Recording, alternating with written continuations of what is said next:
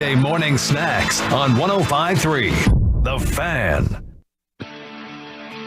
From our Highly Mazda of Arlington and Hearst studios, this is Sean and RJ on 105.3 The Fan. Good morning, Metroplex. It is game day. It's a Thursday as we try to get you to your weekend as quickly as possible here on DFW Sports Station 105.3 The Fan. Sean Sharif, Ralph James Choppy sporting his Michigan Wolverine love. We got Peyton and Rai in the back. We're live on the Fan Cam, Twitch, and YouTube. That would be the Midland Bulls. Oh. That's my son's baseball team. Not Midland, Texas. It's actually Midland, Ohio. You're a coach. You did not raise any type of protest in sporting the Wolverine M that you dislike so much. I have handed over the reins. I have no control. I have no control on the. I have no say-so on the matters of affairs of state, if you want to call it like that. The affairs of state. So I have no power here. Not a huge fan of the Michigan Wolverines, but this is not an M for Michigan. This is an M for Midland. So they say, at least. Got his number on the back. I didn't see it. Number 2. Yeah, got the number on the back. Derek Jeter. Game day is here. Yes, I'm excited. I'm very excited. It's about time. You know, I mean, my gosh, could you have found a better way to lose any momentum that you would have had? Not that you had any coming out of a conference finals that had a grand total of 9 games. There, the TV ratings have been quite down, and down 12% for the entire playoffs, which apparently don't matter with television contracts. No, because you're looking for live sports. NBA is. Bobby and I were looking at this yesterday, how much money are they making now? Because I think he had it where the NBA made something like $5 billion in revenue last year, and MLB made like almost 11 or 12 billion, and the NFL is upwards 16, and the NBA is playing catch up, and they've got a ton of games to offer. Mavs Celtics tonight at 7:30. Hopefully that is the actual tip time on ABC, and the Boston Celtics currently stand as a 6.5-point favorite for this evening. So I have never seen this, and this is something that would never happen in the NFL, ever. 89% of the bets are on the Mavericks. 81% for tonight? Yeah. Tonight, and it's total when you're looking at all the bets for the series price, all the bets for the tonight, but for most parts tonight. 89% of the actual bets are on the Mavericks. Okay, that's bad. Bad for the Mavericks? That's generally the public. But 81% of the money is on the Mavericks. That's good. That's the pros. The public is the number of tickets. The pros is generally the number of money. You want them to add up. When they don't add up, when you've got like 80% of the public on the Mavs, but 75% of Boston, always bet Boston. Always bet with the pros. But the fact that Vegas has not moved the line at all, despite having that much money and that much liability against one team, it tells you they completely think they're right. That Boston they completely think they're right. That Boston's good to go. That Boston's good to go. The over/under for the series is 5.5 for crying out loud. Amount of games, so it's a wild thing there. Bet Online sent me the exact outcome on how the series is going to play out and end. Tied at 7-2 odds is Celtics in 5 and Celtics in 7.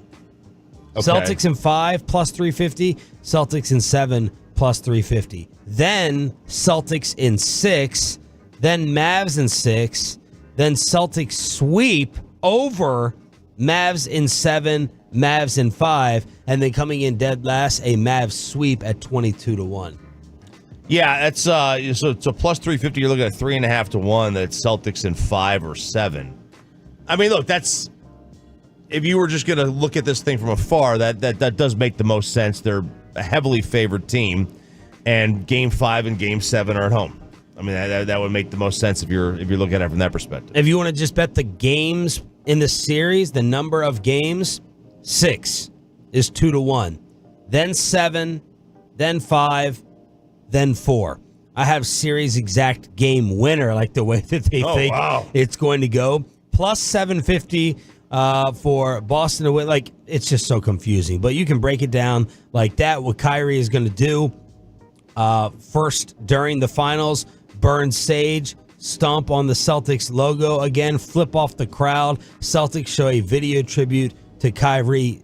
Burning sage before the game is currently the leader for what Kyrie Irving will do first, followed by He should. stomping on the court, flipping off the crowd, and then it's 5-1. That's it for the Celtics showing a video tribute, which I think you can make 5 million to 1. Yeah, you can make it higher than that. I would love to see Kyrie burn some sage before the game. I think that needs to happen. Walk in there, way before anybody gets out there.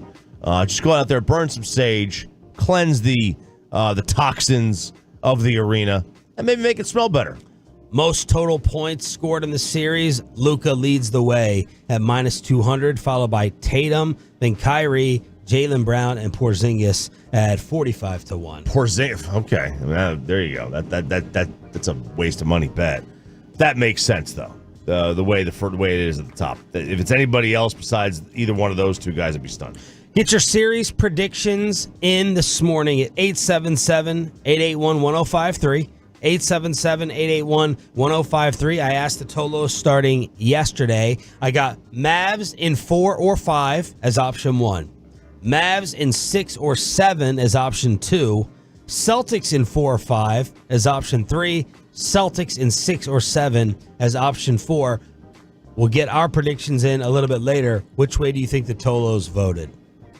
Oh, I think they chose Mavericks in 6 or 7. It is leading by a landslide at 73%. Mavs in 6 or 7. Celtics in 6 or 7 at 14%. Mavs in 4 or 5 at 7. And then Celtics in 4 or 5, dead last, 4.5%. 73.5% saying Mavs in 6 or 7. There you go. I mean, I've seen more experts pick the Mavs than I thought, than I expected it to happen.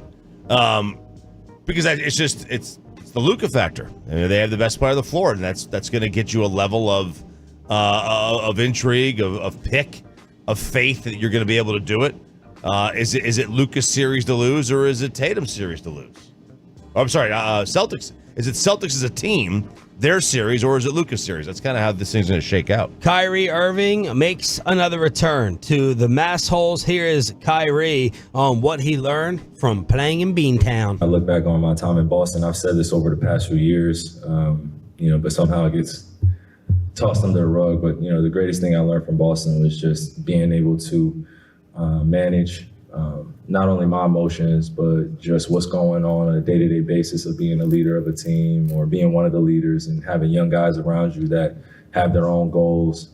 But you have to learn how to put the big picture first and, leaving those guys, JT and JB and, some of the guys that are still remaining on that team like Al Horford or, Marcus Smart got traded away. We had a great time to bond, a great time to go through some tough times, not just on the court, but I know in due time, a lot of that full story will come out and when it's appropriate. But I had a great time in Boston, just being able to learn and, grow as a person.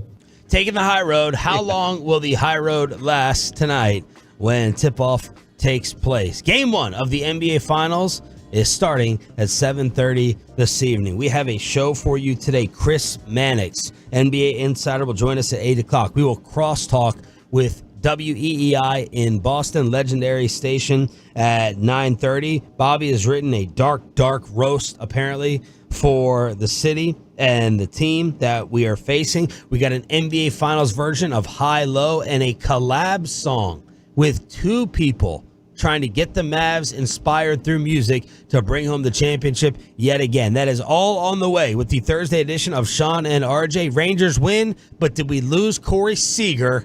Next. Coming up in the next G-Bag Nation.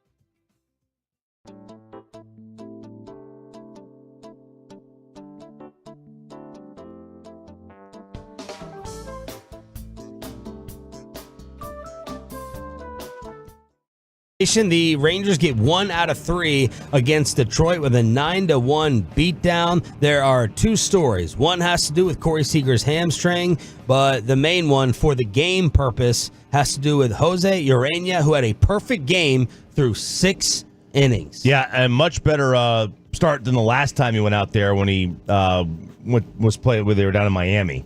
And he was not great, but he's been pretty decent this year. Like, there's been times this year where you look up and it's like, okay, he's given another decent outing. You're not expecting a ton from him, but he gave a decent outing. Last night he was more than decent. He was fantastic, and a major reason why the Rangers snapped that little 2-gamer. Robertson and Yates finished up the combined 2-hitter.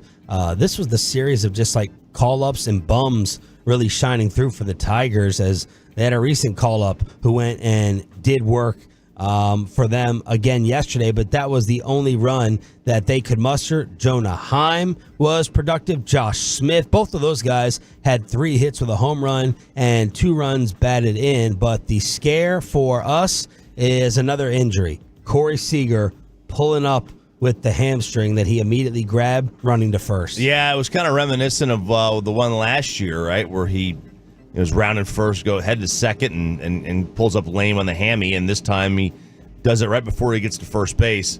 Now, they're apparently not going to do an MRI, so that sounds like it's good news to me. Yeah. We'll see, but these things can linger. We know hamstrings can linger, but the fact that they don't think it's serious enough to go into that tube of death, holy cow. Have you had MRIs? I have a couple of them, and they tell you not to move, and every time you move, you got to it's going to take longer. Yeah, it resets it. It resets it. I had to do it on my shoulder, and I had to hold it up. I was laying on my stomach, hold my shoulder up for 30 minutes straight. My whole arm was completely numb. Pins and needles, Peyton. Pins and needles. My baby may have to deal with one. Oh, God. Coming up pretty soon. They're known for sitting still and not moving around. Yeah, but they're talking about put to sleep instead because if they sit there and move. Yeah. And so that'll be awesome to go ahead and go through. Loud. That'll be great. Very loud. Thank you, Baylor. Appreciate that. Bruce Bochy on Corey Seager after the game. Yeah, hamstring tightness, being cautious there. See where we're at after the day off. We don't think it's anything serious, but just want to get him off his legs. And again, come Friday, we'll see where we're at with Corey. He might need a day. We don't know yet. So I'd say he needs a day. He's probably getting a day. Buying that because no MRI. Because we know how much we usually question the Rangers and anyone else really when it comes to injuries. Yeah, I mean, if they're not going to now, maybe they're doing an MRI in secret, not telling anybody. I mean, that's possible. I suppose.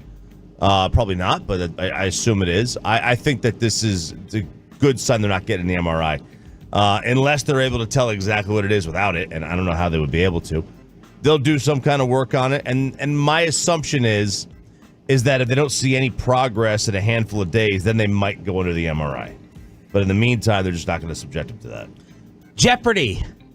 Once again, exposing themselves when it comes to one category. Every 6 months, this happens. You will get Jeopardy contestants completely incapable of being able to know anything about sports. They study everything. These people know everything. This was the other night. Now, you watching how many times a week or a month you watching Jeopardy live still? Never. No. If I'm flipping through the channels at that time, because it's only on now one time a day. I think it's not just at 6 o'clock. If I'm flipping through the channels at that point and we haven't, sometimes we haven't even had the TV on yet, or haven't been on something else, or there's baseball on. But if I'm flipping through the channels and I see it, I will always turn it on. There's a couple shows I will always turn on. That and Family Feud. Okay. If they're on, Steve Harvey. Yeah, if they're on, I'll watch them. So I love to test my mettle, and I know that one day I want to get on Jeopardy, and I want to be there that one day where they have a sports category. Yeah, because these people are clueless. They don't know anything about. Pick a sport, Peyton. You want to go baseball? They don't know anything about Major League Baseball. 21st Century Sports 400. In 2007, this National League squad became the first team with 10,000 losses. In 2008, they won the World Series behind Cole Hamels and Ryan Howard. Christina. Who are the Chicago Cubs? No, I'm sorry. It's a good guess, but it's the Phillies. Decent guess. Decent guess. Cubs, lovable losers. Yep. Now, this is all from one episode? This is all from one episode the other day. How about college football, Peyton? You think you know anything about college football? 800. A bit like sci-fi's Anywhere or Phoenix Gate, it opened on October 15th, 2018 to whisk college athletes to a new school. They call it the transfer portal. Portal. Okay. Tough. You're talking about portals and whisking. All right. So they don't know anything about college football. How about basketball, the NBA? They know anything about NBA, Peyton? And here's the last clue in 21st century sports.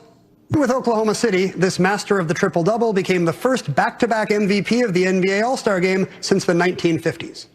Adriana. Who is Durant? Sorry, no.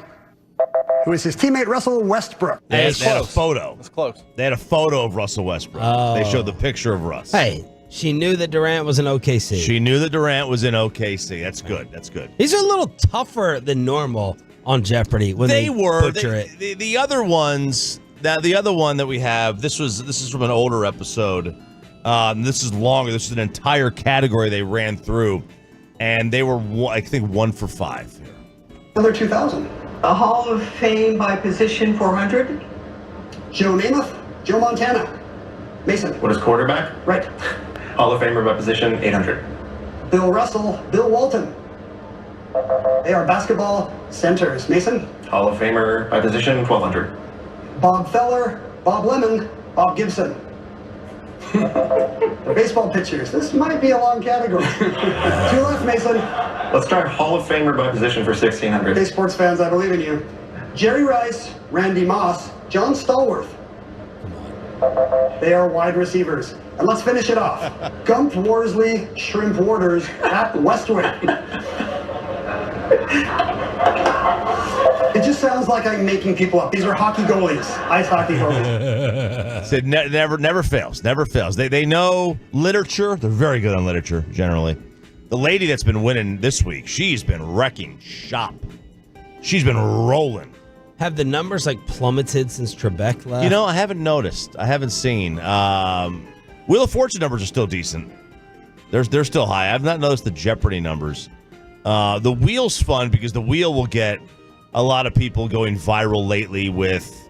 Were you here for the last Wheel viral moment? Were you? I was not. Where it was the butt one. Yeah, no, I was. I saw it, but I wasn't here for it. Wheel of Fortune, Price is Right, Jeopardy, all staples. All staples. Feels like 6 o'clock staples with the TV trade dinner. Yep, and then Game Show Network's got some good stuff. They got the guy from was it Roommates on the kick drum? Come on the kick drum. Come, that guy, whatever his name is. You're looking at Peyton like he knows. Peyton should know this one. I don't know. But anyway, he's the host Right of in it. the butt. And he's the host of that. One of the. He's got like 5 shows on that Game Show Network, and one of them is just like they give you the first letter and you got to fill in the blank. It's pretty fun. Another plane poop incident. You used to worry about the worst smell on an airplane being onions on someone's sandwich. Not any longer. No, not any longer. This is now the third person / animal who has decided to poop themselves on an airplane. You had another passenger do it, just running up and down the aisle. And then you had a dog just do it, and they had to emergency land this time. Emergency land after the dog? Yeah, I guess it was like vile. People were throwing up. You had a first-class passenger on a Delta flight poop themselves, and right in the seat. Right in the butt. Right.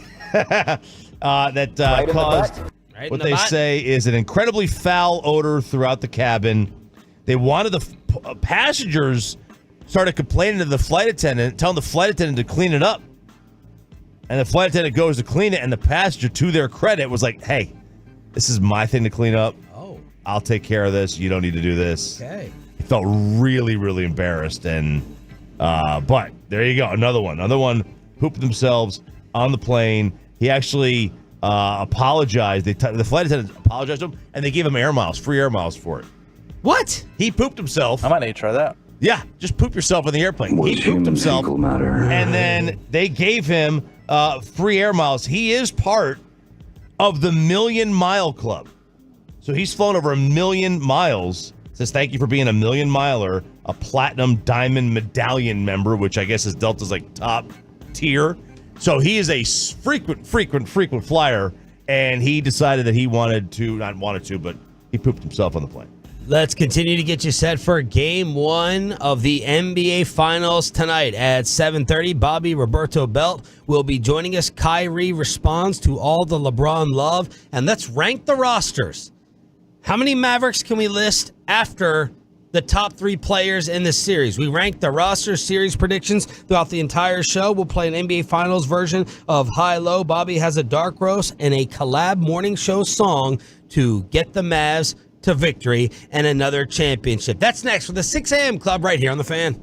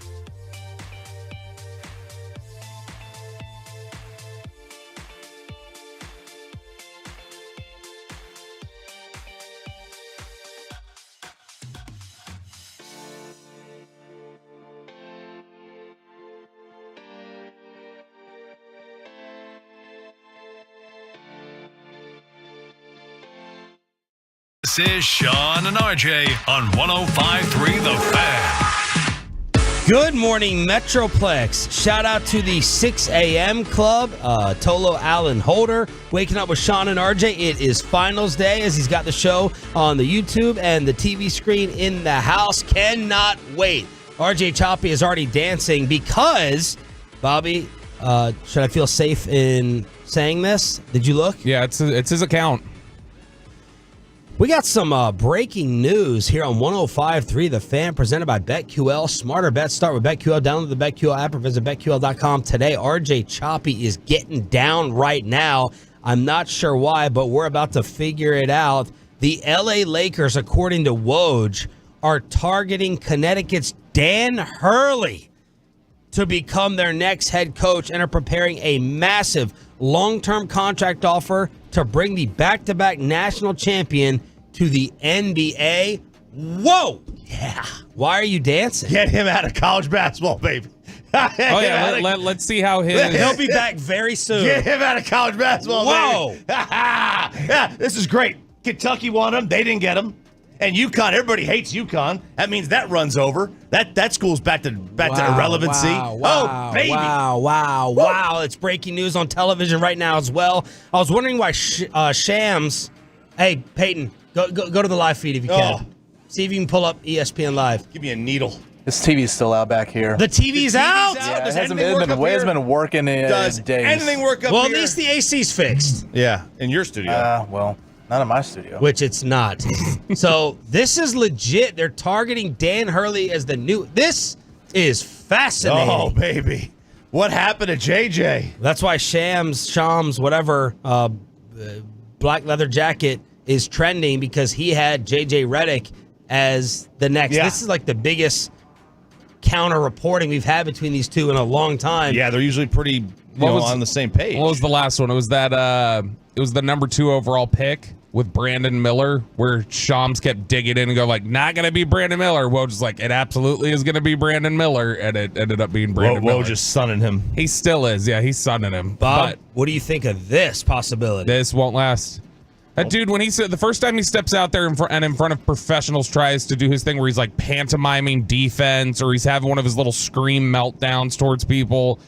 Nope, that's not going to fly. If you're playing Dallas next year, right? I would. How can he control himself? I don't think he can change it. The first time he goes barking at PJ Washington, for instance, and tries to confront him on do a the Laker, court. Anthony Davis. Well, yeah, I was just thinking opponents where he tries to like fight with an opponent or something like that, like he has at UConn. I wonder if good luck. Wow. I wonder how this is going to, because like LeBron, at least on the surface, clearly wants JJ Redick.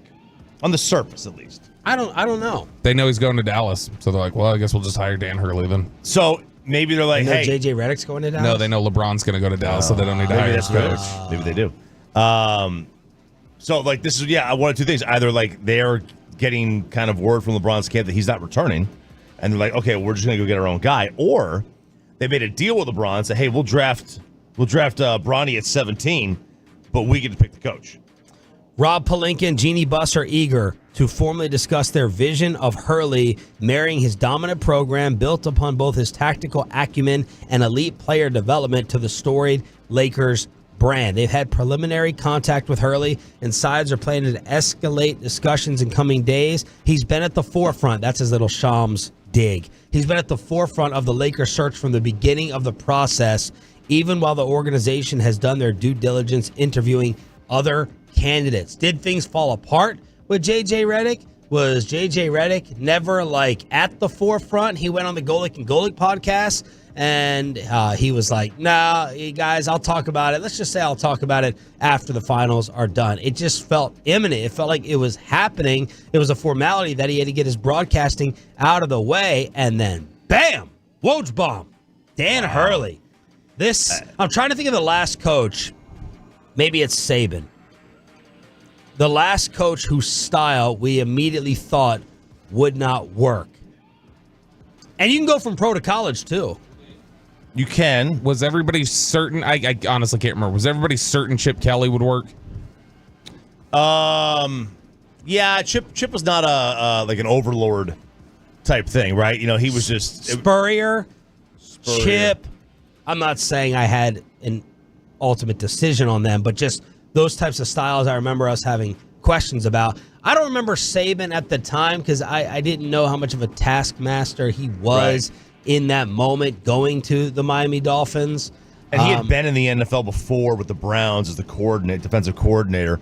Because like Dan Hurley, what he does is like perfect for college. Perfect for college. Perfect. Oh, it's perfect for college. College and high school. Like he's I'm going to grind you. I'm going to wear you down. I'm going to act a fool. I'm going to go 130 miles per hour. He was even flirting with like stepping away in some of the post-game NCAA press conferences. You remember that? He was going to get burned out. Now maybe burned out. He thinks now you're going to do this 82. Patino. Now perhaps because Cal went to the NBA too, Coach Cal. Perhaps he looks at the NBA as like, okay, I don't have to be as intense, but does that mean that you're not getting the same coach? Well, Woj wrote that he is perfect for the NBA. Says part of the allure of Hurley traces back to the changing landscape of NBA roster building under the collective bargaining agreement. Because of the roster building limitations of the new second apron, the ability of big market teams to construct contending rosters by trading multiple draft picks and young players for a third star player has largely been eliminated. And beyond the 17th overall pick in this month's draft, the Lakers have a young core of Reeves, Hachimura, and Christie that management believes can still show even greater improvement under Hurley's coaching. And the LeBron quote a couple months ago about Hurley on Twitter when he was replying to a JJ Redick interview, LeBron said he's so damn good along with his staff, super creative with their offense, love it. His staff. That's Woj's way, by the way, of kissing ass to get the story. Right. He's perfect. His staff is like very praised at UConn. Like he talks about him a lot, but apparently his staff is like he's got like a Tex Winter on his staff. You know, he's got like guys like that are just unbelievable with scheme. You know, Bobby's joke earlier, I'm starting to think more and more about. Is there a chance here that they know LeBron's leaving or they're preparing for a young core and a blow up? Because this type of hire makes more sense on the surface with a younger, developing, growing team. Like a Buck Showalter, right? Absolutely. Someone that you can take all the abuse and you're going to shut up because you're proving yourself. Anthony Davis and LeBron, that's the focus here, not Rui Hachimura and Austin Reeves. Right. Oh, no, there's no doubt. And how much did LeBron sign off on this? Yeah, if LeBron's there. I cannot believe our TV is freaking broken. Whoa, just talking about everything right now. If LeBron's there, I find Bobby, go hold up the microphone to the television. Turn up the sound. Reach it over there. Very hard to believe LeBron is there. Very hard to believe that this is what. But it's also it's harder to believe that LeBron would leave Los Angeles. I agree. Unless he is married, absolutely married to teaming up with Bronny. But you know he doesn't know if the Lakers. Maybe he does know if the Lakers would use a 17th pick or their second round pick. Yeah, maybe. Who knows? I mean, and now maybe this is the deal. Maybe this is the deal, the agreement. Lakers like we pick the coach, you pick your kid. That's the deal. I don't know why LeBron would be like agreeing to that. If all signs pointed to he wanted JJ Redick, which, I mean, any of those podcasts indicate he does. This is a wild out of nowhere story. Hurley is such a chump. I was sitting here, I was just trying to Google around and find, like, was there anything that connected Bronny to UConn or anything like that during his recruiting that was outside of USC? And I came across this quote from just April, 2 months ago, when Hurley was connected to Kentucky. And he gave a press conference. And it says that he cited his wife, Andrea, as a major reason why he just was not going to leave Connecticut. Oh, my God, Kentucky or anywhere that's going to take her further from New Jersey? I mean, we just went to Rhode Island, which I had to drag her to, and then to Connecticut. I got her closer, and now further. I can't afford a divorce right now. I just started making money. The last thing I'm thinking about is another place. He's such a loser. You don't like him? No, he's such a chump. Him versus Sirianni. He is Sirianni. That's who he is. Oh no, man!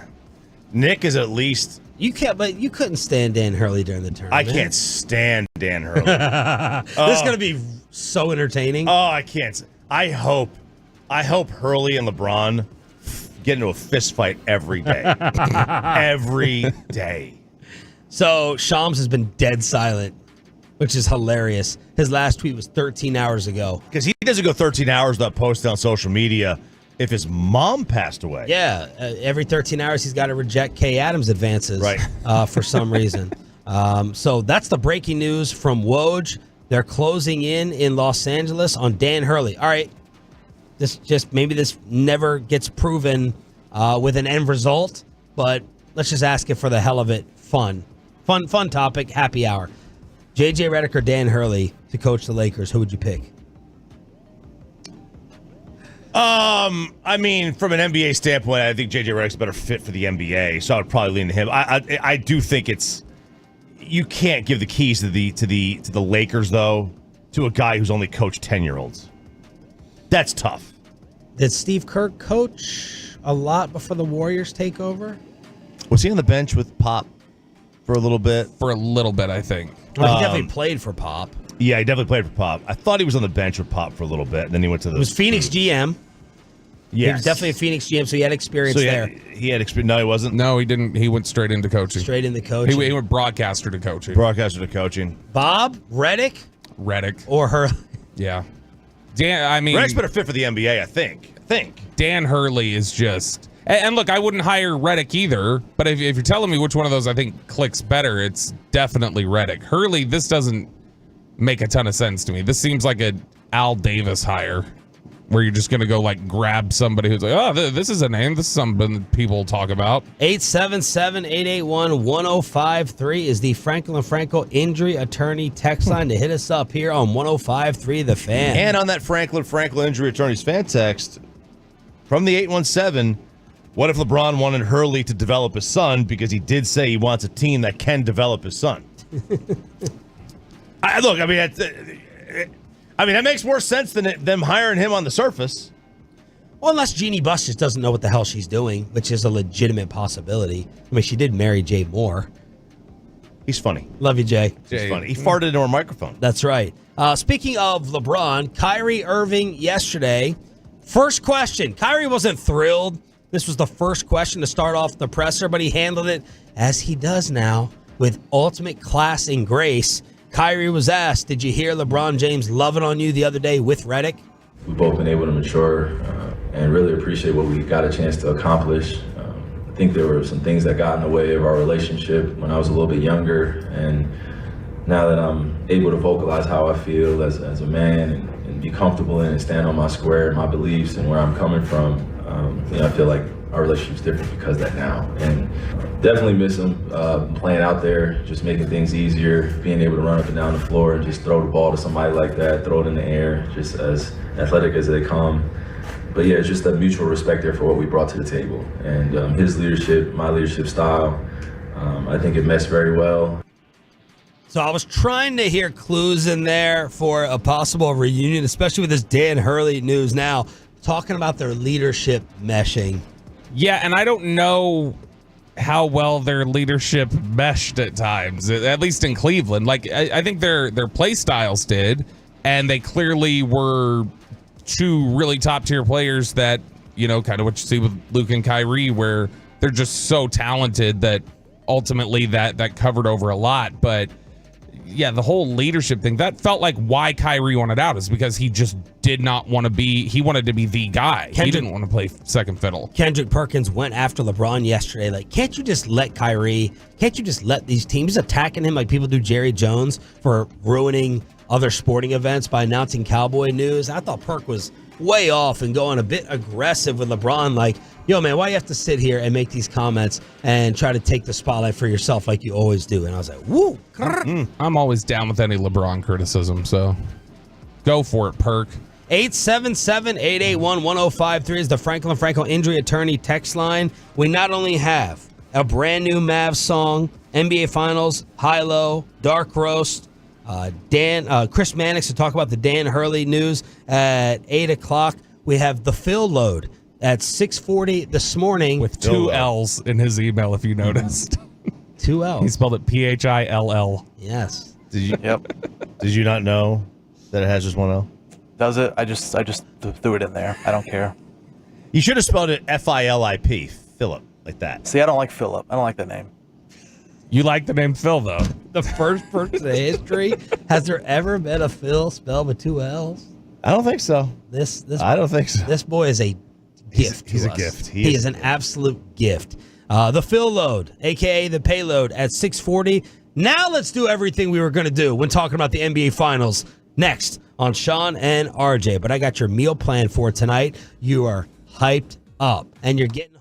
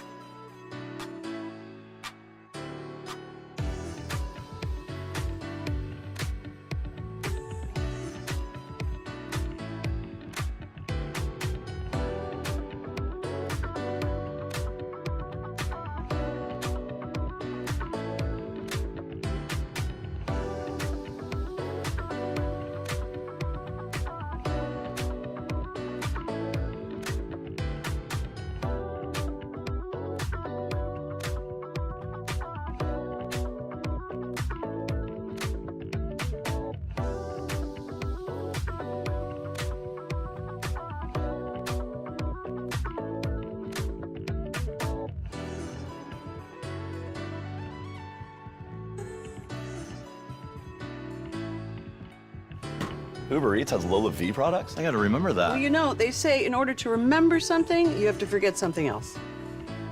Okay, now that is a very cute haircut. That's like a little shag. I've never seen that before. Well, I mean, of course you have. It's the Rachel. Oh, is that your name? No, I mean like your name. No, I'm Jen. My name's Jen. Right, but I just mean like this is your haircut. But that's hair on your head. I'm not saying this is your hair. Okay, freaking me out a little bit.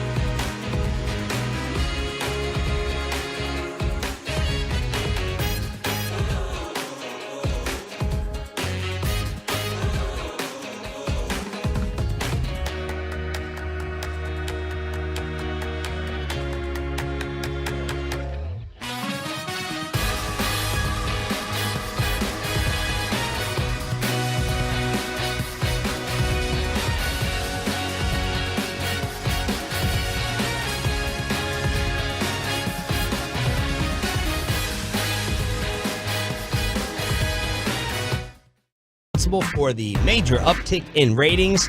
Thank you for turning it on, leaving it on. You are appreciated. Special shout out if you're watching on YouTube, Twitch, and the fan cam. Sean Sharif, RJ Choppy, and Bobby Belt. Did these storms get Ryan's car? Is that why he's running things from home? I think so. So yesterday, we were walking in here. Ryan and I got in about the same time. And I mean, it was just obviously the torrential downpour that was the drive in. And he was like, I think my check engine light came on as we were coming in. And I was like, really? Mine was on the entire drive. I had my sensor that the car was colliding with another vehicle was on. It was flickering the entire time. That's how hard the rain was coming down. So it kept telling my car was colliding with somebody else.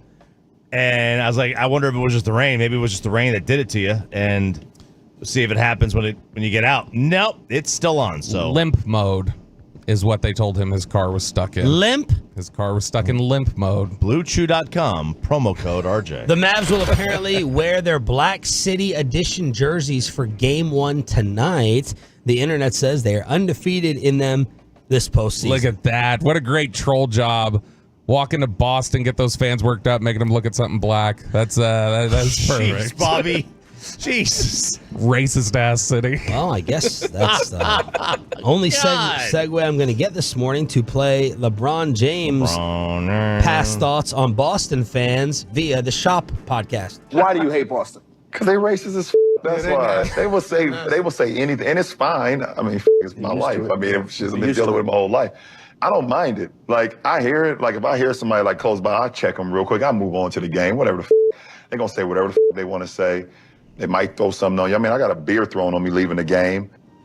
Yeah. So that's LeBron's. Look, it's the worst kept secret in the world that the city of Boston has a secret. That's what I'm saying. It's not a secret at all. It's they have a reputation of racial undertones, and not even undertones, like just racism.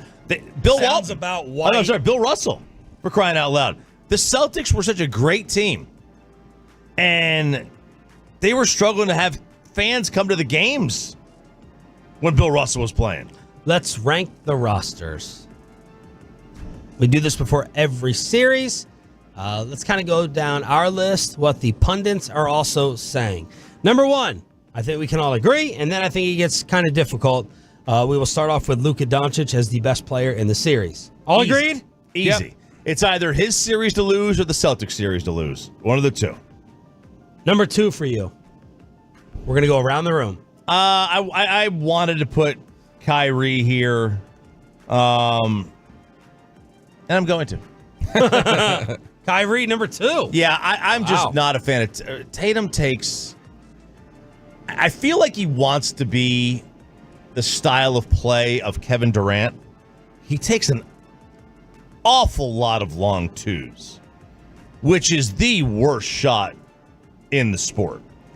And I don't know. I don't believe in him as a big time player. He's a great player, and I think overall, like, is he better than Kyrie game 1 to 82? Yeah, he is. I'll take Kyrie. Like, I have two different answers for this, kind of piggybacking on your last comment. Tatum's going to score more points in the series. Is he going to have bigger moments than Kyrie? That's the question for me in ranking this. Do you go with the more points scored, who's going to have the better stat line throughout, or the bigger moments? I'm going to go with the stat line and the numbers throughout, so I'll put Jason Tatum number two, even though I'm not convinced in the moments that he will be bigger than Kyrie. He's going to have more opportunities, I think, than Kyrie, even though you have Jaylen Brown to take away those shots. I'll go Tatum 2. Tatum 2. But, I mean, we were talking about this during a break the other day. The guy that he really reminds me of, I think, is Paul George. Like, that's Jason Tatum to me in terms of just the play style and the size, and also keeps trying to psych himself up into believing he's clutch when we haven't seen it yet. But ultimately, Jason Tatum, I do think but he's a really good two-way player. I'll take Tatum. Does it get difficult for three for anyone, or is it easy? Well, for me, it's Tatum. It's easy. Okay. So I have Tatum third. I don't know that I'll have a Maverick for a while. And you're going to go Kyrie over Jaylen Brown? Yep. Look, Jaylen Brown's probably going to have better numbers in the series, too. as he won the Eastern Conference Finals MVP. How much did he score in this last round? Probably 26. I believe, let's see, what is he for the playoffs? Yeah, for the playoffs, he's 25 a game. I'll go Kyrie and then Jaylen Brown. Yep. So I'm going to go Luka, Tatum, Kyrie, Brown. All right, so that's everyone's 4. Yep. Need you on the Franklin Frankel Injury Attorney text line at 877-881-1053. And now, how long for the next Maverick? And the follow-up question is, how much does this exercise even matter? Because we did the same thing for the Wolves, listing Minnesota players. Did not matter. Mavs in 5. Yeah. How much does this exercise matter with the team and the depth versus the big dogs? If we did it for Oilers Stars, it would have been similar. It would have been you had their 2 near the top, and there would have been a bunch of Dallas Stars players because the Stars were a deeper team. Yeah, they were. The thing with this versus Minnesota is that, Minnesota is still young. They don't really know how to close games out, and we saw that rear its head in games 1, 2. Not as much in 3, but still. And they're like 3, 4, 5s are not what you're looking at on paper with Boston's 3, 4, 5s. Right. We're talking about different weight classes. Yeah, and I think the question is, where do you put Porzingis? Like, that's for me. Okay, so who's next? Normally I would put Porzingis here. Yeah. Because he's injured, I don't like him. I don't like Derek White. I don't love him. You're going to go White next. Yeah. All right, I'm going Holiday next. That's where it's coin flip for me, but you could probably flip-flop him, but again, because of the Porzingis injury, I don't know what he's going to be right now, so I could go either way, but I'll lean White than Holiday. Wow. When you're trying to struggle to match someone and pick between Drew Holiday and someone else, that means you got a freaking loaded back. For me, it's an easier decision, Holiday over White. But give me your next 3 or 4, just in order. I'll go. So I went White, then I'll do Holiday, and then I'll do KP. Okay. And then Horford.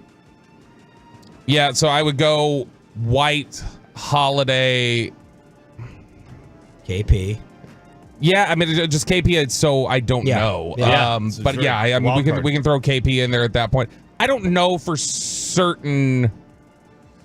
That I would say right now I would take Horford over Lively. In fact, I'll go Lively then Horford. Oh wow, Horford's 63 years old. I wouldn't even have Lively as my next Maverick. It's PJ. Ugh. If they want to win the series. It's streaky. If they want to win the series, PJ has to average 18 a night for the series. Well, that's not happening. I mean, average 18 in the Oklahoma City series.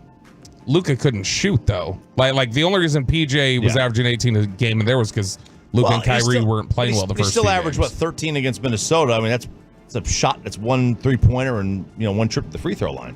Okay. I'm not saying I would take the under, but... I don't know that it's going to happen. I mean, 18. I mean, it could be 16, and they win it. How are the Tolos ranking the rosters, Pepe? Couple top fives here. 817 says Luka, Tatum, Kyrie, Brown, PJ as his 5th. 214 has Luka, Kyrie, Tatum, Brown, and then Lively as his 5th. Yeah. So the Derek Lively love, just impact and plays. Horford is going to have those stupid. I already know how I feel about Horford. He's going to have those wide open threes, which feel like dagger opportunities throughout the entire series. And he's either going to miss them, he's going to make them. I know that it goes a long way in deciding. It feels like dagger threes for him, or he can go on cold streaks. But that's what I'll feel about Al Horford, like the Derek Fisher moments for him. This is so one of the ones that Peyton read. He didn't read the rest of it. This is the rankings, honest rankings: Luka, Tatum, Kyrie, Brown, PJ, Lively, Gafford, Derek Jones. And then at 9 is Holiday, and then 50 feet of poop, and then 11 is KP. Not even a Holiday, not even a Drew Holiday or a Derek White on there. MFFFF. Holiday was 9. Huh? Holiday was 9. Well, Holiday was okay. Sorry, Holiday was 9. Yeah, sorry. Kendrick Perkins says he's been stopping by some local hoops courts on the AAU scene, and it's clear who all the ballers have number 1. It's all about Luka and the way that he's playing right now. Look, I've been in AAU gyms all weekend long, and all the hood been coming up to me telling me, praising Luka. Luka is invited to all the barbecues, all the spade games, all the domino games, all the pity pack games. Damn it, Luka could walk in any hood in Texas and he's okay.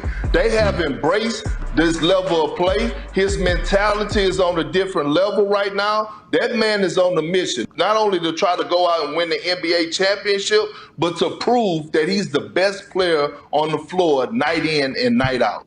Well, a couple things. He doesn't need to prove anything. We already know he's the best player on the floor night in and night out. Second of all, I think Perk needs to take a couple of trips to the batting cage. Holy cow. Man. That was embarrassing. And if that is not proof that baseball players are the best athletes, that's it. I'm not giving baseball players credit for being athletic because overweight Kendrick Perkins can't swing a bat 4 times in a row. But they can go and look halfway respectable doing another sport.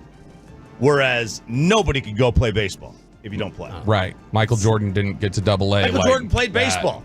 Yeah. He didn't get to Double-A. I'd like to see he was some given a spot in Double-A. I'd like to see some baseball players shoot hoops. But maybe maybe go to high school. Like they're all over.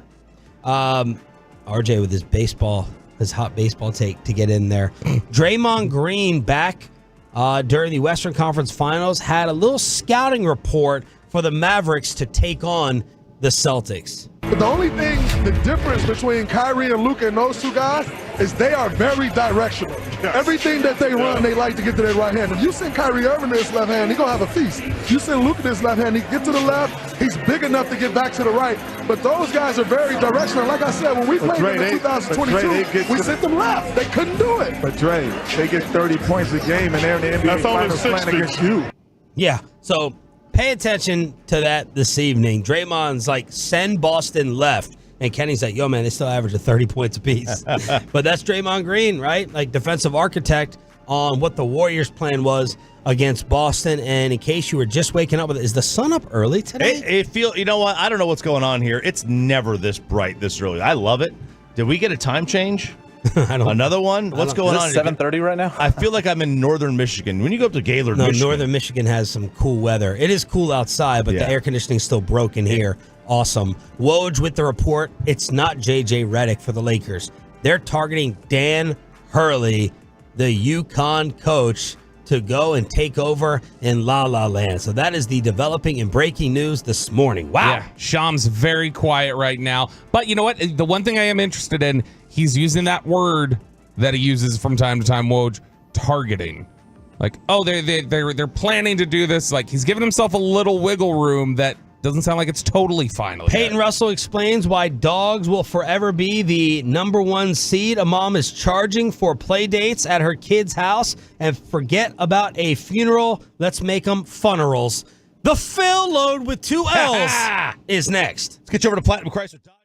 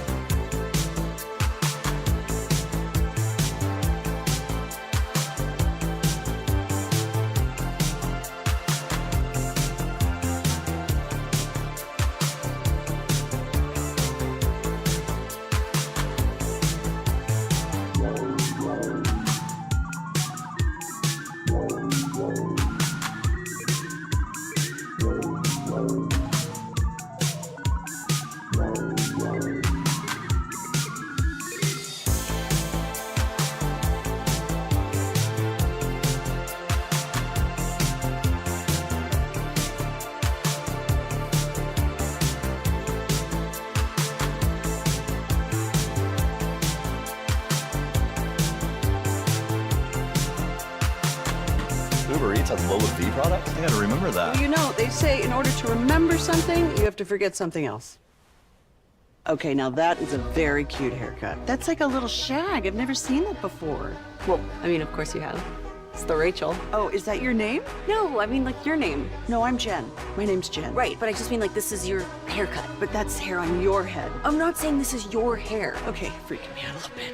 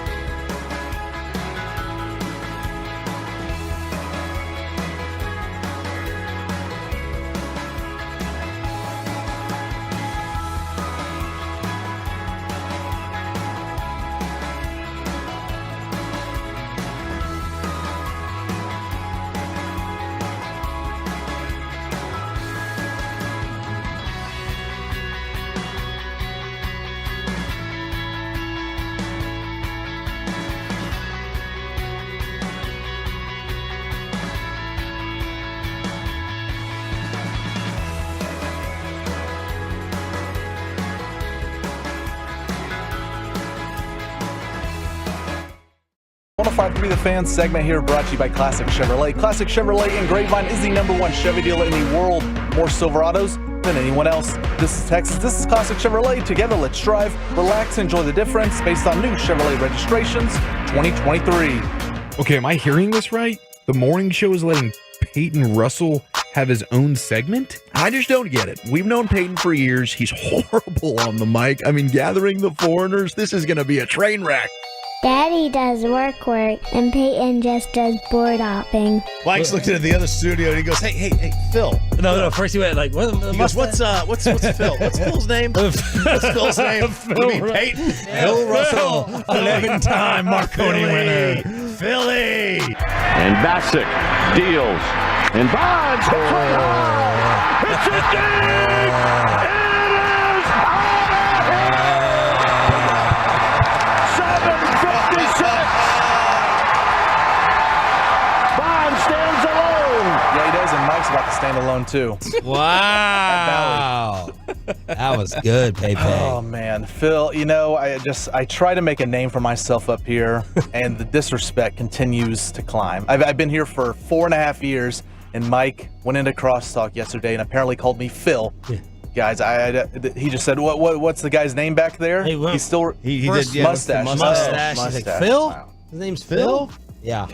Good intro. That's awful. It's a very good intro. Mike, Mark, I should call him now. It's just ridiculous. Mark Bassick. Well, let's go through the greatest Phils, since apparently I'm one of them. We have Dr. Phil, Phil Mickelson, both 1 L's, and then Phil Lewis is 2 L's, RJ. He is, yes. He is 2 L's. I knew someone had 2 L's out there. Someone had 2 L's. It should be 2 L's. 1 L is just too short. 4-letter first names. I don't like him. Uncle Phil. Sean? that was the point. Yeah. All right, well, let's start the Phil load. Payload is like what I like to call it. Peyton Russell here. It's a segment where, look, I get it, and it's daylight, apparently. First episode ever in the daylight. This is crazy. I'm sure that Sun Up has been at 6:30 before. I just don't think we've seen the sun for 2 weeks in the morning because of rain. That's a Tolo mechanic Mike said. It's brighter because it's not raining for the first time in a month. Phil, thanks. All right, so we'll get it started here. So look, we all go through the the parenting process of having play dates, or we will have play dates. And this was an interesting story here where we all do. yeah. Well, you three, not me, not yet at least. One day, hopefully. And so this mom is now she's having a play date for her son, and she's charging for play dates. Little Ollie wants a snack. That's $3. He wants to use electricity, wants to play video games. There's another, couple bucks here and there. And she goes through a list here. It's about a minute worth of audio about what the total bill is after a single play date. I sent a Venmo request for $36 to my son's friend's mom after they came to our house for a play date, and she sent me the rudest response.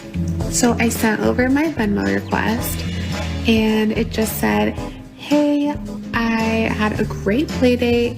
I sent you a Venmo for $36 for food and supplies." I just kept on my notes tab, a running tab of everything that her son used during the play date. I made sure to put all the food her son ate. I counted the number of pumps that they used of soap when he washed his hands. They played video games for 45 minutes, so I calculated how much that electricity cost was and then divided it by 2, so for my son and her son.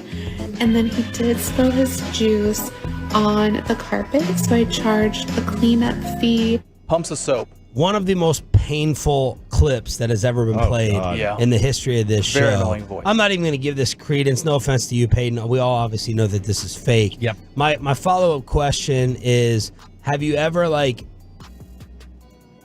sent your kid to someone else's house where the experience was so awesome, so sick, they had, all the toys, all the gadgets, where you would even consider, I would pay $20 for this? Is there someone else's, your other friends, your kid's other friend's house that is just not Never Neverland? We don't want that for anyone. Oh God.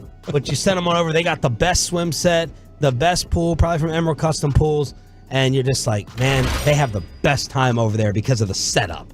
Oh yeah, there's plenty of kids friends that had great setups where they have all kinds of fun stuff in their pool or in their drive. They have a basketball net in their driveway. Like, the kids love to play with that. But you're going to charge for a kid spilling a drink on your carpet? That's what kids do. Kids spill. Don't have people over if you don't want that. I get... No one's charging. This is fake. Now let's say 1,000% I'll tell you, fake. it's not fake. I'll tell you how I know. Because every year we go on a river trip. I'm not going to out him, but his initials are Wesley Smith. Okay? And every year we go to his house in Oklahoma to go to the river. And he sends us a bill every year for the food. And finally this year I'm like, I'm done. We're not paying. If we go to your house, if you invite us to your house, you're paying for everything. Just like when we invite you to our house, you pay for everything. When you're the host, you pay. How many people go on this trip? If you don't count him and his wife, there's like 3 extras.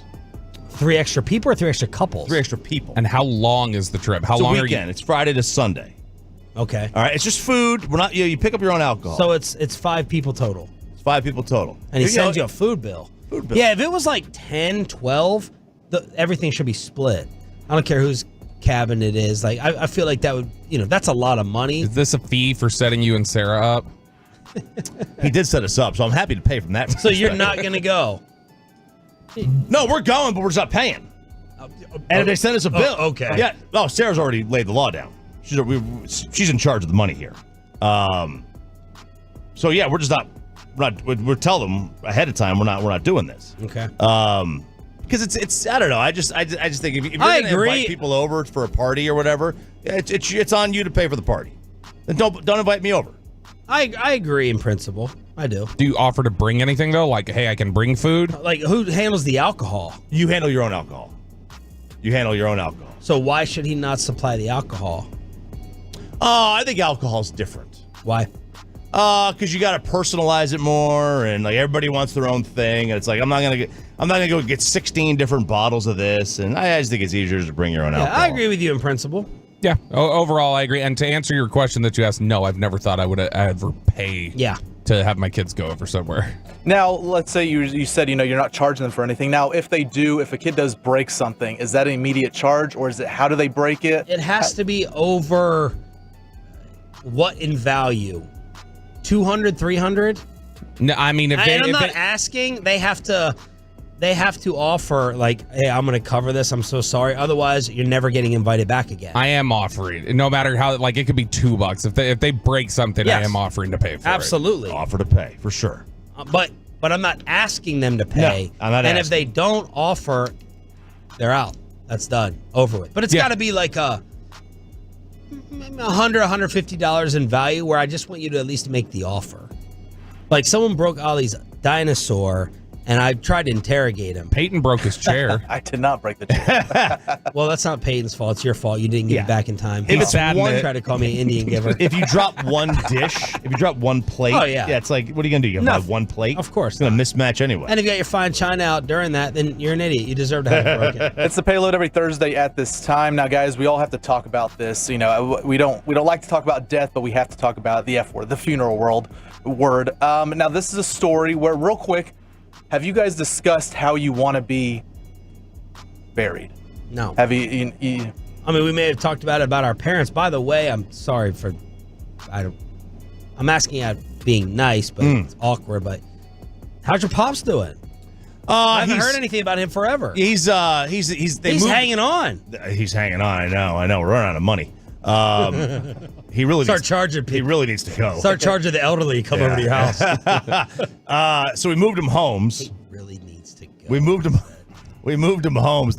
Man, you want to get into a racket? Get into assisted elder care. Holy cow! I mean, they had insurance, thankfully, but the insurance is going to run out because they were paying such a crazy amount of money. They moved him into away from a nursing home and moved him into like a private residence in a neighborhood, just a house that has it in a neighborhood that has like 6 other memory care clients. I'm gonna call him that. But he's hanging on. I mean, he's in his bed until he's in his wheelchair from like 6 a.m. to noon, and then he's in his bed afterwards. And we set up a TV so he can try to watch TV. He doesn't know how to do anything. Probably got better TVs than we have in here. He does. He definitely does. Do your parents have any unique burial specifications, or you yourself? Like, my mom or my dad, I can't remember which one. It's one of them. I should probably know. They do want like a funeral. They want a funeral. They want a party. Celebration of life. Celebration and all the good times. And I'm like, no, I'm sorry. I'm going to be grieving. This is about me. And I'm not going to be blowing up balloons and hiring bands and stuff. Yeah, I mean, I will if they want, but I'm not going to be in the room doing partaking. Like you just said, there's a line from the great band, the 1975, that says, "Your death doesn't happen to you; it happens to your family and your friends." That's the reality of it. So it's up to them. When I go, they can pick whatever they want. We're going to cremate my dad and my mom. That's what they said they want to do. I want the biggest, gaudiest headstone you could find. I want people to drive by that funeral and say, "Did the Pope die? Who is that?" That's what I want. I want this elaborate, look at me headstone. Text us the most unique funeral plans that your parents have set up for y'all. For real, what they have asked for and what you are going to execute, no pun intended. Yeah, this is the story of a woman. She lost her husband, and she didn't want to traumatize her kids. This is why she made a funeral. There were goodie bags, there were music, there were bounce houses, all the fun stuff there. It was more of a celebration of life. Her kids are 8, 10, and 12. She didn't want them to have to go through a miserable time, so that's why she did it. I agree. I think, hey, if you don't want everyone to be sad, if that's fine, be fun about it. Have some fun time. But it just, funerals for me, it's like it's going to be a sad moment regardless. The worst. I can't be celebrating. I know you're supposed to be celebrating life, but no. I'd celebrate some people's funerals. Me too. Wow. It'll be ours soon with this 85-degree temp in here. Man, I checked this unit back here. It's 80 in here. It's not even touching me either. My back. I'm about to take my shirt off. I'm so sweated up here. So this is twice now to where we thought it was fixed. Yeah. Because it happened during KMC and it happened during our show yesterday. It did, yeah. We thought it was fixed. So it's making me think we're trying to take some shortcuts here. Duct tape on a blown engine. Or on a speaker. Yeah, we are definitely trying to take some shortcuts around here. Yeah. Last story here. Look, I've always said dogs are the obviously man's best friend, but they're the greatest creatures we've ever had. We don't deserve dogs. They're one of a kind creatures. And this is a story here in Oregon where a man was driving with his 4 dogs. He had his family back at a campsite. He was driving on a service road in the forest, and he crashed. He ran into a ravine. He had crawled 300 feet after his truck had crashed. He had 4 dogs in the truck with him. One dog actually found its way back to the campsite to alert the others to go get him. The other 3 dogs had broken bones, so they couldn't move at all. He was there for, I believe, over a day. Wow. And he was just in the ravine, stuck there, couldn't move, crying for help. The dog went back to the campsite, barked, alerted the others, "Hey, the owner's missing. Come find him." They had a search party go find him. They end up finding him as he's screaming for help. Amazing story here. Dogs are they're incredible. So the dog led them back, followed? Yeah, they followed the dog. Dog goes back and barks. Basically, hey, he's in the well, and then so they saw he's in the well. Yeah. He said. So they, I don't think the dog brought him exactly back to the point, but he's like, hey, it's I was like, are way. you romanticizing this at all? Like, the dog just going and looking for food. The dog walked 4 miles, by the way. Maybe the dog would say, "You're my new family." Yeah, he was just looking for some. 682, by the way, texting about these unique funerals. He says his wife wants to cremate him, add the ashes to a tree sapling pot, and plant it in the backyard. And then he grows with the tree. I do think, Shel they had to get blown over like the mine. Outlaws smoked Tupac's ashes. They did? Mm-hmm. I do think there will be like a comforting factor for me if I have my parents' ashes like in my house at a place I can see. Yeah. I feel like that will do something with me psychologically. I think that it would be weird helpful. me out. I think it would just make me feel. Or I'll just put it in the big green egg.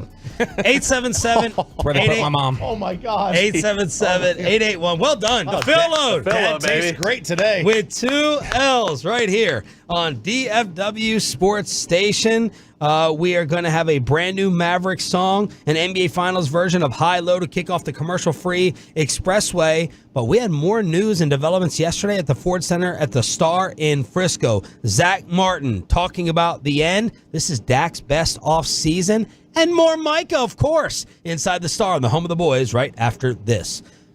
$900,000 for damages awarded faulty product. $18 million for a settlement in a truck wreck. $1.6 million settlement for a severe truck accident. $4.5 million was the verdict.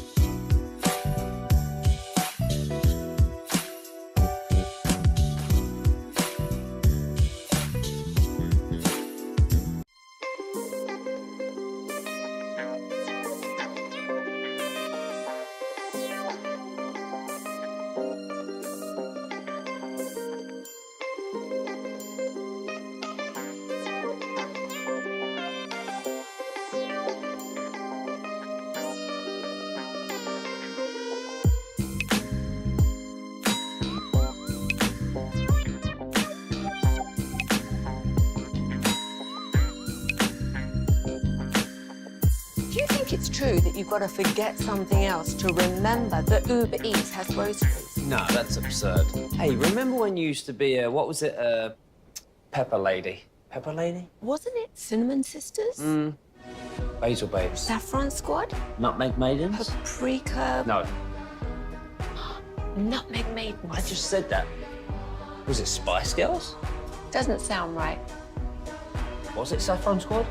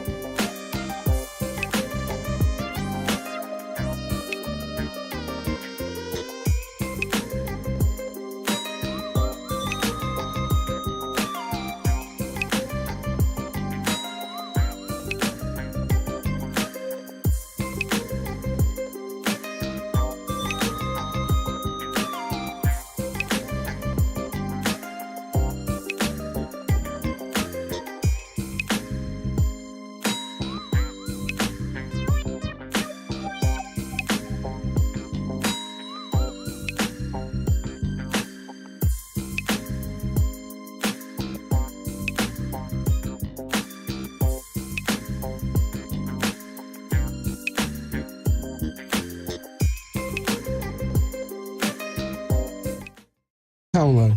Call us today for your free garage door repair estimate. 469-909-0956 or visit colbertgaragedoor.com. This is the exclusive home of Dallas Cowboys football. KRLD-FM and HD1, Dallas-Fort Worth. Let's go, Cowboys. An Odyssey sports station. From our Hiley Mazda of Arlington and Hearst studios, this is Sean and RJ on 105.3 The Fan. From news and notes to the coaches and players for America's team, let us go inside the stars on 105.3 The Fan. Good morning, Metroplex. It's game day. More of our NBA Finals preview to kick off the 720 commercial-free expressway here on 105.3 The Fan. The huge breaking news this morning: Woj bomb. The Lakers are targeting Dan Hurley as their next head coach, not J.J. Redick. Chris Mannix, NBA insider, will join us at 8 to talk about that and give us his pick for the finals. I was just massively rattled and thrown off by the leak of the new Vikings uniforms that just popped on my timeline. Are they not purple? No, they are completely white. I'm sorry. They're... Look at this, Sean. Okay. There's like a little purple outline on the horn, but otherwise they are white. The helmet's sick. It looks like they forgot all their decals. That's pretty. That's like the Browns all white with the white helmets and everything. That's a clean look. I like it. All right, we're going to go inside the star right here. In case you did not know, we are your official home. We're the Dallas Cowboys flagship radio station, as well as your home of the World Series champs. And Mike McCarthy said that Dak Prescott is having his best offseason program that he's seen him have. Quote, "This atmosphere that we've practiced in with the quarterback receivers has really hit the mark. I've been very impressed with the quality of work." Dak was asked if he agrees with McCarthy's praise. Yeah, I mean, I'd agree. Just first and foremost is it's what I put into this game. It's what this game means to me. I talk about it every offseason. Any chance we talk, that my focus is always getting better overall in every way that I can, every aspect of my game, and making sure I push the other people around me. And Mike's comments are a result of us doing that from the time this offseason began. Before it began with the team activities, us guys getting together to really the growth, I guess you can say, in my play and the jump I'm making is the second year in his offense as well, is being more comfortable right with the footwork. Guys, the receivers around me, they're second year in it, they're more comfortable, they're more confident. Things are just faster off the line from the huddle through the play to the scramble drill when a play doesn't work. We were truly understanding. Everybody understands, I guess you can say, and it's just making the communication, my approach, and just allowing me obviously to play with more confidence. Whew. This is a dilemma for me because I am all about, like, this is a great talking point for me. Dak's having his best off season, the work he's put in. But the problem is, like, it was started by McCarthy, who I'm always trying to invalidate his football analysis and his takes. And so, which side do I take? You're in a tough spot here. Whew, this is troublesome McCarthy for me. school of quarterbacking. That's Jerry's like biggest selling point for Mike right now. It really is. You know what this is? Honestly, it feels like to me though is they're all linked at the hip. Like the top people in that building right now, in terms of outside of the front office, the quarterback, the head coach, the receiver, all these things, like all of your futures and how long you're going to be here and what kind of money you're going to make, you're all tied to each other's success. And so there's a little bit of bunker mentality, I think, with all of them. And Dak is like a kid in a candy store with Zeke back in that locker room. He was asked, what's it like having Zeke back in here? And he goes, it's the effing best. So he is in love with having his boy back there in Frisco. Oh, 415. The San Francisco connection. How does Dak feel about Micah's approach to embracing leadership while missing for some of these workouts? I didn't hear his interview. What was his approach? Missing voluntary OTAs. I don't want to speak on it. Mike is always going to talk. I respect Micah. He's a smart guy. He understands and he knows what he's saying and what he's getting at. He's a president of a media group, so I don't want to jump into what exactly he said, but I truly just didn't watch the interview, and I don't know what he said. Not having him here all the time in the offseason, are you okay with that approach from him? I mean, once it goes to the approach like I talked about, CD, at the end of the day, these guys are professionals. This is option, you know what I mean? It's optional. I'm here, right? Would love for Mike to be here. Trust me, he's heard me say that, but this is optional. I know he's getting better. I know he's working on his body, so I don't have any angst or concerns there. Yeah, he's going to be the best player that he needs to be, and he'll get himself that way in the training, and he'll get the knowledge that he needs to from Zim and the guys. Great answer. Perfect CEO answer. Even though there was a Tolo who said, no, a real leader would have called him out right there in that moment that, yeah, he needs to be here. Made me think. That's the equivalent of Dak calling you out, though. Oh, yeah. Because Dak doesn't... That was the point of the tweet. Dak says nothing on accident. Dak says... Everything Dak says is calculated on purpose. We saw when Chiafalo did that bit with him in Oxnard, where it's like he asks him to do a scouting report on a fake team, and he spits out this whole thing about, like, I trust our preparation. We've watched the guys on film this whole week. They're really talented, blah, blah, blah. But when he says they're two different things, I love that he points out Micah knows what he's doing. Micah knows what he said. Essentially inferring, like, yeah, Micah is telling you guys it's about money. Yes. Okay, that's part of it.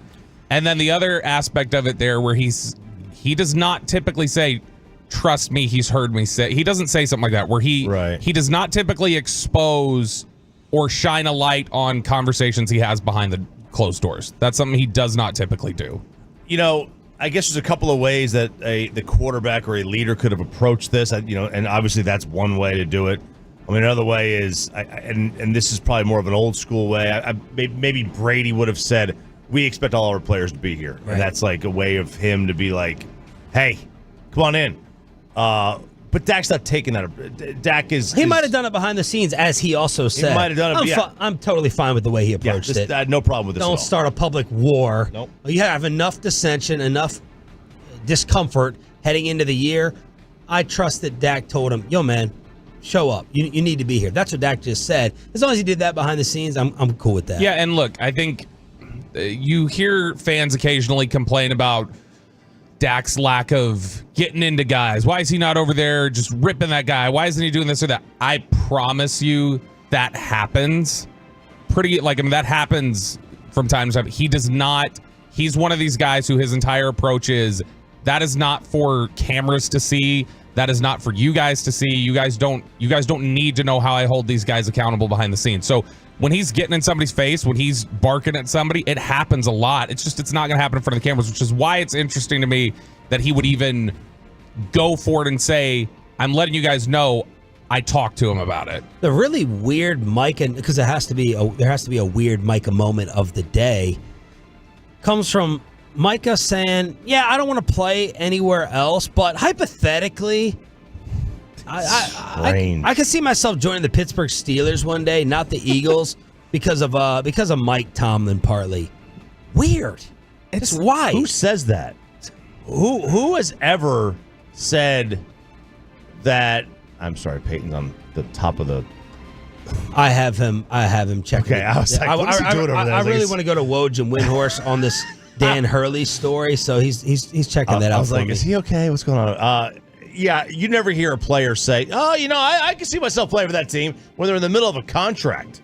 I mean, currently, I don't think it totally sat well with some people at the end of last year when he said, "I'll probably follow Dan to his next job." When he said something like that at the end of the season, even joking, I think that bugged some people.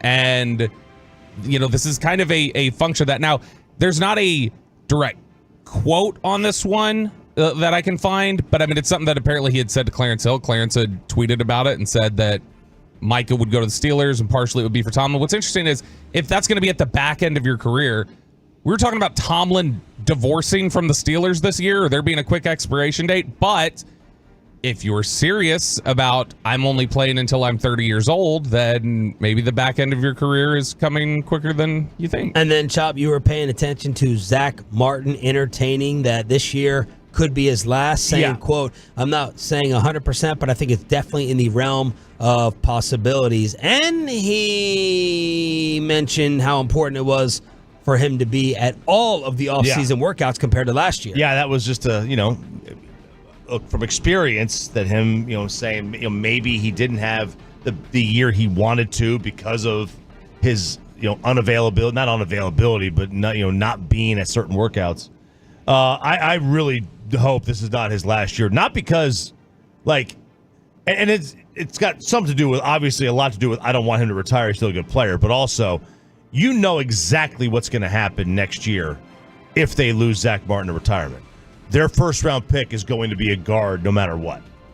Right? When they lose an offensive lineman, they automatically feel the need to replace them immediately, if not sooner in the draft. I don't know, because they really like TJ Bass. And if Tyler Smith is going to stay at left guard, they think Bass is better on the right side. And so if I hope you're right. I mean, if he's somebody who can step in, there are people there who believe Bass is their next. And I know he struggled last year, but he is absolutely a success story. There are people there who believe Bass is their next Terrence Steele story of an undrafted free agent that ultimately becomes a above-average NFL offensive lineman. Because this team generally, at least in the last 20 years, it seems, they want a first-rounder on the offensive line. I mean, a lot of them. Brock Hoffman, if they really do love him at center, that could be where Cooper Beebe goes as right guard. That's Inside the Star on your home of America's team. Back to the Mavs as we have an NBA Finals version of High Low. Oh, baby. And a brand new collab song during the 720 Expressway. Chris Mannix previews the finals at 8 o'clock. But the Rangers, they finally scored more than a run. In the first pitch he delivers, Jonah hits high and deep to right. It is sailing out of here. That one about a dozen rows up in right field for Jonah, his 6th home run of the year. It comes with a man on, and the Rangers now are up 4-0. Pixie with the call on this radio station. That was the 2-run shot, one of his 3 hits.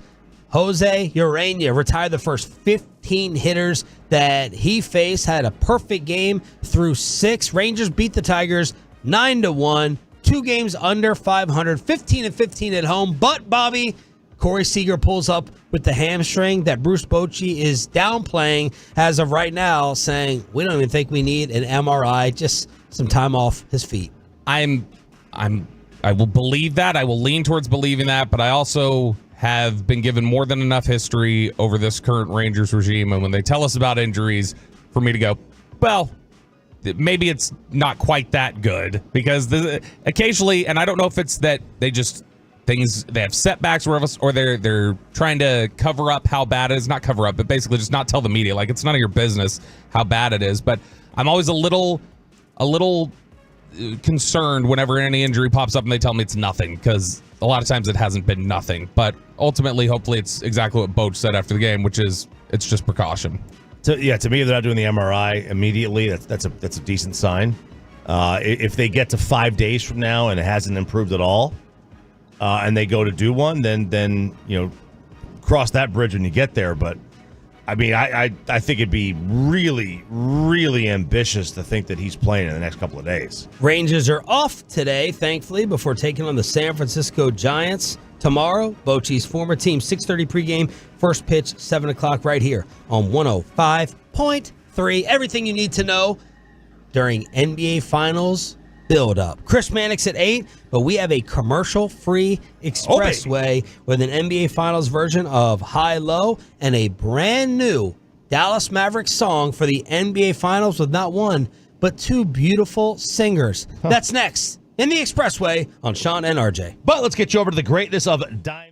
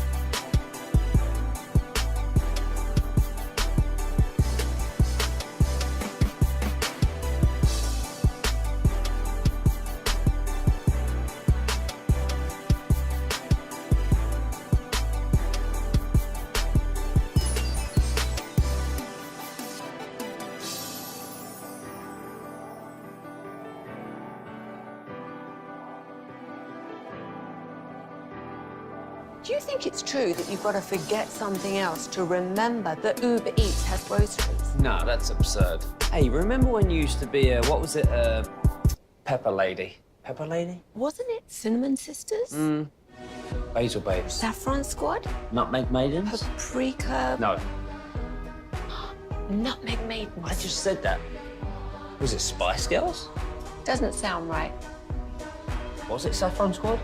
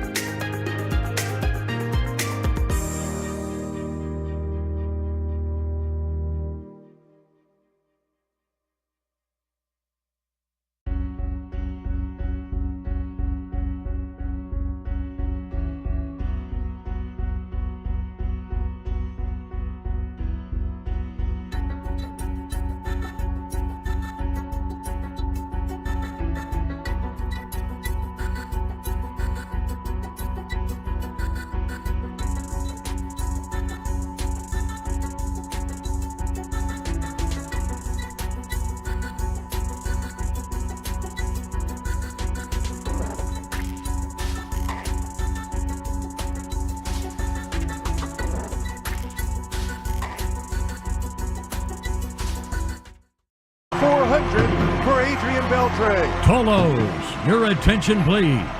Join the Fan and the Rangers in celebrating Adrian Beltre at the Hall of Fame luncheon to benefit the Texas Rangers Baseball Foundation Friday, August 16th at Live by Lowe's. Tables and individual tickets to celebrate the amazing career of Adrian Beltre are available now at rangers.com/Hall of Fame luncheon. And it's back to Sean and RJ right here on 105.3 The Fan. It is the Expressway right now on The Fan, and it's brought to you by the On Time Experts. But first, it is time for another edition of High Low. Oh, baby. Oh, baby. Oh, baby. Chop. This is my game now. I was going to tell you that you may have someone that has moved on to your turf. I'm sorry. Has he won 58 of these? Well, he's 32. I mean, I think I've won about 85% of them since I got on the show. What percentage? It's like the Negro League statistic argument, you know? Plate appearances. Yeah, plate appearances. Yeah. Listen. You. It's a small sample size for one, and when you don't play enough, I'm not in game shape. Oh, all right. So I don't care about your piddly little win here, win there. Do it every week, and then come talk to me. Like every Thursday. Do it every Thursday at 7:20. And win all the time, and then come talk. Sounds like the take of a guy who would be content with, well, they've won 12 games 3 years in a row. So, they're ultimately in contention. Bobby is our defending champ, though, RJ. We played while you were in Mexico, so maybe it doesn't count. Doesn't count. You probably still would have won in Mexico. But this is a NBA Finals all-time. Mavericks, Celtics, high-low. All these are former players that played for either the Celtics or the Mavericks. No current players. No current players and no coaches. No coaches. Okay. Bobby Bell, lead us off. Hi, Phil. This rest stuff just drives me crazy. You're playing basketball for a living, okay? I understand if you're working a coal mine that you may need a rest day after. You're playing basketball. And that sounds like it should be easy. You know who it is? You're nodding yes. I'm trying to think along. I think I have an idea, but I think I'm way off. I think I have an idea, but I think I'm way off. Let's go with Josh Howard. I know it's not Josh Howard. I swear I've heard this clip recently. You haven't. Clue number 1, Bobby, for 2 points. The torture this man brought to the court awarded him with multiple championships. Yeah, Pepe. Yeah, Phil. Oh, Choppy on the fan cam. No, I'll close this out. I didn't even realize that. What was it? Fantex is open. No, Danny Ainge. Oh, no. No wonder. Why is the Fantex open? No wonder. Because they had left it up from the last segment. RJ's onto something here. Yeah. Clue number 2 here for 1 point, No, Bobby. don't throw the computer. Don't throw it. Throw it. there you go. See, He got to do his Bobby response. There's the Toshiba. Closes the last. There goes the Toshiba. Clue number 1, Bobby, for 2 points. He did it all as a player, head coach, general manager, and a TV analyst. Pepe with the blank to start off. I love it. Wow. Bill Walton? No. I have no idea. This is the great Kevin McHale. Kevin McHale. You don't even know who that is. What was the torture clue? He was nicknamed the Torture Chamber, I believe. Bobby, open up your computer off the floor and double check that. Yeah, it's way over there. I don't know if I've ever heard that. I haven't either. But you know what? I'll take your word for it. Wow, the blank for Bobby. Oh, wow. I think it's going to be a tough one, though.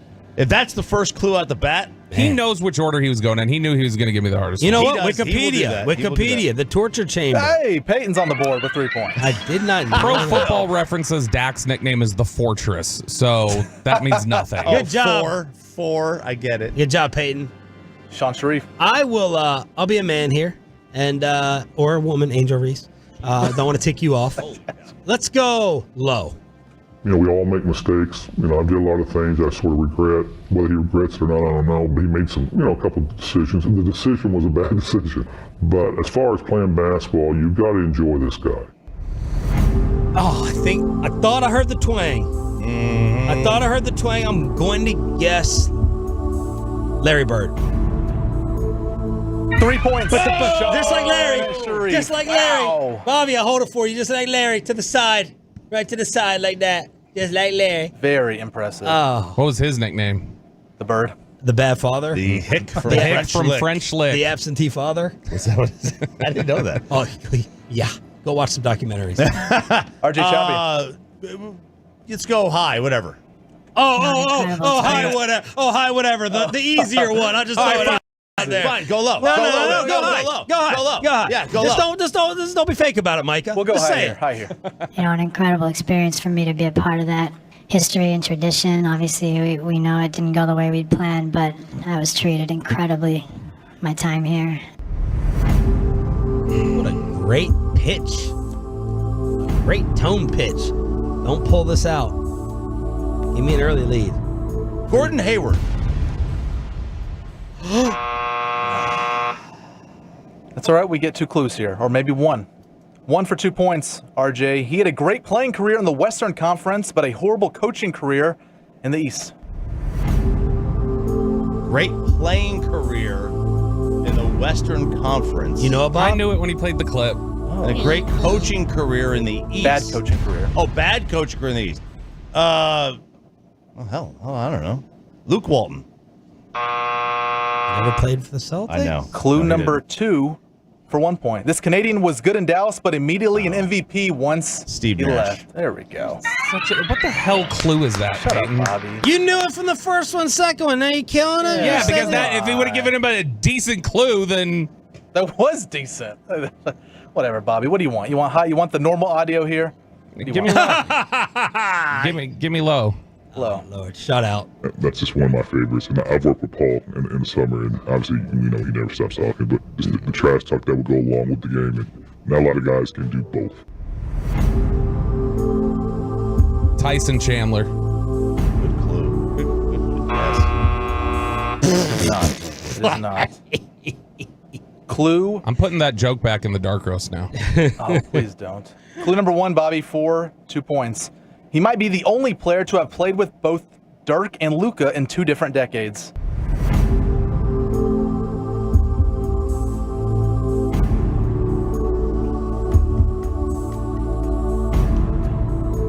Goran Dragic. Yeah, Mavs can't get him. Yeah. Clue number 2 here for 1 point, Bobby. You can still get on the board with this one. We watched him on TV as a player, and we still see him on TV on game days. What a mind pretzel. Wow. Okay. You know who it is? Yeah, dude. What a mind pretzel Peyton is baking up over here. Shut out. Your mom. No. Who is it? Is it Devin Harris? It's Devin Harris. That is not a great.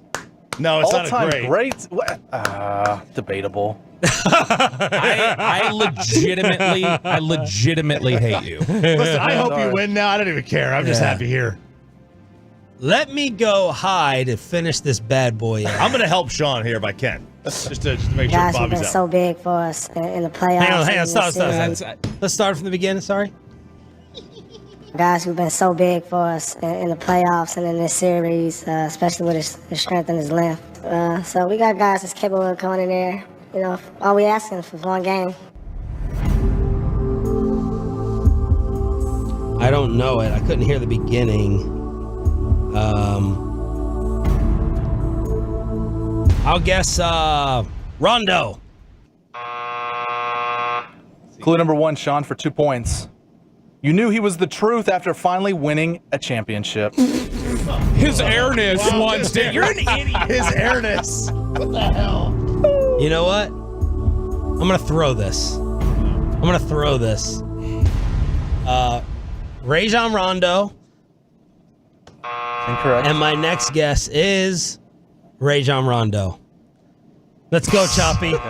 Let's go, Bobby. Look at this guy. He writes down all these names before the show. The door's open. And I was right. I pointed to Paul Pierce 2 seconds into the clip. I showed Choppy it was Paul. The door's open. All right, let's do low. What do you freaking do? Because he's gaming this. This is BS. Of course he's gaming it. He does it all the time. No, not of course. Screw you too. Oh. That's insulting me. Like he's giving me cupcakes. No. Sean's good at this game. He purposely. No, I'm terrible. He'll purposely give people, whoever wins, he'll give you the hard ones the next time. That's what he will do.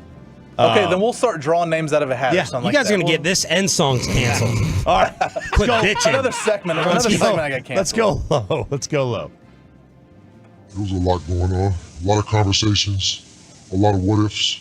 but our GM was sold on selecting him and making the decision to move back. These are tough. These are good. Score is me 3, RJ 1, Bobby 0. You can tie. It's deep voice. I'll just go Garnett. It's not him, but I'll go with that. Can you whine anymore? Can you freaking whine anymore? Say a word. What a little freaking crybaby you are. I didn't say a word. I was showing him I knew the name. Temper tantrums. I was showing him I knew the name. You can't even sit still. You can tie. It's Finley, isn't it? RJ, clue number 1 for 2 points. He's an NBA champion, but sometimes isn't a fan of your choice of beer. Yeah, Michael Finley. There we go. Man, have we not gotten the Finley justification yet? That's all I care about. We haven't gotten the explanation for why the beer got taken from Luka. Me and RJ are tied at 3 apiece. Bobby, you can tie. You can tie right here. If you nail this with your little, take a sip of your milk bottle, and let's go. High for him. High. Play it high. I wasn't even aware that I was on pace to set a record tonight, but again, all the glory goes to God. A couple of those shots, I didn't even see the rim. Jason Terry. Look at Bobby. Look at Bobby. He finally got one. Now, do we have enough for another round, or is this sudden death? We can go. We can go another round. Yeah, we can go another round. Well, no, that was Bobby's third. Yeah, that was my third. So we so have y'all 2 go. more full ones. Yeah. Okay. So sudden death then. No, you go. You have yours, then I'll have mine, and then if we're still tied. Oh, that was Bobby's third. That was Bobby's Okay, third. so these are our final rounds. All right, let me go low. Part of me is really, really excited for a new opportunity to go and win something that I really, really want. And part of me is extremely sad.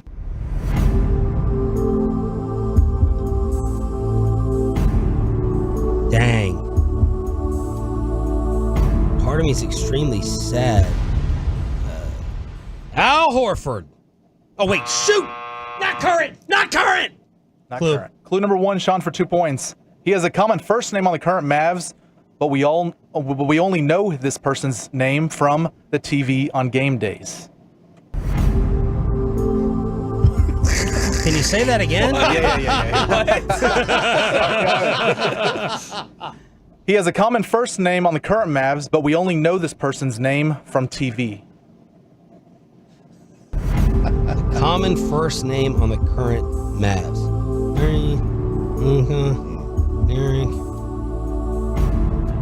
Derek Harper? So, there you go. You know Derek Harper played in the NBA. We don't know him from TV.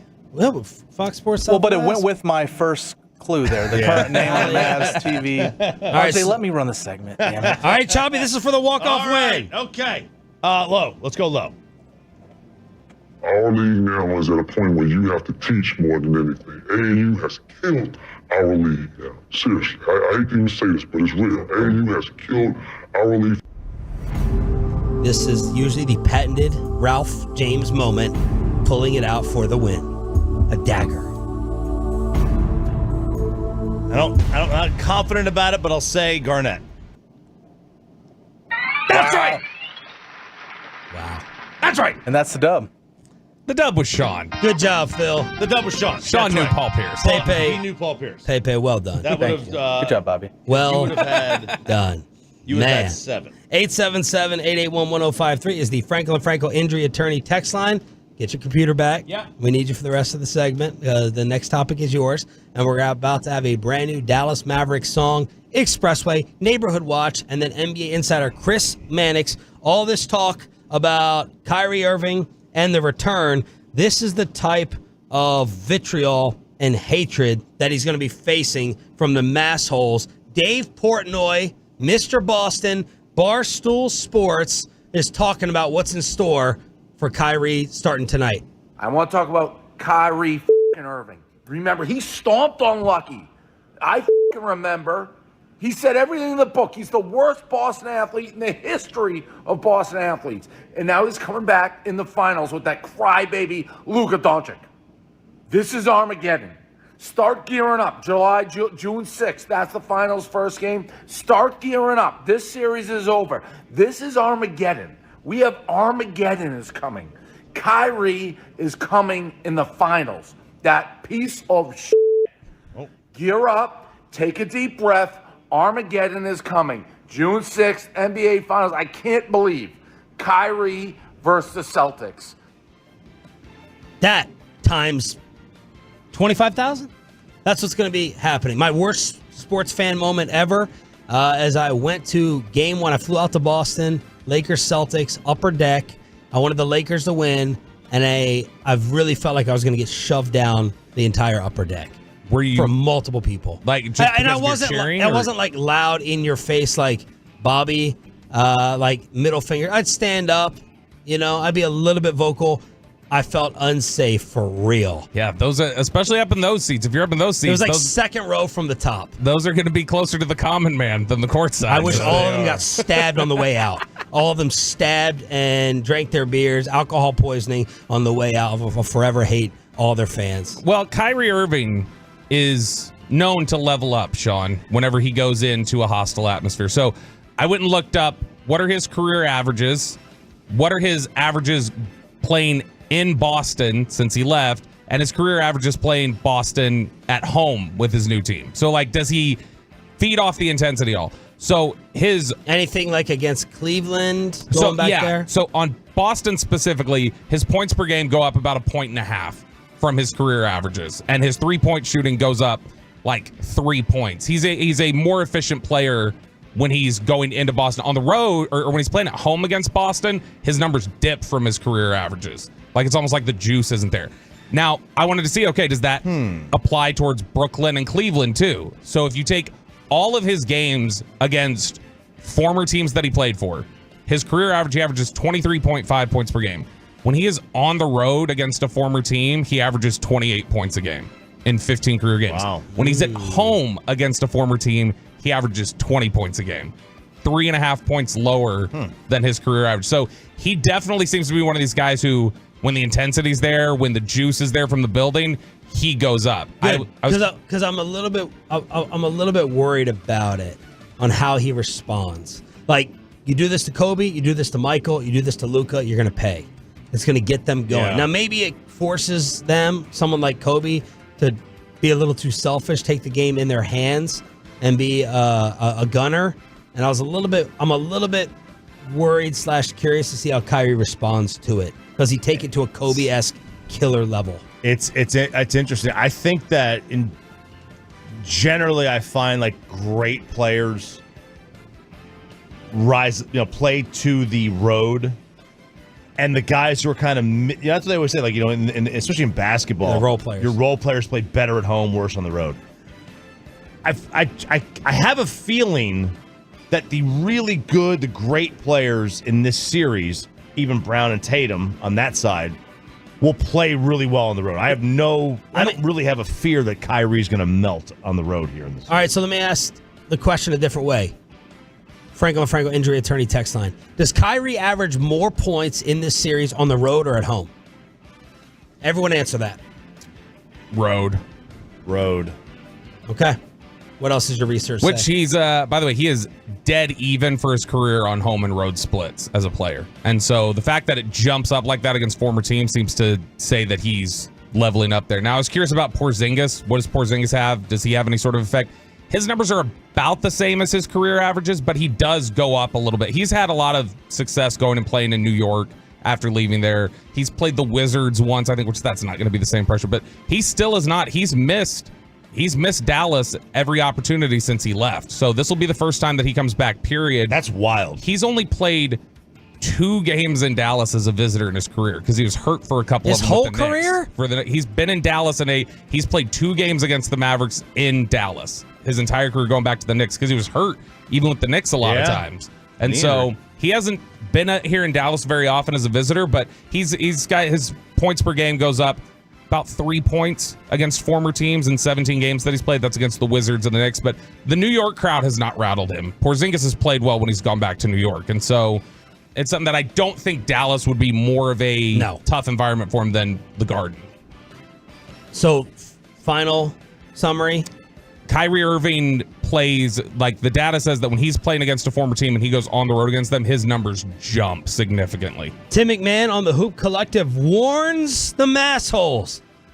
You want to taunt Kyrie?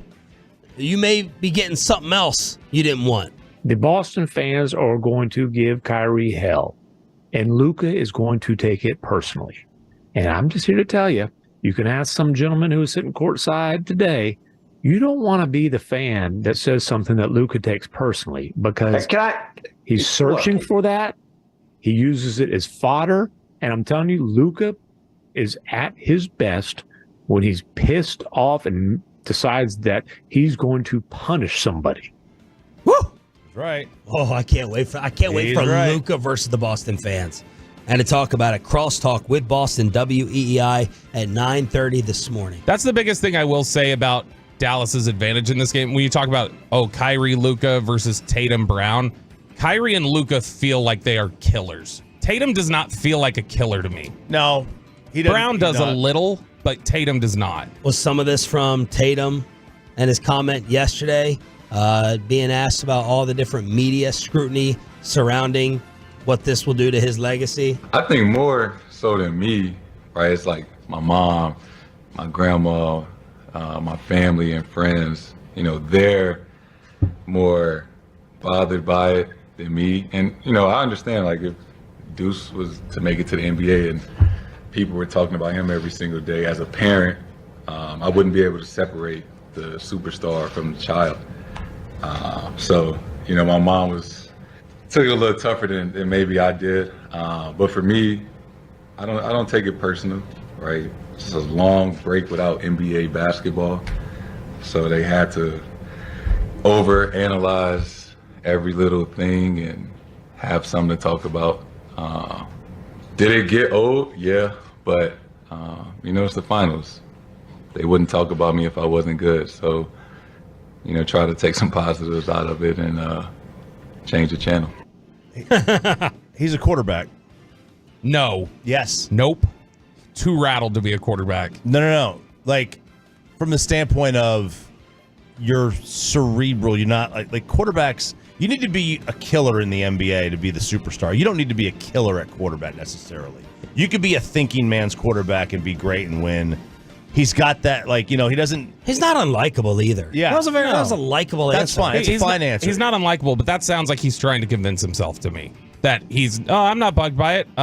Everyone, here's my list of family members who are bugged by it, and I certainly would be hurt if it was my son. Yeah. Where it's like, if I was my son, I'd be hurt by it. And it's like, man, you're clearly aware of all of it, though. You've heard all of it. He feels like he has rabbit ears to me. But don't they all hear it? They all hear it. But there's a difference between hearing it and going, I'm going to destroy you like Luka, and hearing it and crumbling a little, which has been Tatum's MO throughout his career. All right, I have been looking forward to this. A brand new Dallas Mavericks NBA Finals song to get you set for tonight in the series.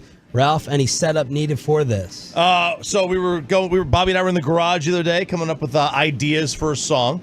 And, we're like, so we've been doing, we did some 90s country in the past. And normally Bobby is helping out with lyrics or production? Both. He'll help out with both.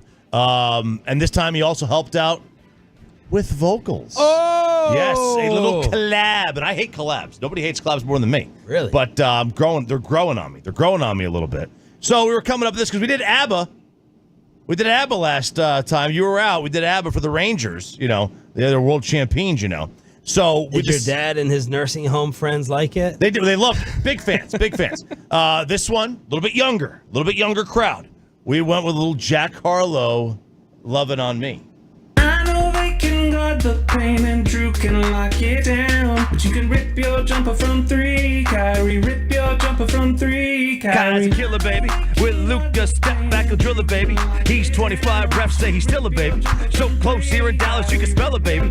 And we gonna beat that ass. Young LUKAMAV, Kyrie, screw KP. We got PJ, speaking of LD. Hey, he's the alpha, you better check your boy. Tatum, gotta check your boy. Hold on, hope we're worried about your boy. Jalen freaking about his boy. Maverick fans will get the joy. Don't be dumb, get out and run with the Celtics in game one. We'll make the Celtics simps. That's the real when the Mavericks win the chip. I know they can guard the pain and Drew can lock it down, but you can rip your your jumper from three. Kyrie, rip your jumper from three. Kyrie's a killer, baby. With Luka, step back and driller, baby. He's 25, refs say he's still a baby. So close here in Dallas, you can smell it, baby. And we gonna beat that ass. Young LUKADONCIC, shot wet like Pisces. Kai run the point, an elite ball handler. Mavs keep it short with the Celtics, Jay Sandler. Dallas Mavs are in control. Luka, put them on your shoulder blades. Got the step back, been waiting all day. When his shot rings out, chalk everything. Go ahead and make plans. Size rings for your hand. Everybody in the street parading will be sweet. Laura Miller, it's planned. Kai's a killer, baby. With Luka, step back and driller, baby. He's 25, refs say he's still a baby. So close here in Dallas, you can smell it, baby. And we gonna beat that ass. Yes! Perfectly in rhythm. Yo, not even close. No, it was good. Synced up. You synced it up. Everything matched up with the sync up. Well done. Man. I love that song, too. That was a great song. And he took over. Oh, yeah. He Harlow. Did. Oh, he did. I carry a mop around the house for when Sarah sees a photo of him. Holy cow. All right, let us know what the approval is. The first ever RJ and Bobby song collab to get you ready for the NBA Finals. We'll play it for KMC and see what they think of it. Crosstalk at 9:40 at 877-881-1053. 877-881-1053. The biggest and best local segment in DFW, the Neighborhood Watch. We need to take people out of their bubbles and their safe place and make them think about the world we live in. You are fake news. So what do you guys hear? What's the scuttlebutt? The Dallas Mavericks and the Boston Celtics get started in the NBA Finals tonight. And if you're looking for somewhere to watch the Mavericks game tonight, you should go to, Boomer Jacks, Twin Peaks, one of our fine fan partners here at the station. But you can also check out the game at the American Airlines Center. So the AAC is doing a watch party tonight, which have you guys been to one of these before? Not specifically for this, but one of these arena teams on the road type things. I feel like if you want the playoff environment, if you want the playoff atmosphere without having to spend $2,000, according to Tick Pick from the other day that we had talked about, that's going to be your best opportunity to do it, is to go show up there and get that energy and watch it on the big screen. $10 entry. It goes to the Mavs Foundation. That's where all the proceeds go. Free parking, but there's face painting for kids. They're going to have giveaways. So if you want to go check out the game, you can go watch the Mavericks play at the AAC tonight on the Jumbotron. I might actually do this. Really? I might go and do this tonight. Yeah, because it's a good opportunity to actually get around that playoff energy without being there for the actual game. You gonna take the children? Yeah, that's why. I think this is something Kristen would be down with doing because it's not as crazy as going to a full game. And so I think we actually might take the kids to do this. Okay, so our Facebook community group post of the week comes from My Hood Flower Mound Cares. The post I sent y'all yesterday, by the way, in the group text, turns out it was fake. I got RJ and Peyton with the audio clips they play from TikTok, so it was fake. It's a whole bit, but I may need your snake guy, Sean Sharif. Oh, shout out Joseph Hicks, baby. So over in Flower Mound Cares, we got a post over there that says, question, who should I call to remove a rattlesnake from my patio? They updated, said, hey, I haven't heard the rattle in a couple days. I've seen holes in the front yards. Haven't seen any animals. And in the comments. And by the way, for all the mocking that everyone did to me, I have not seen a snake since I got my snake fence put up. I haven't been back there a ton. It's been flooded and raining, but I have not seen any reptiles or any animals and nothing slithering. So shout out Tolo Joe. Do you have the mountain lion urine still out there? I haven't laid it down because it's raining. I don't want it to wash away. I need a week of drought. I need a week of drought. You're about to get it.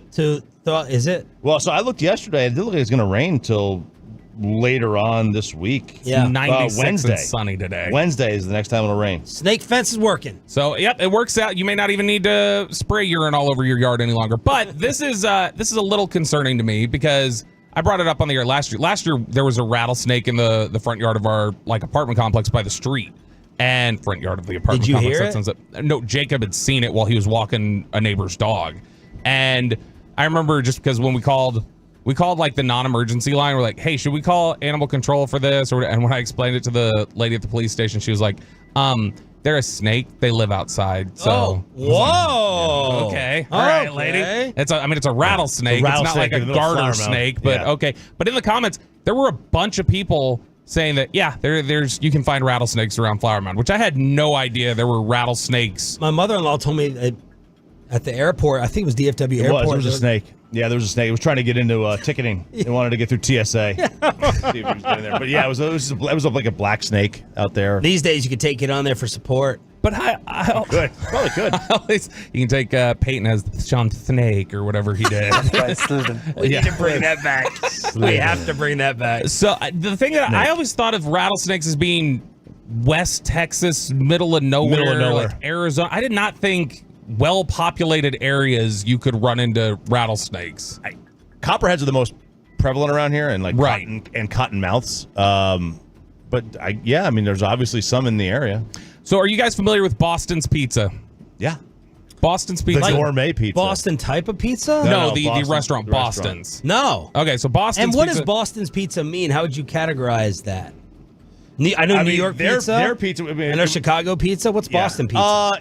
Their pizza, like at that restaurant, was it was still round, but it wasn't like not like Detroit pizza. Detroit, and it was not a New York type crust. It was more of a thicker pizza altogether, but not as thick as a deep dish. Okay. Well, and Boston's is, and I'm trying to see why they have over 400 locations across North America, but they're based out of Dallas. I've been to 2 Portnoy pizza suggestions. One I was blown away by. John Zableeker in New York. There, it was great. His #1 seed. Then I went to like his hometown one. I think it was Regina in Boston, and I thought it was overrated, but I thought like his childhood memories factored into it. So I've been to 2 Portnoy pizza reviews. The one in Boston, I was not in love with. Well, so Boston's, and I don't know, I was trying to figure this out. It started in Edmonton, is where Boston's Pizza began. Naturally. And it's based out of Dallas now, is where they're at. But of course. I had never, I don't know why it's called Boston's, because it's not a specific style. It's just a massive menu of pizza. But I think this is cool. Locations around DFW are changing their name until the end of the finals. They are going to be going by Dallas Pizza for the rest of the finals, which I like. It's very Bills, Buffalo, Texas. Buffalo, Texas. That's exactly what it was. So Buffalo, Texas, which is kind of in the middle of nowhere. When you're driving to Houston, you'll drive through it. But Buffalo, Texas has changed their name 3 times in the history of the city. For the 1993 and 1994 Super Bowl, they changed the name of the city to Blue Star, Texas, until the Super Bowl run was over. And then in 99, when they were playing the Sabres, the Stars, they changed it to Green Star, Texas. That's awesome. So I like this. I like when companies get community-based and jump in and start adjusting and making those sort of tweaks. So that was cool to me. The Smooth Operator, Big Daddy Kane, is coming to Fair Park. The State Fair of Texas announced their music lineup for the State Fair. I will be going to the State Fair this year, with or without the kids, with or without Kristen. Oh, my wife always has us go. I'd like to go one time at night. I am going to go see Big Daddy Kane. Sands Kane Brown's shooting. coming? Huh? Kane Brown's coming? Kane Brown is not on there. Jefferson Starship is. Commodores will be out there performing. Joe D. Messina heads Carolina, tails California. So they announced their music lineup, but that's the big one for me, baby. Big Daddy Kane, I will be out there for that. Tolo song reaction, Derek Jackson. Y'all post that song stats. Kyle Frazier had my entire car rolling. Well done. KT, Mavs collab song was straight fire. TR, who hates your guts, Choppy, said, now that was elite by you and Bobby. Got to give you props for that. Good. Tony Summers, about time I get to hear my boy Bobby rap for real. How long have I been asking for this? So nice reviews, at least on Twitter. Thank you. And X. We'll replay it at 9:40. The breaking news that has taken over television is the LA Lakers not hiring JJ Redick. Let's tell you about the stunner and preview the finals with Chris Mannix, NBA insider, joins us next. Get your carpet clean, clean way, green way, zero res way, RJ Chop.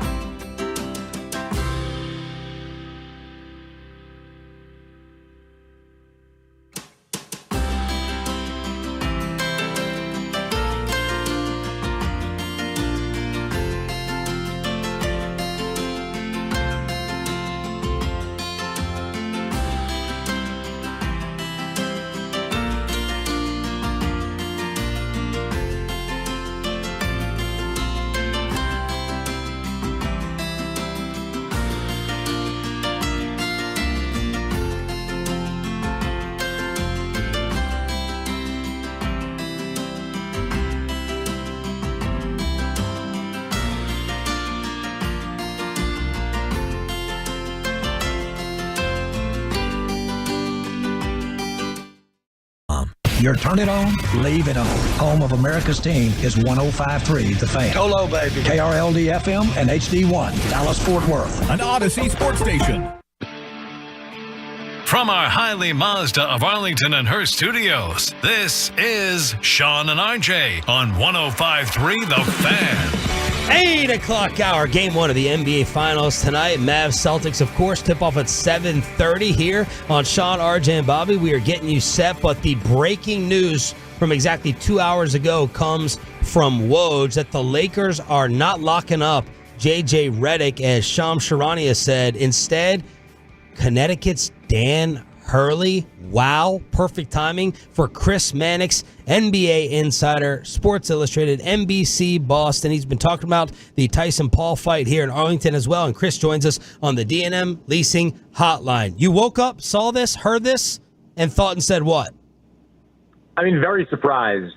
I had not reported that Redick was, a lock for that job in LA, but I do know that there have been some high-profile assistants that the Lakers have discussed the possibility of being on a staff with J.J. Redick. I mean, among the discussions that these assistants have had has been L.A. wanted to have a group of seasoned assistants on a staff with J.J. who would come in as a new head coach. But, to see this kind of news that the Lakers are looking to go, at least, in the direction of Dan Hurley, it's shocking. It really is. And I think it represents a significant kind of turn for the Lakers, who for a long time were largely focused on the short term.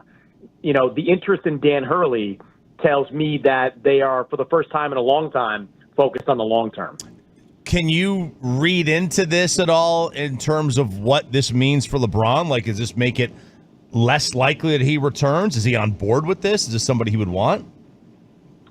Well, I have heard that, LeBron, like a lot of people in the NBA, really admire the system that Dan Hurley ran at UConn.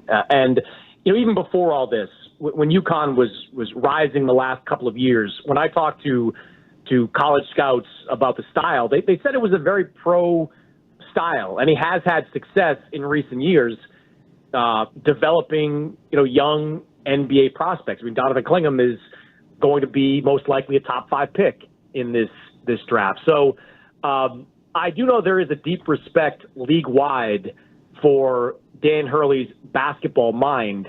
I don't know, though, what it means for the very short term. I mean, clearly the Lakers are looking at Anthony Davis as the long-term piece of this puzzle. Like, Anthony Davis is the younger player under contract for more years. He is the foundational piece moving forward. To me, this hire is more about what's going to work well for Anthony Davis over the next 3 or 4 years than it is about LeBron in the next 1 or 2. Chris, are you thinking in your mind that something fell apart with Redick, or the reports were just they were premature? I think they were premature. I don't think anything fell apart with Redick because, look, he wanted that job. And I don't think it's a situation where a deal would have crumbled over salary or over number of years on a contract. We saw that happen, 5 years ago with Ty Lue, but Ty Lue is a very different coach in a very different situation. Every indication I had was that J.J. Redick wanted that job. And I can tell you from talking to other people that interviewed for that job, the sense that they got was that J.J. Redick was the front runner for that job. But clearly, it was not the done deal that it was portrayed in some areas in the media, especially with the Lakers now pivoting to Dan Hurley. Chris Mannix joining us here on 105 through the Fan. From a style standpoint, like his coaching style, he is animated. He's a lunatic. He's a lunatic. How is that going to play over 82 games with professional athletes? Well, you can't be that in the NBA. You just can't. NBA players don't respond to that. And I think Dan Hurley's smart enough to know that and to know he has to, if he takes this job, to modify his coaching style. I mean, Rick Pitino, I had a bird's eye view of Rick Pitino in Boston for years. And look, Rick Pitino came in at that time, great reputation, coming from Kentucky, a big time college coach. But it wasn't Rick's basketball mind that made his time in Boston a failure. It was his personality. He just wasn't built for it. He didn't have the ability to modify the coach he was in college to the coach he needed to be in the NBA. And I think if Dan Hurley winds up the coach of the Lakers, that will be, the biggest adjustment. Can he be, kind of a calmer version of the guy we saw, romping the sidelines at UConn? Because again, NBA players in their 20s and 30s are not going to respond the same way college kids are in their teens and early 20s. Look, and again, I think Dan's smart enough to know that. Like, he is a really, really bright guy. And again, his basketball philosophies are excellent. But that if this comes to fruition, that will be the big question. Like, will his personality be what it needs to be in the NBA? Chris, when you look at the Boston-Dallas series that gets started tonight, I think everybody obviously looks at Boston as an overwhelming favorite and as a team that is really deep and overall, is a better all-around basketball team. Is this an instance where Dallas, you think, can handle Boston straight up, can beat them straight up, or will they have to count on a little bit of Boston beating themselves? I do think they'll have to count on a little bit of Boston beating themselves, which has happened, at times over this year. I think the key for the Mavericks, honestly, is keeping these games close in the fourth quarter. Because if they can keep these games at 1-possession, 2-possession games, they have probably the two best closers in this series. I mean, Luka and Kyrie, you can argue about, is Kyrie as good as Tatum? Is he as good as Jaylen Brown?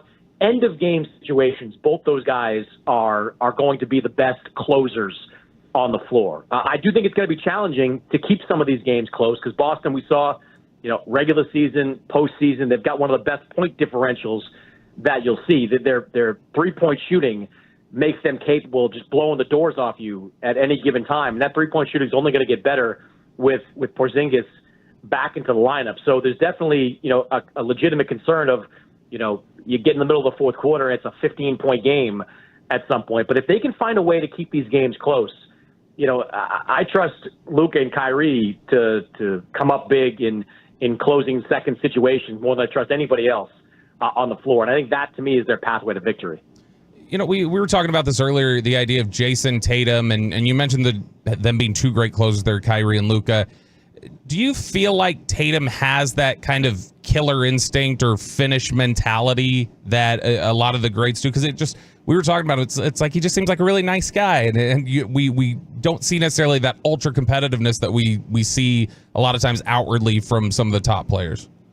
I think he has it, and look, I'm reminded of something. You remember when Kobe was doing those, what do you call it, those details videos back in early 7-8 years ago. He did one on Tatum at the time, and he kind of articulated all the things that Tatum did well. And I remember Tatum told me after the fact that he watched that like a dozen times, like as soon as it came out, like over and over again. Like he is part of the Kobe generation. Like he grew up watching Kobe, wanting to play like Kobe. And no, he doesn't have that same kind of Mamba mentality that Kobe had. But I do think he has that instinct. And I do think he has the desire to have the ball in his hands late games and to make plays. And I think part of the reason we're questioning that now is because the Celtics just haven't had to play in many of these games. It was like early March when they last played a meaningful game in the regular season. They were like 10-plus games up on the second-place team in the East, before April even hit. They had the best record in the NBA locked in weeks before the end of the season. He hasn't had to do that this year. But I've seen him do it a little bit in these playoffs, and I do think if it comes down to it, he's got the skill set and he's got the right mentality to get buckets when he needs to. I just think on the other side, you've got two guys that are proven to be great at it. And I think Tatum is really good. I think Luka and Kyrie are great. What's more stunning, Dan Hurley to the Lakers or this Kyrie that he's become? It's a good question. Just because I covered Kyrie so closely in Boston, this evolution is definitely a surprise, right? And it is an evolution. Like, this is not, and you guys have had a bird's eye view of it for a year and a half.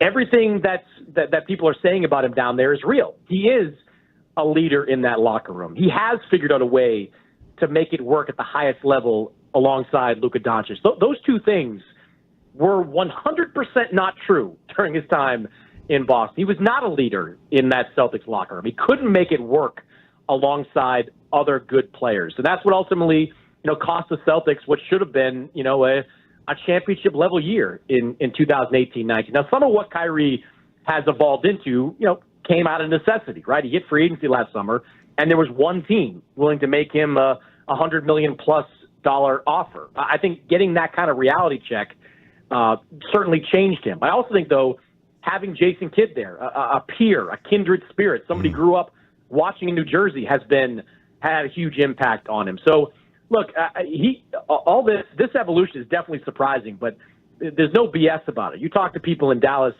and I spent some time chatting with them over the last couple of days here in Boston, and they can't say enough good things about the player and the leader that he's been. Chris Mannix, Sports Illustrated, join us here at 105 through the Fan. All right, give me a guy outside the Luka, Kyrie, Brown, and Tatum for each team. One for each team. If they have a huge series, it's going to be really, really tough for the other team to win. Look, I think P.J. Washington and Derek Lively, to name two, are guys I'm going to be watching closely in Game 1. I don't think Boston is going to send the double teams at Luka that we saw Minnesota do. Like, I don't think they're going to trap. Like, they're just too good with their wing defenders. Like, Jrue Holiday might be the best wing defender in the NBA. I mean, players think that. Jaylen Brown is up there, and Jaylen Brown's got great size to match up with Luka as well. I think they're going to count on these guys to play Luka and Kyrie, straight up, which I think will eliminate a lot of those, obviously the open rim runs for Lively, and he was perfect, literally, in that last series. And I think P.J. Washington won't get as many open corner threes as he got in the last series. Those guys have to find a way to produce. I mean, the reality of this situation, guys, is that while I think Luka's the best player in this series, and Kyrie might be the second best, he's at worst probably third, 6 of the top 8 guys in the series are Celtics. I mean, that's just a reality. And I think those guys like Washington and Lively, they've got to find a way to horn their way into that mix. They've got to have double-digit scoring nights, high efficiency, good defense. They have got to make profound impacts on this series for Dallas to win. What's your pick? I think it goes 7, and I think Boston wins in 7. I think a lot of these games are going to be ultra competitive, and I think Dallas is going to pull at least one of them off in Boston, and again at home, based on Luka and Kyrie being closer. So I really think we're going to be talking about how they finish games over the course of this series. But a Game 7 in Boston, I think home court advantage is going to be a big factor. Chris Mannix here, previewing the finals. Also is all over boxing. Your thoughts on an event in our backyard that is now getting delayed in Mike Tyson versus Jake Paul? I'm stunned. I'm stunned that a soon-to-be 58-year-old is dealing with a physical issue that prevented him from getting into a heavyweight fight. I mean, look. Was the fight going to be for real, Chris? Well, I mean, look, the fact that the state of Texas sanctioned this as an official fight is an embarrassment. Like, it just is. Like, you want to let these two guys go out there and fight a Roy Jones, Mike Tyson-like exhibition, fine. But don't sanction it as an official fight. I don't care what size gloves you're letting them wear. I don't care how long the rounds are. It is stupid to sanction that as a professional fight. And look, they're saying it's going to be rescheduled. What I was told was that there are 2 dates that they have been looking at, one in mid-October, one in mid-November, both at Cowboys Stadium. They want to bring that fight there. But I can tell you that, fighters on the undercard have been getting very nervous over the last week. They've been looking at other options. And we saw one, the kid named Floyd Schofield, announced on social media that he is going to fight July 6th. He was supposed to be on that undercard fighting a kid named Ashton Silk. So you've got fighters out there kind of looking for lifeboats because there's skepticism. Even if this fight gets rescheduled, the guy's going to be 58 years old. It's not, outside of the realm of possibility he has another physical problem in the next 3 or 4 months to prevent this fight from ultimately happening. So right now, I do think they're going to officially announce something, maybe as soon as tomorrow, that puts this fight back on the official calendar. But don't put a ton of money on the fight moving forward. You're a beast, man. Thanks for joining us again. We appreciate it, and enjoy the finals. Anytime, guys. Chris Mannix from Boston, Sports Illustrated, boxing, got it all covered on the D&M Leasing Hotline. Has Las Vegas counted out the World Series champs already? And Bobby has a really, really dark roast for the city of Boston and all the mass holes. That's next on The Fan. Let's get you some weight loss in your life. SodaWeightLoss.com.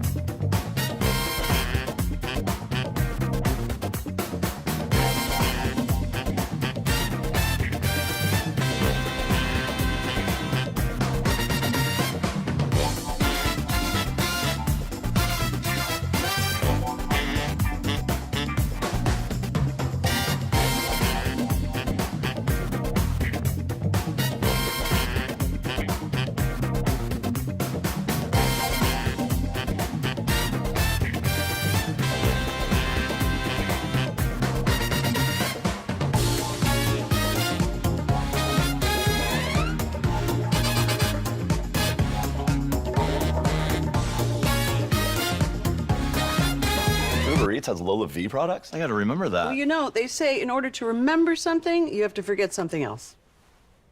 Okay, now that is a very cute haircut. That's like a little shag. I've never seen that before. Well, I mean, of course you have.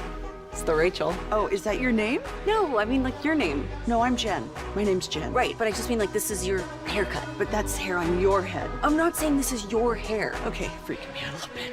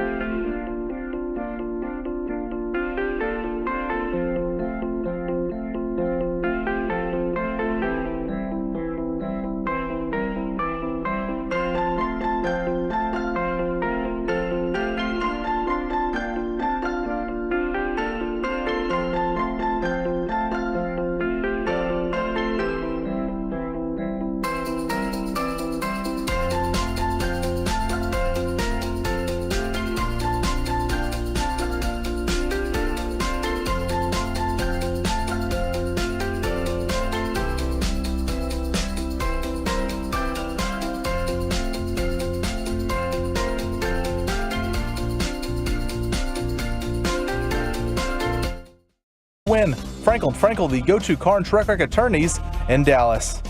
1-0, swinging the ball, hit sharply past Urshela down the left field line. Jankowski around third, he's in to score. Simeon makes it to third. It's an opposite field single for Corey Seager to give Texas a 1-0 lead. But the Rangers ultimately lose Corey to another hamstring issue, at least for the game. Bruce Bochy downplaying it afterwards, saying we don't think it's serious, not going to call for an MRI, just needs some time off of the legs. He'll get that today with the Rangers off before taking on Bochy's former team, the Undercover Dynasty, in the San Francisco Giants tomorrow, 6:30 pregame, first pitch at 7 o'clock. As Jose Urena is the story on the mound. Perfect game through 6. Yeah, he was tremendous, and they absolutely needed it. They'd gotten really good pitching throughout this entire series. They just were unable to hit, period. That was it until yesterday. And, Josh Smith had a good day, and Heim with a home run, so it was a good little outing at the ballpark yesterday. By the way, did you notice that they were kind of channeling their inner Jerry world? The sun peering through the third base dugout, just over the top there. Awful. So this is nuts, but someone from my hometown of little old Cambridge, Maryland, sent me some shades shipping order for the Cowboys. Did the Cowboys order shades? I'm trying to get to the bottom of it. And why would they? It says mesh from your hometown is heading to AT&T for sun shading the stadium. And I was like, for real? Like, what we're always complaining about? He said, I heard it was for an interior project where they will be laminating our material instead of glass to block sun glare when the roof was open. I'm not directly involved, so that's just hearsay, but it's definitely heading your way.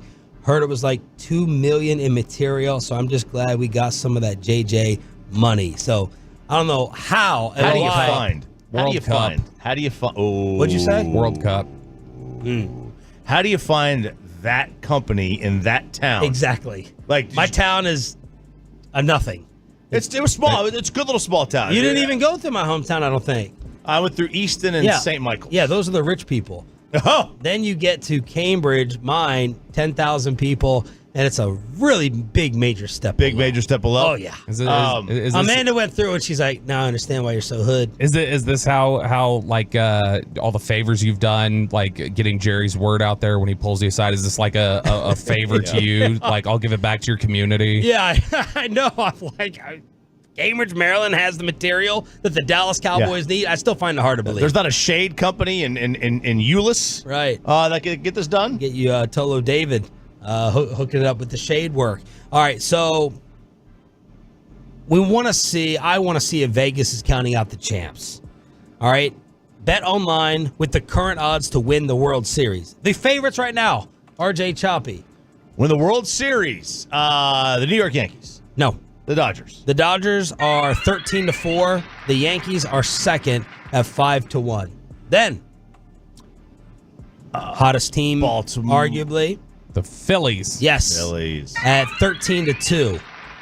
Then Baltimore's after this next team.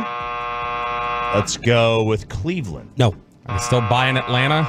Yeah, with Acuna gone for the year, even though they won the World Series without him before. They did, but they're also without, a couple of pitchers. Like Strider. Smoltz, Glavine, Avery. Yeah, Smoltz, Glavine, Avery, absolutely. Yeah. So the Braves Strider. are 8. Stop me when you hear great value. Braves are 8-1. Orioles are 9-1. Guess after that. American League. Cleveland's got to be there sooner or later. Not sooner. No, not Cleveland.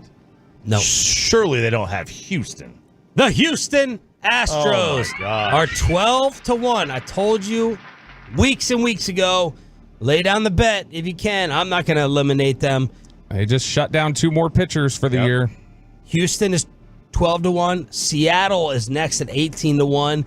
Then the Guardians at 20-1. Wow, no respect for a Cleveland team that's got the third most wins in the American League, maybe second most. So you think that sounds like good value? Well, from a record standpoint, yes. I don't think they genuinely have a chance. Well, there you go. But their record would suggest that they're going to be they're more of a lock for the playoffs than say, Houston is right now. Royals in Minnesota are 25-1 ahead of the Rangers, and the defending world champs are tied with the Brew Crew, 28-1 for the Rangers and the Brewers to win it all this year, right ahead of the Cubs and the Padres at 33-1. It'd be worth $10. Because if they sneak in the playoffs, let's say for the sake of argument, you get DeGrom back. You can get him back. Sure, you get Scherzer back. You make a trade at the trade deadline. The lineup becomes healthy. I mean, that's good value on a team that has shown they can win games in the playoffs. Odds to just win the American League, you can get the Rangers right now at 10-1. Bobby, give me the order of finishing in the AL West. According to Vegas or my own? Vegas. I don't care about you. Well, thank you. Then it'll be Astros, Mariners, Rangers. Incorrect. Seattle's the favorite, the team you continue to discount and disrespect. Well, didn't they list the Astros ahead of the Mariners in the World Series odds? Yes. So what you said did not. Don't ever tell me again what Vegas has to say about something, Chop. They can't even get their own division rankings because right. Vegas, they're not in the prediction business. People think Vegas is into predictions. They're not into predictions. They're into game. Yeah, they want to have half the money here, half the money there, and they want to slow bleed. Like their whole goal is I want to pay this side 50% or 49%. And this side 49%, and I'm going to take 2%. The air conditioning Tolo has brought in some assistance. We have a number 2. We have some reserves walking in to try to fix this madness. Kind of looks like Kevin Sorbo. I thought he was walking in here. About 200 pounds lighter. Yeah, well, taller too. Sorbo Hercules? Hercules, yeah. Mariners 5-8 to win the West. Then the Astros 13-5. Then the Rangers at 3-1. Angels and Athletics are 80-1. American League MVP, RJ? I assume it's Aaron Judge. Yep, 2-1. Second. Probably Juan Soto. Yep, 9-4. Then Gunnar Henderson. Then Bobby Witt. Then Kyle Tucker. Then Jose Ramirez. Then Corey Seager at 33-1. I saw Judge on pace like 57 home runs now. Just having to hit. And this goes to show you how great Barry Bonds was. NL MVP. NL MVP. It's not going to be Shohei. Mookie? Yep. Mookie at 6-5. Then Shohei at 15-4. Then Bryce. Then Ozuna. Anyone want to take a guess at Cy Young? Cy Young was a good pitcher. 511 wins. God, I have no idea. I'll throw it to me. I think I got it. Pepe. Is it Zach Wheeler?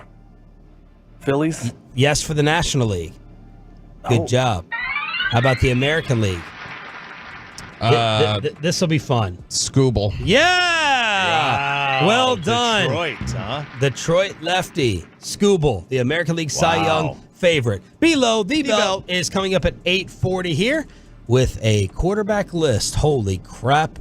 I'm not understanding, and Bobby may lose his mind, just like we're about to lose our minds during the dark roast of the Boston Celtics. No. Is there a barista here? Because this roast just got dark. That's right, some Boston. More than a feeling. The Mavs take on one of the most historic franchises in professional sports when they tip off against the Boston Celtics in the NBA Finals. Bill Russell, Larry Bird, Bob Cousy, even the late, great Bill Walton played for the Celtics. I'm just grateful he won't have to witness what the Mavs are about to do to his Celtics. Boston is known for those distinct accents of theirs, accents so bad that And by the way, you said grateful. You went back and tried to listen to some Grateful Dead? I did. I was like, all right, so Bill Walton passed away. He was a huge Grateful Dead fan. I was like, all right, let's see what all the hubbub is about. Because I had listened to them in the past, but I was like, all right, you know what? I was in my 20s. I just wasn't feeling it. I don't get it, man. It's terrible. I don't get it. Like, there are some when Jerry Garcia had his own band that I could get down to. I could see if I was, on LSD that I might enjoy the Grateful Dead. But as a sober individual. But you loved Fish. You don't put Fish in that category? I liked a couple of Fish songs. A couple of Fish songs. I'm much more into Dave Matthews than Fish. Dave Matthews is like pre-Fish. Yeah, a lot different to me than Fish. Yeah, it's a gateway drug to Fish. Yeah, completely different. All right, so LeBron's going to be a fan of this particular dark roast. Boston is known for those distinct accents of theirs. Accents so bad that they can't even properly pronounce those hard R's they throw around so freely. Damn, Bobby. There is something oddly poetic about that racist-ass city getting cursed for damn near a century because they sold a white guy. I mean, look, we all saw that video of Jaylen Brown walking in the Boston sandwich shop. They were looking at him like he was trying to get a tea time at Augusta. Fun fact, Jaylen Brown is a vegetarian, and with P.J. Washington guarding him this series, you'll see just how much eggplant he eats. There are similarities between Boston and Texas. Take George W. Bush, for instance. Like Joe Mazzulla, he ascended to his job after the last guy went too far with an intern. But my goodness, Derek White, that hairline is something else. Texas and Massachusetts haven't been this closely linked to an exposed head since the Zapruder film. What? Robert! That's enough talk about the guys on the periphery, though. The big name in Boston is Jason Tatum, whose name is similar to Caitlyn Jenner's chromosomes. There's a Y that seems out of place. Bobby, I think this is it. This is it. This has been. Boston is really good, though. If you turn on the film, it's a lot. It looks a lot like what you would see if Boston police ever turned on their body cams. A lot of jaw-dropping shootings. Boston and Dallas tip off in the NBA Finals tonight. Over.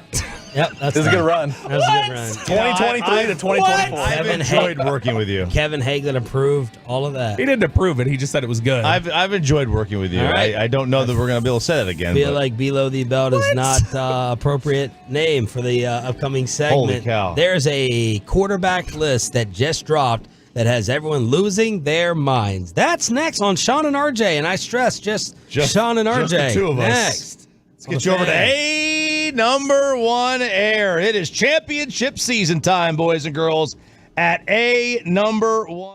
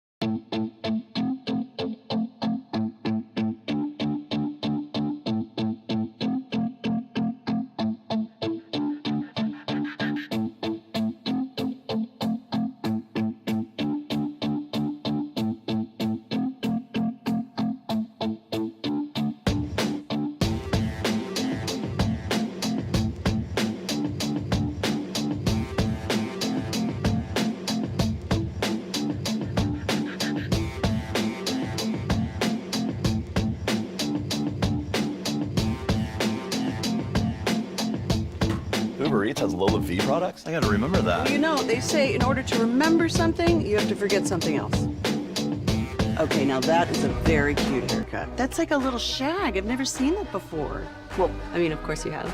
It's the Rachel. Oh, is that your name? No, I mean like your name. No, I'm Jen. My name's Jen. Right, but I just mean like this is your haircut. But that's hair on your head. I'm not saying this is your hair. Okay, freaking me out a little bit.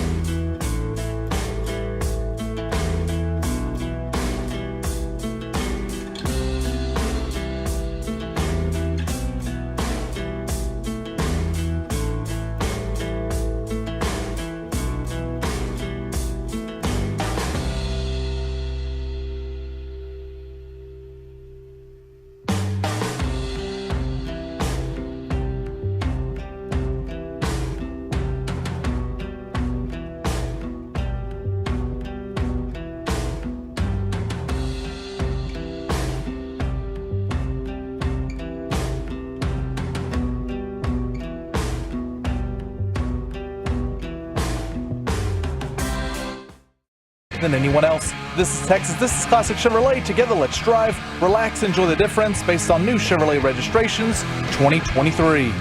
The great Bobby Belt. You ruined the morning show. Don't make me take off my belt. Don't make me take off my belt. We're not. I'm still here, so let's talk about Dak Prescott. Spittle must have had a meeting. Must have had a meeting for that last segment.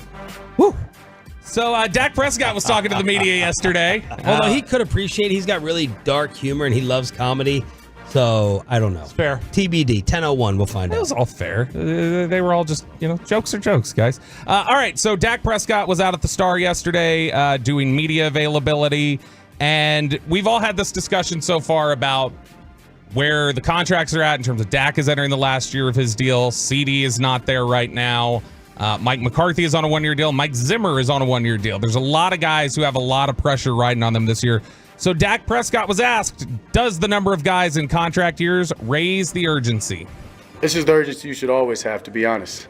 So maybe guys who normally wouldn't feel it. So I don't mind it. I've been in this position before. I'm a gambling man. We'll gamble on myself and my guys. So not actually, guys. I understand. I understand there's been a lot of shit with that. So. Not that way. Just so yeah. That being said, yeah. One guy who is gambling on himself right now is Micah Parsons and saying, you know what, I'll just work out outside the building. I got my own thoughts. I'm going to make my own defensive schemes. I'm going to just, I'm going to, independent of everything else, kind of do what I want to do. And the idea of Micah talking a lot about leadership and wanting to be a leader and how he was going to do it. And he's had an odd approach this offseason. And so Dak, as kind of the leader in that building, was asked, what do you think about Micah Parsons' approach to leadership? I didn't hear his interview. What was his approach? Missing voluntary OTAs. I don't want to speak on it. Mike is always going to talk. I respect Micah. He's a smart guy. He understands and he knows what he's saying and what he's getting at. He's a president of a media group, so I don't want to jump into what exactly he said, but I truly just didn't watch the interview, and I don't know what he said. Not having him here all the time in the offseason, are you okay with that approach from him? I mean, once it goes to the approach like I talked about, CD, at the end of the day, these guys are professionals. This is option, you know what I mean? It's optional. I'm here, right? Would love for Mike to be here. Trust me, he's heard me say that, but this is optional. I know he's getting better. I know he's working on his body, so I don't have any angst or concerns there. Yeah, he's going to be the best player that he needs to be, and he'll get himself that way in the training, and he'll get the knowledge that he needs to from Zim and the guys. Translate. What did he just say? Or what did he want to say? Well, I'd like him to be here, but he'll be good to go outside the building. I trust him to be in shape. You think that's all he really wanted to say? Well, he wanted to say he should be here. That's what he wanted to say. He did say, I've told him that. Yeah. I'll tell you, I am fascinated by the prospect that Micah doesn't know every little detail of the new system the way that Mike Zimmer wants him to, and Zim tries to bench him. I'm fascinated by that because Mike is going to tell him no, and he just run on the field.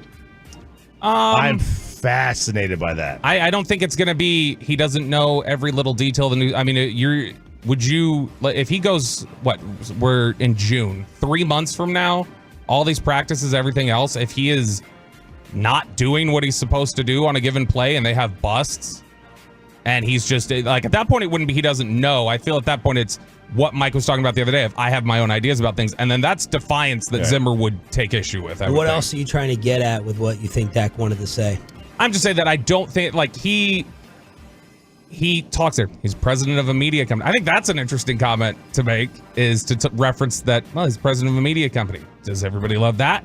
The fact that he's not present for OTAs, clearly not something that Dak was a fan of. Said he said something about it. It's the same as when we talked about McCarthy the other day, where he said, yeah, it's an opportunity missed. For the way that McCarthy talks, that was significant, the way, given what he said. The way Dak chooses to talk, the way Dak chooses to address things, for him to make kind of a sarcastic comment about, well, he's got a media company to run, and say, I've made it clear to him I wanted him here. I think that that's pretty clear that he's not thrilled. He's not happy. And I think I'm not going to be thrilled or happy with whatever list you're about to read. And, of course, the other headline is Mike McCarthy said this has been Dak Prescott's best offseason that he has seen, and Dak agreed with that. But the Tolos sent I've always said McCarthy's just he knows ball. He knows ball. He is a ball knower. There was a quarterback draft held over at FS1 by your former colleague, Colin Cowherd, and my former colleague, Nick Wright. And I'm trying to figure out what I'm missing here. They're going back and forth, I believe, with a quarterback draft. But I'm missing something. I sent the audio to Pepe. But he said we're not missing anything. There are other Tolos who said there are some parameters that were set. Let's see. It's said to start your franchise for years to come. All right, that was from Michael Barish. Danny said, good regular season. That's an insult towards that. It was a list about quarterback situations, taking into account contracts, injuries, age, etc. I don't know if that excuses the list. Here we go. Number 1, Patrick Mahomes. Number 2, Josh Allen. That could not have been Nick picking Josh Allen. Perfect draft so far. Yeah, Colin was, I think the selection's on the right side. Okay. And then number 3, Nick Wright selected Caleb Williams. Now, look, now if Caleb Williams, in his defense, yeah, there's people out there that say that who was it? Was it Rick Spielman? It may have been Rick Spielman. Said that he is the best prospect. He's a better prospect than Trevor Lawrence, better prospect than Manning, Luck, all those things. Yeah, if Caleb Williams plays like C.J. Stroud or Patrick Mahomes one day, then it's not stupid. Danny Parkins has sold the hell out of Caleb to his to Nick Wright. Must be what it is. And who's Danny Parkins? That's your boy from Chicago. He works in Chicago. Number 4, Lamar Jackson. Number 5, C.J. Stroud. Okay. And C.J. Stroud was asked to rank his top 5 quarterbacks the other day. He put Dak in his top 5. His boys could not believe it. It was C.J., Hurts, no particular order. C.J., Hurts, Mahomes, Dak, Lamar. So C.J. No Josh Allen? No Josh Allen. No Burrow? No Burrow. He was kind of excusing it like, well, Burrow was hurt. So we're going off last year. Burrow goes 6 in this draft between Cowherd and Nick Wright. Matthew Stafford goes 7. Justin Herbert goes 8. If this is for future building your franchise, why in the hell is Stafford on this list? Trevor Lawrence goes 9. Jordan Love goes 10. Anthony Richardson goes 11. Choppy's boy Jared Goff goes 12. Jalen Hurts goes 13. Kyler Murray goes 14. Troll alert. Baker goes 15. Joke alert. And Jaden Daniels goes 16. Did you say Aaron Rodgers? I did not. That's okay. Which is, I mean, that's fine. That's fine. If you're talking about the future. So in order again. Mahomes, Allen, Caleb, Lamar, Stroud, Burrow, Stafford, Herbert, Trevor Lawrence, Jordan Love, Anthony Richardson, Jared Goff, Jalen Hurts, Kyler Murray, Baker Mayfield 15, Jaden Daniels 16. Choppy, over to you. You can't have Baker Mayfield there. Let's start with the low-hanging fruit. You can't have Baker Mayfield there. You can't have Kyler Murray right now. There's no Brock Purdy on the list? I would say you can't have Trevor Lawrence on there. I guess you could try to sell me on the upside. Part of You Nick can sell on the upside. Nick, and one of the guys he loves is Trevor Lawrence. Before Bobby unleashes, you want to look good if Jaden Daniels is a Rookie of the Year. Fine. Yeah. You want to look good with Caleb Williams, Rookie of the Year. Okay. They're not going to be better than Dak Prescott next season. No. I would almost put any amount of money on that. You can realistically look at it and say, okay, you can make it. How about this? You can make an argument if you wanted to that Mahomes, Allen, Lamar, Burrow, Stroud, Goff, Love, Herbert, Stafford.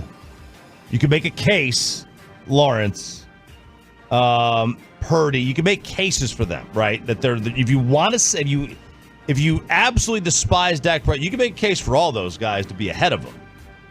I wouldn't. For building a franchise or for being better?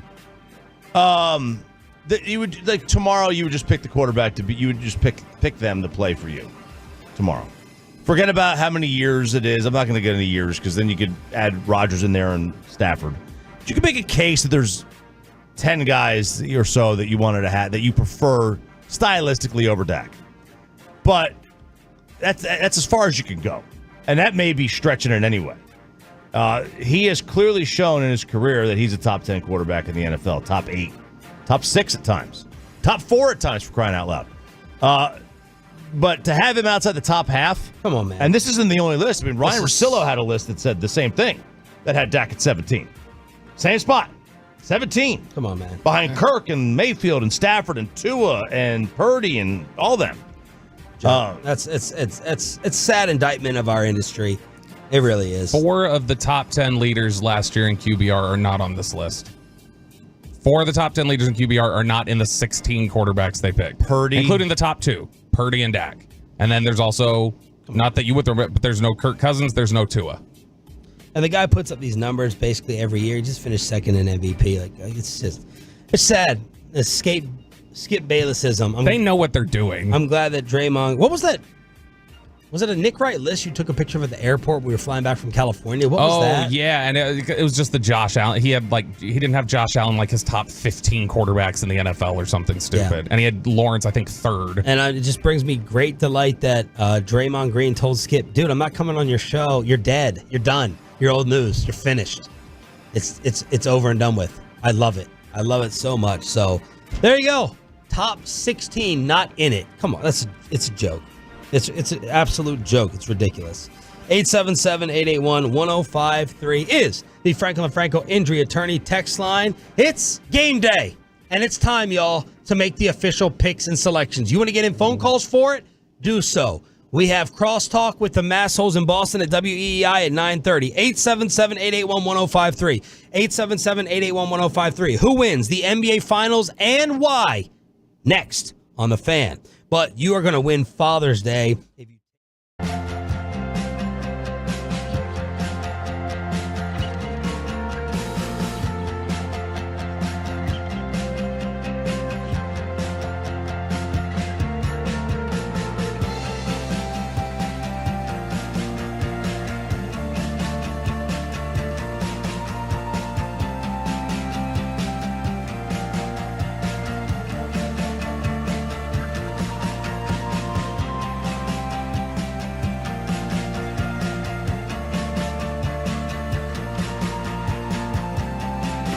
Uber Eats has low fee products? I gotta remember that. Well, you know, they say in order to remember something, you have to forget something else. Okay, now that is a very cute haircut. That's like a little shag. I've never seen that before. Well, I mean, of course you have. It's the Rachel. Oh, is that your name? No, I mean, like, your name. No, I'm Jen. My name's Jen. Right, but I just mean, like, this is your haircut. But that's hair on your head. I'm not saying this is your hair. Okay, freaking me out a little bit.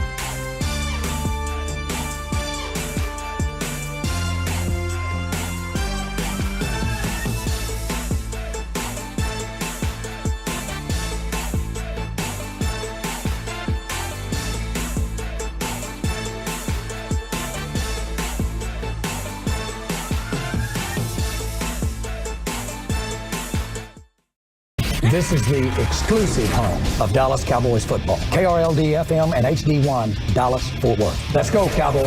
An Odyssey sports station. From our Highly Mazda of Arlington and Hearst studios, this is Sean and RJ on 105.3 The Fan. Final hour fist pump time. We got a game day tonight, 7:30 tip-off. NBA Finals, Mavericks, Celtics. Of course, we're going to cross-talk with WEEI in Boston at 9:30. The big story of the day, the Lakers are not hiring J.J. Redick. According to Woj, they're trying to lock up Dan Hurley, head coach of the champion UConn Huskies. We don't see it working. Way too intense, way too psychotic, but we'll talk about that throughout the rest of the week. We got to focus on the finals. Who's going to win, how many games, and why? 877-881-1053. 877-881-1053. The Tolos so far on the Twitter question I put out at 1053SS at last check. Over 70% had the Mavs winning this in 6 or 7. The options, Mavs in 4 or 5, Mavs in 6 or 7, Celtics in 4 or 5, Celtics in 6 or 7. If you want to call in with your predictions, 877-881-1053, 877-881-1053 in order to hit us up. At last check, 73% have the Mavs in 6 or 7. Okay. Ralph James, let's start off with you. So far throughout these playoffs, and you picked the Mavericks round by round in their last championship run in 2011. I think you got the West Finals wrong, as I did. Otherwise, we had picked the Mavs the rest of the way. When the series price first came out, it was Mavs plus like 185. Jumped all over it. Even if I didn't think they were going to win, I still had to bet it. It was just too good of a value to bet. They do not have the better overall team. Nobody is going to disagree with that. There's not a single Mav fan that would trade the Mavericks, the Celtics roster for the Mavs, or sort of vice versa. That would not make that deal. You would absolutely rather be the overall Celtics roster. Unless you think that having the top 2 players is the key to winning it. It is the key to winning it. You got the 2 most dangerous guns. It is absolutely the key to winning it. It's cool to have role players. They're nice. They're cute. But I want the top 2 guys. I bet the best bets were Mavericks in 5 in terms of the value you were going to get, or Mavericks in 7. I took them both. Wow. And I think the Mavericks win in 5 in a gentleman's sweep. Wow. 5? 5. Why? Luka, Kyrie. That's it. That's the main reason. So you think and my PJ Washington take I need. He's going to have 18 a night. So 17-7 a night. You think the Celtics will provide as little of a challenge as the Wolves? I think less of a challenge than the Wolves. The Wolves actually had good games. You know, they were leading with 5 minutes to go. Mavs in 5. Could be your most shocking prediction ever. Well, listen, that's saying something because I am a moron. I don't want a hedge, though. There's no hedge. I don't want an excuse hedge of, well, I bet it. What do you actually think? I did bet it. And I do think it. And I really hate, I despise when local announcers pick the local team when they're an underdog. I think that loses all credibility. I think that makes you lose all credibility when you're a local announcer and you pick the local team when the local team is an underdog. Like Bobby does every time. Like, yeah, that's a Corey Mahor's move. That's what that is. That's a rock station move. It's a rock station move, right? But better than picking the Timberwolves in 7. It is, right? Absolutely. I think the Celtics are just soft and weak. Wow. I think they're soft and weak. Mavs in 5. Ralph James Choppy coming strong. We have talked about it during these commercial breaks over the last week that I'd been pretty solidly set on Celtics in 6. Just like Bob Ryan said. And for the record, Bobby and Pepe got the West Finals correct. We got it wrong, me and Chop. Bobby and Peyton were right. And Bob Ryan mentioned it that kind of my thought. Celtics in 6, and not an embarrassing 6. You're competitive. You give them hell, and ultimately Boston's just better. In the last 24 hours, the more I just think about Jason Tatum, and the way I feel like he performs in big moments, I'm going to say Mavs in 7. And I think this is going to be... Now, I don't want you to have your excuse of, well, what I originally thought... No, I originally that's thought fine, was that's fine. Celtics. No, I'm abandoning it. Okay. I'm abandoning it because I thought Dallas would be competitive, but ultimately Boston would be overwhelming. I think this is going to be 3-2 going back to 3-2 Boston going back to Dallas, and I think Dallas wins the last 2. And I think Luka going into Game 7 will be in Boston. Yeah, and I think this is going to be like the first massive legacy builder for Luka, that he went into the Garden, went into Boston, a Game 7 as an underdog, and I just don't think there's any chance in a big Game 7 like that Luka gets outperformed by Tatum. And ultimately that's what it's going to come down to. So I've got Mavericks in 7. Pepe, Phil. I have the Mavericks also, but not in 5, not in 7, but in 6. I will take the middle ground here. Look, I seriously do question the road the Celtics have taken to get to the NBA Finals. The Mavericks, their road, they've been underdogs all postseason long. It's been very impressive. They've gotten better as the postseason goes on. I question Jason Tatum, Jaylen Brown being involved in big games. I think the Mavericks do take this one in 6. Skip Bayless. All right. This kept me up at night. So I lost sleep. So our show is gonna end up being guilty, which Choppy just said. Yeah, we can't. If we all pick the Mavs, it's not. Okay, hold on. Before you say that, I just want to point out The Athletic and ESPN's panelists all picked the series this morning, and between the 17, there were 27 panelists that picked. The majority of them picked Dallas to win the series. They did? 9 out of the 17 ESPN panelists picked Dallas. So I have a very similar feeling to 2011, which I was also wrong about. That's why I was like, break up that team. That's never happening again. There was just something about the run, which every team, the Diamondbacks, said that during the World Series, right? Where I was wrong in the West Finals is thinking that any type of defensive matchups or defensive personnel you have can stop Luka and Kyrie. I made that mistake, and it cost me in the West Finals. Yes, Boston is better on paper. My head is saying pick the Celtics, but something's just telling me not to make the same mistake I previously did twice, so I'm going to pick Mavericks in 7. And the reason I'm picking them in 7 is this will be like the crowning, just what Bobby said, the crowning moment in Boston for Luka and or Kyrie, and this whole Celtics lucky leprechaun haunting of Tatum and Boston in the big moment. I'm looking forward to finding out about Joe Mazzulla as a coach here. I don't know anything about him. Every person we have come on is like, well, he follows the book, and he's more comfortable than last year. I'm not hearing any X's and O's breakdown like we would give other stations about Kidd. That Jason isn't necessarily going to call the timeout to stop a run. Inbounds plays, end of game drops, the criticisms, the actual breakdown. I still haven't heard that when it comes to Mazzulla, but this to me is going to be Luka's legendary breakthrough moment, Game 7 in the Garden, and Kyrie, hopefully with the double middle fingers at the end of this show, guilty of being Homer-esque, all picking the Mavericks. By the way, nothing makes me roll my eyes more than logo guy. What do you mean? Yeah, they stepped on a logo. Oh, yeah. Oh, God. Like the Plant person the who flag. gets, the person who gets offended by it? Yes. Like, but I mean, Portnoy. They stepped on Lucky. Like, no. But he clearly wanted. He was clearly trying to be disrespectful with it. So, I mean, there was an intent. I think it was the intent. T.O. on the star?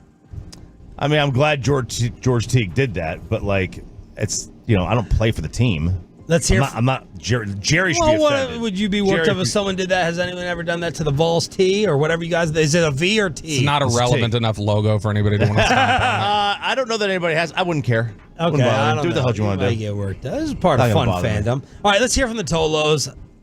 How many are going to pick Boston? How many are going to pick the Celtics? I mean, the fan text has a fair number picking Boston. Omar in Dallas. Omar, you're first up on Sean, RJ, and Bobby. What you're picking? Why?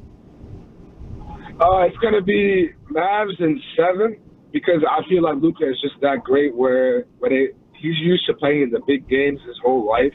Now he finally gets a chance to be in the biggest game basketball has to offer. So I think he'll get it done in 7 in double overtime. I saw that Pep Guardiola was there chilling with Bazula. I think Real Madrid, the Mavs should find Ancelotti, and he could chill with Jason Kidd. We'll get that Real Madrid luck with us as well. Who are you saying? Pep. Who? Pep Guardiola. You know who Pep Guardiola is? He's the head coach of Man City. Oh, yeah. So he was hanging out. Yeah, he was hanging around the Boston Celtics facility. So I was like, the Mavs should call Don Ancelotti, who's the head coach of Real Madrid. He can hang around the Hearts facility, give us some good luck. All right. And Mavs in 7, double overtime. Luka hits the game-winning shot. Thank you, brother. Omar in Dallas. A double overtime Game 7. Mike Breen will have a heart attack. Yes. TD, truck driver in Waco, here on 105.3 The Fan. Good morning, gentlemen. Morning. I'm picking Dallas in 6 for 2 reasons. I don't think Boston has a player on their roster that can handle Kyrie and Luka tandem. And I don't think Porzingis, he's healthy enough. When we start lobbing, he's going to have to come inside, and there goes his 3-point threat. And Porzingis alone will not be able to handle the 3-headed monsters. I'll hang up and listen. Hey, can we get a poll? Can we get a honk? There it is. There's TD. What the hell was that beeping? Oh, we got to call engineering because it says if the alarm sounds, push the power button and call engineering. For what? On what? The alarm on the AC. Over there. Oh, on the AC? The condensation's filled up. There's a little bottle on the backside of it. It's filled up with water. It Get goes your out. ass in here and change it out. Nope, Peyton. I'm Jeez. producer, not engineer. I mean, it doesn't look that full. About 3/4 full. I can take it out. Justin in Fort Worth. Justin, Mike Q, I'm getting ready to call you, Mike. Mikey Q, get ready to call you up here to fix all this. So be on standby. Justin in Fort Worth, what's your finals pick? Yes, sir. It's going to be the Mavs in 5, and let me tell you why. Ooh. Luka Doncic is a dog. Kyrie is a dog. Jason Tatum, soft. That man cannot show up when he needs to. Hey, I'm the guy that programs all the radios to 105.3 The Fan after I fix the cars. Yeah, so this is Justin sent a picture, and are you're fixing the cars like a service shop? Oh, yeah. We do all the enterprises in Dallas, Fort Worth, and after I get done fixing them, I program them all to 105.3 The Fan, all 12 presets. Legend! Have you ever had like a 70-year-old? But yeah, Mavs in 5 because we have the dog, and Jason Tatum is soft, and Porzingis is soft. Horford is old. He's not going to be able to hold our big man. There's just no reason for us not to close this out and show them we are the one. Thank you, brother. You're appreciated. You're appreciated. Craig in Rowlett. Craig, you're next up on the D&M Leasing Hotline. Happy Championship Friday, gentlemen. Today's Thursday. Oh, oops. There we go. All good. Hey, there's Mavs in 5. I agree with last caller. Here's why. 3 reasons. Tatum is soft as silly putty. The only one that scares me is what's his name? The other guy. Jaylen. Really good on it. Jaylen Brown. Yeah, he's the only one that scares me. But here's the reason. It's not because we have 2 dogs on our team. It's Lively is the key to this championship, and here's why. He's being, obviously, his mentor is our ex-champion, is giving him the resources, and he is the key. Because he is the key, we will win the championship in 5. Woo. Appreciate you. Craig going along with Raph James Choppy in 5. Yo, are we we're setting ourselves up for like Tatum to really dunk on our heads? Yeah. Are we throwing him into a Donovan Mitchell? Because we're going a little overboard throwing him into a Donovan Mitchell, Karl Anthony Towns territory. Man, where would you stack him up in terms of all this questioning we're doing of Tatum's psyche, especially in these moments? Are you going to go Tatum, Mitchell, Cat? I would say Cat is the worst of them all. Definitely the worst. I don't know, similar to Mitchell. Wow. To me, I mean, you feeling that? I think Cat's definitely the softest of the bunch. I think Tatum's probably the least. Do we need to throw Devin Booker in this? I don't know that it's soft. I just think he shrinks. Well, however you want to phrase it. Yeah. No, I know. You've been correcting a lot of my terms. I was not talking to you. Week. He just said he just said I don't think he's that soft. I was saying, well, I'm not saying soft. I'm saying like I don't think he's scared. I just don't think he's built for the pressure. Like it just doesn't. I don't think he's scared. I don't think he's scared of it. He just plays poorly every time. Like last year against Miami, there were massive stretches where he was awful. He was just an awful basketball player for a good chunk of those games where they should have beat Miami. There are certain baseball, like Barry Bonds wasn't great in the playoffs till like he was, in like 2002. There are certain styles of player that just doesn't fit for a postseason type game, either the physicality or the style of pitching in baseball you're going to be facing. Like certain guys who are bat to ball guys are just, they maintain their regular in the postseason a little bit better than power guys.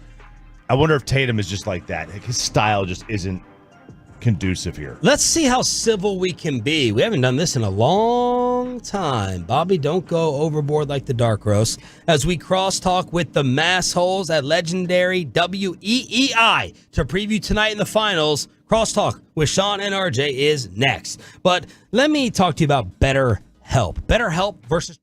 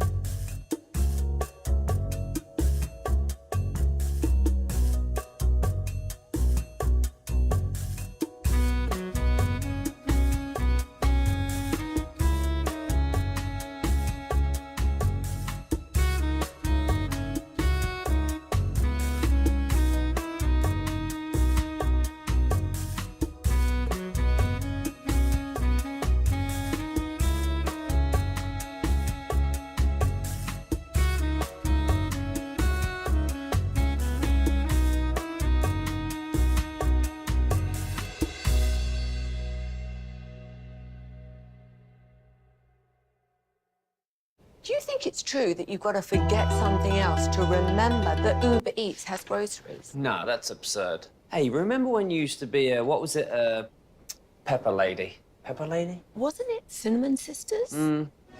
Basil Babes. Saffron Squad? Nutmeg Maidens? Paprika? No. Nutmeg Maidens. I just said that. Was it Spice Girls? Doesn't sound right. Was it Saffron Squad?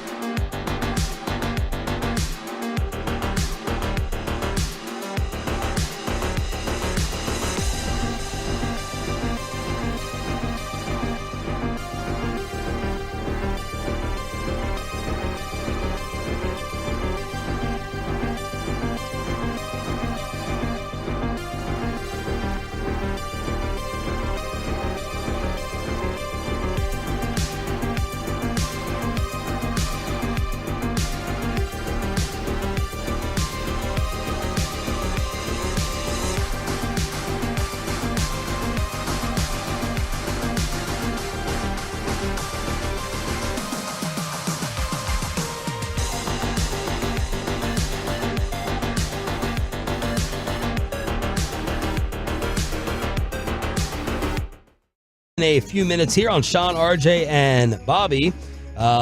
Meanwhile, Kyrie Irving sat down with Malika Andrews. See if this worries you guys at all. Malika asked him on ESPN if he wants to finish his career as a Maverick. Can you see yourself ending your career here? Is this where you want to be? The future is still being written. But I can tell you that with all the extensions that are going around with J-Kid and Nico and potentially this summer with Luka, I think, again, I don't mind being complimentary if we're going to continue to put this band together and we have some great pieces around us. But there's always those thoughts that will creep in of just the what if, what could happen. You never know, right? Season to season. So I just like to let it play out and stay in the present moment. But I am enjoying my time here. I've enjoyed my time here. But yeah, it's been a great journey thus far. He's become Jules in Pulp Fiction, sitting at the diner like, if my answers terrify you, perhaps you should stop asking startling questions or whatever. Like he's always going to answer everything, and that's his genuine thought. Like he's just Mr. Who knows what tomorrow brings? I go with the wind, and I think it's just doesn't worry me like it maybe would have worried me like 5 years ago if we had Kyrie and he said that. I think it's just the way that he is at this point and how he's thoughtful and who knows what tomorrow brings. He definitely there's no difference. There's no doubt there's a difference in a lot of aspects. The play on the floor, I mean, he's always been a great player. That's never been wanting to play, having the availability to play has been different here a little bit. And then obviously everything to do with the press conference and just his general overall demeanor. He seems like he is so much more at peace and mature. Younger people go through difficult times in terms of how they grow and figure out who they are and what they want out of life. And I think once you figure that out, it becomes a lot easier. The problem is figuring it out. All right, there's some fake AI clips. A lot of people are terrified of AI, right? For the impersonation that can happen. My brother fell for one, and this is a total... we'll play for the one that my brother fell for, because he heard me listening on the Odyssey app say, has anyone asked Michael Finley or Luka about the beer incident? He goes, I sent you the clip of Luka at his media day presser addressing it. Did you guys see Michael Finley take my beer? Who does he think he is? He sat on the San Antonio bench during the 2007 finals while Tim Duncan and Tony Parker won him a ring. He was a role player. He ain't no star. It has been. Certainly not worthy of touching the Slovenian Stallion's beer. Don't ever touch my beer again, Michael. I'll have Mark Cuban ship your ass to Shanghai. Is that an impersonation or is that AI? I don't know, but the breathing was good. Yeah, the breathing and the breathing and delivery was good. Yeah, he's got the cadence down. Then there was a fake AI of... Is this predicting the series, Pepe? Yes. This is a fake AI of Stephen A. Smith. May as well get this one since he won't return your messages, Peyton. After he said that Jason Tatum, to this point, has had a better career than Luka. We can talk about that in a second before Crosstalk. This is AI SAS predicting the finals. The Dallas Mavericks are going to sweep the Celtics. You heard it from me first. We know Jason Tatum can't close games. We know Jaylen Brown has no left hand. And we know Luka Doncic has Larry Bird's redneck chromosomes flowing through his veins. We haven't even started talked about Kyrie. He's been absolutely lethal. He lit up Anthony Edwards for 30 points a night like he was a G League scrub. And the man has been doing it, wearing a pair of Sioux Warrior moccasins. If you have the Celtics winning this series, stay off the weed. Not bad. AI is terrifying. That's good. Really, AI is tough, man. The stuff that they can do to manipulate, or you get these like people resurrecting dead artists doing their like rapping verses or singing. It's kind of creepy how quick it's coming together. The real Stephen A. did say, and it was a topic on the show, Shannon disagreed, thankfully, who's had the better career so far, Tatum or Luka? Stephen A. picked Tatum, which I laughed at. Did he confuse better for longer? More playoff success, finals appearances. Okay, he's got two finals appearances. Luka's got one and a West Finals appearance. Like, to me right now, if you have the discussion, it comes down to this. Who is the better player? Who's the generational talent that everyone talks about? It's easily... it's Luka. It's Luka. Now, you want to have this conversation like C.J. Stroud did about Aaron Rodgers versus Eli Manning at the end? Okay, but I know you would still think that that's foolish as C.J. Stroud was asked that question. Eli over Aaron Rodgers on the $1 million worth of game pod? I ain't talking about Tom Brady. If you had to pick a career to have, I'm going to have Aaron Rodgers' career or I'm going to have Eli Manning's career. Who career are you taking? You want the rings, dog. You don't want. That's all that matters, the rings. Eli got two. Guess what fans don't celebrate? MVP trophies. We don't give a about that. That's for you, buddy. It's your crib. Yeah, I feel that. We give a about rings. Who is that? Method Man? is that Meth with CJ? It's I don't know actually who that was. But it is on that $1 million worth of game podcast, and I mean we all agree though. By the way, real quick, Luka over Tatum's career to this point. Yes. Yeah, I mean, what if Tatum had a ring? If he had a ring, you can have an argument that it's different, but still, I mean, like to this point, they both have the same amount of rings as I do. They both have a conference finals MVP. They both are 5-time All-Stars. Luka has one more All-NBA. Luka won Rookie of the Year. Luka's won a scoring title. Yeah, Luka has more talent, and you know, to this point, their accolades are fairly similar. Could you have more of an argument for Rodgers' career over Eli than Luka versus Tatum? More of an argument. I mean, which was the tougher decision for you? Rodgers' career over Eli is not a difficult decision at all. It's not a difficult decision. It's not, it's not remote. Dan Marino had a better career than Eli. But it is if you're talking about what do you want out of your career. If you do want titles and Super Bowls and going down in the history books as you took out Tom Brady twice. Yeah, I mean, that may be the ego stroke some people need. Let's make it Marino versus Eli, like 2-zip on the title scoreboard. Because Rodgers at least has one, which I almost forgot. If you've got one, it's like, okay, I mean, you got Marino, Eli. It's more difficult with Marino. I still think Marino has had a better career. I mean, yes, the seminal moment of Eli is he beat Tom Brady twice, and especially the one. 50 years from now, people will remember Eli more. Like I'd rather be Eli in my city. You know what I mean? Let's crosstalk. I think we have. So they should hear us. Yeah, do you hear us, Dallas? Yeah, I don't think so. I know that we hear you. We hear you. Oh, there we go, boys. Hey, how we doing? Shannon RJ down in Dallas. It's Christian Forey up here in Boston. How we doing, boys? We're doing very well. We're excited. Are you guys worried? Are you worried about us at all starting tonight? Yeah, you know what? No, I am. No, I am. I'm worried about you all as fans, quite honestly. Because you know why? No, because unfortunately, you are in year one of the Kyrie Irving fooling you campaign, and it sucks because you guys just don't know it yet. We went through this a long time ago with this, two-faced lying jackass that no one up here can stand. I mean, seriously. Hey, guys, I'm sure Shannon RJ, Sean. it's going to go over. Sean, sorry. All good. It's going to go over real well when Kyrie gets another nose job for another movie when there's a Western Conference Finals going on. I'm sure you all are going to think like real highly of him after that, like we do up here. Is this Andy?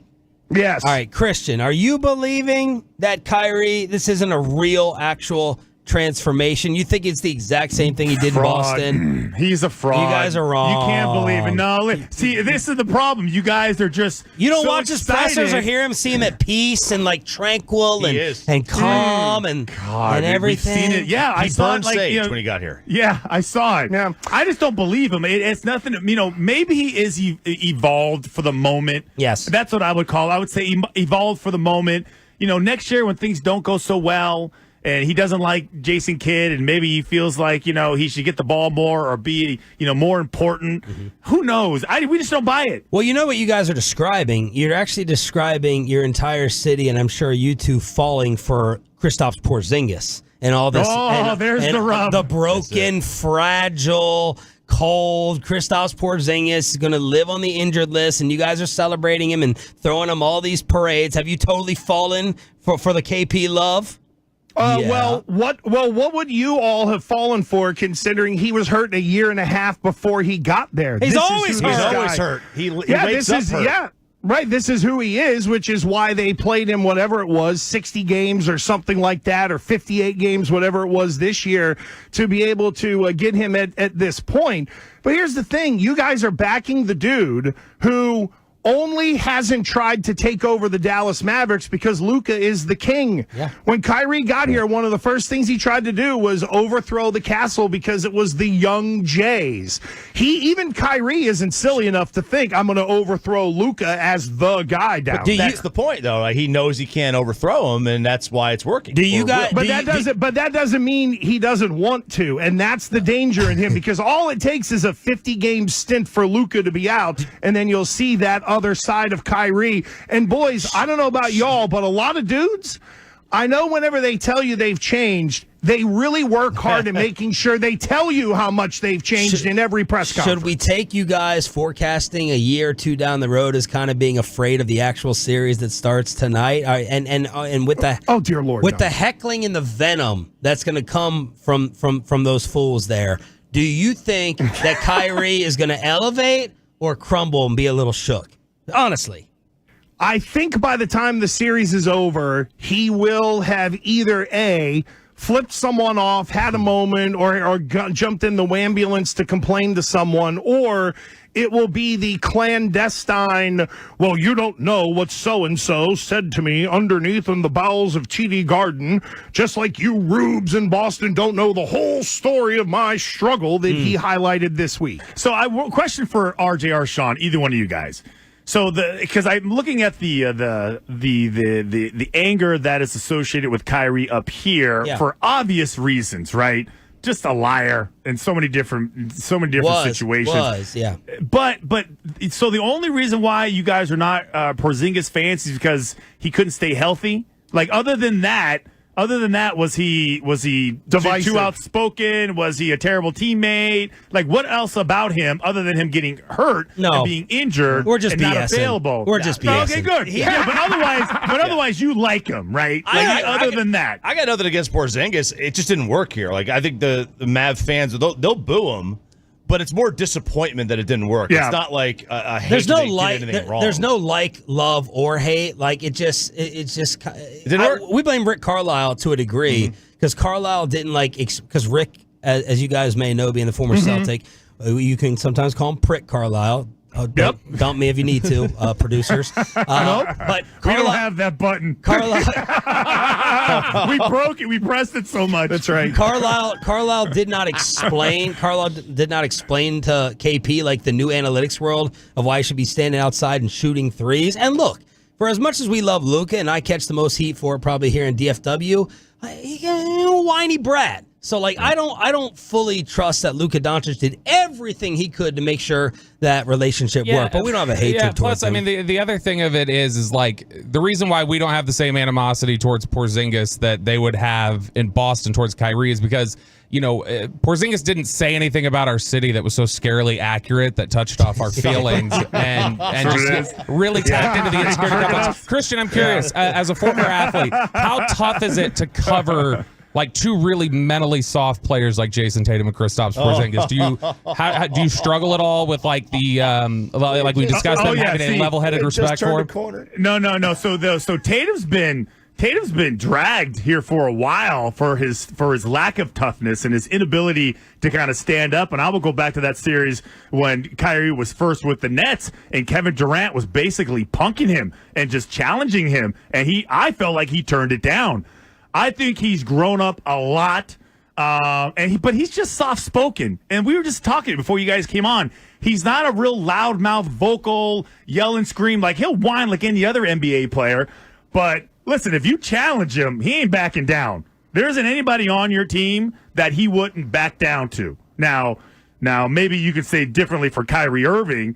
And I don't even know if you guys have anybody else on your team other than Luka or Kyrie. Yeah. Nobody talks about anybody other than those two guys. Okay. Jason Kidd might be your third best player. Yeah, I think maybe he should get those short shorts and start playing again. So you guys don't see this, Sean and RJ, Dallas, cross talking with Gresham for you, WEI in Boston. So you guys don't have this going 6 or longer. What's your pick? I think it could go 6. I feel 5, but it might go 6. Here's the thing, like Mavs Luka's. at 5? I have No, Celtics in 5. Celtics in 5 because Luka is probably going to have one like out-of-body experience, 50, 55, something like that.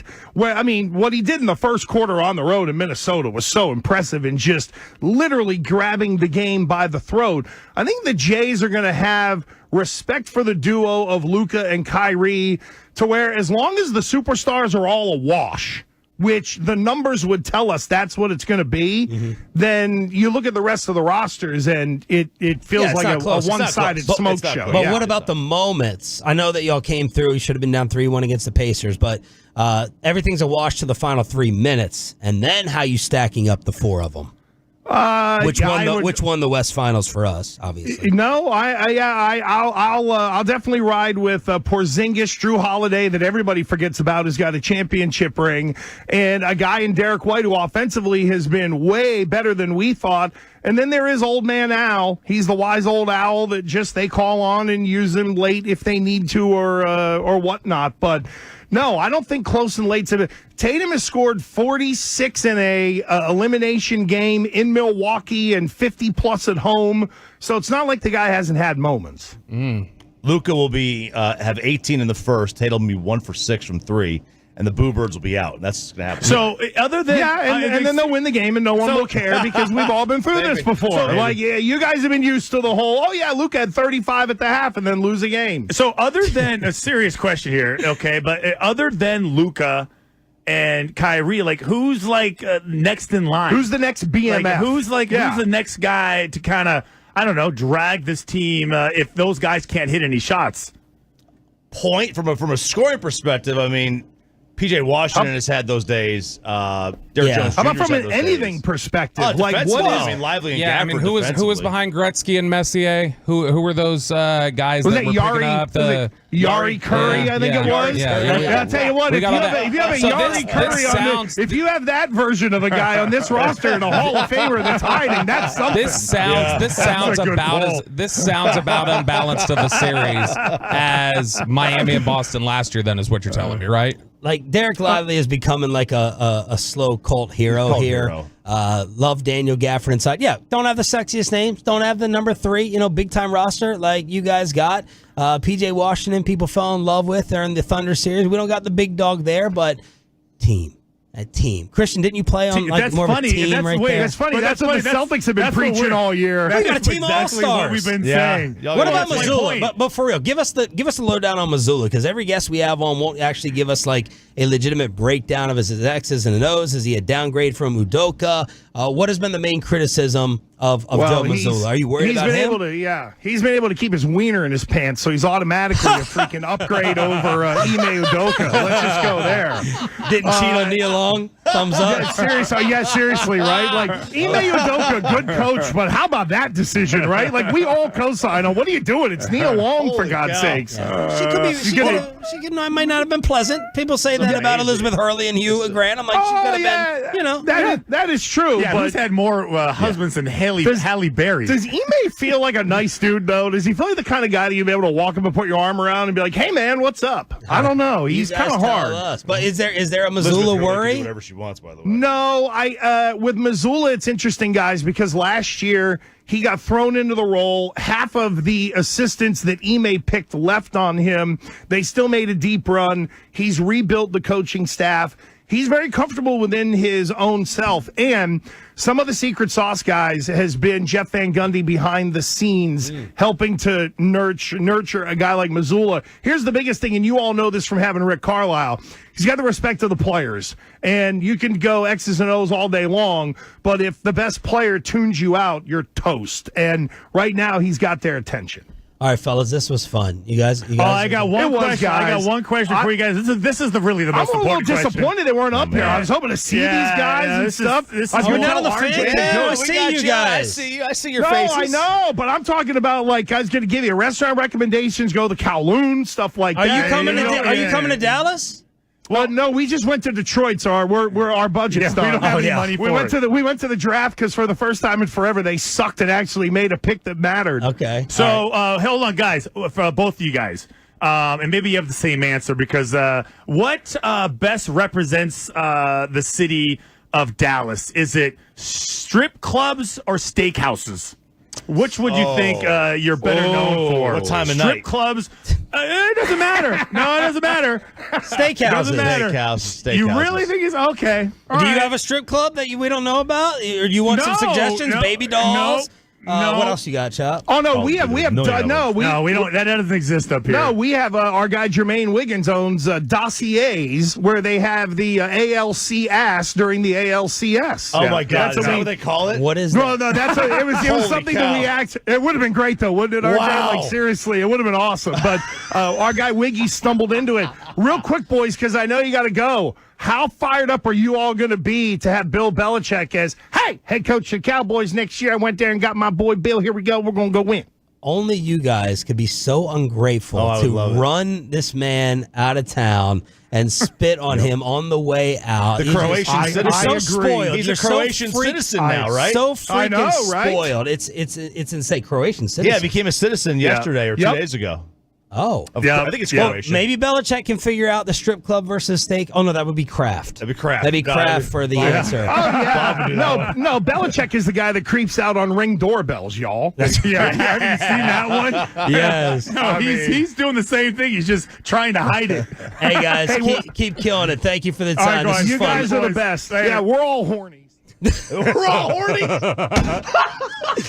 Let's crosstalk. That was good. With the KMC masterpiece next on The Fan. But why choose my computer career? What do you need to know in order to start that new career in computers and IT?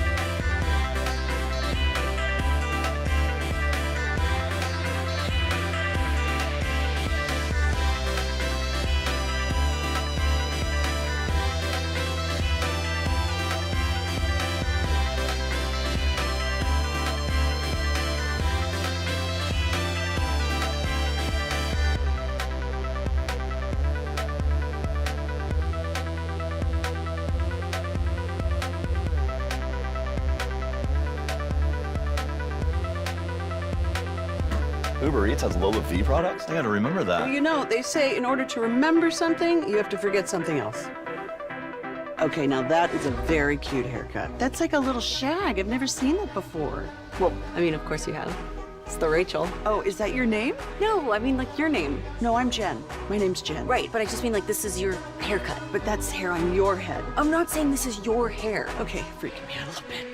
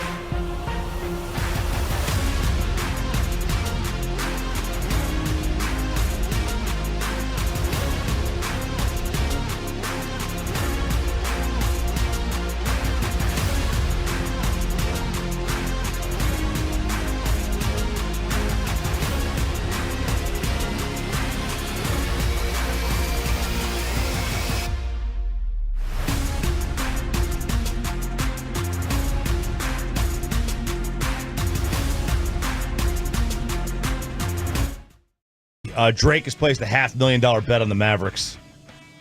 We're done. That's it. That's not the information, the news I wanted to hear this Do you morning. think he's worse at gambling or that guy who just got suspended for life by Major League Baseball? Tucupita Mercado? Yes. Yeah, I think he was doing all parlays. There's no way you can win only 4%. Do you think he feels freedom now that he can bet legally on everything? Yeah, like probably that guy. does. Like he's like, well, now I'm. Can he go play in like Venezuela or other countries? Do they I have? think it's just a Major League Baseball. How shocked were you guys over this Dan Hurley Woj bomb to the Lakers? I'm super shocked because I don't think I saw where LeBron posted. This was after UConn won the championship, right? Like how great he is. There's no way. I watched this thing on. Not that I know Dan Hurley well, but his son has had to calm down players on the team. He's a psycho. Because he screams and yells at the guys at practice. Like it's impossible to do that in the game. NBA. Did you watch him in the madness? Yeah, the Final Four. He's a lunatic. Yeah, so I don't get how this is. He's not an NBA coach. No. He's arguably the best college coach, but you can't coach guys making $15 to $45 million that way. He has to and change. So to me, it makes me think if they do this, they're rebuilding and they just want to draft a whole bunch of kids because coaching those kids until they become multi-millionaire guys on close to max contracts, then you'd have to get rid of them and get like a coach who can deal with. So my opinion is LeBron is leaving the Lakers if this happens. Coming here, For $4 million, right? Maybe he would have to change his style, and then in doing so, does that reduce his effectiveness? 100%.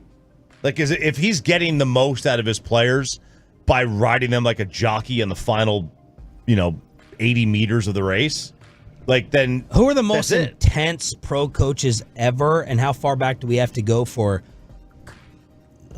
consistent success? Well, probably Popovich with Duncan. Yeah, but nowhere. I mean, he wasn't yelling and screaming up and down the But sidelines for like a nut NBA job. standards, But who else more than that? Yeah, Rick ripped the ball out of OJ Mayo's hands. Like, you're not playing anymore. But nothing close to Dan Hurley. No, right. But I mean, your NBA style, that's about as close as you get. Like, obviously, there were a lot of teams that wanted Bobby Knight in the 80s in the NBA. He knew, I can't do it. I can't do this to adults. I'm not going to. And Dan Hurley isn't Bobby Knight at all. But if we're trying to compare 1980s to 2020s, then Dan Hurley is the Bobby Knight of the 1970s and 80s. Bobby Knight was the best basketball coach in the world for college basketball. Corey Majors. Jeff Daly? Was he Jordan Rules guy? Yeah, but that wasn't to his own guys. He was just like, he just told his players not to dribble with their left hand. Go be a badass. What's coming up? This guys, must be PJ Carlissimo, right? He's so tough on his players that they choked. he got choked. At noon today, former Dallas Maverick Eric Strickland joins the show. We'll talk with him, and we do have Danny Green, our NBA insider from Odyssey, joining us at 1:20 today. We all went Mavs. Sounded like a Homer show. I went Mavs in 7. Choppy went Mavs in 5. But then he changed it. Yeah, so you're good. So now you're not a Homer show anymore. Right. Great I only point. changed it because of Drake, though. Drake sucks. I like Drake. But You're a Kendrick guy. no, not a kid. Real quick, do you just, because it irks me, are you doing that? Do you really believe that Magic and Isaiah and Larry Bird and those guys didn't dribble with their left hand? Absolutely not. Okay. No, I know. There was a guy on TikTok that was just, You believe it to a degree. Okay, are they as skilled as today's players? Absolutely not. Nobody disagrees with that. They're not close to the same skill level as today's players. Like, you have 5 guys who could shoot on every NBA floor at any given time, whereas then you had 2. And then they had a third one who it was a white dude with short shorts, had a really funky delivery, or like a release. But no, they're just far more skilled today. The basketball was more I thought better. Yeah, it actually had ball movement. Right, the ball went into the post first, and then we worked from there. Yeah, it was a different style of basketball. And if you picked up today and never saw something like that, I could see how you would hate it, because you look back and it's like, oh. Let's send you to the KMC Masterpiece with the first ever morning show collab between RJ Choppy. Collaboration between RJ Choppy and Bobby Bell to get you ready for Game 1 tonight. Go Mavs. I know they can guard the pain and Drew can lock it down, but But you can rip your jumper from three, Kyrie. Rip your jumper from three, Kyrie. Kyrie's a killer, baby. With Luka, step back and drill it, baby. He's 25, refs say he's still a baby. So close here in Dallas, you can spell it, baby.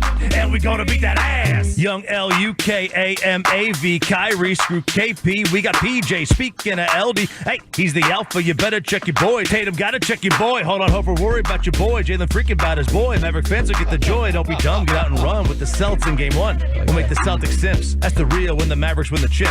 I know they can guard the paint and Drew can lock it down. But you can rip your jumper from three, Kyrie. Rip your jumper from three, Kyrie. Kyrie's a killer, baby. With Luka, step back and drill it, baby. He's 25, refs say he's still a baby. So close here in Dallas, you can spell it, baby. And we gonna beat that ass. Young L-U-K-A-D-O-N-C-I-C. Shot wet like Pisces. Kai run the point, an elite ball handler. Mavs keep it short with the Celtics, Jay Sandler. Dallas Mavs are in control. Luka put them on your shoulder blades. Got the step back, been waiting all day. When his shot rings out, chalk everything. Go ahead and make plans. Size rings for your hand.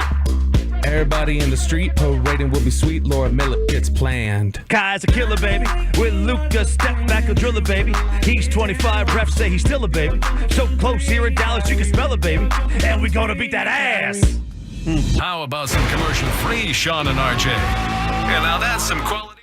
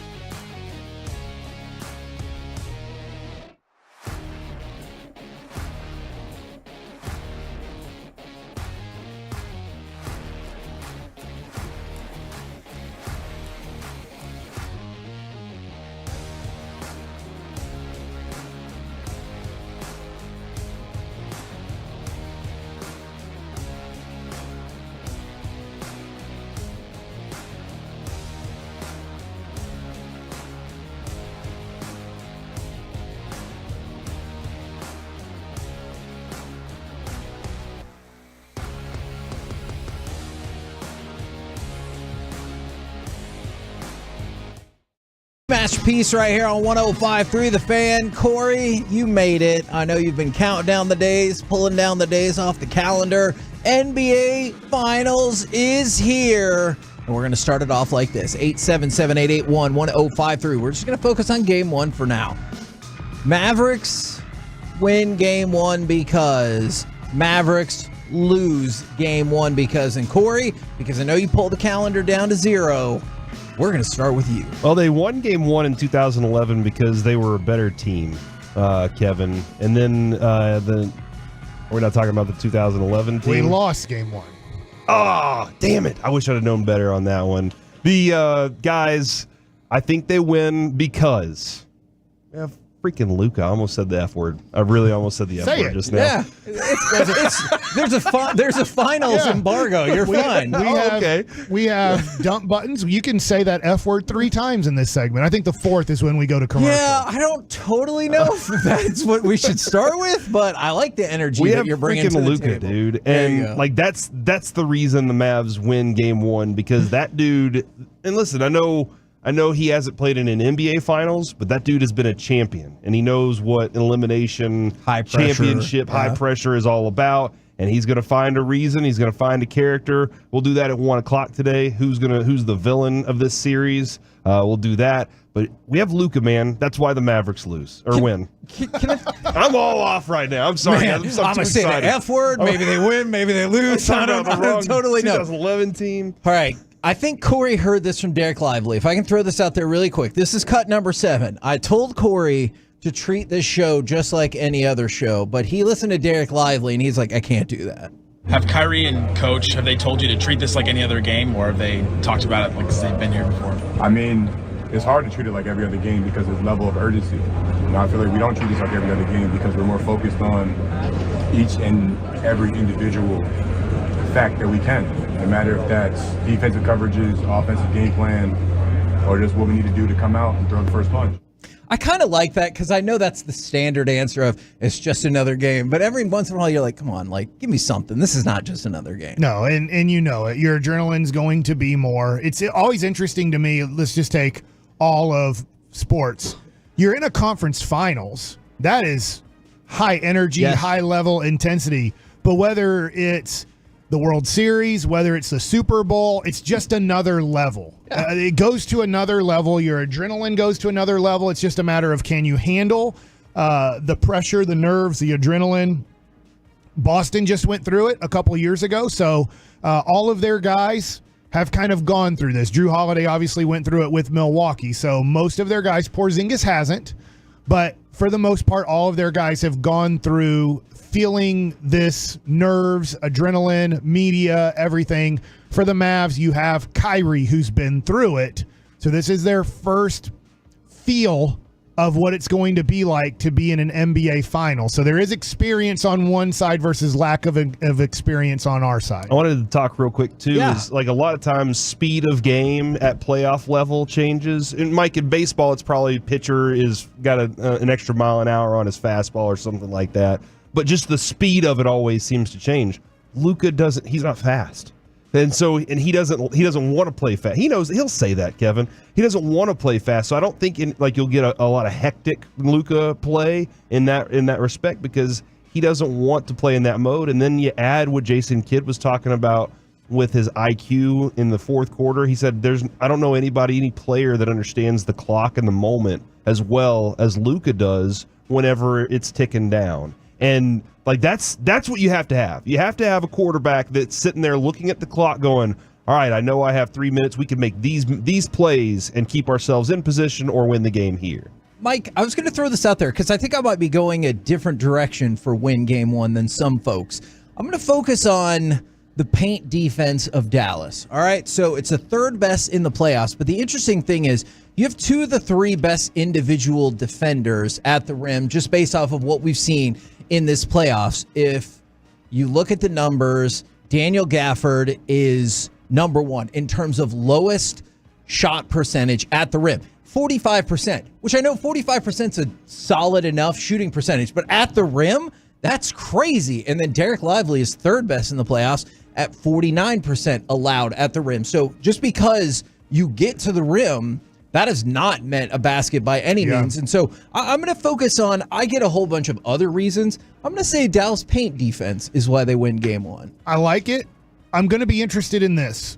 Obviously, when you had Josh Giddey on the court, or I say Jalen Williams, right? The Arkansas big. Yes. You weren't so worried. Like I'm going to assume he's like a 33% 3-point shooter. Like it's just my guess. So there seemed to be somebody on the court for Oklahoma City that you could we're not guarding him on the line. Obviously, Zubac played around the basket. Rudy Gobert played around the basket. 38%, 38.5. Okay, so better. Wow, that's higher than I would have guessed. Yeah, better than I thought. I'm wondering how crisp the Mavericks rotations are going to have to be, because Horford hangs around the corner. I want to say Porzingis, when I've watched the Celtics, because he hasn't played in the playoffs, he hangs around more the wing and the top of the key for his threes on that team rather than the corner. So it's a little bit different if, let's say, your big is guarding Horford in the corner versus guarding Porzingis around, let's just say, the top of the circle, the top of the key on the 3-point line. Is that I think that you're going to want Lively and Gafford. If Tatum, let's say, I'm just using him for an example, beats a guy off the dribble, that they're going to be rim protecting defenders.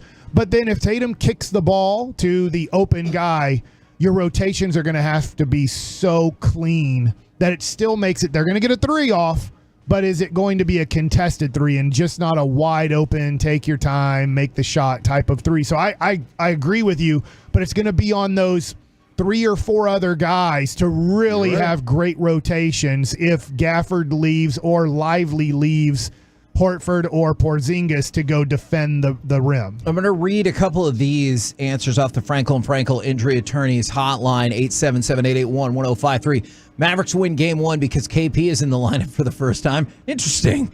And then Mavericks lose because Kyrie can't handle the crowd. From the 210, Mavs win game one because Luka and Kyrie set the tone for the game. We lose game one if those two in particular start slow. From the 817, Mavs win game one because of firepower and lose because of injuries. And of course, we always need this one from the 469. Mavericks win game one because we will simply outswag those little leprechauns in Boston.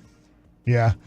You want me to give you mine for win? Please. Because you shoot a better percentage at the 3-point line than the Celtics. Because the Celtics might take, let's just say, 8 more 3-pointers in the game. So maybe they make one more. But let's just say you shoot 42% and they shoot 36%.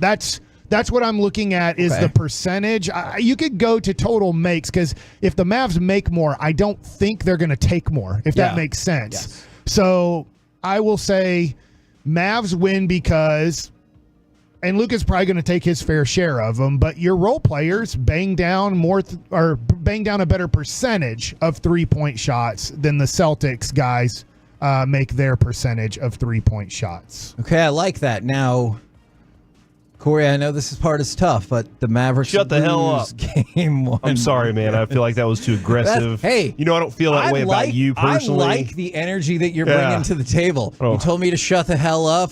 I'm sure you guys wanted to say that to me yesterday too. Yeah. You almost said the F word. I like the intensity that we're coming in with. The tonight is what you're saying, not just the game series. One. Just game one. Mavs lose because the refs have rigged it. The NBA's rigged it for Boston to win. That's the only reason. Yeah, it's a fraud. It's rigged.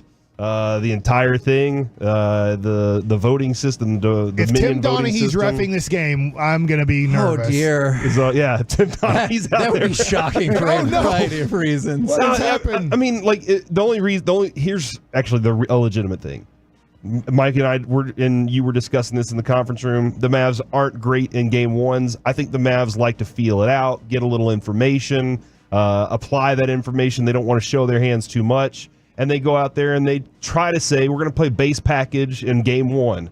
I just don't believe that's the case because they're wearing the black jerseys. They want to be the ones to throw the first punch. I don't believe that's the case, but if they lose, I think it's because they just tried to ease into the series and collect some information so that they can go into game two and steal that one. My Mavs lose because, honestly, works kind of in cooperation with what you were saying about why the Mavericks need to win.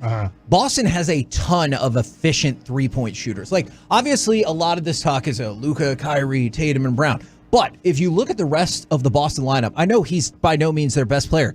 Peyton Pritchard is a really efficient three-point shooter. And then off of catch-and-shoot three-pointers, Drew Holiday and Derek White can be deadly. So I say Mavericks lose game one because those three are hitting their shots. Mavs lose because Jason Tatum plays like a superstar.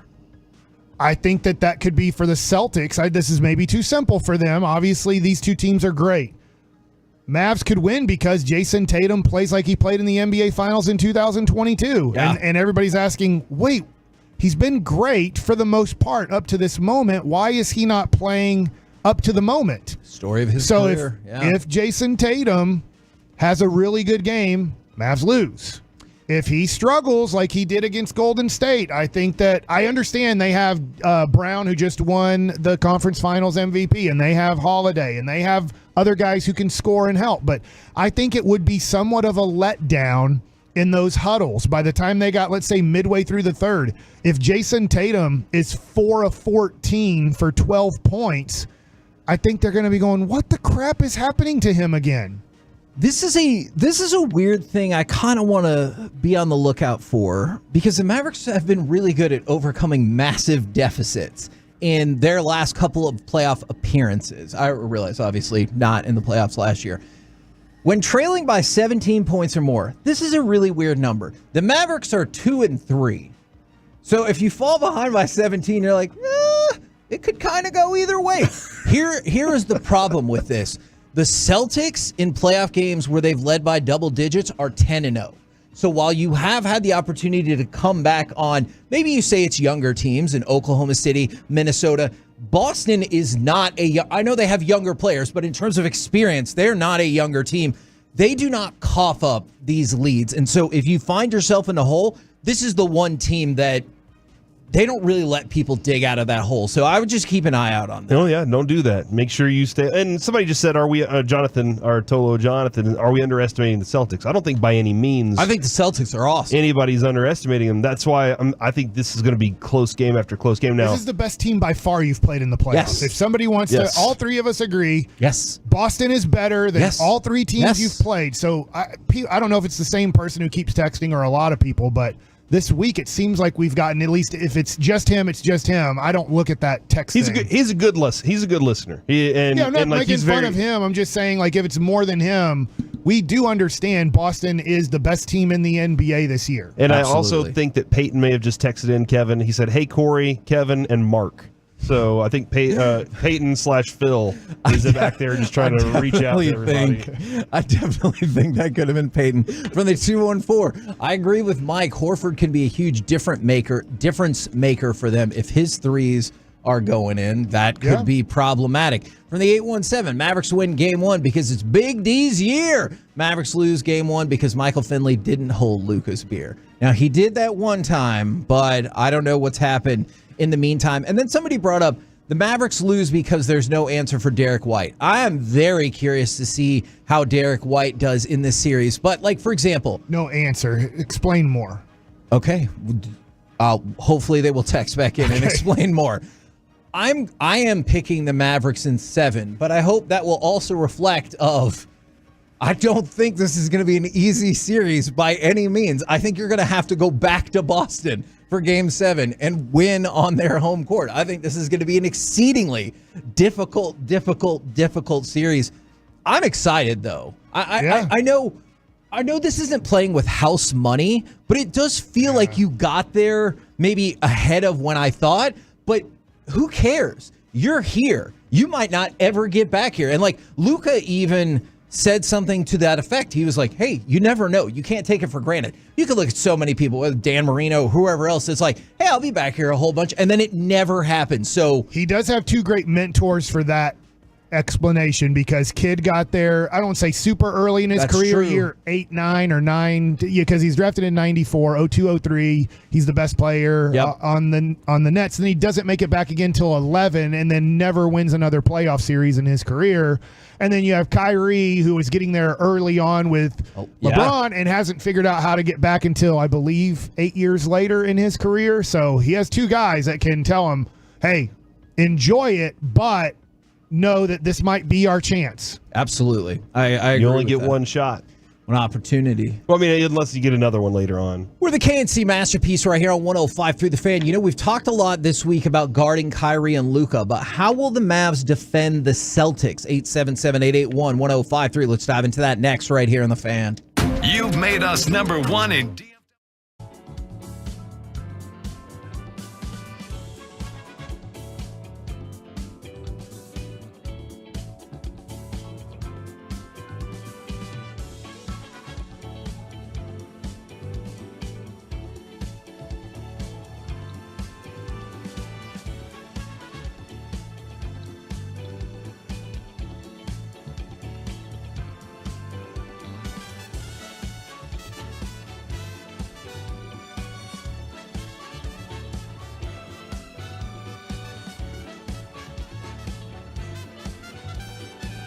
Do you think it's true that you've got to forget something else to remember that Uber Eats has groceries? No, that's absurd. Hey, remember when you used to be what was it, Pepper Lady? Pepper Lady? Wasn't it Cinnamon Sisters? Basil Babes. Saffron Squad? Nutmeg Maidens? Paprika? No. Nutmeg Maidens? I just said that. Was it Spice Girls? Doesn't sound right. Was it Saffron Squad?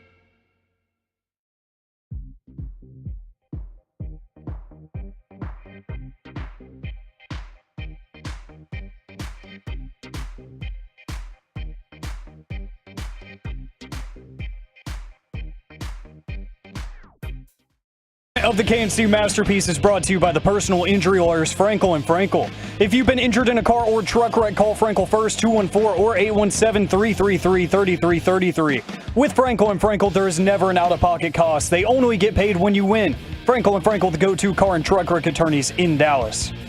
Brown comes up with a steal back pass from Siakam. Here's Brown, goes up, foul from behind, counted at one. KNC Masterpiece back here on 105.3 The Fan. We've talked a lot throughout the week about, hey, how are the Celtics going to defend this and that, and Kyrie and Luka and the corner three and blah, blah, blah, blah, blah. How are the Mavericks going to defend the Celtics? Because as we just said in the last segment, this is a damn good team. And we were talking before the show, the Celtics also love to switch. So if I'm just going to tell you like, oh, I think Derek White's going to be on Kyrie or Drew Holiday is going to be on Luka. Sure, maybe at the start. But I think you're going to see a lot of switching, not only throughout the game, but throughout the series. And so I did kind of want to chop that up a little bit. About them guarding us. Yeah, I do think, but like, and the Mavericks are going to try to get Horford and Porzingis on Kyrie and Luka. That's their goal. Their goal is to bring those guys up and then have a switch and then have Drew Holiday or Derek White at 6'4". Both of them, I think, are approximately 6'4". Both of them guarding 7-footers rolling to the basket to throw it over the top for an alley-oop. Like, that's the Mavs' goal. If the Mavs are like, yeah, we're going to just have Drew Holiday on our best player all the time, then the Mavs will lose for the most part. I mean, they'll still get some of their points, but that's the goal, is to get mismatches when you are in half-court offense. You know, something I was thinking about, and Mike, I'm hoping you can help me out with this, because we talked a lot about, like, the type of defenders that give Luka problems, right? Right. But I was looking at it the other way. If you look at some of the opposing guards that Boston has kind of, like, marched through, Tyrese Halliburton's not, like, tiny from a height perspective, but he's not, like, the biggest dude in the world. He's thin. Yeah, so you've gone through Tyler Hero, Darius Garland, Tyrese Halliburton. So you're not talking about like big dudes or anything like that. And so I was wondering how you think they'll fare against the defense of Kyrie, because I realized, again, Kyrie is shorter at 6'2", but it feels like he defends bigger than a 6'2" person. Yeah, he moves his feet well. He tries to keep the guy in front, and then when they try to bully him, he tries his best to hold his ground, and he's not easily pushed, underneath the basket. And so I wonder if that will be something like, because the Mavericks are going to see things in this final that they're like, oh, I haven't seen anything that good throughout the playoffs. I wonder if a point person like Kyrie defensively will give them maybe more problems than like Hero did or Darius Garland did on the size front. Just throwing out ideas. I'm hearing you. I'm listening to you, and I agree with that. It's okay if you don't. I wonder, to your point, I wonder how much they want to attack Kyrie or attack Luka or attack a big guy on a switch. Does that make sense? Yes. I don't know. We'll have to obviously find out in game one how they really want to attack the Mavericks. The one thing I will say about this is, and I'm going kind of to the Mavericks defense here. Okay. I don't think Tatum is a better offensive player. He's very different because he's a lot taller, and not a lot taller than Shea. But the Mavericks have faced James Harden, Shai Gilgeous-Alexander, and Anthony Edwards. I'm now going to ask this question. Rank them as one-on-one players with Jason Tatum. So the four guys, Harden, Shai, Anthony Edwards, Jason Tatum. I think Tatum is third. Okay. Yeah. And I don't even know if I ever saw Anthony Edwards play one-on-one in that series. Like, it felt like he was doubled or just deferred to whoever, but I would say Shai, and then I would say Harden still, and then I would say Anthony Edwards and Tatum. So I have him fourth. I know he's not one. I know Shai's the best by far. Yes. It's not close. So I was thinking Shai, Edwards, Tatum, and then I'm actually I think that you could. I think I might, because Harden obviously is slowed down, and Harden kind of doesn't want that heat of a. It's weird how good he is, and then how he plays not good in big time situations in his career. He's at his best when he's getting his fouls called. But I do think on the Mavericks side, as switching over to, is it Derek Jones? Is it Derek Jones Jr.? Is it PJ Washington? It'll be a combination. At times, will it be Maxi Kleba to give him. You're right. At times it's going to have to be Gafford and Lively because they're going to bring a guy up and we're going to switch. They're also probably going to try to do weird picks with, I don't know, let's just say Luka's guarding Derek White or Drew Holiday. Yeah. I'm not sure which one he's going to start off on. Or I bet my guess would be starts with Holiday, but I'm not positive about that. Yeah, how much do they bring Luka into a pick and roll, pick and pop situation? It's always pick and pop for the Celtics. Yes. It's never roll. Is how much do they bring Luka into that situation to put Luka into a one-on-one matchup? Because I will say this, it was weird, and I'm glad it happened this way, that Minnesota didn't seem to want to bring Luka into those pick and roll, pick and pop situations. I'm assuming the Celtics will, but Luka has lived up to the challenge most of the time in these situations. Will he get beat some? Yeah, he'll get beat some, just like Tatum will get beat some by Luka on one-on-one matchups. But I'm just kind of looking at the Mavs going, who do you think PJ Washington will guard when they want him guarding the person? Will it be Brown or will it be Tatum? I have it listed as, in my little group, I have it listed as Brown. And then I have Derek Jones Jr. on Tatum. If they can. I could see that. Because I think Brown's a little bit of a stronger player, and I think the size is that's what I would do. I'm not Jason Kidd, and I'm not Sean Sweeney. But that's how I have it paired up right now. That's on paper. That's obviously a paper thing, as Mike's pointing out. They're going to do everything they can to switch players to get advantages. How important is Drew Holiday in this series? Because when you were talking about the pick and pop, you will see Tatum and Holiday. You will see Brown and Holiday go two-man game. But Holiday is one of the people frequently involved in their two-man game. So how important is Drew Holiday? I don't know if we've talked enough about him this week in this series. He's very important. He's averaging 12.7 in the playoffs. He's not... I was surprised by this. I'm going to be honest. When the person said stopping Derek White, I didn't know he was averaging 17.8 in the playoffs. It's more than I thought. His assist-to-turnover ratio is 6.4, which is by far the best by the Celtics. It's not even close. He's been awesome in the playoffs. Those two guys, Derek White and Drew Holiday, will play major roles, just like we know that Tatum and Brown will play the biggest roles, just like Luka and Kyrie will play the biggest roles. But when we look at PJ Washington, when we look at whether it's Lively, whether it's, I know this is probably too high a praise, but whether it's Jaden Hardy off of the bench for a dozen points, and he might not get enough time to do that. But when you look at the other guys that are going to be, the ball's going to be forced to them. The Mavericks are going to want the ball to get to Derek White and Drew Holiday instead of getting to Tatum and Brown. They're lesser of players than those two guys, but they're still good players. So it'll be interesting. I just wonder this. When I made the point of Shea's the best by far, and you guys agreed with it, and then you can kind of get into debates on the other guys.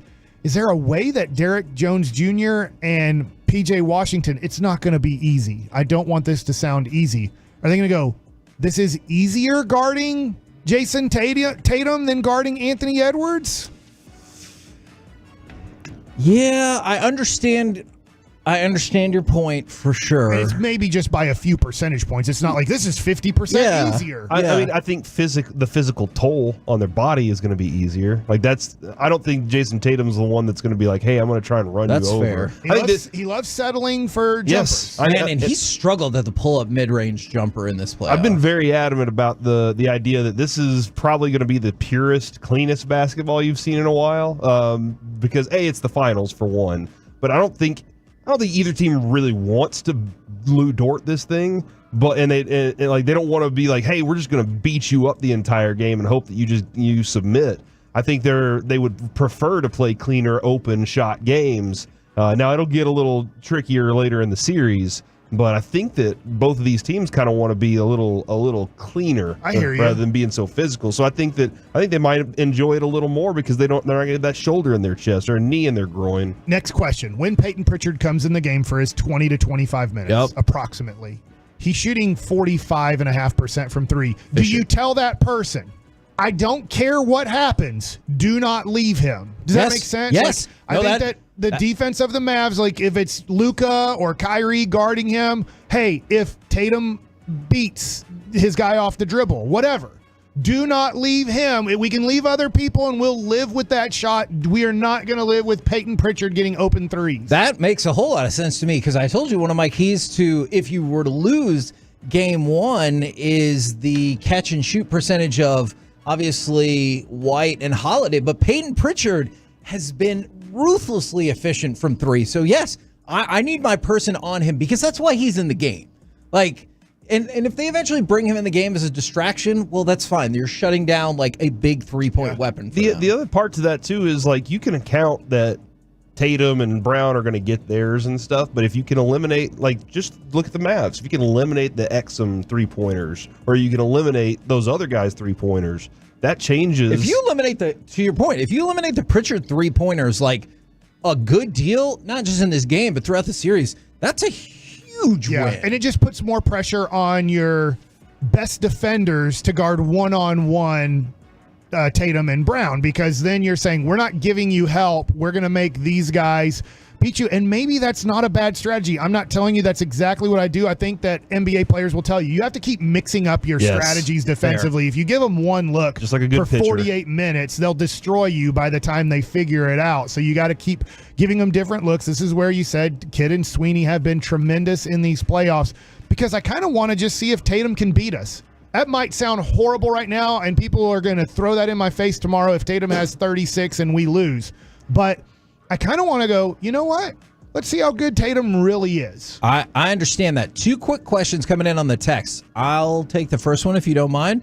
Just how good of a defender is Derek White from the 903? He's a really damn good defender. He was second team all defense this year.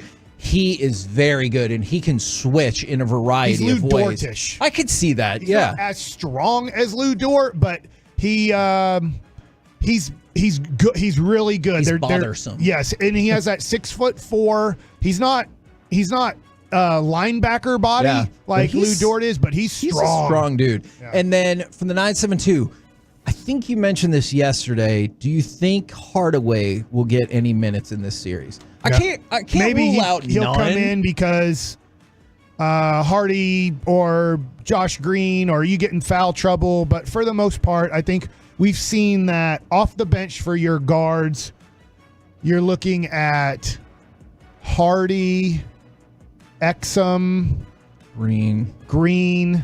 And there's limited minutes because Luka's going to play 40-plus and Kyrie's going to play 40-plus. So you're looking at you need about 20 minutes. If you do see a Hardaway appearance, I'm not going to rule out that it could be a Pritchard-like showing in terms of he has a big game and he's on that day. Do you think the Mavs will play small ball in this series and go with Kleba as center for like not big-time minutes, but like 5 minutes a game? Yes. 5 minutes a game, yes. I was going to say up to 8 or 10, but I could see that. I do worry about that. Just me personally, I like playing our big guys 48 minutes. Yeah. I just want to point out, Derek White had a 109.9 defensive rating, which is pretty good. Yeah. And then he ranks 7th among guards in defensive win shares. So, I mean, if you want to kind of have a statistic and that puts him in Holiday's that great. range. That's the thing is they have, and Brown is great. Their perimeter defense is going to be the best you face. Their interior defense is not as good as Minnesota's. But their perimeter defense actually prevents that from being an issue at times, you know? We're the KNC Masterpiece right here on 105.3 The Fan. We got basketball coverage all day long. But coming up next, we will do some baseball nuggets with Mike Bassick. The Rangers won. Somebody else got hurt. Next.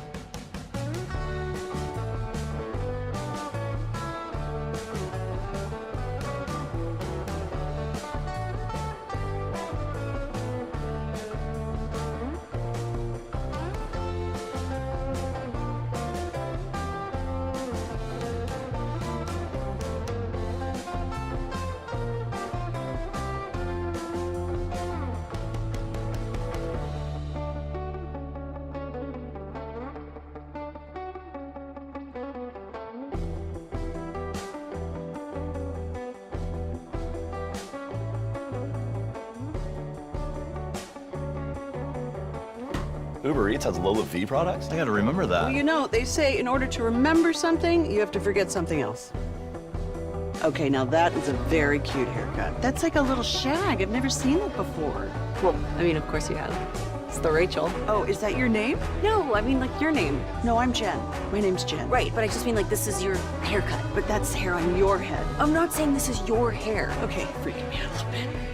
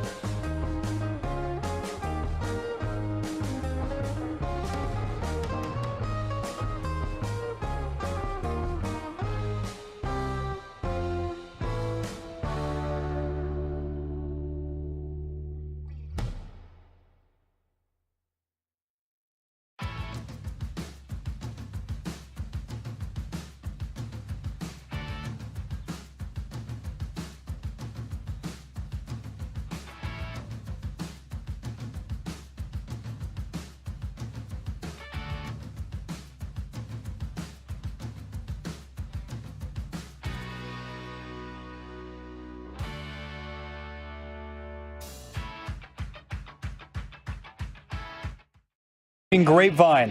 They're the #1 Chevy dealer in the world, more Silverados than anyone else. This is Texas. This is Classic Chevrolet. Together, let's drive. Based on new Chevy registrations 2023. KNC Masterpiece right here on 105.3 The Fan. Mike, I hope you think this is correct. Now it's time for our new edition of This Is Why We Can't Have Nice Things edition of Baseball Nuggets. Well, hopefully our big-time Tolo, Rachel, who listens to the show a lot, before the game yesterday, she is kind of having fun and texting us and kind of saying we should have used a live chicken. Yeah, we need to sacrifice something, and a chicken, came up because of Major League, and it was like, okay, and I think Reggie responded quickly. Yes. And then literally, I don't know, an hour later? I felt like minutes. But yes. I can see that. Corey Seager in the second inning gets a base hit down the left field line, and then as he's getting close to first, he grabs his left hamstring. Yeah. And then, I don't know, it was maybe 2 pitches later. It wasn't immediate, but a pitch or 2 or 3 later, Bochy then walks out, and I'm like, oh, you got to be kidding me. Sorry for jumping in there. Is Corey Seager and the hamstring what you automatically get nervous about? Not that you wouldn't get nervous about any injury, but when you see Seager with his hamstring, I'm like, crap. All right, so in a way, yes, and in a way, no. Because he had surgery on the inner part of his leg. I don't want to say groin, but where it wasn't a hamstring that he was. Okay. It was kind of sports hernia, right? So. Okay, I gotcha. So if he would have grabbed that, I'd have been like, oh no, crap. he just blew out what he had surgery for. That wasn't the case. He grabbed his left hamstring. So in a way, yes, it's like, crap, Corey's hamstring. Because it happened last year and he missed 6 weeks? Yeah. Approximately? I think 31 days. Okay, so still 4.5 weeks. Yeah. But so in a way, I was happy that it was his hamstring and it wasn't where he had surgery in the offseason. I'm always concerned about Corey's hamstring and groin. Whatever it is with Corey, I'm concerned about. All right. But at this point, I was watching the game in the living room, and I went into the kitchen and told my wife, I give up. Oh. Y'all are still married? Today we are. No, he means on the Rangers, I think. Oh, not for his marriage. I love Sue for you. I love her too, and I'm not giving up on Okay, us. good. I'm just like, That's good. Oh, you meant the Rangers. It's too much. Yeah. This is too much. I can't handle this. Now, they said they're going to have the off day and reevaluate him tomorrow, and they're hoping it was just like a cramp or something. And who knows? Who knows? Hopefully it was just a cramp that he had in the second inning and then had to be taken out of the game for a hamstring cramp. I'm going to stop asking Boch about like, oh, yeah, hey, how tough is it with this or that? Because he's going to be like, dude, come on. Okay, so, all right, Mike, I hear you. And I had to give a lot of deep thought to this last night. And, Kevin, I know you put us through hell this year. What? But if we knew last year playing against Houston in the ALCS, that winning the World Series, we were going to have to deal with this the next year, we would have absolutely taken it. Agreed. We would have absolutely been like, that's fine. And here we are in this moment right now, and we're like, and I get that. But like that, I'm resigning myself to, we did do that, and I would have done anything for that, and maybe this is just what I got to suffer through this year. Look, there's still a lot of season. It's not over, but it feels like, if you're a Ranger fan, it just feels like what can go wrong is going wrong. And so my son said, well, we were fine. Like, he was being the optimistic guy in the room, and he was like, well, we played great when he was hurt last year the first time. And I was like, that's okay. True. And I do think I do think the Rangers can play great as long as Marcus Semien hits like an all-star the next 4 weeks. And I don't know. Look, hopefully Seager is back tomorrow. But I don't think that's going to happen. But if he is out for a while, when he was out, Seager played like an all-star. Ezekiel Duran played like an all-star. Adolis Garcia played like an all-star. Jonah Heim played like an all-star. Leody Taveras hit like an all-star. Remember, at the all-star break, C.J. Nikowski was kind of saying, yeah, they put Julio Rodriguez on there because the game's in Seattle. But if you look at Ezekiel Duran's numbers and you look at especially Leody Taveras' numbers at the all-star break or close to, they were all-star-like numbers for like a reserve having to take an all-star player who was hurt, stuff. So the Rangers can overcome this if Seager's out a while. Here's how they overcome it. Semien hits like the best second baseman in all of baseball, and it's not even close. Garcia hits like one of the top 5 outfielders in baseball. Jonah Heim hits as the best hitting catcher in all of baseball again. And Jonah Heim had a great We've day seen yesterday. those things happen individually. Ezekiel before. Duran, if he needs to takes over as one of the 5 best shortstops in all of baseball. Then you have Josh Smith continues what he's doing because Josh Young hit like a premium all-star starting third baseman, and he's not there to help it all this time. So Josh Smith has to hit like one of the 3 or 4 best third basemen in all of baseball, and he's close to that level. And then Nate Lowe needs to become the silver slugger that he was in 2022, starting now until Seager comes back, if it is a while until he comes back. So if all of those things happen, you can overcome Corey Seager. I won't say he's the best hitter in baseball right now because it's Aaron Judge by a mile in what he's been doing. But Seager's arguably the second best hitter over the last 3 weeks in baseball. So question about this. I don't know if maybe this is another topic for another day. Sebastian Walcott. Not right now. that just yet. If you needed to look, is he playing better yesterday? 4 extra base hits in his past 6 games, and he hit a 2-run bomb yesterday. So if I said that in high A, so I'm not trying to push him too soon. If I said, well, speaking of pushing people too soon, if I said maybe the Rangers are being a little bit stubborn with Wyatt Langford, do we think that is a fair critique or no? Yes. Okay. Yeah, I absolutely do. I mean, he's not performing at an elite level by any earned means. his spot on the team. During spring training, he absolutely earned the spot. Since then, he's been a bunch of singles and stuff, and you're like, okay, we'd like to see some more from you. And maybe he does need just some better experience at a lower level to kind of acclimate himself to it and give him some goals to work towards. Right now, Dylan Cruz, who overall was a better prospect, if I talk to my scouts that I know, overall was a better prospect because of defense over Wyatt Langford, because Dylan Cruz is going to probably be a 10 to 15-year center fielder in Major League Baseball. At least a 10-year center fielder, then maybe have to move to a corner in his early to mid-30s. He looks good in the minor. Langford's already a corner outfielder in his career, and that's fine. He's a great athlete. But right now, Dylan Cruz, the second overall pick, who I think is going to be a multi-time All-Star in his career. I think he has all the ability to be a multi-time All-Star in his career. Same age, same SEC Player of the Year last year, beat out Wyatt Langford. His sophomore year was SEC Player of the Year, back-to-back SEC Player of the Year, is in Double-A right now at 22 years old. And there's not one human being in the Washington Nationals organization panicking that he's in Double-A, hitting .279 with an .816 OPS. He has gotten better. He got off to a slow start. But it's okay. Yeah. It's okay, in my mind, if you need to send Wyatt Langford to Double-A or Triple-A the rest of this season. It's not a failure.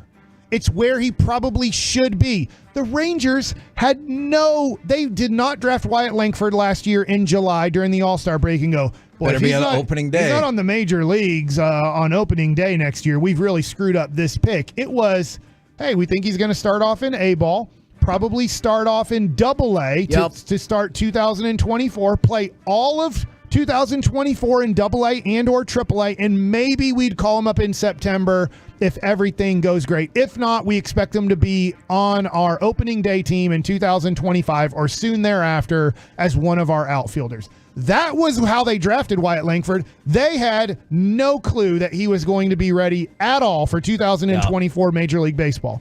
And right now, he is struggling. He's missing balls right down the middle in favorable counts, and it's fine. It happens to big leaguers that have been in the big leagues for 5 years that are really good players. But at this point, is it maybe happening too much to Wyatt Langford? It's happening too much to Wyatt Langford. Yesterday, bases loaded, bases loaded, 2 outs, and he gets a 3-0 count in the first inning, and he strikes out. And then yesterday, I saw another 3-1 pitch and another at bat, 97. That is fast, but that's major league standards for relievers at this point. Right down the middle, he swung and missed.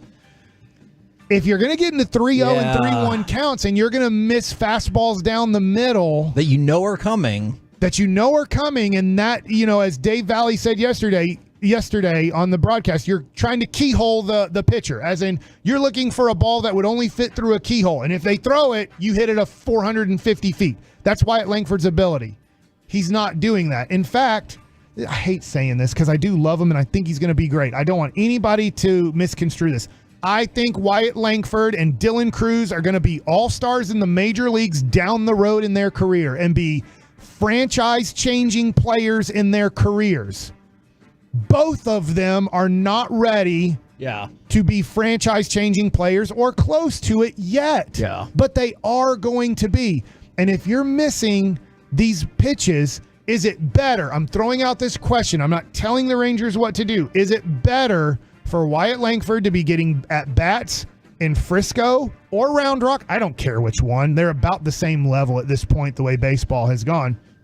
The way Dylan Cruz is. And just play Derek Hill. Just play Jankowski. Obviously, Evan Carter's out till probably after the All-Star break. Or I'd say play Evan Carter. It's not the end of the world if you wanted to send Evan Carter down to AA or AAA at 21 years old and say, hey, needs more time. He was ready last year, was unbelievable last year, but there's things he needs to work on at a minor league level instead of a major league level. Or if all of these injuries just crush you, and I hope they don't, but if all these injuries crush you and by the All-Star break, you're 10 games under 500, if you want to just say, we're going to ride it out. Yeah. Winning and losing at this point is just not in the cards for 2024, and you play Wyatt Langford and Evan Carter at the highest level to just give them 200 at-bats in the second half of the season at a major league level. I don't mind that either, because most likely Washington, to be honest, after the All-Star break, they're probably going to be almost mathematically eliminated from the playoffs. They might just say, we're bringing up all of our stud prospects because they have more than just Cruz,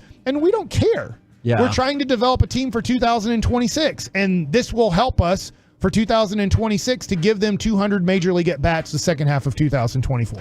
Interesting stuff, as always. Good, sir. Baseball Nuggets with Mike Bassett. Coming up Wait. Baseball Nuggets was brought to you by Twin Peaks Eats, Drinks, and Scenic Views.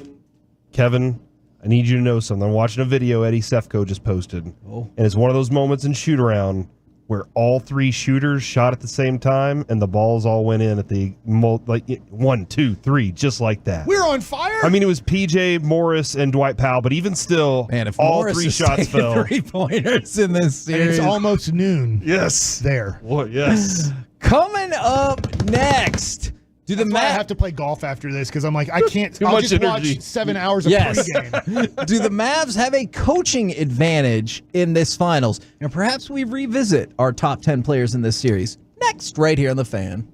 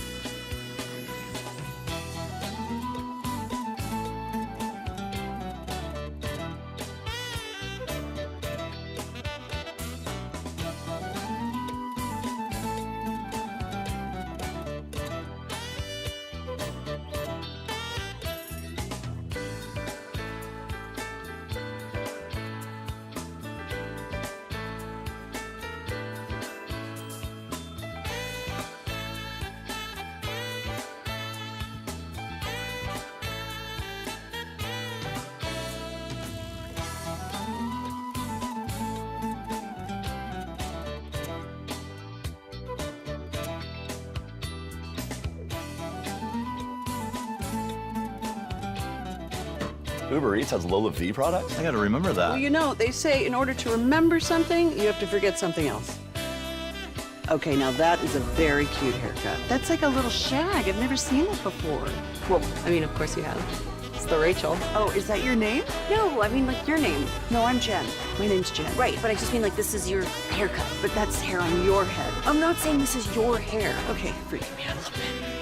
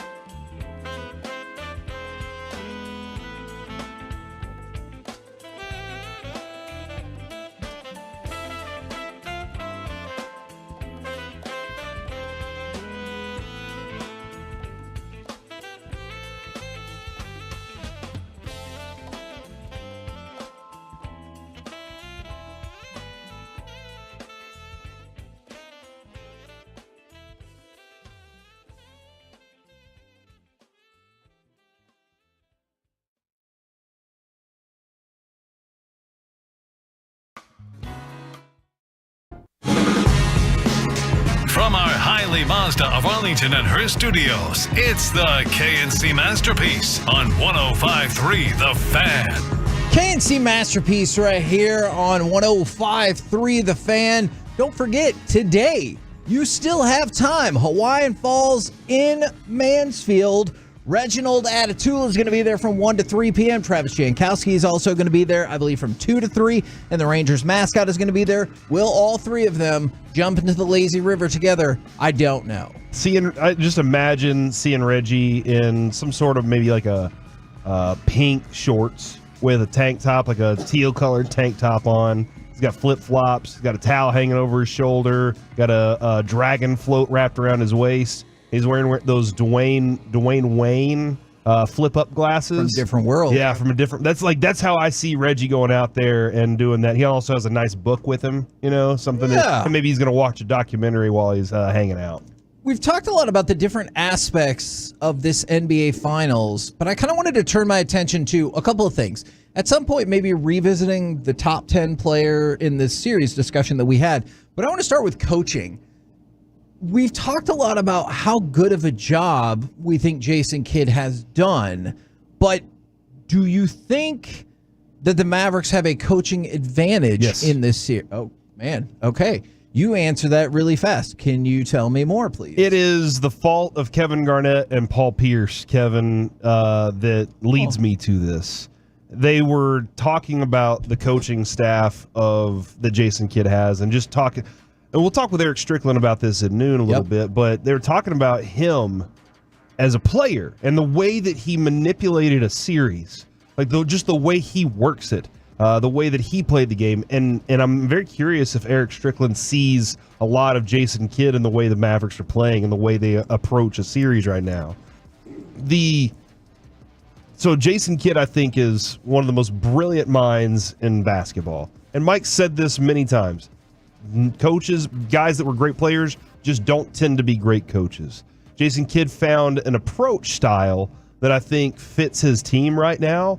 And that whole, I need to reel back, can't be too, if I overreact, they overreact. I have to be a little more just right there and let them know what the plan is. When I go down, you got assistant coach Daryl Armstrong, who played the game, understands the game, has been there for championship with the Mavericks as well. He understands the whole approach. Sean Sweeney, I think, is a very smart guy. Kevin Garnett, or maybe it was Paul Pierce, called him the Bill Parcells of the NBA.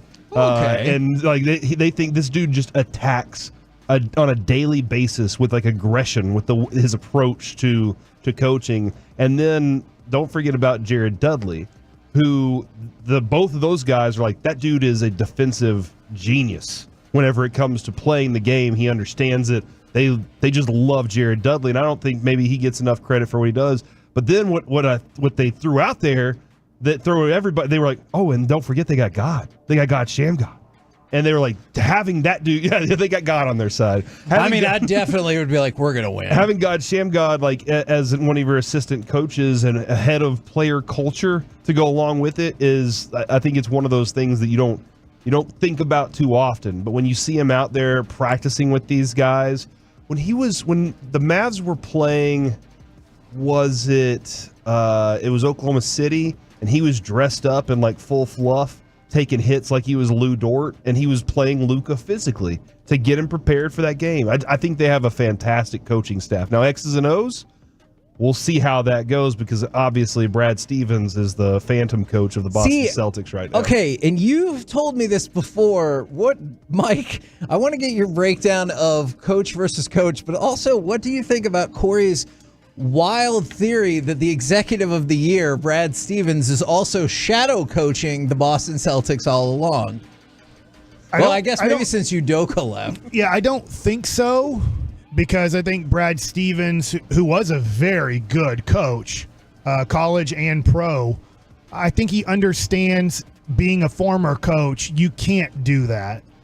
You undermine him, then he doesn't feel confident making big-time decisions in fourth quarters or making adjustments in game because he's always like, well, I think this happened in baseball for a while. It still happens a little bit, but we've seen the adjustment from teams going, it was just too much. It was too much to be all analytical. I understand you got to be analytical in all sports, but to just go like, just take the brain out and let the computer do everything is a bad idea. And I think if Stevens was doing that, or any general manager or whatever, you pretty much paralyze your head coach or manager because they're like, oh God, I better not do anything different than what the computer told me to do before the game. And then I think you're a bad coach. And well, I mean, don't forget, Pat Riley did do it once, didn't he? Didn't he like fire coach and then take back over? I'm just joking. Pat Riley is an anomaly for many, many things, but I think having the mind of Brad Stevens to go along with when you're watching film, when you're coming up with a plan, having him in the room is very helpful. For sure. Do we have a good sense of who Mazzulla is as a coach? This is his second year, and this is the thing that's crazy. His ascension has been very impressive. He was coaching at Fairmont State 4 years before he became the Boston Celtics coach. I realize how that all came to pass was complex, but conference finals last year, now NBA finals. He inherited a really good roster, but do we have a feel for the kind of coach he is? No, but him and Jason Kidd, if you take out playing, they have the same resume. Both of them have been to 2 conference finals, and both of them have won one of them. Right? Yeah. Now, Kidd has the year of not making the playoffs at all, but you look at Mazzulla, you go, okay, well, they've had the same playoff success so far. Been to 2 conference finals, won one, lost one. I do give the edge to Jason Kidd, and I just think how crazy that is if we go back to like early March. Yeah. And go, dude, it's just not working out. When we had Nick Angstad in here, he was like, I might have been part of that crew. Yeah, So- but now you see that Jason Kidd, this is too extreme. He has a philosophy of for 82 games, I'm going to watch the games, and then if we make it to game 83, I'm going to coach my butt off and be great at it. Right. And that's way too You're saying extreme. what you're saying is too extreme. Way too Okay, extreme. all right. I get he is coaching during the regular season, but it feels like he really does, in a way, watch 82 games, and then he's like, now I'm going to be a massive asset in the playoffs. And so because we're watching every second of the Mavs, and because the Mavs have won 3 series, watching every second of these games, I give the edge to Jason Kidd. And once again, this isn't fair to the Celtics. This isn't fair to their head coach. This isn't fair at all. Because they've played 3 trash teams in the playoffs so far, it's tough to say Mazzulla's made a big difference. Yeah. Maybe he has, and I just haven't seen it, but I just look at it and go, what was the adjustment against Indiana? Hey, guess what? They got Shlomo Glickstein as their best player on the court right now, trying to Noted win a tennis conference veteran. finals game. So I look at it and go, all right, like, you did it. You won all 4 were clutch wins, but you played literally a team that if they don't have Tyrese Halliburton, they don't even make the playoffs. Now, yesterday, Mike, you brought up something, and we were kind of having some fun with it in terms of like maybe some playground style basketball and everything. I wanted to revisit that top 10 conversation and just look at the top 10. Like, you're not drafting anybody. Just who are the top 10 players in this series? Do we all agree Luka is one? Yes, without a doubt. I guess. Do we all go Tatum 2? Yes. Yes. All right. Do you guys go Brown at 3? Yep. I see. Yes, I I'll do lean, 2. I'll lean Brown at 3. Okay, and then I'm Kyrie's assuming the 4. sigh was because Kyrie's 4. It's a tough negotiation between that, though. But after that, I could see a lot of discrepancy. So starting at 5. So if you go off the assumption that Luka 1, Tatum 2, Brown 3, Irving 4, that would seem to start to look pretty even. Maybe slight advantage for the Mavericks because you have the number 1 player. Yeah. After that, though, I think I'm going at least 2 Celtics players in a row. And Go ahead. Ours might be different, too. I'm going KP and then Derek White. Okay, so I'm going different. I'm going Drew Holiday and White. Okay. Just because KP, I don't know how many minutes he can play. His cardio. I got you. Think about his cardio. Because he's been out since early in the first round. Yeah, right? he played 2 games so far in the playoffs. So I think that his cardio, they might have to be like, hey, maximum of 5 minutes at a time. Yeah. Does that make sense? Yeah. Just because it's like we can't push him past 5 minutes of game action because his cardio might be low for these NBA finals. Where do you go? But I would go 2. Okay. But they're different. Yeah. Okay, where did you go for the next two then, Corey? I think I have Derek White in that mix. After that, I think he's going to be an effective player, and then Drew Holiday as well. And see, that's the thing I get, because then I have Lively at 7 and Holiday at 8. But I honestly think you could make an argument that after you split up the top 4, 2 players apiece, I think you can make an argument that players 3, 4, and 5 for the Celtics go ahead of any other Maverick. Now, I know that might make some people mad. I don't know if they're thinking Lively or PJ Washington or which direction we're going. But whenever we talk about, I think the Mavericks have an advantage coming off the bench. I think in the starting lineup, that's where you see perhaps a pronounced advantage for the Celtics. Yes. Does that feel fair? Like, Yes. even if we don't totally agree on the players? Right, because at that point, I would go, and maybe too homerishing it up, but I would go Lively. After I named Holiday and White, and either way, I feel like I can't separate those two guys. Is then it gets really tough between KP and Lively for me, but I'm going to go Lively as that would make him the 7th best player in this. I got Lively there too, and I just want to I do as well, by the way, for the record. It's just we have a different person at 5 and 6, and I think you can make an argument for them moving. At some point, we'll all sit back and take in the fact that this dude at Lively doing what he's doing, going into an NBA Finals, unbelievable. Because you can put the S on the end of it, Mike. Yeah. At just turning 20, Yes. and then dealing with at the end of the season the death of his mother And an injury. and an injury. Yeah, and he's a concussion. rookie. He's a rookie that's this big of a linchpin to to what their success is, not only defensively, but offensively as well. His screens, his lobs, and his passing out of the post or whether he's at the top of the key, whatever he does, his importance to this team is amazing considering how young he is and the fact that he's a rookie. I also give a lot of credit to Tyson Chandler when you talk about coaching staff Definitely. on the development and production of what he's doing and guiding him through the emotions. We talk about Pavelski in the playoffs, guiding him through the emotions of what he's experiencing in this too. So Tyson Chandler is Pavelski and Lively is Wyatt Johnston? Yeah, but Tyson Chandler has a championship. Okay. That's fair, but tough. After Lively and KP, whatever order we've named those guys, where are you going next? Okay, so then I went Drew Holiday at 8, which makes sense because now we've named all the same guys. So now who do we go? And then I go PJ Washington, and this might make some people upset, Al Horford. So I actually think I'm going 6 Celtics in the top 10. Number 11 would have been Gafford. But just when we talk about the top or starting part of the rotation, I realize Horford is like a 6th man. But I think I would go Washington, then Horford, then Gafford at 11. I'm rolling out KP next. Okay. Then PJ and Derek Jones Jr. I do want to give Horford one of those things too. Like he's shooting phenomenally from the corner.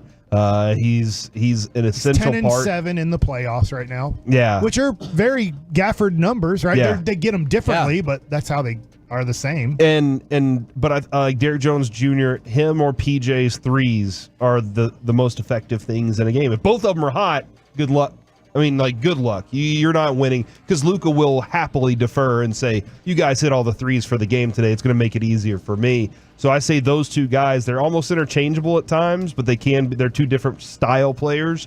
And then I would have Horford at 11. You know what I mean? And Gafford at 12. I got I would be in that vein. So how do you wrap it up at 9 and 10? I'm going to put PJ Washington at 9 and Horford at 10. I would put Gafford at 11. And then I would probably do Derek Jones Jr. at 12. I know we did 12 yesterday, but that's kind of where I would be at with that. So in a way, more top-end players for Boston. You have the best. They have more top-end players when we are just doing 10, right? Because they have 6, you have 4. But then when you get to like a 6th man situation, your 6th man is top 7 on everybody's board at least, if not top 6 in Lively. Yeah. And then their 6th guy, I guess, will be Horford. Yes. It's going to be interesting because we don't know yet, right? Do we know 100% that Porzingis is starting? Ooh, because I know he's playing, but I guess I don't. He's playing. I just assumed, so I know have it's not an heard a single assumption because person he has. say. But do they play do they play They've done so great without him. Not that they're going to do bad with him, but do you go, well, we're going to play Horford the first 3 or 4 minutes, then bring, are they going to kind of match Lively with Porzingis? Are they going to go, no, Porzingis, and then we're going to match Horford with Lively? That's a coaching decision. Yes, absolutely. From the 817, and you've seen this a lot over the last several days. Celtics are crazy overrated. Not saying it won't be tough, but they're overrated for sure. Here's what I would say.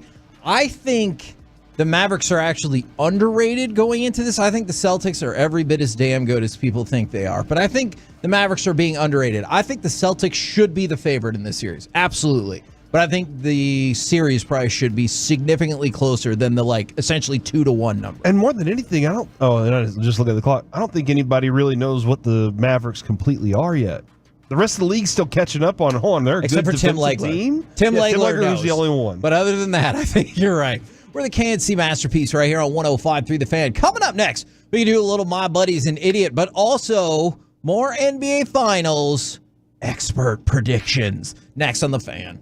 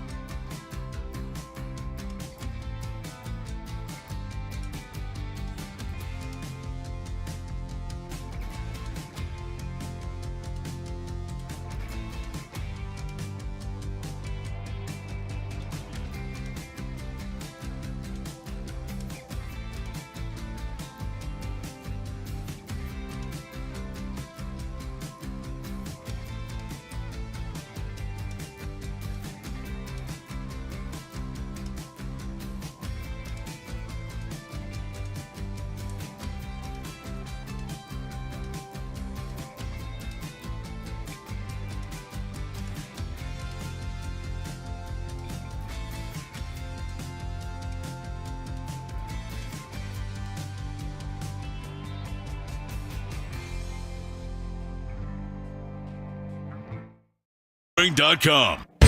This segment of the KNC Masterpiece is brought to you by Soda Weight Loss. So the 39 by the two Mavs and only 38 is a team for the Wolves. And Irving three. KNC Masterpiece right here on 105.3 The Fan. NBA Finals tonight. We can do some of my buddies an idiot, or if you like, I have more predictions for the NBA Finals from the quote-unquote experts. How many experts? I think 17. It should be 7 because it's a 7-game series. That makes sense to me. ESPN has 17. Okay.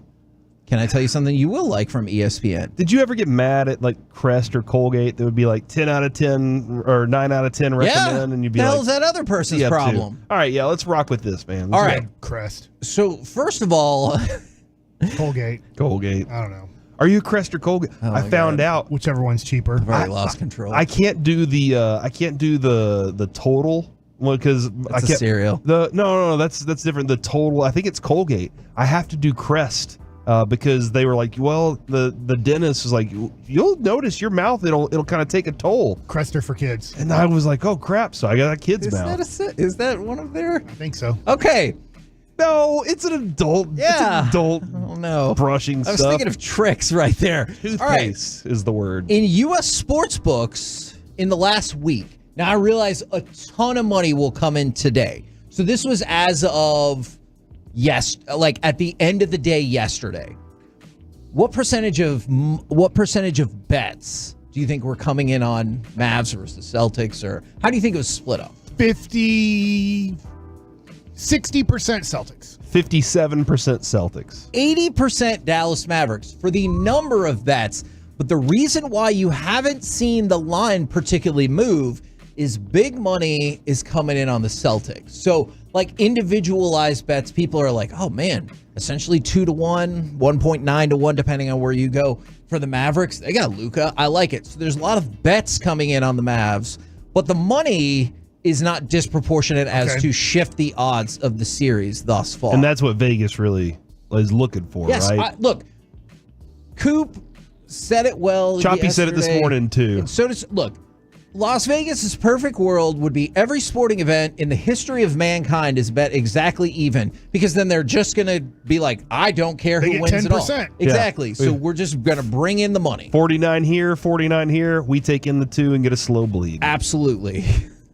Man, well, I like the way you just described that. That was intense. That's the way Choppy described it this morning, and I was like, man, that was that's intense. really I like impressive.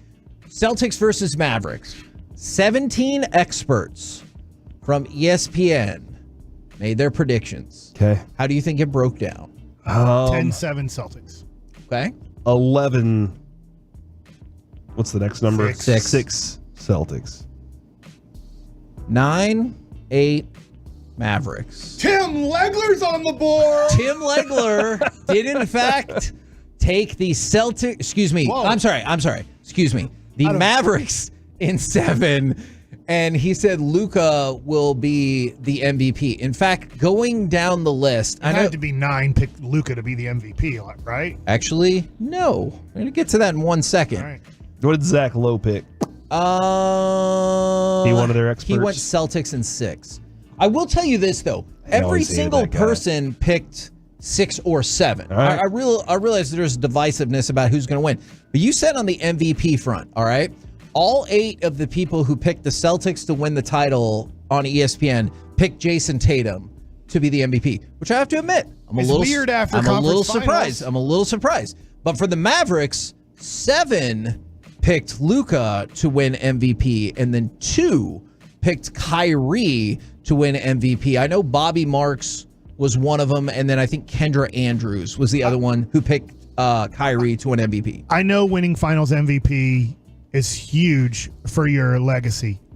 In a way, I don't care. I don't care that Troy Aikman didn't win all 3 MVPs of the Super Bowl. You know what I'm saying? Like, I don't. I know who the best player is on the Mavs. Now, maybe in a 7-game series, Kyrie, you could say, had a bigger impact or a bigger storyline because it's him versus Boston type of deal. I don't care.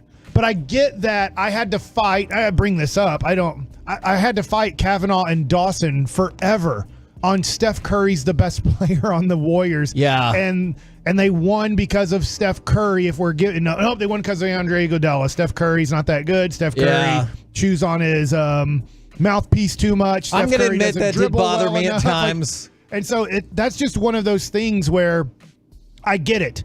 To a national perspective, winning the NBA Finals isn't good enough being the best player on the team. You have to win the MVP or you are worthless. And I just want to point this out because, again, every segment today, we've gotten at least one text from a different spot that says the Celtics are overrated.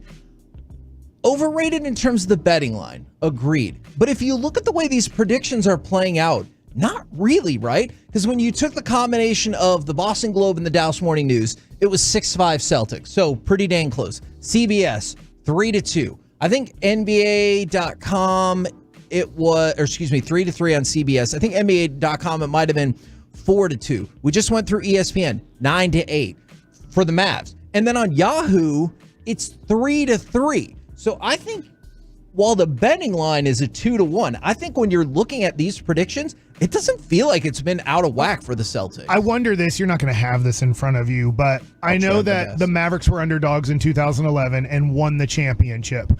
Obviously, since Michael Jordan left the Bulls, the Eastern Conference has only been favored three times in the history of the NBA to win the NBA Finals, and that was 11 Heat, 13 Heat, and now the 24 Celtics. So we know in those two situations it was 1-1. The 2013 Heat won the championship.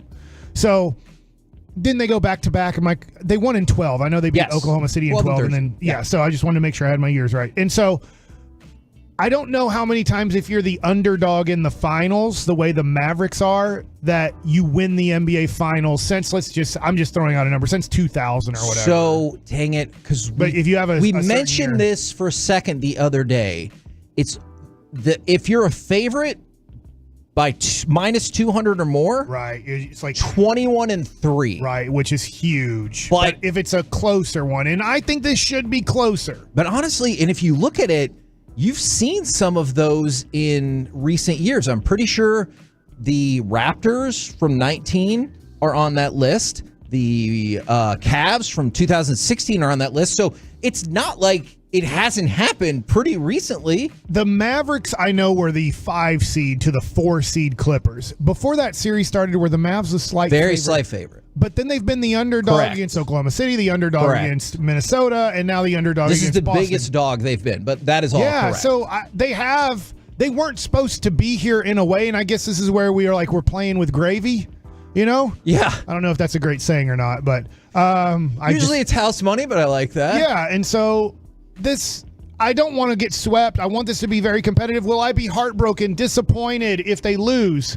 But I do feel like I can't believe we're in the NBA Finals. Last year, you weren't even in the playoffs, and it looked like a dumpster fire. You weren't sure if Nico Harrison was a general manager or not. Mark Cuban, you're like, what has happened, Mark? Like, where's the passion? Where's the Mark that we used to know in your first half of your ownership? And I know he's not the owner anymore, but everything just looks so bleak after last year.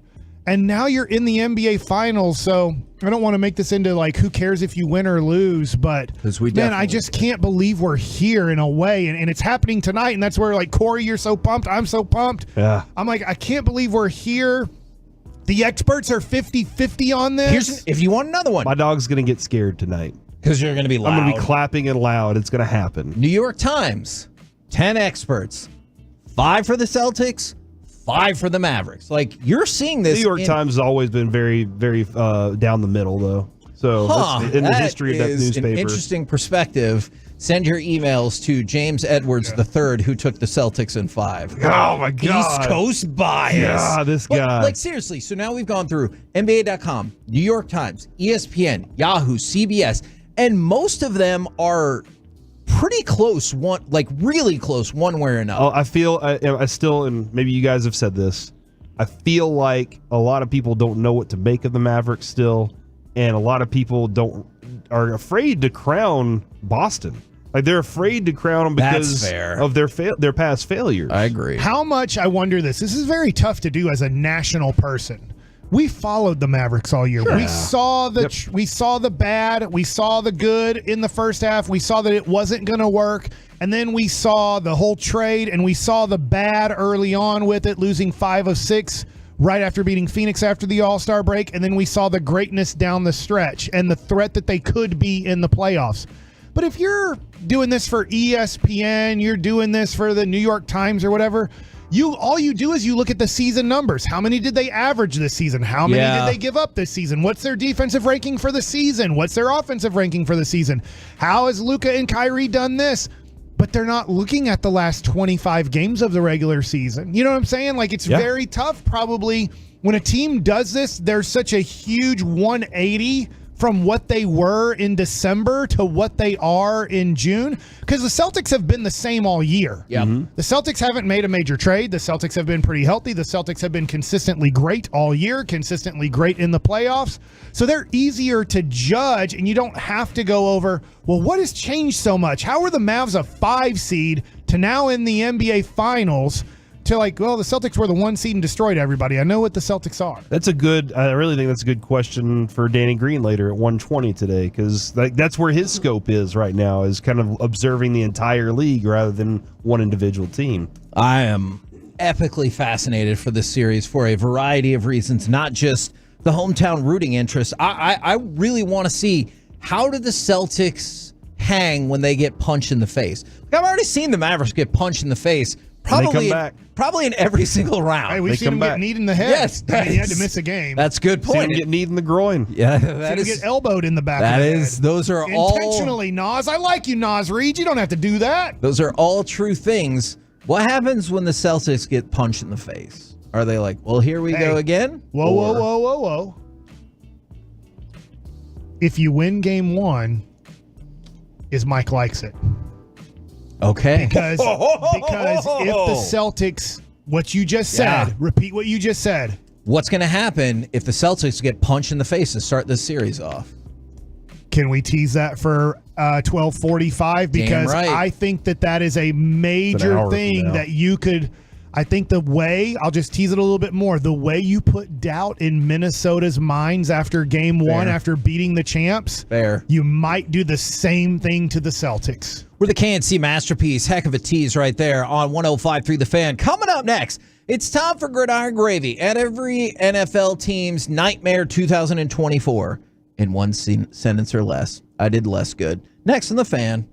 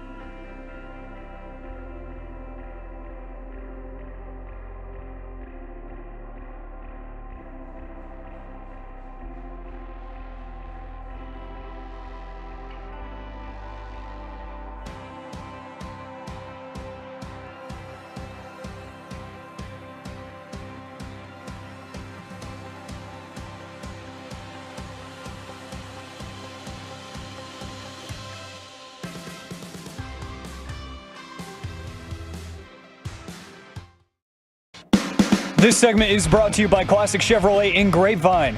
They're the #1 Chevy dealer in the world, more Silverados than anyone else. This is Texas. This is Classic Chevrolet. Together, let's drive. Based on new Chevy registrations 2023. Roberto's out there.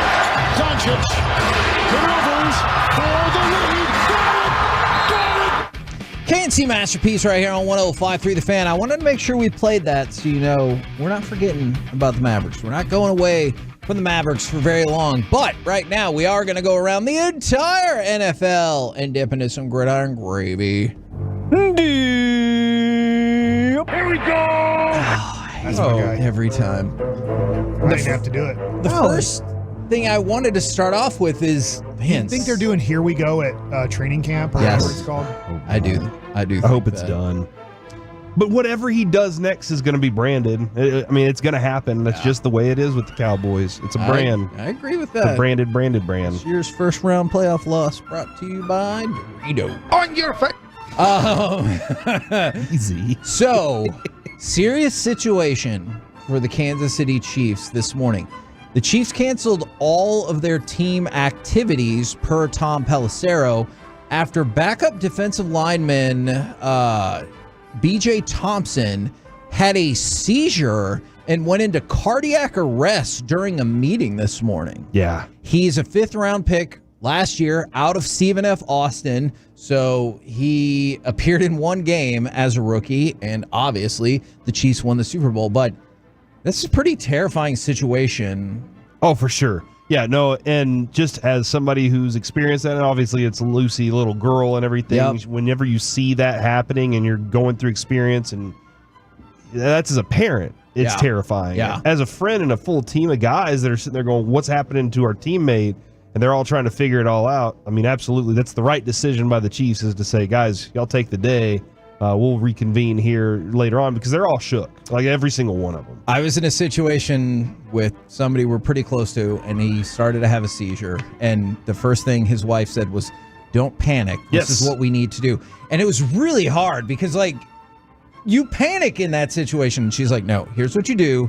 And then you'll be okay. Yeah, I think it was about maybe the third or fourth one that Adrian and I felt we had real good control over the situation. Yes. But it does catch you off guard, man. You want a couple of reports in your spare wide receiver transactions of the day. Sterling Shepard has agreed to terms with the Bucks, and McCole Hardman re-signs with the Chiefs. So there's that. That he is. You can be indifferent. It's okay. No, he's a good kick returner option. Dude, I'm dead serious, Is he man. still, though? I don't know how it's going to change. No, that's what I'm saying is I think he's a better. They're looking at it going, we can add another one could to see this. that. I think that more than anything, you're going to see this. This is the thing I think is going to happen in the NFL. More running backs that can be receivers, and so that you can have more options at creating for special teams. Because special teams gets left on the side. Hey, look, you'll get the scraps. And I think everybody's going to try and figure out how to create more roster spots for these types of guys, because that's going to be the wave, man. The special teams guy that can come up with the plan is going to be the one that everybody's going after. Do you think this is fair? Bleacher Report put out an article describing every NFL team's nightmare 2024 season in one sentence or less. Do you think this would be fair for the Dallas Cowboys? Dak Prescott again gets them to the playoffs and again falls on his face, leaving Dallas without a quarterback or substantial draft capital next offseason. I think they're re-signing him, even if that exact scenario. I hate plays when out. people say Dak falls on his face. That was a team effort fall. Sure. But yeah, it's a terrifying situation if they've already re-signed him to his extension, or if they do re-sign him to an extension afterwards. That's where that becomes the real terrifying thing for me, Kevin, is if they say, all right, we'll make this deal before camp is over, you're officially a Cowboy for life. Or if afterwards they're like, you know what, we're re-signing him anyway, got a lot of things we believe in. Is this for Cowboys or the Cowboy fans?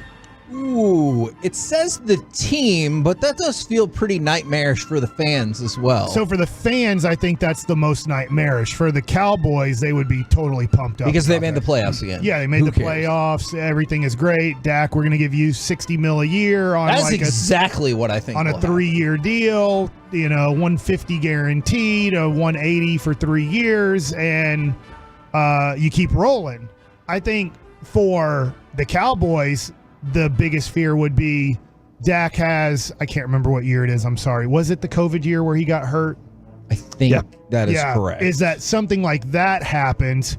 So you get, let's just say, 6 games into the season, you're 3-3, and then he has a season-ending injury, and you don't make the playoffs, and now the Cowboys are left with, oh, but if he would have been healthy, we would have made a run, and this and that. And so then you're having to give another huge contract, which I think they would still, to a guy that you're not sure how he's going to recover. Look, I'll tell you this. That would be the biggest fear, I think, of the Cowboys organization. My bold, not so bold prediction for the season. Whatever Dak does on the field is irrelevant. The Cowboys will try to re-sign him. Okay. Like, literally no matter what. You know what I like that you did, Corey, that I hope other people are willing to pivot? You said you don't like Dak falls on his face because it's the team that falls on its face. And I think that's fair. But I also would hope that people who think Dak has never done anything wrong could admit, agree. not you, other people could admit that was a bad pass or this was a bad game. I feel like we should all be able to come together on that. That's the difference between, well, Dak, I mean, second in MVP vote, all these things, and you're just like, the reality is that team didn't do what it set out to do. And as a team, they all looked bad. What good came from that game? I can't remember anything. Because I threw my phone out the window while I was driving. They were coming back. I think they scored 32 points. They just didn't have enough time. It was just too late. Too little too late. They needed 18 more to win. They just didn't have enough time. That's definitely what happened. Should I be concerned about this? Or I guess I'm gonna change that question. Should the Colts be concerned about this? Anthony Richardson, who, by the way, just got an amazing back tattoo. Should we be concerned that Anthony Richardson is taking snaps during team drills today and handing the ball off and throwing it only with his left hand? He is not left-handed. Anthony Richardson said, quote, "I'm good, just a little soreness. I've been dealing with soreness since I started throwing." For somebody who had just a slew of injuries last year, do you overreact to an injury like this and be like, oh, crap? I'm overreacting for sure. If my quarterback, we don't typically hear a lot about quarterback throwing on injuries. Luck. Yeah, I'm definitely, hey, let's get your other arm. I understand when Darvish is saying, I do this for balance. I throw bullpens left-handed sometimes because I can. But Anthony Richardson, I understand he's getting out there for reps. But he said it was because he was sore. He's running around and getting his reps, and he's getting the visual reps and everything, but I don't like hearing that my quarterback's arm is sore. I never want to hear that. And I wonder how often you do hear that from your starting quarterback, if they ever say anything along those lines. It could happen all of the time, but just with that quarterback in particular, with this team and this situation in particular, it feels kind of alarming. Hey, speaking of alarming, the UFL averaged a robust 816,000 viewers this year. Let me ask you a question. Do you think there's a way How many do the Cowboys get in a game? Like 26 to 28 million as an average. Okay. That gives perspective. Yes, it does. Now, the USFL last year, 601,000 viewers. The XFL, 622,000 viewers. I'm sure there was a lot of carryover viewers. They combined that power to get 816,000 viewers. Do you think you can spin this as a positive for the league and you're like, hey, look at the other football leagues. We're like up 30%. Or do you look at it from all of the media that went into it, all of the TV deals they have, all of the hype, and that's what we ended up with? Also, did you know the season's not over yet? I did not. Because they're in the playoffs, right? That's right. It's too hot. I knew that because our team got eliminated, right? Yes, they suck. What? This year. Yeah. Bob Stoops gave They won guys, 2, right? It's a good run. I think I saw they won 2 games. This is where we need Carter to consult on. Oh, well, who cares? I know they started off like 0-5, 0-6. Look, if I'm going out there and trying to sell for the next year, Kevin, absolutely, I'm saying baby steps, people. Okay. Look, if we get 900,000 next year, then we just made a step in the right direction. But for the most part, they have dreams of being the NFL. The NFL took a long time to get to where it is. It is what it is. Quarterbacks draw ratings. And there's no way you're literally dealing with out of college. You're dealing with at best you have the 100th best quarterback out of college. Like if Caleb Williams would have been playing in this league, I'd be like, let me tell you, watch I'm that. going to be honest, and the Cowboys drive me insane. If Trey Lance was the quarterback of the Arlington Renegades, you'd watch. I would have watched almost all. I would at least Yeah. watch the first 2 games How's to he looking? see what Trey Lance looks like. We're the KNC Masterpiece right here on 105.3 The Fan. Coming up next, former Dallas Maverick and Boston Celtic, Eric Strickland right here on 105.3 The Fan.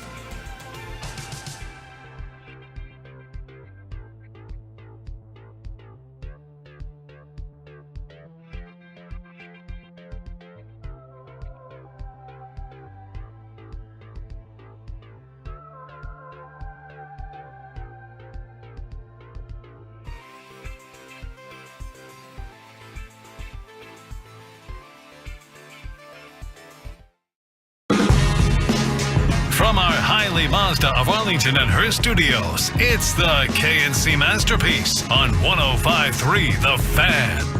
KNC Masterpiece right here on 105.3 The Fan. We're about 7 hours away from the start of the NBA Finals. What's your plan tonight? Like, are you planning on... Okay, Mike has his plan underway. My wife asked this morning, because she gets up before me. She wakes up at 5:30, which sometimes I do too, just because she's up. So I woke up a little bit later today, so I come down the stairs and I see her, and we both smile at each other because we love each other and we're husband and wife. That's nice. And we're about to give each other just a little smooch on the mouth. 6-second kiss. No, not it at needs all. to be 6 seconds. That gets the oxytocin out of your system or into your system. That's a 6-second kiss. And then right before I kissed her, I said, "Game 1." Yes. Kevin, as we were I was leaving just like, yesterday, that's amazing. Like, I woke up this morning, and as soon as I was like thinking, all I was thinking was, Game 1 is tonight. And this sounds weird, but when you are not supposed to be there, when you haven't been there in a long time, it's just gravy. It feels so great tonight that we are playing in the NBA Finals. Where Does that make you any less nervous? Okay, I was just about to ask that. A little. It makes me a little less nervous. I am excited. I will be nervous. I hope I don't do this. I'm really trying hard to cut down on my cussing. I'm trying my best. On air, yeah. Yeah, sometimes. But like, I just don't want to say the MF word. Like, when somebody does something, let Luka do that. Yeah. Let Luka do that part for you. I feel like tonight is just such an enjoyable night. But so after I told my wife Game 1, and she was a little bit confused because obviously she didn't wake up thinking Dallas Mavericks basketball. But as soon as that happened, she goes, "Do you want to go somewhere and watch it?" And I was like, absolutely not. Like, I'll buy pizza tonight at the house. So that's my plan right now, is probably to get, like, my boys are insane eating right now at 16 and 14. Like, I bought a pound of ground beef. They ate all of it when I made it into taco meat. Like, it was it. We didn't even get any. So now I know I need to buy like 3 pounds of meat. Like, you haven't gotten to that point yet, I don't think, with your boys. No. But it is insane. So I'm like, for 4 people tonight at our house, I think I'm going to need to order 3 large pizzas. Oh, man. 1 each for the boys and then 1 for me and Sue. Yeah, that's a possibility. Wow. So that's my plan tonight, is order pizzas, watch the game at home, probably scare the dogs a little bit, hopefully scaring them by screaming loud noises of like hitting a big 3 or getting a big defensive stop. So yeah, that'll be it. From the 206, I so badly want to hear Mike say MFer. And then from the 214, so we have to go to Mike's to watch the game. I think the idea was Mike does not want to be among other folks. Yeah. I His will, family already. I'm with Mike on the nervousness part. Like, when the Rangers, every series, Kevin, I was heartbeat 1,000 miles an hour just thinking about it. As Mike remembers, as we were doing it, I was just so excited about everything the entire time. And my nervousness level is so different right now. I don't know. Maybe it's because it was the first one for our guys. It was the first championship for our team. Trying to overcome that and trying to accomplish that was the part that had me nervous, because I didn't want to fail. I didn't want our guys to fail at that part. But where I am right now, it's okay. We have a championship. This now builds a new legacy. This builds a legacy for Luka. This builds a legacy for Jason Kidd and what he is. But it's not like not having one ever in your history of your team and then finally getting one and having that feeling of it's unbearable. I also, and it's stupid of me, I do feel like the Mavs have the opportunity to be in this position multiple times for the next few years because of the way this team is built. But I'm not as nervous, but I'm very excited right now for sure. What I really like about this, Mike and Corey, is people are already telling us how they're trying to pivot from their other plans this evening. Remember, Corey was like, "Hey, man, I hope there's not another game for the Mavs because it was." I did watch Hamilton. Yeah, because it would conflict with Hamilton. From the 214, he's been retired forever. He was shot. Yeah. we're going to have to go to a child's birthday dinner at 6 p.m. on the square in Denton. Got to try and rush home as soon as possible. Whose child? So if they're not your close, child, then you have to be there. go. How? But if it's like a close family friend, oh man, Yeah. Mike's like, nah. My wife knew me, and she was like, I get it. There's this big function for game 1 of the Warriors Mavericks Western Conference Finals game a couple years ago. And I didn't want to go to it. And I told her, hey, I will go to it, but when we get close to tip, I'm leaving. Well, guess what? Women, right? They all don't know if that is the blanket statement we should just throw out there. We're all supposed to meet and go at 6 o'clock. Mm-hmm. But Corey, women, right? Oh my God. It's like Women be 7 women. o'clock. Finally, we're leaving to go to this place. And the tip is at 7:30. And so I went there, got in the car, took my picture with the group and with my wife, got right back in the car and told my wife to have a great time. How did that go over? The other women were like, I cannot believe what just happened. And I'm like, I can't believe we could have been here for an hour. Yeah. But Corey. Women. Stop saying that. I know. I get it. I have a wife. Yeah. And I have a she's- wife too. I just don't know if you should say. It's not a brag. Right, take a I mean, vote. it is. Who's I love her a later lot. to casual functions, men or women? Women. I will just respond strictly for my wife. Yeah. If it was me and my wife, my wife women is more likely to be in the history later. of I am women. not saying all 3 votes. women. All women show up later to casual events. Let me ask you this: who showed up late to the first time we were here? Adam or Eve? Eve. In your face, Kevin. What? Adam was there first. He was But on time. from the your face. Thank you. from the 206, Mike. This The is first you woman. right here. She was late. Okay. That's when it started. From the 206. Historic facts. My fiance has a flight at 8 p.m.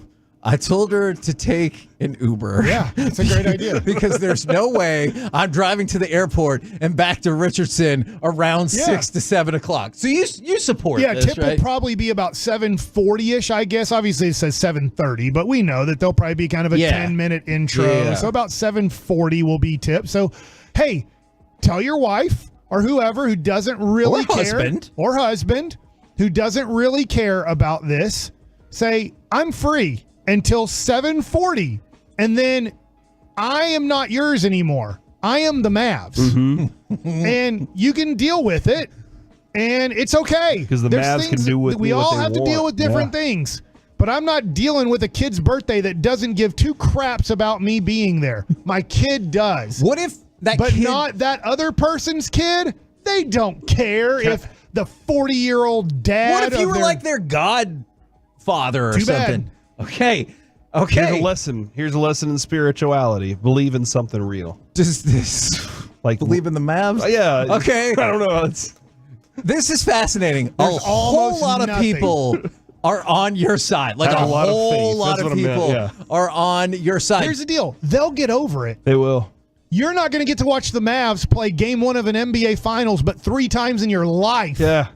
Maybe if you're lucky. Does it help having a spouse or significant other that understands 100%. these things then? I'm in a weird spot But if they tonight. don't, get them to understand. All you got to do is say, I'm not going. And then they're going to realize, oh, wait a second. Like, no, I'm not budging on this. I'm going to watch the game. I love you. I don't love you any less. That's not going to change either. Yeah. And they'll get over it. Think about how many times we've ticked off our wives. Kevin, So many. not as much as you have because you've been married less. Yeah, that's Over true. 24 years of marriage, I can't tell you. I can't count. It's countless amount of times how many times I've disappointed my wife. Okay? Still married, still love her to death, and she still loves me. That's a good point. So she knows tonight, but she's now known for a while. This isn't changing. I'm not changing this part of my life. Here is a little situation that I'm dealing with tonight, Kevin.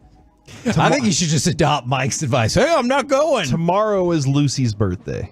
All right. Oh. So tomorrow, Lucy finally turns 12. somewhere in 11 and 12. All right.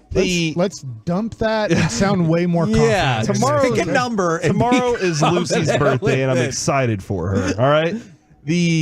Adrian, she set a bad standard. All right. She set a bad standard for all of our kids. They expect when they wake up in the morning, balloons, presents to be sitting out, a cake to be ready. They're getting pancakes in the morning and all this stuff. She set this standard. Today she has to work very late. They have something big going on out of DFW.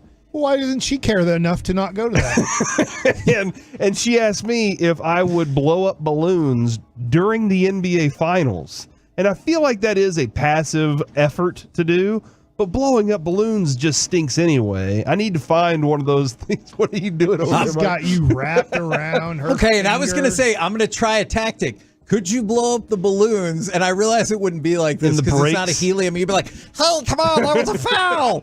Like I really want to. You can't blow helium out of your own mouth. I know, but do you think that would be a funny bit? I need you to know this. I told the other day Lucy asked for helium in her balloons, and I looked at her and I said, "No, Lucy, helium is It's like a natural resource. It's a natural resource we can't replenish." Told that and she looked at me sweet like, little girl, "What the hell are you talking about? I don't care. Put helium in those balloons." Most people don't care about helium. Well, she's a little girl. What's she going to do about it? Let's have helium day. Yeah, helium day. Well, let's do that. Nobody uses helium on that day. From the 8-1, this has really shifted to all the people who are like, here's the excuses I use from the 817. Oh my gosh. From the 817, I bought my wife a gallon of ice cream and she knows it's game time. Also, Mavs in 6. Daughter has gymnastics tonight, but we're going to skip it. She can do her flips at home. Go Mavs. I'm amazed at how quickly I thought, I don't know, Mike, are you an outlier on this? The whole Metroplex has weighed in without even being prompted. They're like, oh, yeah, no, I'm with you. And then you just don't do it mean. You just say, I'm not being mean. This means a lot to me. Okay, I appreciate you saying it like that because the other way you said it sounded mean when you're like, well, hey, guess what? I'm not going. And I've never had a fight of she's like, you're not watching this. I'd be like, well, I am. As a dad, too, we don't have a lot of times where we ask for a lot from the family, right? We do a lot for our family as fathers.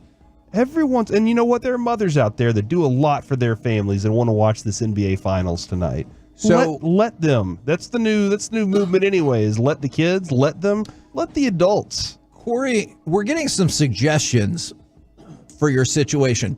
For the 817, Corey, get a small air compressor and blow them up quickly. From Tolo Sean. I have one. Corey, I'm free tonight. He lives in my neighborhood. If you just invited over a Tolo and said they could watch the game with you if they blew up all of the balloons, is that a good deal? That seems like an exchange. It seems like I'm holding them hostage for that. I don't. No, they are aware on their way to the house. They don't have to just they can show up and just hang out and everything. But I get what you're saying there. That is good. That is a good option.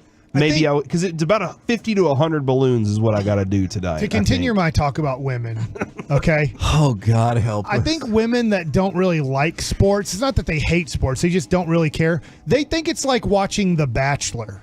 Uh-huh. And it's like, no. You can DVR it, check it out later. No, they struggle with that. They struggle.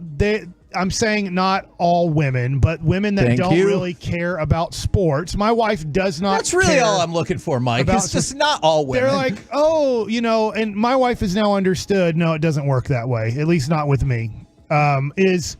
During commercials, can we do these chores or whatever? And I'm I have to pace. Maybe if I'm mad, and I can take the trash out then when I'm mad or whatever. But I'm like, no, we're not doing chores or we're not doing this or that for the 2.5 minutes. She does try to do that.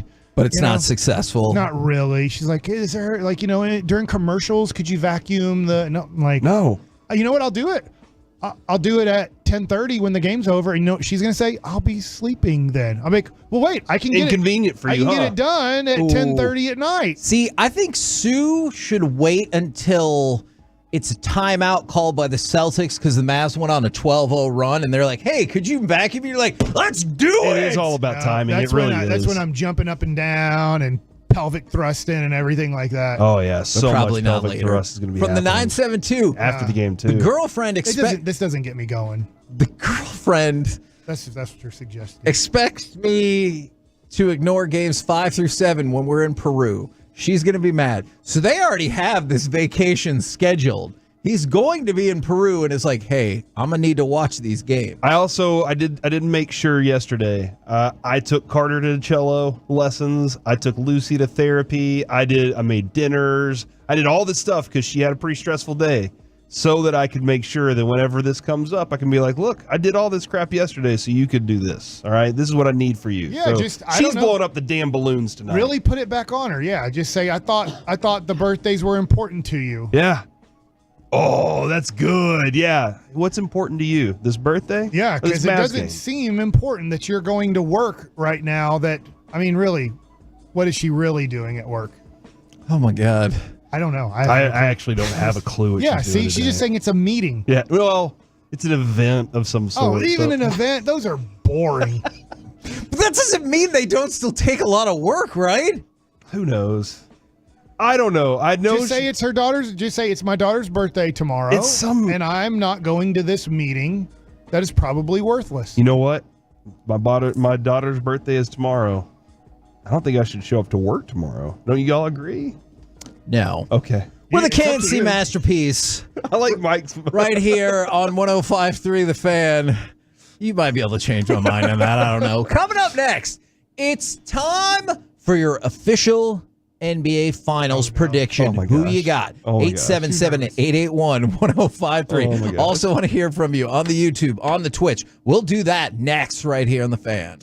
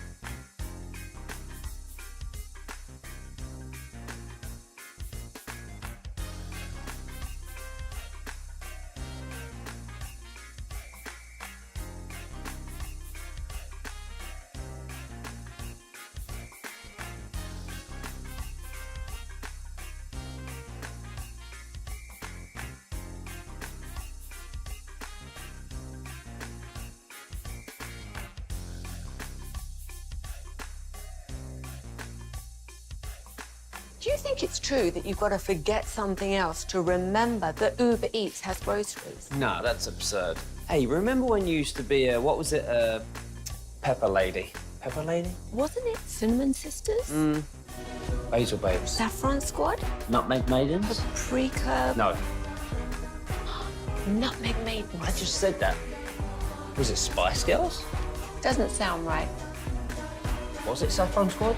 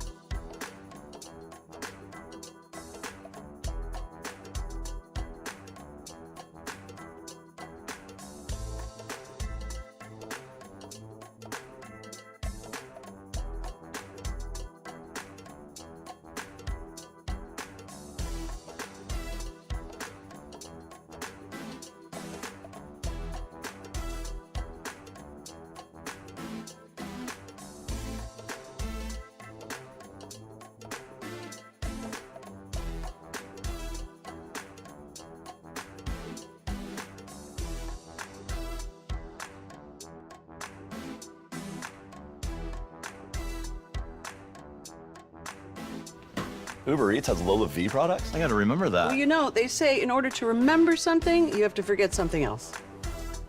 Okay, now that is a very cute haircut. That's like a little shag. I've never seen that before. Well, I mean, of course you have. It's the Rachel. Oh, is that your name? No, I mean, like your name. No, I'm Jen. My name's Jen. Right, but I just mean like this is your haircut. But that's hair on your head. I'm not saying this is your hair. Okay, freaking me out a little bit.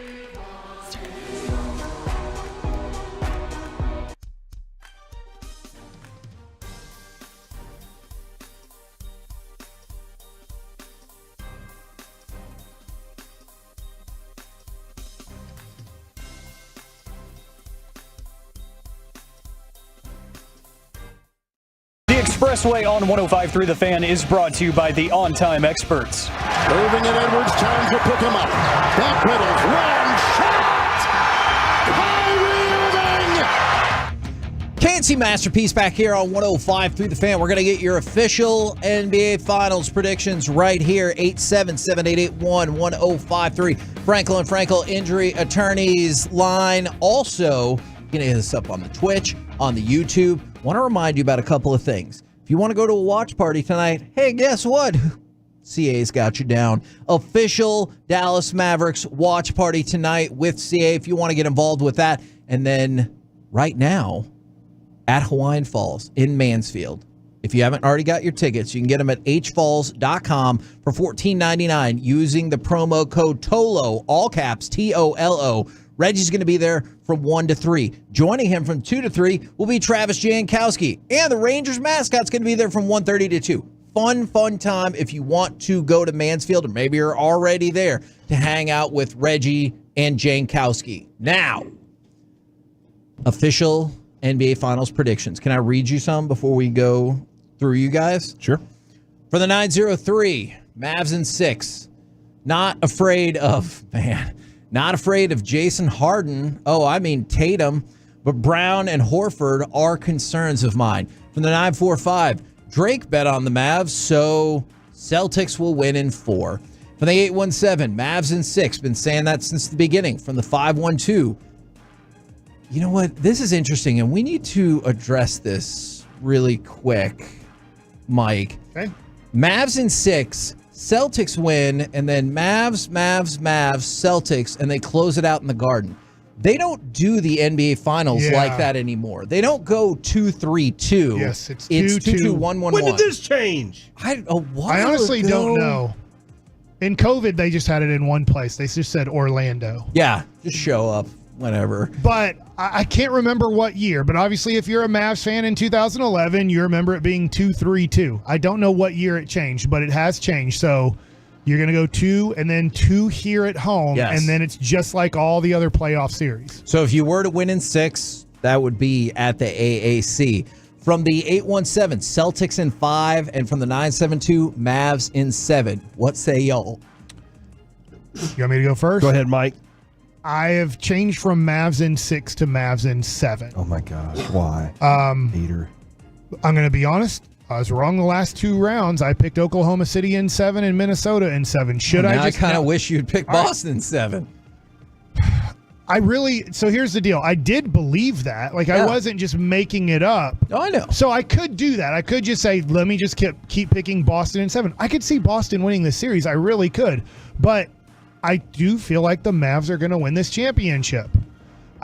So I am struggling between 6 and 7. I do think that it's going to be a Celtics win tonight. I hope I'm wrong, but I do think the Celtics are going to win tonight. For some reason, the Mavs usually don't play that good on game ones. Yes. Or in game ones. And then make adjustments to usually win game 2. Usually. We've seen them against Phoenix, where Phoenix looked like a way better team. They won the first 2 games in Phoenix and kind of blew out the Mavs. I know this is 2022. Then the Mavs are able to make it a series and then get it to a 7th game and win it all. I don't think they're going to blow out the Celtics like they blew out Phoenix in Game 7. But I could see that series happening again, but now against the Celtics in a much closer Game 7. Now, Corey, I was going to ask for your prediction, but I think there is one more piece of evidence you need to hear before you make your prediction. If we can go to the official Dallas Mavericks hype video for this, starring Mr. Patrick Mahomes, maybe This will change your opinion. The finals. There's only one thing in the way now, and it's not the opponent. It's the willingness to sacrifice everything, because the greatest competition is you. If you don't believe in winning this title, you shouldn't be here. You know what it costs to get this far. Every moment of your life has led you to this. And if you want to hold that trophy, it will cost a lot more. We're going to carry the boat. Nobody expected the Mavs. Nobody wanted the Mavs. But nobody can deny that you've earned it. Earned the respect of the league. Earned a place at the table. And earned the opportunity to bring Larry back to Dallas. Like the ones before, you're a different breed. Defiant and unexpected. Unlike anything we've ever seen. Truly a Maverick. One for all, one for Dallas. Let's get it. I want to point out a couple things there. One, is it that very last part sounds totally dubbed over? Let's get it. Can you play like that last 5 seconds? It sounds like somebody just dubbed in that last part. Was that Alec? One for all, one for Dallas. Let's get it. Like, it sounded like he was like, hey, you know who's going to be in the NBA Finals? And it's an animation, and they're like, the Dallas Mavericks, while closing up their mouths. I will say this. There That's are a couple, awesome. Thank you, Patty. Yes. And thank you to Big X the Plug for that one, man. That beat, that song is fantastic. That's going to be on loop for me, by the way. I'll have that on loop for sure. But I'll also be tuning in, making sure I'm listening to Reggie tonight, because Reggie's out of Mansfield. Reggie's also going to be doing halftime show and post, and he'll be hosting you throughout the entire evening, so make sure you're locked in with him as well. But Kevin, the line, nobody expected the Mavericks, nobody wanted the Mavericks. I like that. That was really solid right there, because you're right, to start the season, nobody was like Mavs, and if you were, man, you're a diehard fan. I really appreciate it, but we were looking at this team going, there's so much they have to accomplish. And they're a different team. Like, you can't say, "Oh yeah, I knew Dwight Powell." He's not part of it. THJ's not part of this right now. Grant Williams isn't part of this. Yeah. So what they are now is completely different. But you're right. Going into the playoffs, everybody was saying nobody wants the Mavericks. They're the scary team. They're like, you don't want. They're the one that I could see. Like, you kept hearing that over and over. I like. Why did they go with Patrick Mahomes? Well, he's a huge Mavericks fan. He's been front row for quite a few regular season games. He was there for a few playoff games so far. He knows how to win. He's the champion. I would like. Doesn't it feel like maybe NBA would have gone, hey, what about Dak Prescott or something like that? But instead they went with Patrick Mahomes. I'm fine who, with like the you selection said, they made. From here, has won championships. You've seen him right there. He'll probably be front row for maybe one or two finals games along the way. The other thing too is he's very current. Because let's just say you went with Troy Aikman. I mean, I know Troy might go to a game here and there, but he's not a diehard, Dallas Maverick fan. He lives here. I'm sure he's kind of like, hey, it's great if the Mavs win, but it's not like my team. I didn't grow up with that team. Patrick Mahomes has talked about, I grew up with the Mavs. I was a big Dirk, Nash, Finley guy. That's when I got my father playing for the Rangers would take me to these Mavs games, and that's when I fell in love with the NBA and fell in love with the Dallas Mavericks. So he's a true Dallas Maverick fan. Nothing against Dak Prescott on this. Not at all. Dak's not a Dallas Maverick fan. He doesn't really care. I'm sure he wants them to win. It's cool if they win. He didn't grow up a Mavs fan. He didn't grow up a Dirk fan. He's just like the NBA. Hell, as far as we know, and I honestly don't know this, he might have like a really good relationship with Jason Tatum or whatever and be like, I don't mind if Jason Tatum wins. It'd be great for Jason Tatum. I'm sure Patrick Mahomes will feel a little bit of heartbreak if the Mavs don't win this. He's not going to be like, I hate the Celtics. Maybe he will. That'd be awesome. But but I'm sure he's going to feel some heartbreak with us if we don't win it. He's going to feel the pure joy of being a fan of a team from a childhood perspective till now, and they win it. And then if they win it all, he's going to feel that joy as a fan. He'll be on one of those floats too, getting hammered with the guys. So he likes to do that. I really liked it a lot. I know it like. You think Swift will be at one of the games? Well, I was just going to say, do you know who wrote that script for him? Taylor Swift. Travis Kelce. You think Travis Kelce can write? What? Yes. Come on, bro. No, I'm just, I don't know. I don't know who wrote it for him. Yeah. Feels like something Kai might have wrote. Probably the Mavs PR. Yeah, there you go. That's probably a better option there. That makes sense. All right, Kevin, I have predicted every single round correctly. I said Mavs in 6 in the first one. I said Mavs in 6 in the second round. And I said Mavs in 6 in the Western Conference Finals. And here we are with the Mavs. Not what happened. What happened in the first two? What happened in the first two? Those two happened. What happened in the Western Conference Finals? They won. They won is all you need to know right there, Okay. Kevin. And I am predicting. Okay. You made it sound like you were so great at predicting the first two rounds. You got the games I missed right. by one game At in what one point of the series. Did you pick You can only miss Minnesota to win in 7 by a for the Western maximum I of changed my finals. mind. Don't forget that. I said, actually, I did say Mavs in 7. After I came back and changed my mind, I couldn't pick against them. But I'm still going to put it. I'm going to trust 2 your games. prediction. Mavs in 6. Okay. They win it at home. I like it. They win game 1 tonight. Ooh. That's game 1 is tonight. Yes, that is true. They win Everybody game knows that. 2. Oh my gosh. Then they rest. Yeah, what the crap's happening? If we win the first 2 and we win in 6, I'll be still super happy. What happened? They're kind of tired. Yeah. Well, unless, because I was listening to G-Bag yesterday, and Broadus is damn right about this. We got to figure out, because Broadus just kept going on about, we're not good at home. We don't play well at home for whatever reason. We need to get Lucas Sucks shirts We for need Dallas. to boo Luka Yes. whenever they come back. Get Chandler Parsons out We there. need and to he'll be get like, some "Stupid our jerk." best trolls to sit somewhere within earshot of Luka and just troll the crap out of him so he has somebody that's not rooting for him in that arena. That feels like a job for me. Hey, Luka, you finished third in MVP. Finally, you're the top 3. Let's get Kevin front row. Yeah, man. Would you really root against Hell Luka? yeah. If it meant we were going to win, you're damn right I would. So I'm 99% sure, because training camp, you had it earlier in Gridiron Gravy. I was going to call it football nuggets, Yes. but that Kansas City had to stop there. Yep. So it's over, but a week from now is when the Mavericks play here. 99% chance Patrick Mahomes will be there for either game 3 or game 4 or both, right? I agree with that. Absolutely. Okay, so he did that, and then he's also going to be there totally and completely rooting on the Dallas Mavericks. I have this question.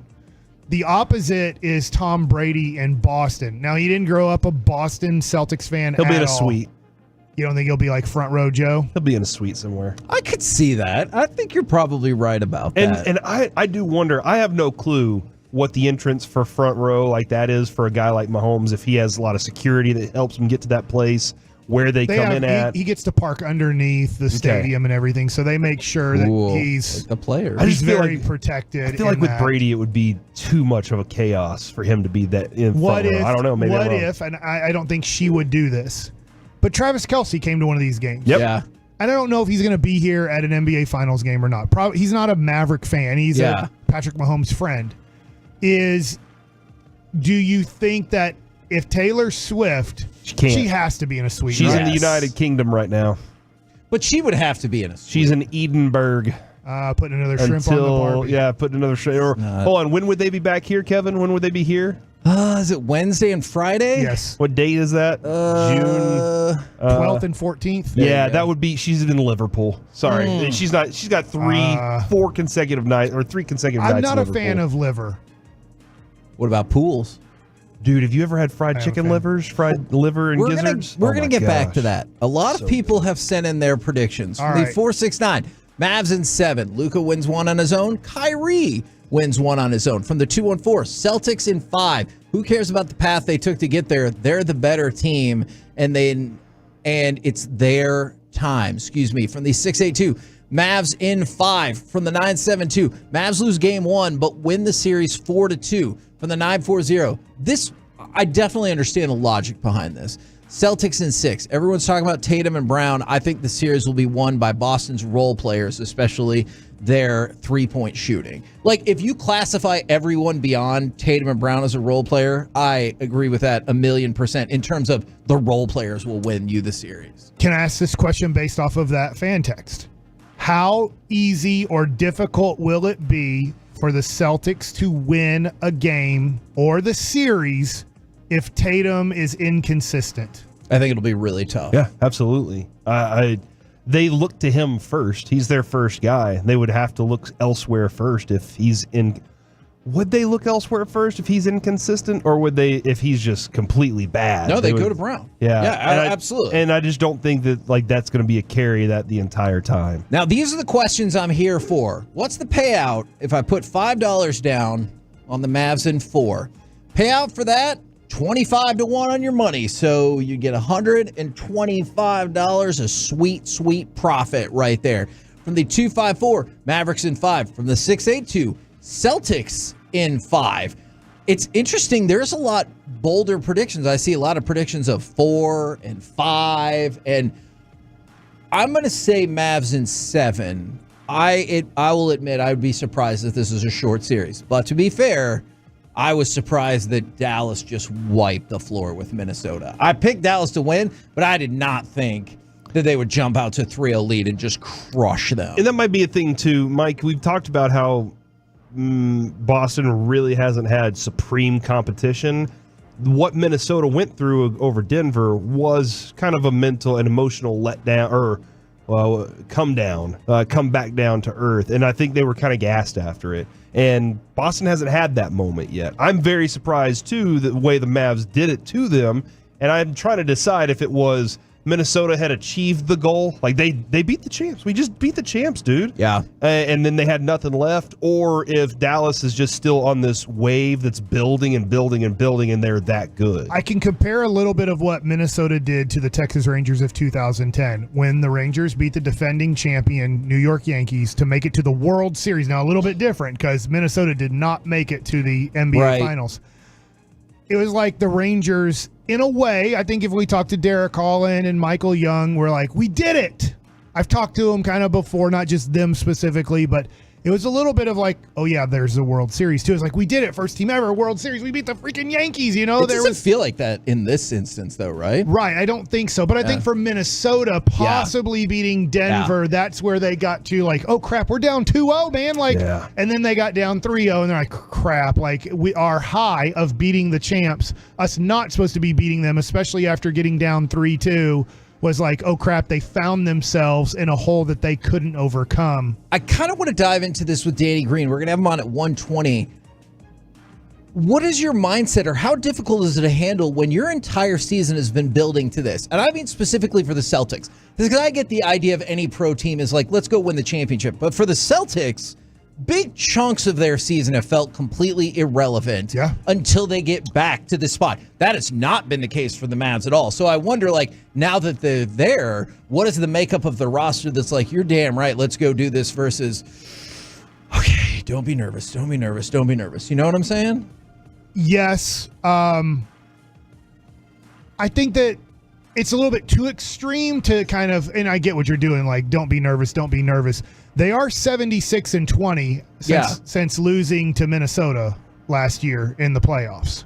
So, I mean, they have, to your point, like, this is not, they're not Dallas Mavericks where we are so excited to be there. The Celtics are like, you better win or we might have to blow up Tatum and Brown. If the Mavs lose, in terms of team distribution, I will give you worst case scenario. If the Mavs get swept, and I don't think they will, we are not going to have discussions on here on the Fan, and I believe anywhere in the Metroplex that, well, Luka and Kyrie don't work. Agreed. That will not be a discussion here. If the Mavs beat the Celtics in 7 games and Luka hits or Kyrie hits a last-second shot to win the NBA Finals, the talk in Boston, the talk in the media will be Tatum and Brown don't work. Yep. I'm with you on that. Before you hand things over to Mike for Mike Likes It. You gave a fist pump, and we just received a text from Reginald Atatula and a picture. He is right there on the lazy river. Is he ready to swim? And he said, I've been told Janko might ride a slide with me. Shut up. That's awesome. I wonder if Janko's kids are there, too. You could totally see that, right? Because he's just having a day at the park. It's an off day. He's usually at another park. Hawaiian Falls, good point. Hawaiian Falls in Mansfield. Remember, hfalls.com, promo code TOLO, all caps, TOLO. You get tickets for $14.99 and make your way out there right now. And now, it's time for Mike Likes It. Remember yesterday we had the playground pickup, kind of picking up people. How about this from NBA.com? Should we clarify we picked players? Yeah. I don't want you on record as saying we went to the playground to pick up people. I just want that on the record. Okay. Put them in the van. Here's a question from NBA.com. Do Tatum and Brown get along? And if not, will that derail Boston? Did you guys know this? Mm-mm. I'm not saying I knew that. Like, when we watch Luka and Kyrie, we notice they've developed a very tight, close relationship, at least on the court. We hear that they obviously have dinners and stuff off the court too, but it seems like Luka and Kyrie want the best for each other, and then that includes the best for them together. It doesn't seem like if you read this article, and it's not a whole article, it seems like Brown and Tatum, because they're both the same age, they're both younger, they're both fighting for max contracts, they're both fighting for all NBA teams against each other. This article makes it sound like that if we can put a little pressure on these two, they might not be the best of buds and pulling for each other. Okay, I have heard this. This feels like a more recent product of because they haven't won yet. I'm not saying it's untrue, but I feel like this has popped up since the finals 2 years ago and it didn't go well. People are like, hey, maybe they don't get along. Like trying to figure out the cause, of the actual outcome. Be like, could it be this? Could it be this? KP Luka kind of vibe. Yeah, a little bit. It's also, which could be true. I mean, if you're Jaylen Brown and you were the number 3 overall pick, first round number 3 overall pick, you were before Tatum, and then the next year they pick this guy, and you're like, this was my team first, and then Kai's like, it's my team. But then you're like, no, I was chosen this high for a specific reason. And this is my team. I can see there being a little bit of a struggle between those guys if they're not in that boat of whatever is best for the family is best for me also. What time's Danny Green at? 120. I'm going to ask Danny Green this question because maybe you'll have more insight on what's Tatum and Brown's relationship, because we see Luka and Kyrie are loving each other and fighting for each other, and I get they've kicked butt. I just gave you. They're 76-20 after losing to the Heat last year in the conference finals. So they've won plenty of games together since. But just wondering hey, this little NBA thing makes me wonder, is there a way to cause a stir within them two going, you mentioned this earlier, is Tatum always going to get the ball even if he's struggling? And the answer is probably yes. But is there a Brown that goes, give me the ball, I'm the conference finals MVP, yes, I will get it done? And now all of a sudden you have infighting a little bit, which could cause chemistry issues. Now, that would be great for the record. My question that we teased about an hour ago, if the Mavs win game 1, how much doubt does that put in the Celtics' mind? I'm not going to go as far by any means of saying that this series is over, but if the Mavericks win game 1, all of those things that you just talked about, why is Brown taking a backseat to Tatum? Do these guys get along? Blah. That is going to be so loud for the next 2 days. And I get it. You can drown out the noise all you want, but it can make its way in. Can you drown out all the noise? Can you really? I don't think you can. Yeah, that's the thing. That place has a lot of noise. It's impossible because you're going to have to answer unless you're Karl Anthony Towns and you run away from the media when you lose, but then you are on the podium when you win. Just look at Kyrie. That was a weird. How many questions did Kyrie have to answer this week already about LeBron?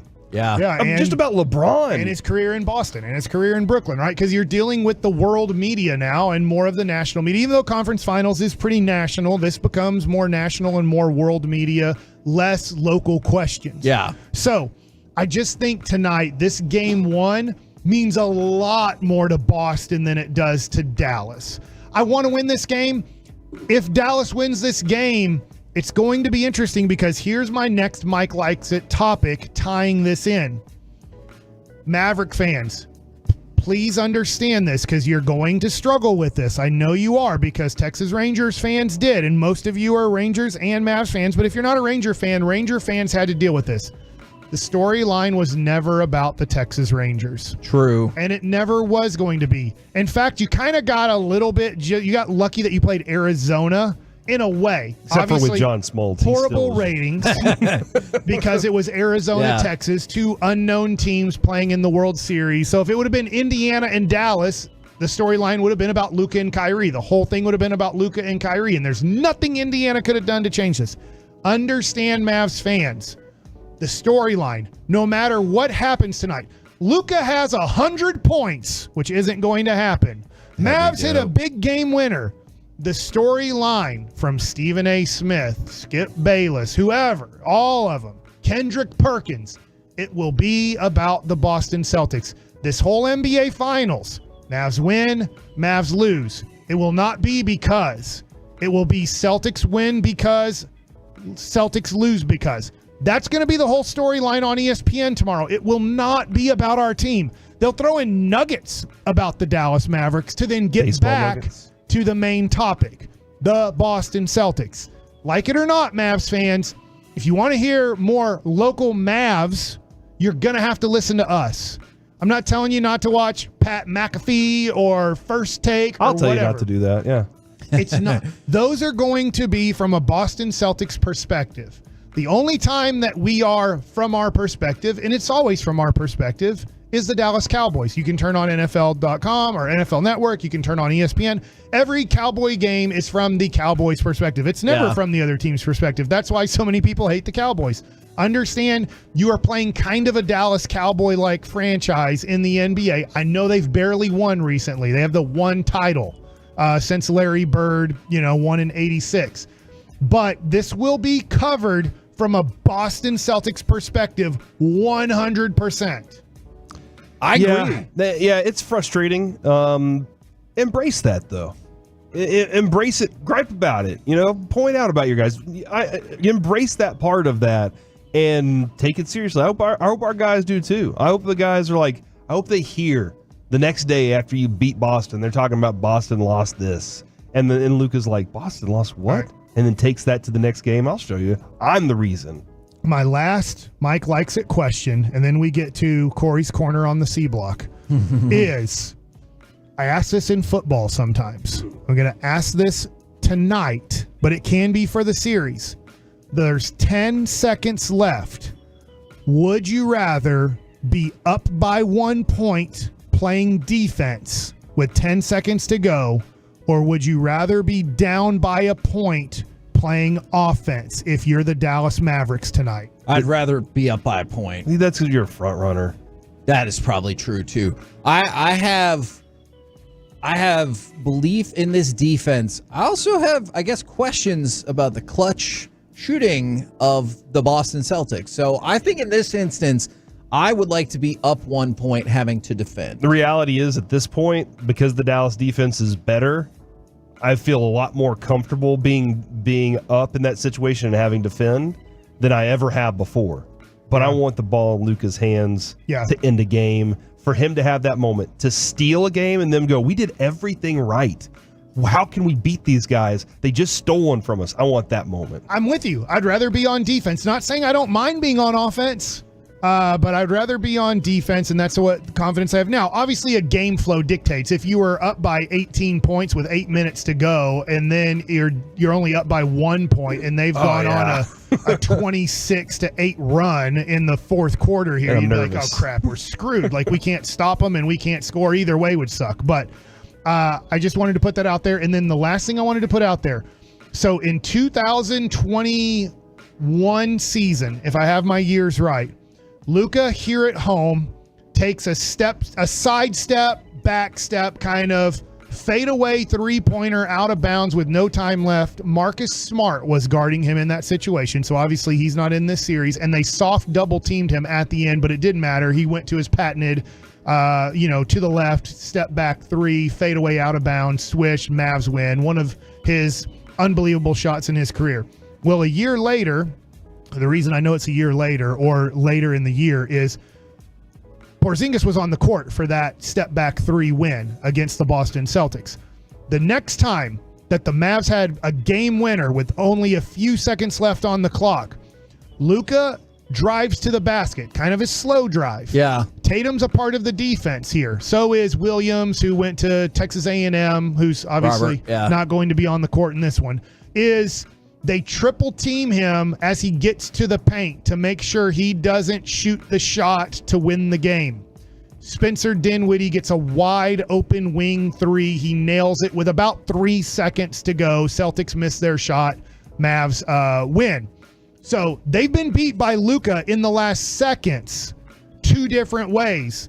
The step back 3 and driving and collapsing the defense. So they have a little bit of fear in what Luka can do in the final seconds. They've seen him in recent history do it. What's going to be interesting is how much they want to force the ball out of Luka's hands if the game is on the line.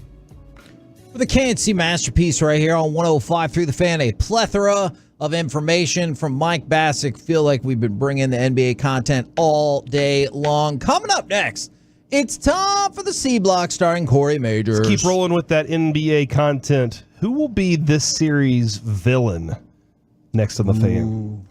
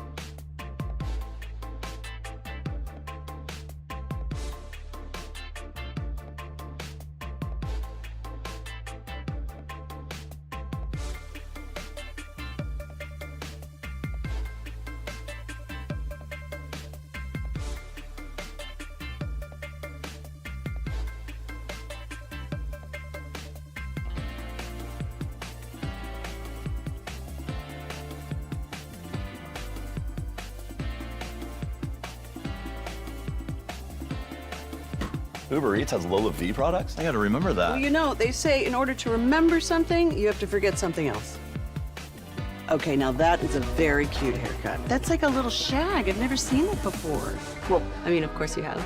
It's the Rachel. Oh, is that your name? No, I mean like your name. No, I'm Jen. My name's Jen. Right, but I just mean like this is your haircut. But that's hair on your head. I'm not saying this is your hair. Okay, freaking me out a little bit.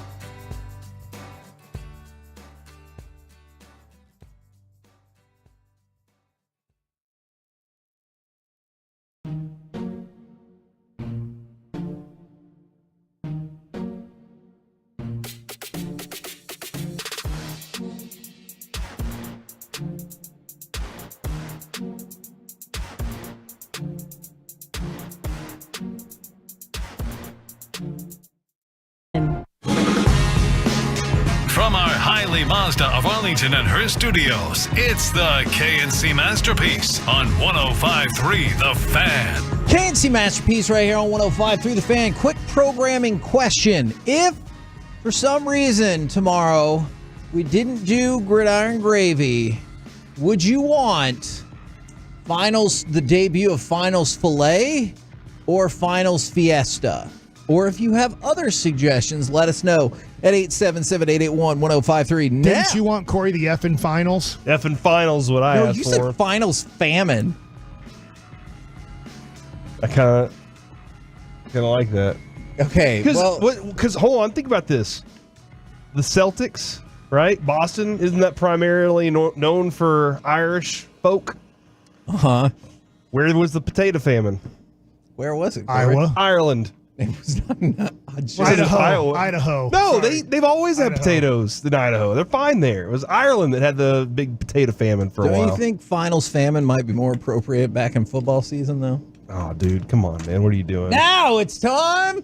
Here we go for the C Block starring Corey Majors. Thank you very much, Kevin. I appreciate I don't know if that. you mean that today. By the way, I just saw a video. Nice. Assistant coach Marco Milic for the Mavericks hit a half-court hook shot during shoot around this morning, and everybody lost their damn mind. So I think it means if he makes it, they win. I think the history is that. I don't know. Oh, I'm not. Wouldn't they have a much worse record? I don't know. What if he's really good at what if this? he's really good making those shots, Mike, during the playoffs? So he's 12-5 and making half. I don't don't know. Hook shots, dude. Yeah, one half-court hook shot. We should activate him. Woody Harrelson could do it. I've seen him, and he White did it. man can't jump. And semi-pro. No, he dunked. No, because remember they were like, and you got to do a hook shot. Do you remember to get his wife on Jeopardy? Oh yeah. You probably only seen the Jack Harlow version. I don't even know who Jack Harlow is. I was gonna say I know who Jack Harlow is. How do you not? We'll play the choppy song in just a minute if Alec has that available. We'll play that at some point. I don't think he sees. Anyway, question is 877-881-1053. Who will be the NBA Finals villain? And from the 214, Luka is Anakin Skywalker to us and Darth Vader to opponents. And every series, let's go through it real quick. Every series, I did not expect Kyle Anderson to become my villain, but he became kind of one of those characters that Luka was like, I don't like you. Yeah, he was like, I'm done abusing Rudy Gobert. I need somebody else. And he didn't like Kyle Anderson and Kyle Anderson's approach to things, and also the fans in that arena. He decided, I'm just going to take them all out. Who was the villain? Was it Dort because the way he kept beating up probably Luka throughout? And who was in the first round? Was it the entire Clippers team? Probably Terrence Mann. Terrence Mann. I can see that. Okay, I can see that too. I respect both. I respect Westbrook those kinda, players. Westbrook, yeah. Yeah, he threw a couple of shots at Luka we didn't like. I think that Drew Holiday could be one here. The refs believe that he's never committed a foul, and he's earned the respect. Yes, he has. He's a great person. He's the opposite of, not like Luka's a bad person. He's the opposite of complaining to refs. But so the refs are like, we'll just never call a foul on you. And he's like, good, I will now really take advantage of the rules. And if you've listened to any of the interviews, neither one of these teams wants to go there. They won't take the bait. And Boston's had every opportunity. They're setting up questions for Boston to be like, hey, we're going to go out there and take it from them, stuff like that. Hey, what did they say about, Drew Holiday say about Kai? What do you do whenever you're going to defend him? Pray. It's like that dude's good. All they're doing is over complimenting each other. And so I'm trying to figure out who's going to be the one that steps out there and makes that goon move or something that really irritates the Mavs fan base. And every series, there's always somebody who's going to be the villain. I actually took this in a slightly different direction while still answering villain. By the way, what about finals fajitas? That has come up a couple of different times. I like that one. I think it's going to be Peyton Pritchard because he has a punchable face. You know what? Punchable face is a huge factor in this. Because I thought about that, and it doesn't even have to be punchable face. It just be a face you're like, your face irritates me. And that's what Eli Manning was. His face just irritated us. I think Peyton Pritchard is going to be the guy because he's going to hit some clutch threes, and you're going to look at his face and be like, I hate it. Somebody said KP. That makes a lot of sense, actually. Yeah. Now that I think about it, but KP is going to be the villain because he plays really well, right, and doesn't miss any games. And you're like, where the F was that? Like when we needed it. Yeah. No, I can see that. Do you have a person as KP that person for you, the villain? Yeah. Would he be the villain because he gets what he thinks is fouled and then he throws a basketball at Luka's face, or because he scores a bunch of points? He'll play if he plays a really good series, it'll just be frustrating for Mavs fans. But that being said, we have to remember this. Maybe he is the fifth option on their team. He could. He needed to be. The Mavericks traded for him to be the second player, the other all-star. The guy with Luka leading us to the promised land multiple times.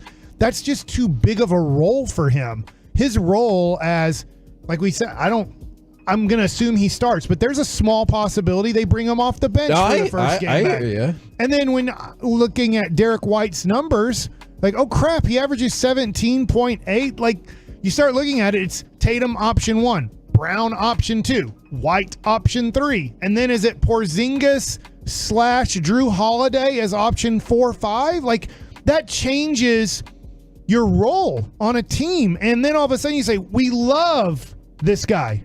Yeah, but now take Brown and Derek White off the team and then elevate him to your second best player on Boston. You probably aren't going to like him as much. Yeah, Jaylen Brown, is probably it for me for the Boston Celtics because he travels.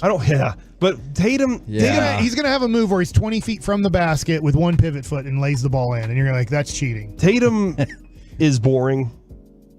When he makes a play, he's not going to turn around and point his finger in anybody's face. Right. He's gonna. I mean, he's one of those guys that he's very Duke. You know, when it comes to that.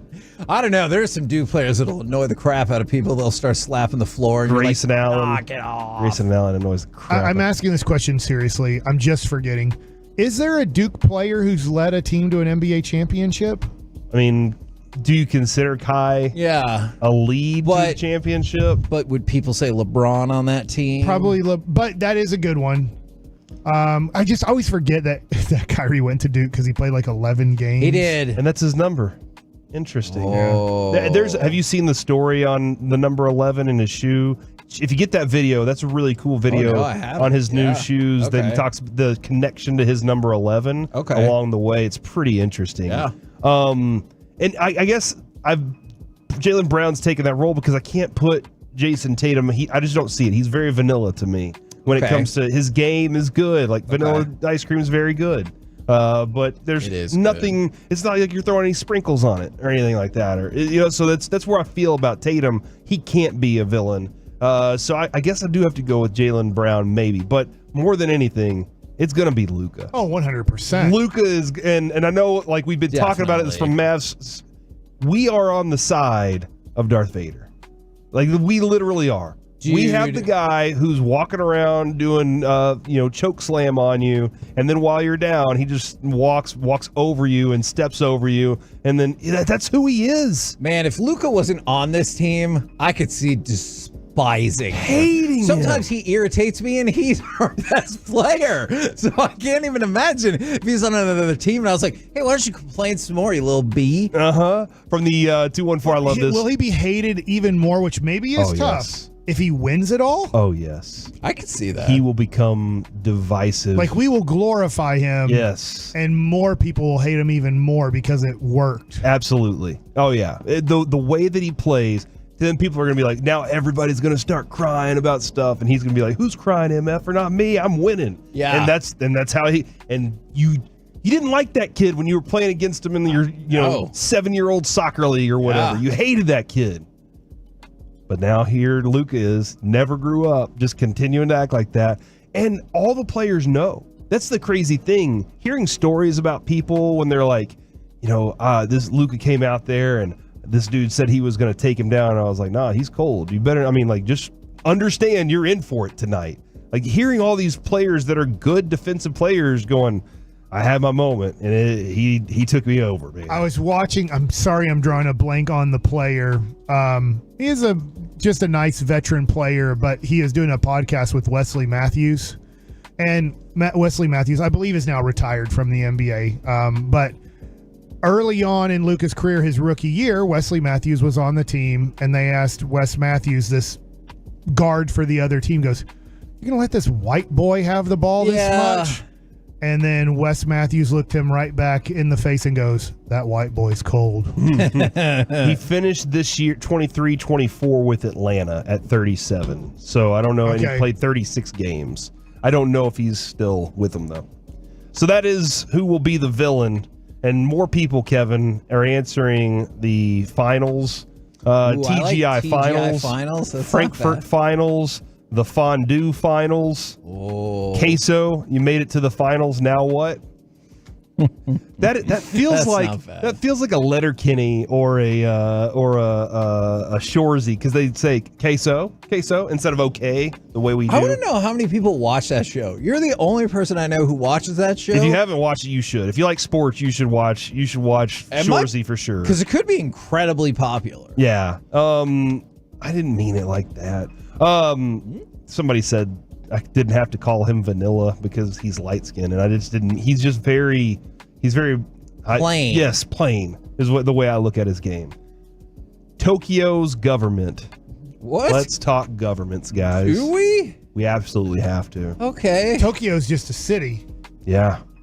We're talking city government? Yeah. Okay. The Tokyo Metropolitan Government will launch its own dating app. as early as this summer as part of a government efforts to boost the dwindling national birth rate in Tokyo or in Japan. But Kevin, you have to report your income and prove that you're single to sign up. Why do you need to provide your income? They're like, hold on, we don't want you breeding. You don't make enough money. Users will be required to submit documentation providing they are legally single and sign a letter stating they are willing to get married. An interview will be required to confirm a user's identity as part of the registration process for the Tokyo app. Kevin, you met your lover on Bumble. Say wife. Yes. I love you, Bumble. Your wife and lover. Oh my God. You met on Bumble. Uh-huh. If you had to report your income and prove you were single, would you have been on Bumble? Yeah, because it was an endorsement at the time, so I was like, let's do this. Okay, all right. So probably, but I could see how this would scare some folks away. This is I had to Google this, and it actually like filled in the words for me just to make sure. And this isn't obviously Tokyo, Japan, but I was like, wait, wasn't there a Chinese policy that you couldn't have more than one child? Like, I think if you had a boy or something, that was it. It said, when did the one-child policy end? The end of China's one-child policy was announced in late 2015, and it formally ended in 2016. Beginning in 2016, the Chinese government allowed all families to have 2 children. And in 2021, all married couples were permitted to have as many as 3 children. Okay. So there are restrictions. I know that obviously that's China, and Japan is a totally different country. I'm not stupid. I know that. But obviously maybe in Asia per se, there's a lot of different rules or different regulations that we would not be used to here. Interesting. And the whole proving you're single part, I don't think Americans would love that. I think Americans would be like, no, there's no way. I love to cheat on my wife. I mean, that's a good point. We invented an entire website.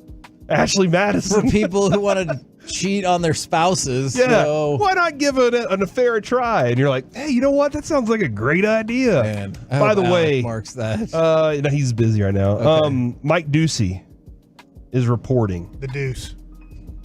In the stands, Kevin, they have green and white jerseys, but all up in one row in one section, it says 18 in white jerseys in a sea of green. You want to see what I'm saying here? 18. Oh, that is super neat. How many for Luka's draft class? How many NBA championships do the Celtics currently have? They have 17. Who says? I guess history. Yeah. I don't know.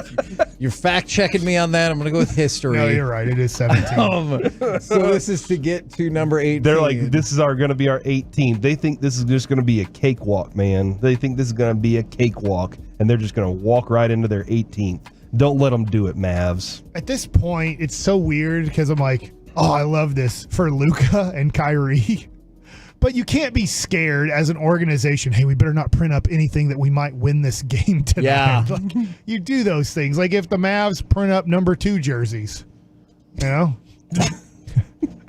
Well, I guess Mike Ducey would be the guy for There you that, go. right? Yep, there you go. The KNC masterpiece. I love Mike Ducey. Right? I do too. Right here on 105. I might be because he's the S. Coming up next, we will talk with our NBA champion and Odyssey NBA insider, Danny Green, right here on 105 through the Fan. The North Texas Baseball Show of Record, giving you baseball.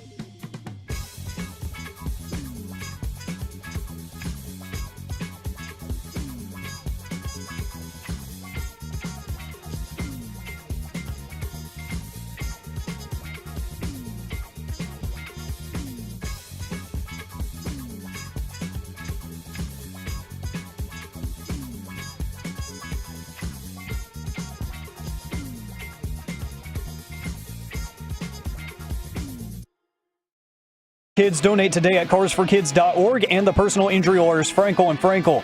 If you've been injured in a car or truck wreck, call Frankel first, 214 or 817-333-3333. With Frankel and Frankel, there's never an out-of-pocket cost. They only get paid when you win. Frankel and Frankel, the go-to car and truck wreck attorneys in Dallas. Irving, corner three for the win. Good! What a shot by Washington!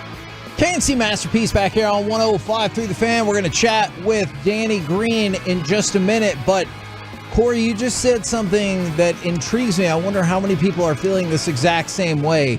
You can't wait until the game gets started. I'm willing to bet you're probably about 6 hours and 16 minutes away from the game actually starting. But what is everybody's excitement level right now? Well, I would say to Kevin, I said I can't wait for these next 40 minutes to be over. I didn't want to say that I love this show, Mike. I love this show. I'm going to ask you this, though. If you had to pick game one of the World Series and game one of the NBA Finals, which one you picking? Ooh, that's a tough one, Corey, and you have to answer it, not me. The World Series just happened. Like, what do you mean, like what are you more? Can you remember how excited you were for Game 1 of the World Series? Versus I don't know if I've ever been more excited than anything than I was for Game 1 of the World Series. See, I think so too. Just because I've seen the Mavs win a title, like I'll go freaking crazy. I'll be pumped for Luka, Kyrie. I'll be pumped for everybody. But I'd never seen the Rangers win the World Series. It felt like somehow, some way, that was going to be their year, and I was, I think it's the World Series, but I understand. Yeah, so we're going to have the same thing. We're going to be down by 2, and then we're going to hit a shot to send it into overtime. That'll be Luka, and then to win the game, we'll have the walk-off by Kyrie, the way that Adolis walked off Game 1. I like that. I really do like that. Didn't get blown out in Game 2. That was the greatest game in the history of baseball, I'm going to say, but at least for the Rangers. All right, right now, let's turn our attention to Danny Green. By the way, it's an Honesty NBA Insider. Insider calls are brought to you by the all-new Hyundai 2024 Santa Fe, equipped for adventure. Good afternoon, sir. We're pumped. Are you pumped? I am, man. Good afternoon. The car sounds really nice, too. Sounds like a good deal. Okay, see? There you go. Yes, it does. Man, I wish every guest was as helpful as what you just were right there. All right. You have been on the Mavericks side multiple times throughout the playoffs. This is a playoff matchup where they're about a 2-1 underdog. How do you view this series just like on that basic level? That's tough, man, because honestly, I had them I actually had Minnesota in the last series. I didn't think they'd be able to do it, but they did, and because they did, and that's why I'm kind of going with them for this series. If they play like they played in the Minnesota series, in this one, they have a really good shot, and kind of relying on what Kyrie shows up. You know, obviously you want to see the stars, seeing if Kyrie gets emotional or not, and if the others show up and help, Luka as well. So a big amount of that basis is on those guys. And for Boston, it's how healthy Porzingis is. So there's a lot of things riding on both sides. One specific aspect of the series I'm curious to see how it plays out. The Mavericks are the best in the playoffs at making corner threes, but the Celtics are the best in the playoffs at preventing the corner three. How does one team impose their will at that specific battle? Well, it's really seeing how the stars kind of share and play with their teammates on this stage, really. Who's going to execute the best, the battle of wills. And that's an interesting stat. I'm waiting to see how it turns out as well. But ultimately, those corner threes are not taking much about the stars. It's really how teams are going to guard them, how they're going to create, and how well those other guys are going to knock them down. Danny, can you explain the difference in kind of emotion/energy? The conference finals is amazing, whether TNT is there, ESPN, and a lot of national media. Can you explain the difference of playing in a conference finals game versus an NBA finals game? A big difference. Obviously, the lights are brighter. Every media outlet in the world and every media person is probably there. So it's going to be a lot of people on the court. But this is a bigger stage, man. This is where you make a name for yourself, become a household product if you're not a superstar. And obviously, you're etched in history if you're able to be the last team standing. So it's different. It's not even close, honestly. But all playoff series are a lot of fun, great atmospheres. Referees let you play physical. It's an experience, but nothing like the finals. I know you're super focused on the game, and that's where it should be, but did you ever see a celebrity at an NBA final game that you're like, oh, crap, did you just see who's there? Not necessarily the finals games, but definitely during the regular season. You see a lot of them in LA, in New York, and Chicago. Unfortunately, we played Golden State and Miami, the teams that I played when I was in the finals. And in Miami, you'll see some people, but nobody that was like, oh my God, it's mostly like NFL guys, stuff like that. But when you're in LA, you'll get to see the Denzel Washingtons of the world, and obviously in New York, you see Spike and then his crew. It's in a lot of different actors and actresses. When we watch Derek Lively, we like proud is just the word that kind of keeps coming to mind here. You have a guy that's young, a rookie, and he's this important to your team, not only offensively and defensively, as a teammate of a guy that's growing in that manner. What are your thoughts for him going into a series like this? No, he's super mature, man, and he's going to be huge for the series for them if he can execute the way he has in the past. Unfortunately, I've never had a rookie that I've had to rely on like that or seen that type of maturation from that early or this early in their career. And I played with some greats. I played with some good people when they were rookies, but it took some time, and I didn't make it to the finals when they were rookies. Only person that comes to mind, he didn't even play when we won, was OG Anunoby. He was with us on the Raptors team, but he didn't play. In San Antonio, we didn't have many rookies that played. LA, none at all really either. So it's hard for me to even compare or see anybody at that age that helped us through the playoffs on that type of ordeal. So there was an article on NBA.com, 10 big questions going into the NBA Finals, and we don't really know the Celtics this well personally. We see how much Kyrie and Luka love each other, are supporting each other this year, playing for each other, and trying to get it done. It says, question number 2, do Tatum and Brown get along, and if not, will that derail Boston? Do you have any insight onto Tatum and Brown's personal relationship? I don't. I think they get along fine. I'm not inside scoop. Never played there. I don't know how many ties there. But I've seen interviews. You can tell they gel. They mesh well. And that a lot of people doubted them before they made it to the finals a couple of years ago. And after that, it kind of shut those people up and closed the doubts of people thinking that they couldn't work. So I think they've been fine. Unless there's other things I'm missing from the looks of it outside, it looks like they have a good relationship and that they've been growing together. And they know that they need to win because the window is short for that group. Talk with 3-time NBA champion Danny Green right here on 105.3 The Fan. The Celtics are 6-0 on the road. The Mavs are 7-2 on the road. Are these just two really good teams playing really well on the road, or have you seen like a diminishment, maybe the last 10, 15 years, of the importance of home court?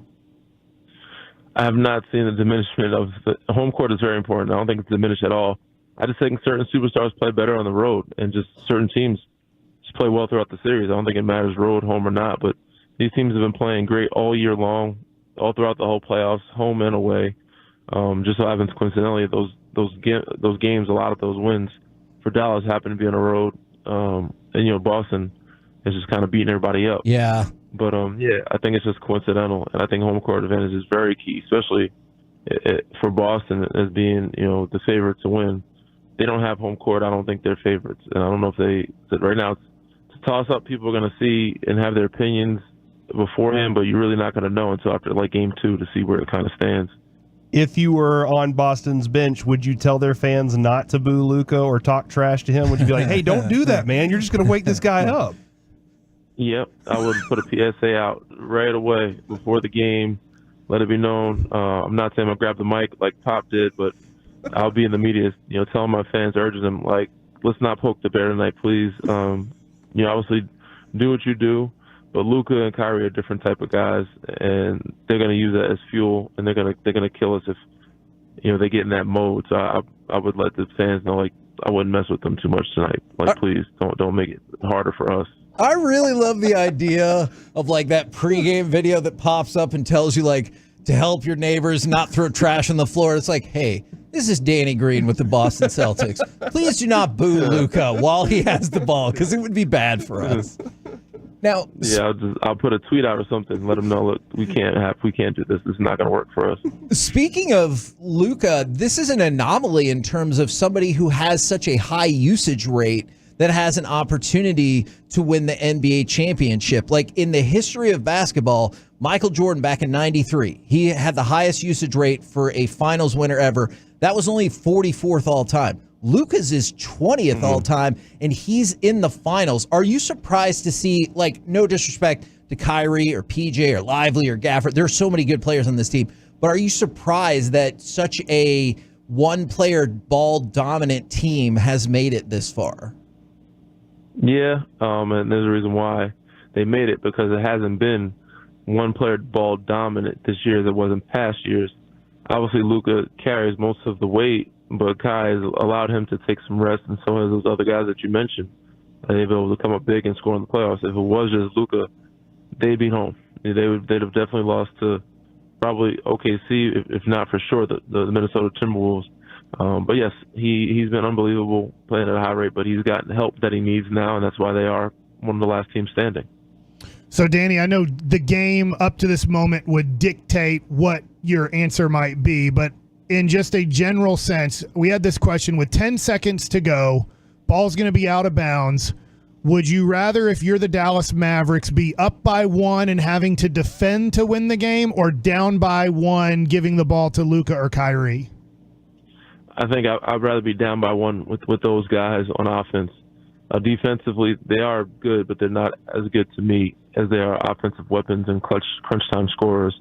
So defensively, I would assume you'd have to have both of them on the floor, Luka and Kyrie. And you have Gafford, protecting the rim, and, Derrick Jones Jr. and P.J. Washington. But there's some mismatches, I think, if you have Boston's weapons and have those two guys on the floor, where I think Boston has a pretty good chance of scoring. I think they have a better chance of scoring than getting a stop, if I had to guess, with that group. Now, we're talking with Danny Green. I had a quick question for you. Former NBA player Chase Budinger just got a spot on the Paris Olympics beach volleyball Chase team. Been nice. Yeah. Chase been doing that since high school. He's a volleyball player. He's great. He's a great all-around athlete, and that's what made him really good at basketball, because he could jump, and he could, that's why he's a volleyball player. He's good at volleyball. So it's impressive, man, that he still kept that another sport, and he was a two-sport professional. So, a lot of kudos to him. I agree. Absolutely incredible. Is there another sport where you think, I could still do this? I still got it. Like, I know focus on the media, I've been doing NBA, but is there any other special athletic talent that you have? I wouldn't say I could jump into it. This was actually a funny debate that was going on like a couple weeks ago. I played football growing up. I said, I don't know if I could cross over, but I still got it. I think I can. I have talents to show you that I did play. I don't know if I can't play in the NFL. But yes, I played football growing up. And that was my second sport. So, if I wasn't to play basketball, I think I could have possibly been playing football long term. But I would have had to continue that long ago. I don't think I could just jump right into that right now.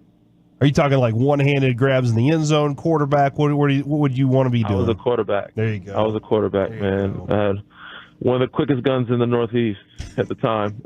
Could have thrown to Jesse Holley. Yeah.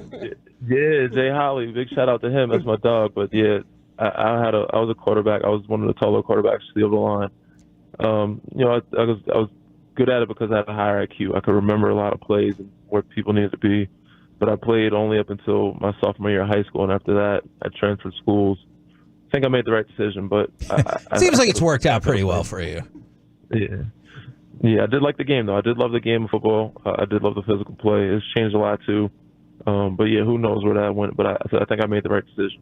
Last question for you. What is your official mark it down prediction for the NBA Finals? Man, I'm going to go. This is a tough one. I said this. I would like to have seen a couple games first seed, but if Dallas plays the way they've been playing, I got Dallas getting it done in 6. If they don't, then it's Boston's game. Like, if they let it get to 7, it's a wrap. But I think they have the advantage inside with Gafford and Lively. Porzingis, I'm not sure how healthy he is or how he's going to look, but it's going to be a lot on him to stretch the floor and also protect the rim with those guys, getting lobs, dunks, and rebounds.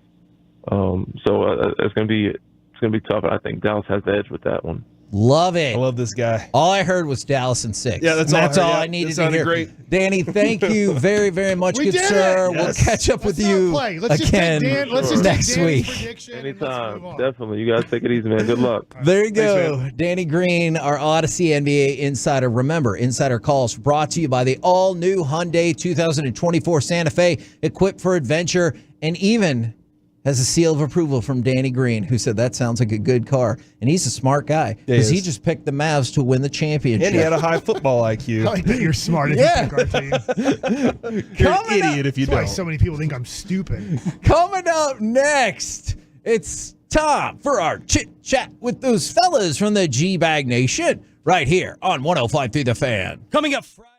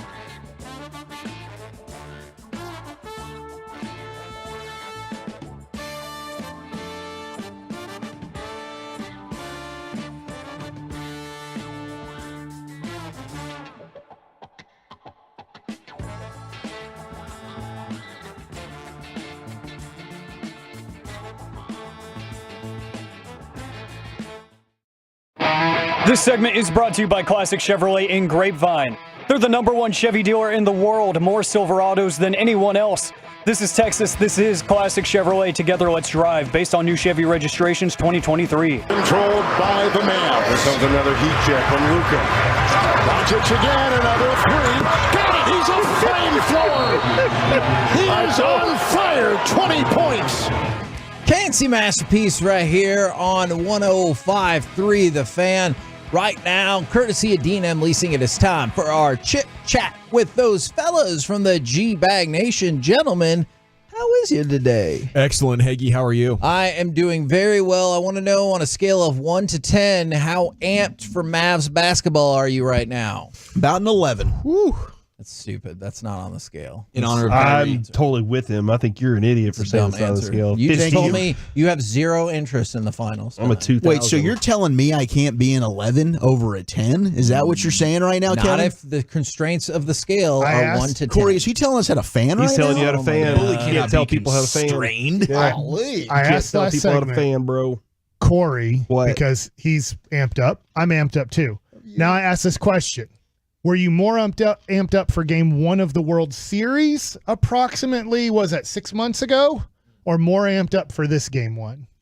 It was game 1 of the World Series, and it might have a little bit to do with, like, we got to be there. You're there. We were there. That's a good point. I mean, the energy, the atmosphere, being there when the doors opened and having all the fans rush in. But waking up this morning, like, it really set in. Holy crap, the Mavericks are in the NBA Finals tonight. I mean, living through 2011 was just so incredible. I guess it hasn't really hit me. Like yesterday, it did a little bit, seeing the guys with the finals in the background, and they're on the floor, they're in Boston, and they're getting interviewed. But today, when you get like the Mahomes hype video that came out, and we're seeing all the jerseys with the finals on them, like it really set in. This is such a special moment. And for the fans that maybe, you know, the kids that didn't get to live through 2011, and this is their first time seeing the Mavs in the finals, it's just such a special time right now. So I'd lean game 1 of the World Series, but this is really, really cool. I will add this, though. I've not had a feeling like this. Like right now, it's definitely a great vibe. The feeling I had for game 1 was phenomenal, but I've not had a feeling like I had before game 7 of the ALCS going into playing Houston.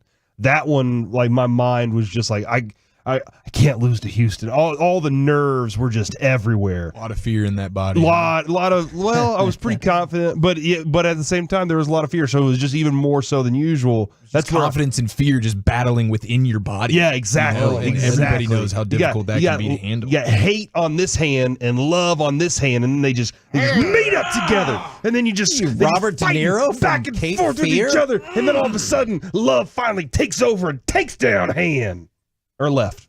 Love, hate, champions.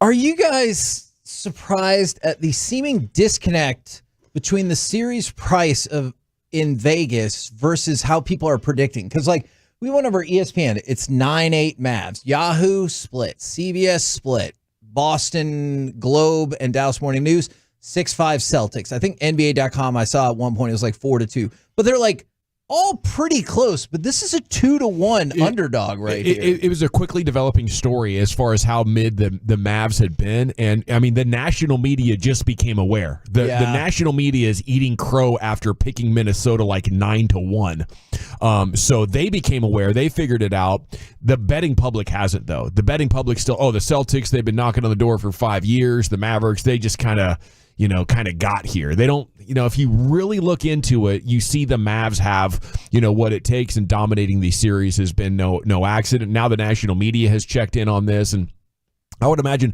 after tonight's game, the Mavs will probably be, much closer to favorites, if not favored for game 2.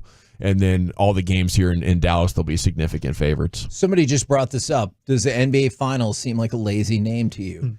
In baseball, you get the World Series. In football, you get the Super Bowl. In hockey, you get the Stanley Cup. The NBA is like, the finals.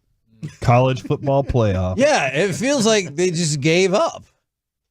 I don't know if you've ever thought about that before. What do you want to call it? I don't have another if you're going to make name fun yet. of it, man, have a name for it. The Larry O'Brien Championships? I mean, LOC? I'm NBA Ultimates? Yeah, 'cause that's the only, yeah. Ooh, the NBA Ultimates, because that's the only thing that differs, like, makes the NHL different. They're just putting the Stanley Cup Finals before the NHL Finals. Yeah. NBA Jam. Which is badass, because Lord Stanley is the best Larry trophy in O'Brien all of Trophy of sports. Destiny. Like, that's, wow. Well, this sounds exciting that we're I there. love Destiny. All right. What is y'all's official prediction for the finals? And how are your eyes doing, Eric? Mine are doing pretty good, man. They're actually doing really good. A lot better than they were doing maybe just over 24 hours ago. I'm scared to death of LASIK. Does it burn? It's wonderful, right? Are you So awake? worth Does it burn? It's so good. Yeah. You're awake during that? You're awake. Just a little Xanny, you know. You just pop a little Xan, daddy, and then boom. Mike's freaking out over here. Tell him it's not that bad, I Eric. need it, but I can't do it. Dude, I'm telling you, Brooks Eye Associates will take care of you at the highest level. I'm not telling you Your that eyeballs you didn't will make be a great decision or Gavin didn't earlier in his life. I just can't do it. Eyes freak me out. Dude. I can't. I had a conversation with Max Scherzer, and the whole time I thought I was going to have a heart attack. Oh, because of his eyeballs. Yeah. The different colors. It's awesome. Which one do you look at? You Or look you at both of them, and you're freaked out, man. You look at his left. You're right. Yeah. But I can't. I can't do eye drops. I can't do eye drops. Wow. Okay. Well, then that's going to be a little bit difficult. You're a little screwed on the LASIK if you can't do the eye drops. It's kind of a big You just part of put it into the corner right there and then let it just seep into the rest of the eye. That's You a know how pro they eye shut your eyes dropper. and they do that puff of air in your eye to like do some check. I can't do that. Why? I hate that too. I think I'm gonna die. What? Oh, no. Oh, my gosh. From that? Yeah. Yeah. That's the way I feel as soon as they close the plane door. Oh, no. Okay. It's horrible. All right. Thank you. I want to take a train to Oxnard if anybody's in. I would do that. I'd go down with that. Official predictions. Mavs in 6. Mavs in 7. And Luka goes absolutely berserk to clinch finals MVP in that game 7. Yeah, I'll do Mavs in 6. Okay. Just in case they missed it. Mike, Corey, what say you guys? 7. Mavs. Mavs in 6. Okay. And they go Darwin ham on them tonight. Darvin? Oh, we break the So sad. backboard? Okay. Then did you hear the bold prediction from Chop this morning? He said Mavericks in 5. Then found out Drake bet on the Mavs and said Celtics in 5. Yeah, that made me nervous too. Drake just gave us the kiss of death. Yeah. I got to change my prediction now, The too. Drake curse. He threw $500K on us. I will go Mavs in 7. What do you fellas got coming up on the program today? Oh, Pure Gold as always, Haggy. Thanks so much for asking. We'll get Tim Cato's official prediction coming up at 3 o'clock. It's not Kelvin Cato, the former Trailblazer. No, sir. Okay. No, and Rocket. I had no idea who that was, so I'm glad that you were ready for that, Paulie. Ham.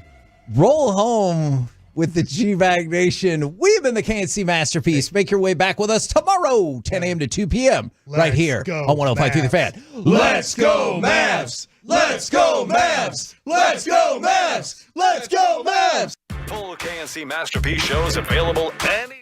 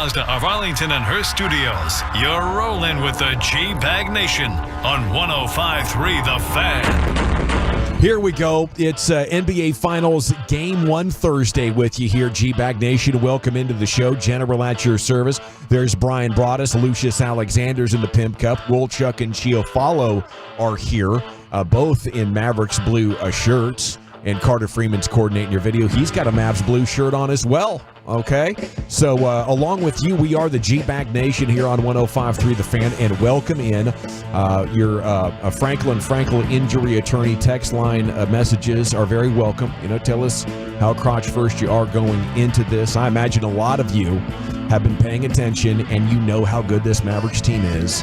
You know the nation was sleeping on them. The national media doesn't know. Gamblers don't know. Vegas is cleaning gamblers' clocks right now, charging them this premium to bet on the Celtics like they should be the favorites. Everybody knows in basketball, the best player wins, and the team with the most skilled, tall people wins. That's the Dallas Mavericks. It's not even close. Horford and Porzingis, are you kidding me? I mean, you got one dude who's a fogey and one guy who definitely has the worst balance in the NBA by far. Okay? You want to measure somebody's ability to change directions in a quickness? Go ahead. I can tell you right now, Porzingis is dead last in the league by far. He's going to get undressed. Their best defender is 6'4". Their second best defender 6'2". Have fun trying to even bother Luka. Luka's going to be like, "What am I playing against sixth graders here? There's nobody that can obstruct my vision. What do I want to do? Shoot over the top? Just bully you out of the way for a layup? Do I want to throw to one of my corner guys for an open three? What are we doing here? Are we blocking your shots? Are we out rebounding you? Are we dunking in your faces all game long?" Yes, all of that is about to happen. The Dallas Mavericks begin the final ascent to a championship this evening, boys. So, yes, I've gone six to midnight already here, Chief. How are you doing? Likewise, dude. That morning time feel never went away from me either when I got up out of bed this morning. It's fantastic. It's a beautiful day. I cannot wait to consume this game in this series. It's going to be wonderful. I do feel very confident in the Mavericks, and I'm with you every step of the way. What Luka is going to be able to do versus these guys is going to be epic, and I think a lot of people are starting to feel that and understand that. The power and dominance of Luka is now changing the minds of people as they had like 7 days between the series, and they start really breaking this thing down. Ultimately, it ends up with Luka is a magician and an assassin. Yeah. He's the best of both worlds. Yes. Just to peel back the curtain a little bit, if you're not watching, Chiafalo is going double eye protection here post-LASIK surgery. I like that. Thank you. Better safe than sorry. Brian Broaddus prepared for us some tremendous meatball subs. There you go. So, those meatballs were unbelievable. And I've never lost on a game day when consuming a meatball sub. How about that? Throughout any course of those 24 hours. Are you guys? So how about that? What does that mean for game one? It means put all the wood on the Mavs. I was going to ask you guys about that too. The way the series have gone for the Mavs, it's kind of been a tradition to lose game one. Yeah. Are you guys? I think they broke that. I think the dam broke versus the T-Wolves. And they're wearing the Black City Edition jerseys. And we mentioned yesterday, they're undefeated in the postseason wearing those. They're actually going to wear them 3 times, I believe, over the course of the series. They've set it up to where games 6 and 7, they'll be in those bad boys as well. So I would not be surprised to see the Mavericks steal a game one. I was going Boston to take game one, Mavs even it up in game 2. Yeah. I think I'm having to recalibrate that thought process right now. I don't think this is a game where the Mavs are overlooking anything or feeling too comfortable. And I think that's the trap for them is when they're not up for it. And this playoff has been a lot of things. It's been the playoffs where Luka is being crowned as the best player in the game now, which I believe I agree with. Maybe we can get into that a little bit later on. But it's also been an off season where Luka has figured out I can't let my team down by taking games off. And starting on the road eliminates the possibility that he's going to come in European Playboy Luka. This is killer Luka that's coming in tonight. I think he's the healthiest he's been up until the season started. Yeah, I think that it's now a huge factor. The fact that they've gotten to the finals, the aches and pains go away. The injury reports are non-existent. People want to play. They don't want to miss these opportunities. I think with Luka, I think there's some things that they clearly have some ideas about how they want to attack the Celtics, and we'll see if it all works out. But I'm gonna stick with this. I think they've got to win 3 games on the road. I do. I think if they're going to win this series, they're going to have to win in 3 games on the road. At home, there's something different about this basketball team, and I said it yesterday. And I'm going to pick the Celtics in 6. Is what I picked. I know I'm going against, and you weren't here yesterday. The views expressed by Brian Broaddus. I just punched in the chin. Delivering that. I mean, hey, but I'm the same guy that picked Colorado over the Stars. But I'll ride with it. I think this team. There's a reason why that they won the number of games they won this year. The Celtics and the way And Dawson, you even kind of did the legwork for me yesterday, talking about teams that win, that don't lose less than 20 games. 20 or less losses to this point, including playoffs. Yeah. So they lost 18 in the regular season and 2 so far, and those teams have won it 14 out of 15 times. Yeah. I do think we know exactly what this is as DFW sports fans, though. Boston dismantled and put up these insane stats, the most efficient offense in the history of the league, just as Dak Prescott, leads the NFL in passing, this, that, and the other thing. Regular season is massively different. And once you get to this point, you're up against, defenses like the 49ers or, the best coached running games like what we had in the Green Bay Packers, and the difficulty flies through the roof. So I don't think that's an accurate representation of how good they are. And once they come up against the Mavs defense, they'll see, and you'll be eating crow, Brian. I think we need this, though. We have to have a couple of heels in the building and just in the conversation, because we're getting a lot of Mavericks in 6 or 7, Mavericks in 6 or 7 experts every show here at the station, for the most part, picking them out. We need somebody like you to be eating the crow with the egg on your face. That's as the 817 just put it, potentially the kiss of life right there. I appreciate it. You need people like me. I'm the bad guy. No, I'm the villain. I will say this: if Boston wins in 6, you're not going to hear a word from me. I won't be that guy. I won't be, because I believe Boston is a better team. I really do. Celtics have been fantastic. They are very good. It's made me very nervous with just how much momentum has been building for the Mavericks here. But I do believe that Boston just enjoyed maybe the easiest path to the finals we've ever seen. It doesn't matter. They got there. They got there, sure. But the Mavericks on the other side had to deal with one of the hardest, and they're not getting credit for that. So all year we're going to talk about Boston. They came up on the rough side of the mountain, bro. Stars did the same damn thing. They went through this tremendous path and got beat by a team that isn't worth a damn. That's the hill you want to die on, think Brian? Edmonton's not worth a damn? I'm just saying, though, if you look at through the path that everybody went to get to the finals, they're not worth a damn. Yeah. Oh, man, they got the best player in the NHL. They got beat by a team they beat 3 out of 4 times during the season. They did. Yeah. Edmonton's pretty damn good. They could win the Stanley Cup. That's very much like the Cowboys losing to the Giants in 2007. Oh, gosh, I disagree strongly. Will we still get Mardi Gras, Brian, when the Mavs win? Oh, no, absolutely. I mean, I'll be happy to celebrate with you guys. But, again, I'm not going to sit there and be proud about picking Boston in 6. Yeah, you shouldn't be. I just feel like, though, and I hope I'm wrong, but when it happens, then I don't want to hear it from you guys. Well, I'm glad you feel comfortable enough to speak your truth, Brian. I do. I feel really comfortable. It is a safe space. I feel great about it. I have no problem with this. There's a reason why the Boston Celtics are the team they are, and the Mavs have done a great job getting to this point. Like I say, I think they're going to have to do this on the road, and that's one of the things the Mavs have been really good at in these playoffs, is finding a way to rally and win games on the road. This is the craziest pick, though, since you picked the Cowboys to beat the 49ers 2 years ago. Yeah, that was. I kind of felt bad because the whole thing with what we said about McCaffrey. I felt kind of bad that we kind of wished injury on him, and they think that wasn't right. Yeah, wasn't right. And luckily for us, we were held accountable by McCaffrey's mom. Yeah, she called us a dick. Yeah, multiple times. 214 says get him off the radio. I think he's just having fun. We don't need to get Brian off the radio. We like the dissenting views. No, it's good to have. Continue to be Homer fans out there. Reality. There you go. Lash out at us. Lash out at us. Yeah, like what are you doing, bro? You got your opinion, but everybody else is dumb now and homers. I didn't call anybody dumb. I said, that's if you want to say get off the radio. I mean, again, I'll give you your opinion. So you that guy. You think Boston's so much better that you have to be a homer to pick the Mavs?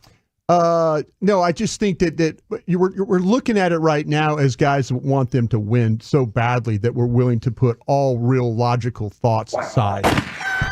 Now we're illogical. Yeah, you know what I'm saying, bro? Look at Broadus leaning on stats. You're not a homer. You just don't have any logic. I'm just saying. Delusional in your analysis. That's exceptional. Yeah. Brian's got his fastball working here. Game 1 of the finals. And I'm telling you, we need the heel. We need this as much as we hate you right now, Broadus. We need your presence right now. You guys are cheerleading this thing on. Let's go. I got my skirt on. They're My cheerleading pom-poms. anything. I think the Mavs have been better than Boston since the trade deadline. I think that's the facts. I think they had a tough road to get to the Now finals. you've poked the damn bear, The Celtics Broadus. had the easiest run in the history of the playoffs You asked to for get this. to the finals.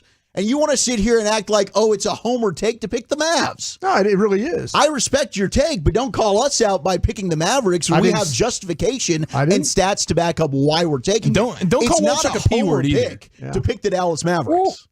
Wow. Okay. We're good. 901. It's not as crazy as Bobby Belt saying Pollard was better than McCaffrey. Oh, did he really? Craziest takes you've heard on the fan. Anything hotter than Brian picking Boston in 6? I don't think Boston in 6 is a crazy take, though. I mean, no, it's Boston's very good. I agree with Yeah. Brian on that. But I do think the Mavs are very justified why people are picking them. But that's because you don't have logic. And because of that, That's you true. just can't see clearly. That's true. I've got the damn homer goggles on. We all want the Mavs to win, right? Of course we do, Broadus. We all want the Mavs to win. At least right? 5 of us do. It's tough, though. It's tough to make the pick, and all of a sudden you want to be right in your analysis. It's tough when you pick against your team, and then you have that selfishness inside you that can creep up. Like, do I want to be right, or do I want to be a champion? I hope you want to be a freaking champion. You know what? I'm all about being the champion here. I'm just thinking that this is not the Mavericks' time. No more parade for you. Is this the first time you've picked against the Mavs this playoff run?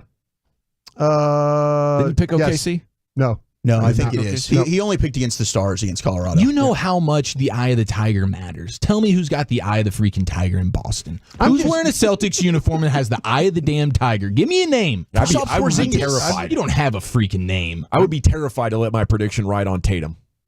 Well, I am Tatum, White. I'm letting it ride. I'm letting Jaylen Brown. I'm letting Holiday. I'm letting them all ride. Yeah. Bunch of You're guys right. with Pretty no good eye of players. the tiger. You're right. Drew Holiday might have it. Yeah. Drew Holiday's been around He's a been guy there. that had it.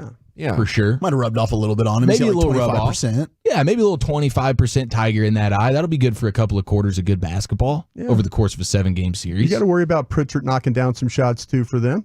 You know, he'll hit We're some going Peyton Pritchard now. Is that what we're doing? No. He just lobbed the Pritchard grenade at us. That's how No, you know I'm just saying that- desperation in your ass take. Look at his numbers. Look at his numbers. Look at his numbers. Look at his numbers. Now you're putting homework on me. Yeah. Do the research. You didn't do the knowledge, bro. You didn't do the knowledge. I'm just saying, man. Guy knocks down 3-point Do your shots. Googles. Yeah.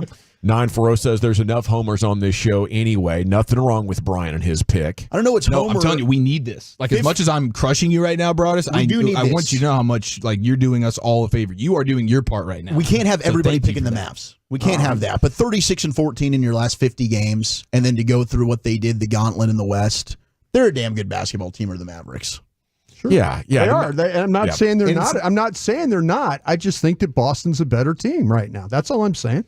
Okay, so the 682 has a good question here before we move on. Impossible. Why doesn't Brian talk like that and be honest about how trash the Cowboys are? Now that's we talk plenty bad about the Cowboys. Yeah, If you've you- urinated all over that team. You picked against the Cowboys several times this year. Yeah, and people will when you and they'll remind you like, yeah, you picked against them. Well, how about the times I picked for them and they didn't win? You know, how about those days? See, nobody will remind you that, you know, and even they did this with the coaches when I used to get on the plane, the team plane, and we're flying to Seattle and we get beat in a game.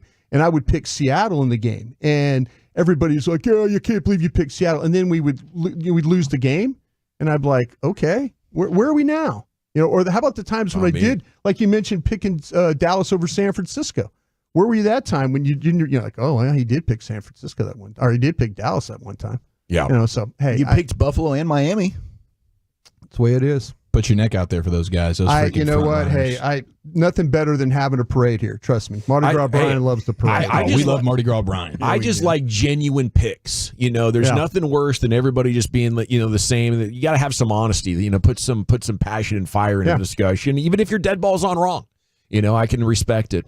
210. We'll see if I'm wrong in what, a couple weeks, right? Yeah. Yeah, because absolutely. he just did one of his. He couldn't let that.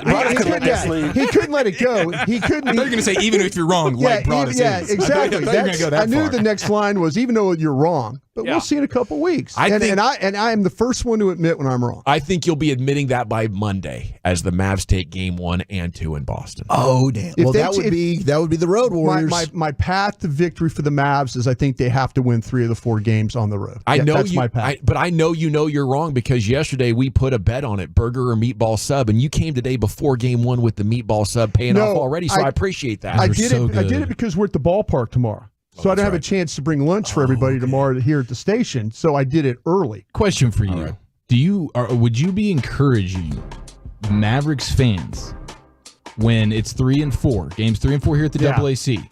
Would you be encouraging them to flip their tickets to Celtics fans and bring in that toxic Celtic road environment into our own house? I just feel like lead the Mavericks to victory. Is that what you're alleging? I'm a credentialed member of this media now, and I get to go to all these playoff games. He's bona fide. The Mavs fans have done their part at these home games. Trust me, they've done. Well, it sounds like it's not enough. Sounds like you got to go the other way with it. No, the team needs to figure it out. The fans have got it figured out. The team needs to figure it out. They figured out something on the road.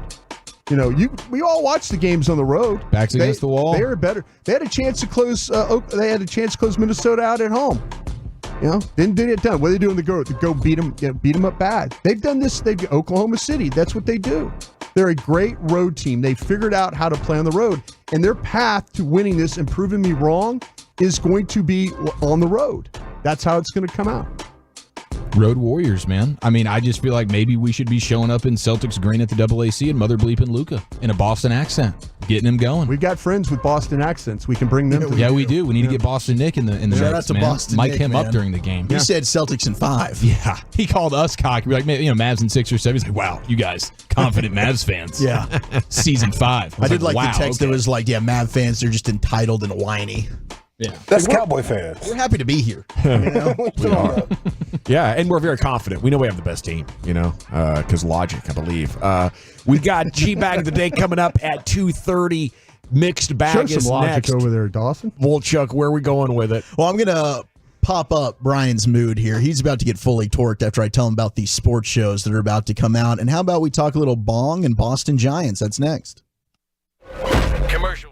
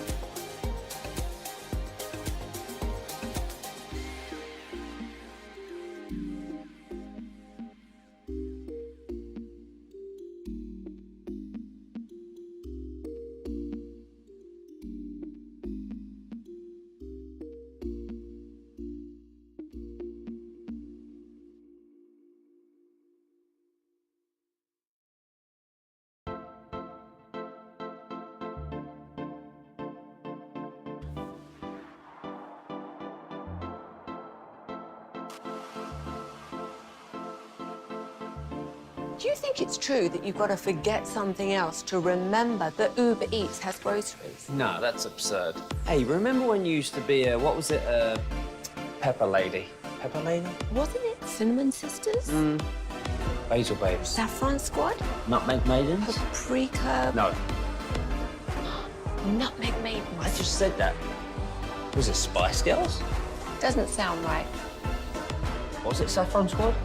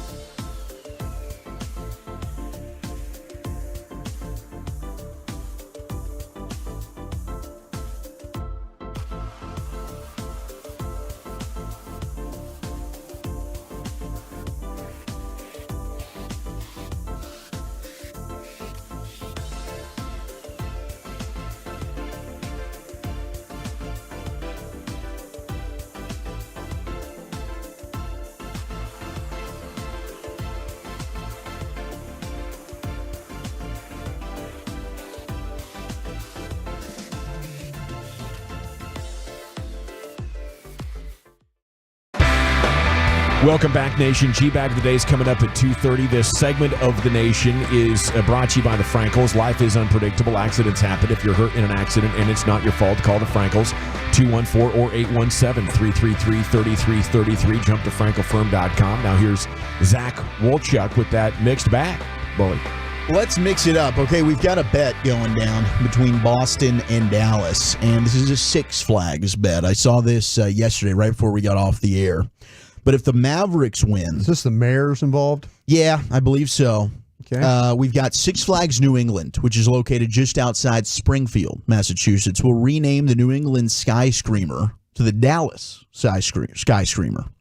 They're also going to provide free admission for 1 week to anyone with a Texas ID and send Bostonian treat-like cream donuts, clam chowder, and baked beans to its sister park in Arlington.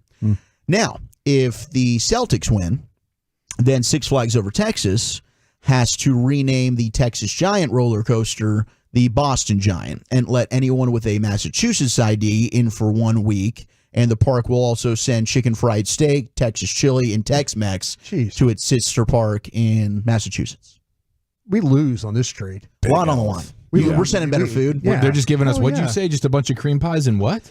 Cream pies and beans and clam chowder. Chowder, not a bad call, but man, it just sounds like a terrible trade. Yeah, like does Boston have like the best baked beans? Like what's going on? I mean, they're Beantown. I don't know why they're called Beantown. They're known for that. It has probably something to do with the immigrants or something like that. That actually does make sense. Yeah. The Beantown deal and maybe the baked. Some of the colonials. Yeah. I'll keep my refried beans here. I mean, I know in I'd be England, more impressed. they love their baked beans. They Like, do. They put that on everything. They eat it with breakfast too. They do. Yeah. Yes, Part of a proper English breakfast is baked beans. Absolutely. They'll do the baked beans and some tomato with their eggs and sausage. It is it's interesting. Now, blood pudding. Yep. Mm-hmm. Underdog Luka Doncic is attracting the most finals MVP bets right now, according to ESPN Bet. As Tatum, of course, is minus 120 favorite for finals MVP. Doncic at plus 200. Brown's at plus 650. He's getting the next bets, next most bets, according to the sports books, and then followed by Kyrie Irving at plus 1400. So this is going to be interesting. I think that, plus 200 to get Luka to win MVP, that's a no-brainer for me. I would absolutely put money on that. Mm-hmm. But it seems like the majority of the money right now is going towards the Mavericks. And the Drake bet does have me a little bit nervous. He put $500K on the Mavs. He also put $500K. Of course, he's Canadian, so he's going to put that on the Oilers. We just canceled it out, though, with the broadest kiss of life. With the Boston I think, yes, like that's exactly why Broadus might end up being the MVP out of all of this when it's all said and done. Yes, I agree with that. Thank you, Brian, for what you're doing. For his awful take. You want to get excited about something else, Brian? I'm going to wear my green shirt tomorrow. A Celtics green? Yeah. Are you going to wear your Kelly green? You going to wear your credential as well? Your Mavericks credential around your neck too? Damn right when I get it. But we can't show it. That was, remember the ruling? Like Super Bowl. Like they get on, so you have to turn your credential if you take pictures with anybody. And Hackers. It's so annoying. I forgot to do that. I forgot to do the World Series too. I had to take down a bunch of pictures of the World Series. I'm like, gosh, dang it. Okay. They'll call you out. 940 says Boston baked beans are a popular candy. Yeah, they're fantastic, man. You ever had Boston baked beans? Obviously, you haven't. No. I didn't know about this. Yeah, they used to be in our little vending machine right here on this floor. Okay, I need to damn Google good, man. Is it like hot tamales? No, they're like candy-coated peanuts. Oh, jeez. Okay, that actually sounds really good. They're really good, bro. I thought it was beans. You're good for your heart. Yeah, I was thinking the more you eat beans, the musical fruit. The more you eat, the more you toot. Amazon dropped a trailer today. You love Drive to Survive, Brian, as do I. Fantastic. So the producers of Drive to Survive, they're now doing an NHL version of the show. This is going to debut on Amazon Prime. Oh, yeah. NHL to Survive? Had an upper body injury that he had to deal with. Skate to Survive. It looks absolutely badass. I don't have Blades the title. Skate or die. Skate or die. Blades of Glory. Blades of Glory. Now, we don't have any Dallas stars that are going to be featured in this, but Connor McDavid, Leon Draisaitl are, David Pasternak and Jeremy Swayman of the Bruins, Matthew Tkachuk of the Panthers, Jack Eichel of the Golden Knights, and one of the most overrated players in the NHL, Jacob Trouba, the Rangers captain, going to be in this as well. But the trailer looks badass. I think this is going to be awesome. I mean, I'm sure fans that have kind of jumped on board with the Stars runs the last 2 years in the playoffs, like you realize how exciting, fun hockey is. I think this is going to be awesome. If that doesn't interest you, Netflix and the SEC are closing in on a deal for a Drive to Survive style football series. There you go. Football or Survive. That is going to cover We just do it better. Just the SEC. Yeah. Rightfully so. Best conference in the land. I'm excited for this. Yeah. That's going to be amazing, too. I think both shows have the potential to be fantastic. 2 women's teams in the SEC are playing for a championship today. Actually, Oklahoma. Yes. Fourth straight one? 4 straight. Yeah. That's an SEC school. I was talking already with claiming Carter it, huh? about this. Damn right I am. 4 straight. I didn't realize it was that many in a row now in softball for Oklahoma. And Oklahoma beat another SEC school to get in. Like, you gotta get out of here with all your other conferences. That's right, and Florida. crap. Yeah. You ain't in the SEC, you ain't going to school. Speaking of crap, dude. You don't matter. These candies, the Boston baked beans, they're not even Boston's own. It was developed by Salvador Ferreira himself in Chicago in 1924. So they have hijacked the Chicago bean and made it the Boston bean. And apparently it's a crunchy candy-coated peanut. So that's exactly what it is. Yeah. Candy-coated peanut, but This is actually it's what Lucius Chicago. I thought it was legitimate. you know. I thought it was legitimate. I heard you, Lucius. Yeah, thank you. No, I heard you as well. Google. Well, damn, Lucius was right. It says right here. Imagine that. But that is funny. Chicago created this. Exactly. Maybe not Boston. Chicago baked beans don't roll off the tongue quite as well. As Boston's, we need to call Chicago Beantown. You guys find it hard to take Eric seriously with those glasses on? When I walked in and saw him wearing it, I was like, did you misunderstand? Like, we didn't have to wear them. But his eyes are a little more sensitive to the light than mine were afterwards. So I understand why he's having to wear them. I like knowing that I'm by a professional with a commitment to eye protection, Brian. Yeah.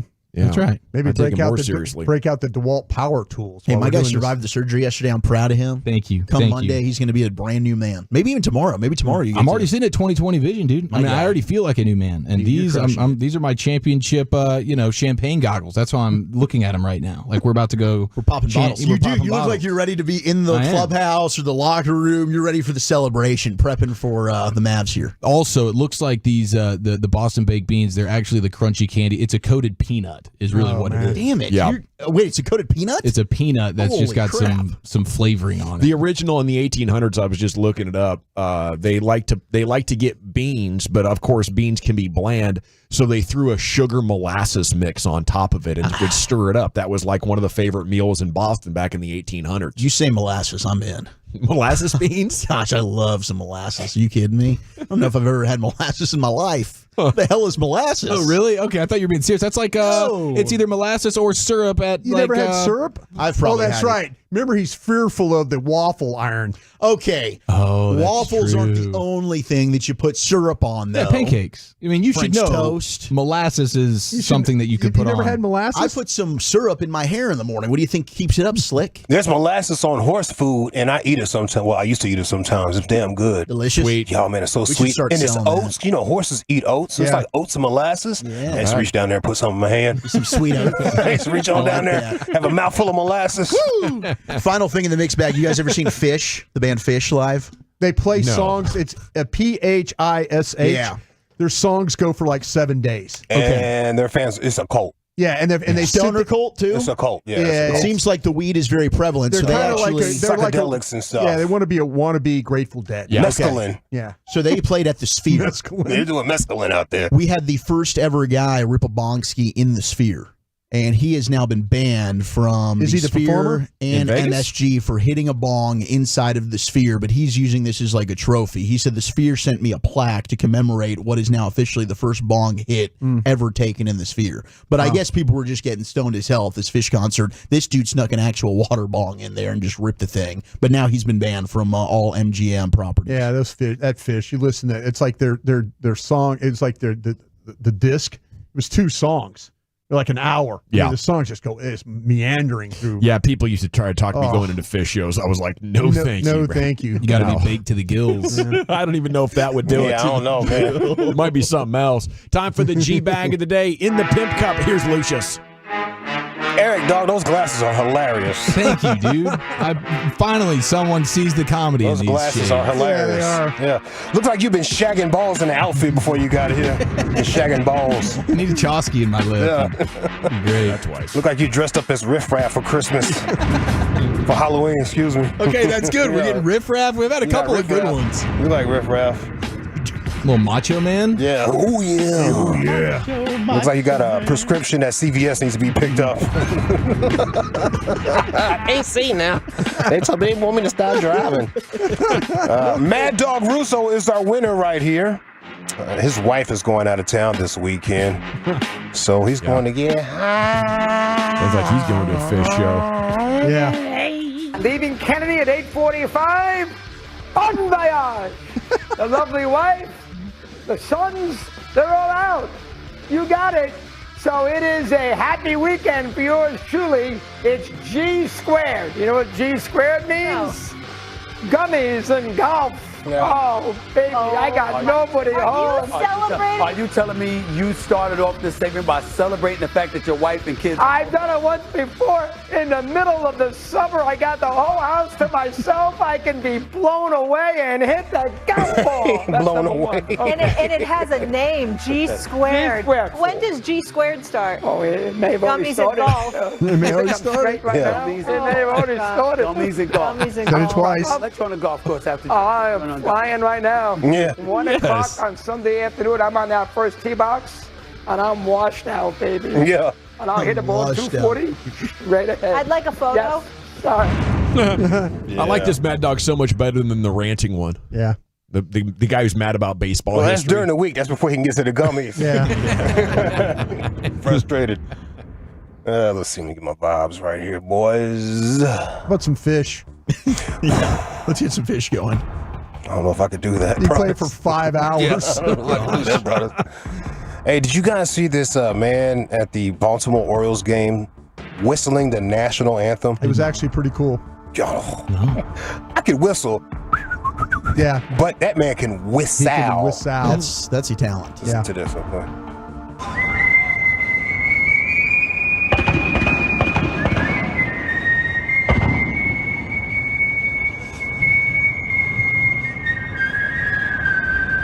Stars. Yeah, they're about to do it.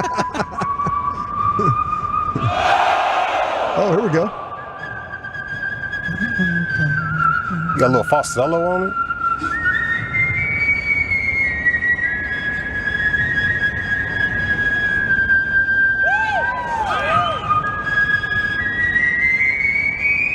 Bruh.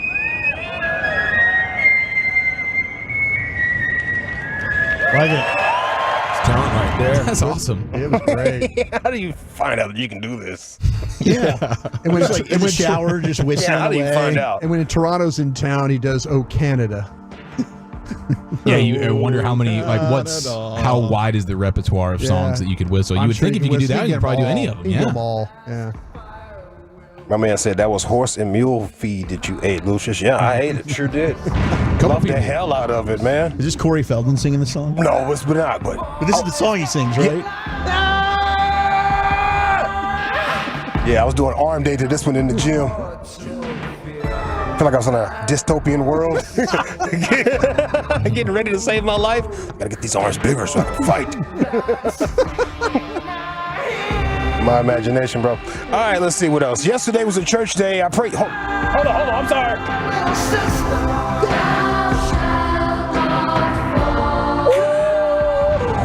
Like a Phil Collins vibe to it, man. It's so good.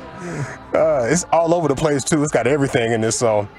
Yesterday was a church day. I pray you got your blessings, folks. Shout out to my pastor, Dr. Pastor Freddie Haynes. He's for my mind.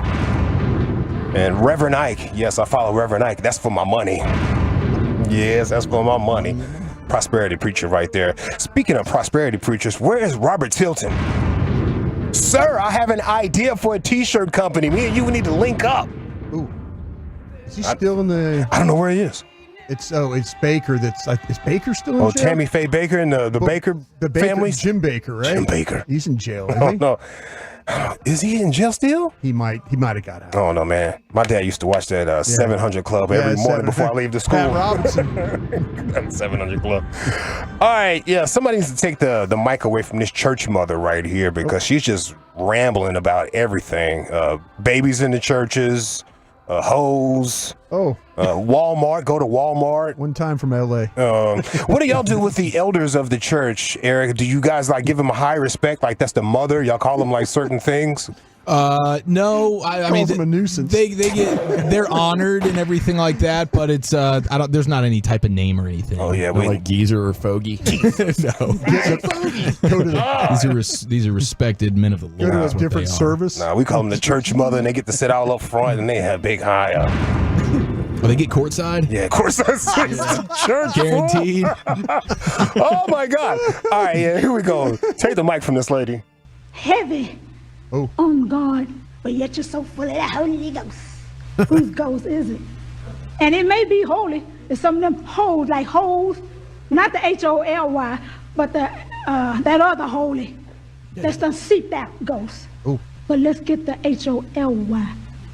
Oh yes, hey, Holy Ghost. We better be careful, saints. We better stop playing with God. You like Mother Wright used to say, and I'll say it again 1,000,000 times. Go to Walmart. Oh, I'm going to say this too. Okay. Stop bringing toys to church. Toys do not belong in the house of God. Ask me how I know. How do you know? Case closed. That's why I know your children ain't paying no attention. I know I'm right. They ain't paying you no attention. Truck all on the back of the seat. Dog hair flying in folks' face. That's wrong, Saint. Oh, I know you're shaking your head, but all you're doing it. Now, if you got a lap baby, and remember there's an age with that, too. After them things get to be 1 and 2 years old, they don't need no toys. I don't care what you say. Hit that thing and make it behave. Make it behave. Wow. Can I get an amen? That's great. Ruthless. I like it. Is it our champ Mad Dog Russo with the G squared? Is it the Orioles game national anthem whistler? Or is it the elderly lady testifying there at the church telling you go to Walmart, stop bringing toys to the church? Yeah, go to Walmart. Be holy, not holy. I felt bad for any 5 or 7-year-old in there. Yes. Stop bringing toys to church. You're like, oh, man. Told you I hate this place, Mommy. Yeah. Man, some good nominees here. I'm going to go with our champ, the Mad Dog, Chief. What do you say? I'm going to go with the Whistler. Lucius? Take me to church. Ooh, we're tied at 1, Wolchuk. I know that whistle guy as well. Brian? I'm going to go with Mad Dog and let the people vote on this. We're tied at 2. Jump onto our X account at GBagNation. You can follow every single one of us when you get there, where all of our handles are in the bio. We do have Tim Cato talking Mavs coming up at 3 o'clock. I'm going to create an Insta poll, though, at GBagNation. Follow us when you get there. We'll follow you right back. And then Krusty's Corner's coming up next. Where are you taking that, sir? Yeah, where does your wide receiver and quarterback combination fall? We'll do those next. Coming up Friday morning on Sean.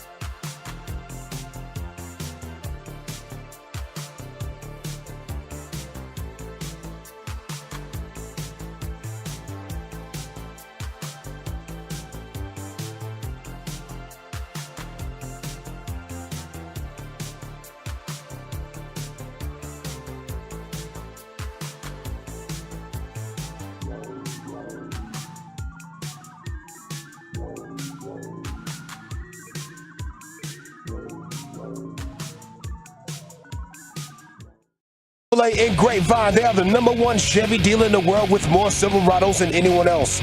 Go see them today or visit ClassicChevrolet.com, y'all. This is Texas. This is Classic Chevrolet. Together, let's drive, relax, and enjoy the difference. Based on new Chevrolet registrations 2023. Well, thank you very much, Lucius. It is the G-Bag Nation here on 105.3 The Fan. Hope you're having a fantastic day. Salute to Mad Dog wins G-Bag of the day, 73-27. Yeah. But while I was on at G-Bag Nation, I saw this highlight reel of this Japanese right fielder, Chusei Manami, who is throwing dudes out more than you'll ever see. From like the warning track? On a baseball diamond. You're like, oh, that's an easy double, maybe a triple, guns him at second. Oh. Like he's getting to things at the line, he's getting to things at the warning track, throwing dudes out at third base, that are tagging from second. Just possibly the greatest cannon in baseball history. An all-time hose? Yes. How big is this guy? Is he like a Dolly's built or? No, I'd say he's under 6 feet tall, but maybe 205 pounds. Okay. He's so a strong thick. gentleman. Yeah. Here's Brian Krusty's Corner, brought to you by Reliant Air Conditioning. Take it away, Brian. Thank you very much. They're Reliant. Hey, you can't help yourself, can you? You should have been a scout, the way you're always asking about body types. You know what? You're right. You would have been like there at the combine, like when the dudes were standing up there, like Tom Brady been standing up there in 2000, and oh man, the guy doesn't look too good. Not sure about that body. Not too sure about that. Grabbing ass. Yeah. Oh, could you get my foot in the door? Oh, we can give it a go. Give it a go. You would never vouch for me in a professional setting. He's a stud. That's all I'd be saying. He's a stud. He's a stud. He's a stud. Whispering. We'll take him. You're He's our not body skipping expert. leg day. Look at the glutes on that thing. You remember Pass. You remember Alonzo Spellman? Yeah. You guys remember him at all? Let me see. Ohio State. Yeah. Pitt. And there was some questions about his knee and maybe some attitude stuff and all that. But when he stood up there, I was thinking, man, in my second life, let me come back looking like this guy. That kind of thing. Because seriously, you could strike matches on him. That's how rocked up Like he Sean was. Oakman from Baylor. Cocky built. Oh yeah, Oakman was. I never saw. menacing, I never saw. I never was. Yeah, he's an all-time. He was not a good pro. Like he didn't have a chance, but all-time like Hall of Fame get off the bus guy. Yeah, absolutely. Right. I didn't Davis go to would've the drafted him. combine then. I wasn't like sitting in the audience then. I was going to the combine, but as a media guy. Sure. So you didn't get to see the actual. And I think they're kind of getting rid of that now. Getting rid of. A bunch of guys now, gals, they're like writing down notes and all that. I think they're trying to get away with that. Just note taking on everyone's body. Hard. Yeah, it's hard. By the way, real quick, Tolo out there, I want to say, I hope he's listening. He might not. He might be giving a tennis lesson right now. I met my tennis pro at the Cooper Clinic yesterday, David Colino. And I think I said his last name right, Colino. And he's a big Tolo. And he goes, hey, if you need any help with those geese, let me know. And he's the tennis pro at the place at the Cooper Clinic. That's awesome. And I was walking, and he's like, Brian brought us, and I'm like, yeah. And I was listening to Love of the Star, me and Bobby. I was listening, kind of checking it, and he came over and he says, "Man, love your show. I live in Midlothian, and I travel back and forth, and you guys are the best. Thanks for." And thanks for listening. He goes, "Listen. If you need help with those geese, let me know." He can handle them. He goes, "I can handle the geese for you." Mountain lion urine, right? And I was thinking more maybe a tennis racket. Okay. I was thinking sprayed down in the mountain lion I think he urine. was going to give me a tennis racket to handle to walk around with, but he didn't say that. I was just kind of thinking that the tennis pro, he was kind of talking about it. So anyway, should have helped you with your basketball picks. He really wanted to give you. Maybe so. Did you show him your Mavs credential whenever he stopped you? You know what? You can't like show people that. Show him your parking pass. Yeah. I do have a parking pass. I know you do. I do. You're proud of that. By the way, real quick. I'm sorry. I know I'm going to get to these. If your receiver and quarterback, it's the dong around corner is what it is. But I was going to make. Are you guys against parking in the parking garage? And especially if you have to park on the 6th floor. I don't want to do that at a game. At a game, yes, I am, because you're just asking to be stuck for ages after that game. So if it's a chance, and again, thank you so much, Mavs, for allowing me to do this. Yeah, there you go, couch it. I learned this from Dawson. Thank you, Mavs, for letting me at least park. But they make us park up on the 6th floor of the parking garage. Okay, I'm going to ask you guys this question, and it's literally right across the street. I walk right across the street to go into the double. The Lexus garage? Yeah, it's beautiful. It's getting out of there that's the nightmare. It is a little bit of a nightmare. They put you at the very top, right? The media? Very top. So they expect you to stay after the game for a long time. So exactly. That parking lot It's like when I was in Rangers, you're like nobody's there. You're leaving on your own. There's some times where I go by and grab my guys from the Mavs afterwards and drop off a couple of cigars for them and kind of talk to them.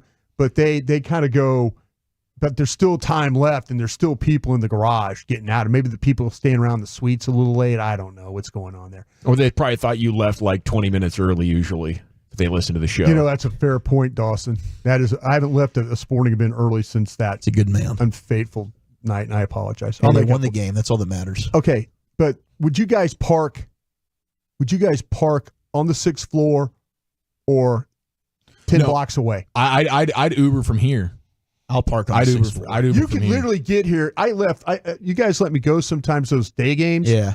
I could get to that in the parking spot in 7 minutes. Yeah. 8 minutes. I'll sit and wait. Well, it's really just if you're willing to stay after and get in the mix on those press conferences, maybe lob up a crappy question or something. And Blake Elliott does a great job with that stuff. Yeah. Him and Reggie do a really good job. I think it's well worth it. You're getting free parking and you're getting to go to the game for free. So the parking around there has gotten very scarce, though. It might not be worth the stress of like finding the spot. Agreed. And paying for it. See, it's that's what I'm expensive. saying. I kind of like the Uber idea, but after the game, I'm not an Uber catching guy. an Uber can be a pain. Oh, after you've the got to game. walk over they to got that it lined CDS. up. Like, you got to find a And destination then wait away 15 from the minutes. stadium. Yeah. Exactly. I think I'd rather wait 15 minutes in my car for a garage to clear than standing in that parking lot. There's no etiquette on the way a parking garage works. It's flawless land. Yeah, it's like every other car. Boom, boom, boom. Every other car, and get that rhythm of it in there, and you can get everybody out of the building. Instead, you have 3 people that will cut you off before you wait. It's my turn. Yep. It's my turn. And they're like, no, it's not your turn, Brian. The least patient man wins. Yeah, exactly. Okay, so you guys would park on the 6th floor, and no, I wouldn't. I would absolutely. Dawson. If I'm covering the game, I'll probably stay afterwards and like watch the coach's press conference, maybe go in there and listen to some of the players talk about it. That's usually fun. So I'd probably go up there. Lucius, you out? Is it free? It's free. That's where I'm parking. All right, there we go. All right, where does your quarterback and wide receiver rank? This is coming from my friends over at I'm calling my friends now, Pro Football Focus, because I pay for their service. The times have changed, man. They put out a list of the 10 best quarterback wide receiver duos ahead of the 2024 season. Be interesting here some of these that they have, but I wonder if you guys believe your 2 guys with Dak and Lamb are going to appear? They should be top 5, maybe even top 3. Okay, let's find out. Tua and Tyreek Hill, number 1. Okay. For the Miami Dolphins. Joe Burrow to Jamar Chase, number 2. I'd have flipped that, but yeah. Makes sense. Matthew Stafford to Cooper Kupp, number 3. If he can stay healthy, it's a great duo. Number 4. I'd probably rather have ours. What if it was Stafford and Puka Nacua? Puka Nacua can make some plays. Sure can. God, I should have watched him. He fell through the cracks, man. None of us watched him. 200 players, and I didn't watch him. Number 4. Dak Prescott and CD Lamb. There we go. Would be Tyreek Hill was on the record-setting pace for much of last season before the injury caused him to fall short late in the year. But CD Lamb ran him very close in production in a career year for the Dallas Star, including postseason. Lamb saw 197 targets, the most in the league, catching 73.1% of them for more than 1,800 yards. He can win from the slot. He can win from wide. He's one of the best receivers in football after catch. Number 5 is C.J. Stroud and Nico Collins. Those are your top 5. Okay, thank you, Brian. Krusty's Corner every single afternoon, 2:40, brought to you by Reliant Air Conditioning, gimmick-free AC repair and replacement. As Tim Cato of The Athletic joins us live from Boston to talk finals. Game 1 is tonight, and we're back with your discussion next here on The Fan. I want to chat about Window Nation.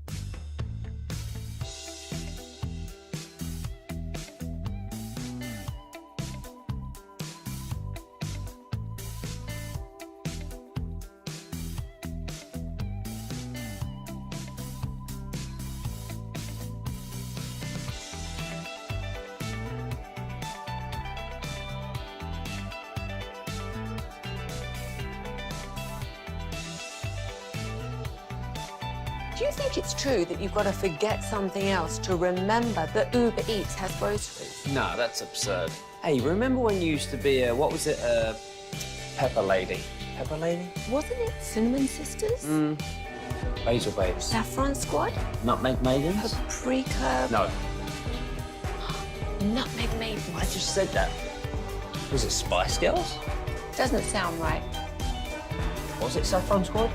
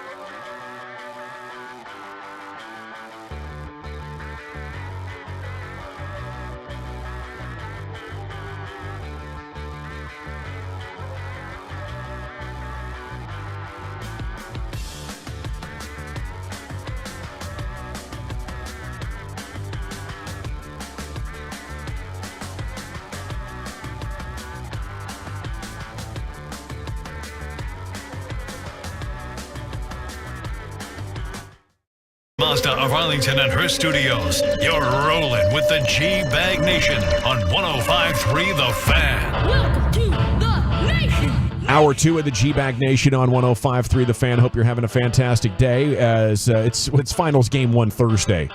And we have a ton of content here for you. Rim session coming up at 4 o'clock. But right now it's one of our favorite Mavs guests. Had him on all season. He's been so generous with his time to join us and bless us with his insights and knowledge about the matchups. It's Tim Cato of The Athletic here once again in the G-Bag Nation. And a good afternoon, sir. How the heck are you? I'm doing well, man. I've got so many radio requests this week from cities I didn't even know existed, and I'm honored. And I sadly had to say no to a lot of them, but to you guys, I'm going to be here. Absolutely. We got to finish this journey. You're the man, Tim. I want to know how you assess this Mavericks team and how differently that's changed since, the final month of the season. I think they've looked like very legitimate NBA champions in a very, very tough out. I'm picking them very bullishly against Boston in this matchup. How do you break it down at this point? Yeah, I think they've objectively proven that they are, a top 2 team in the league, you could make an argument for top 3, maybe. They didn't have to play Denver. I think that would have been I think that might have been a slightly more I think it would have been a more difficult series than what they faced against Minnesota. But look, this team is so good. This team is exceptional. I think all the narratives, all the watchers, all the media, everybody is finally catching up to the fact that this is a genuine, deserved title contender, that it's playing fantastic basketball, that it knows its identity. It knows how to win games. It keeps doing it. Absolutely. If you want to choose them for the finals, I mean, we can get to my pick and how it's going to look and all that stuff. But this is a team that can win the NBA Finals, and you don't need me to tell you guys that they're in the finals. Yeah. They're that good. In style, and obviously you don't win 64 games on accident, but I'm not sure exactly how to quantify what Boston has accomplished. What can you help us with there? I do think Boston is very, very good. Net rating, which is one of those stats, it's basically just how much you outscore teams over the course of the year. They weight it by how fast or slow your tempo is, all that stuff. Their net rating is something like 4th in the last 30 years. It ranks up there. I think a couple of the teams ahead of them are the Jordan Bulls and the Steph Warriors that went on and won 67 games. They're exceptional. And now, yes, they played in the Eastern Conference. The competition was not quite the same. Obviously, even their run to the finals was something marked by injuries to opponents, and it definitely objectively an easier slate than what Dallas had to go through. But don't make any mistakes thinking this is not a very, very, very good team, and a very different team, I think, than any Dallas has faced thus far this postseason. Tim Cato of The Athletic and the Only Mavericks podcast with us here in the G-Bag Nation. Porzingis returning, is that more impactful for the Celtics on offense or defense? I would say offense, because it's so hard to plan for a center, a 7'3" guy shooting from 30 feet. And, we saw that in Dallas. We did not see it as consistently or as often or as dangerously as he has shown it throughout this season for Boston. And, I don't think there's any real hard feelings between these two sides. It was an opportunity that didn't work out. And it was a new front office that chose to go a different direction and how they wanted to build around Luka. And now, both teams are obviously in a very good place, a better place, you might say. But offensively, yeah, he makes it very difficult for Dallas to do what they want to do, which is just pack the paint and, prevent shots at the rim. And here's Boston on the other side, the team that took the most, attempted the most, made the most three-pointers in the regular season, have continued doing that throughout the postseason. Sometimes they're just fine with that. It's like, hey, you want to prevent us from getting layups? We won't even take them. Joke's on you. And so that's where I think Porzingis certainly impacts both sides of the court, but I'd say offense. Tim, we've talked to you a lot about Kyrie and Luka, and certainly the duos are one of the big storylines heading into this finals. As you've prepped for Boston, what are some of the strengths and weaknesses and things that you've kind of learned about Brown and Tatum, who have certainly been in these positions before but have come up just short? Yeah, they're both great. They're both fantastic scorers. They are, of course they are. They're the best two players on a 64-win team, as you guys were saying. They're not Luka, and that has to be the case for this series. Like, there's no question about this. For Dallas to have a chance, Luka needs to be the best player in the series. They're not as capable of, they just don't have as many counters. They don't have as many passes they can make. They can't run every type of pick and roll because of the supporting cast around them, because of because they're both on the team and they're both stars on the team. They don't need to do that. Boston has not asked them to do that. But when you look at Luka, you look at a player who is unguardable, who can look at every single defense you throw at him, every different scheme, defender type, and he's going to find a way. He has already shown, solutions to get through that and to score and to make his team better. And that's the thing that Dallas has done this entire postseason. They've made opponents look bad. They've made them look uncomfortable. They've made them look not like themselves. If there's any weaknesses That's what Dallas is looking for. They're looking for those few weaknesses in these two players' games who are just not quite at Luka's level. Nothing wrong with that. And they're going to try to exploit them, and they're going to try to make them look like players who just aren't quite the players that we've seen from them all season. Tim, who has the advantage in clutch time? I mean, I'm going to go with Dallas, of course, because we've seen Luka and we've seen Kyrie. Kyrie has one of the greatest clutch shots in NBA history. I will say that I know Boston has been knocked for this, and rightly so over the years. They have struggled at times late in games. That has been an issue of theirs. The stats say they've been very good this season, both in the regular season and in the postseason. Jason Tatum has some wild, truly wild Game 7 numbers. And so I'm not out here saying that those narratives, which came up from a place when they were struggling in the clutch, when this was an issue. I just think Boston has put some of those to bed. So I'm not going into the series and thinking, well, Dallas is just going to win every clutch game. But it's Kyrie and it's Luka. Dallas does have the advantage in the clutch. And, they've shown it all postseason. They certainly showed it against Minnesota.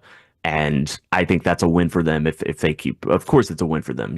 Going into late games and it's still close, I'm going to bet on those two. Is that the reason? Luka and Kyrie. Excuse me, Tim. Is that the reason why you feel like that they have some road dominance, the way they're able to play, because they have with Luka and Kyrie? Is that been?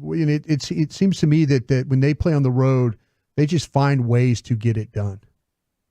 Yeah, and being good in the clutch could be described in another way. It could be poise. Yeah. It could be poise for 48 minutes. It can be the right mentality that when you go on the road, you're not changing who you are. Right. In fact, for Luka, he gets better because, people yell at him and then he yells back at them and then he really goes hit a simple? 30-footer just so he can yell at them some more. Is it really that simple? Do what? Is it really that simple? I mean, that he thrives on that. Is that really that simple? I couldn't believe he actually said this, and it's true, and I'm glad he said it. I'd rather him just be honest, but he said that he rathered closing out Game 5 in Minnesota than on his home court. Yeah. Because he just wants to hear the silence of the fans. Yeah. He's cold-blooded. He is. Okay, it's Tim Cato in The Athletic. What's the biggest difference in the Celtics compared to the other teams the Mavs have faced, and how do you think the Mavs are fixed to problem solve that? There is no one on the Celtics roster who will not take 8 threes in a quarter, certainly a half, if Dallas looks at them and says, we don't trust you to take those shots. That is a huge difference. That is not something that even when they played against a center who shot threes in the Oklahoma City series, how many threes was Chet Holmgren taking? I think he averaged about 3.5 or 4. Sure. That wasn't a lot. He looked tired. His shot was flat. He's just not at a point of his career where he's going to be launching threes over and over and over again. And Dallas did a fantastic job with their, defensive game plans. They also sagged off, Lou Dort and Aaron Wiggins. And, obviously when Josh Giddey in the game, they completely ignored him. But every single Celtics player will shoot and shoot and shoot and shoot again if you give them that. So Dallas has to come up with really creative ways to still play to their strengths and their defensive principles, which at times, throughout these playoffs have been sagging off of shooters. They're going to have to find a way to duplicate that and still get back out to those shooters because they will, Boston will burn you if you leave them open. So great, Tim Cato with us here in the G-Bag Nation. When it comes to the bigs, I mean, you talked about KP there. To me, one of the biggest advantages is the athleticism of Lively and Gafford. Horford's had some big moments for the Celtics in the postseason, but he's certainly aging and in the twilight of his career. What do you think about the matchup between the bigs in the series?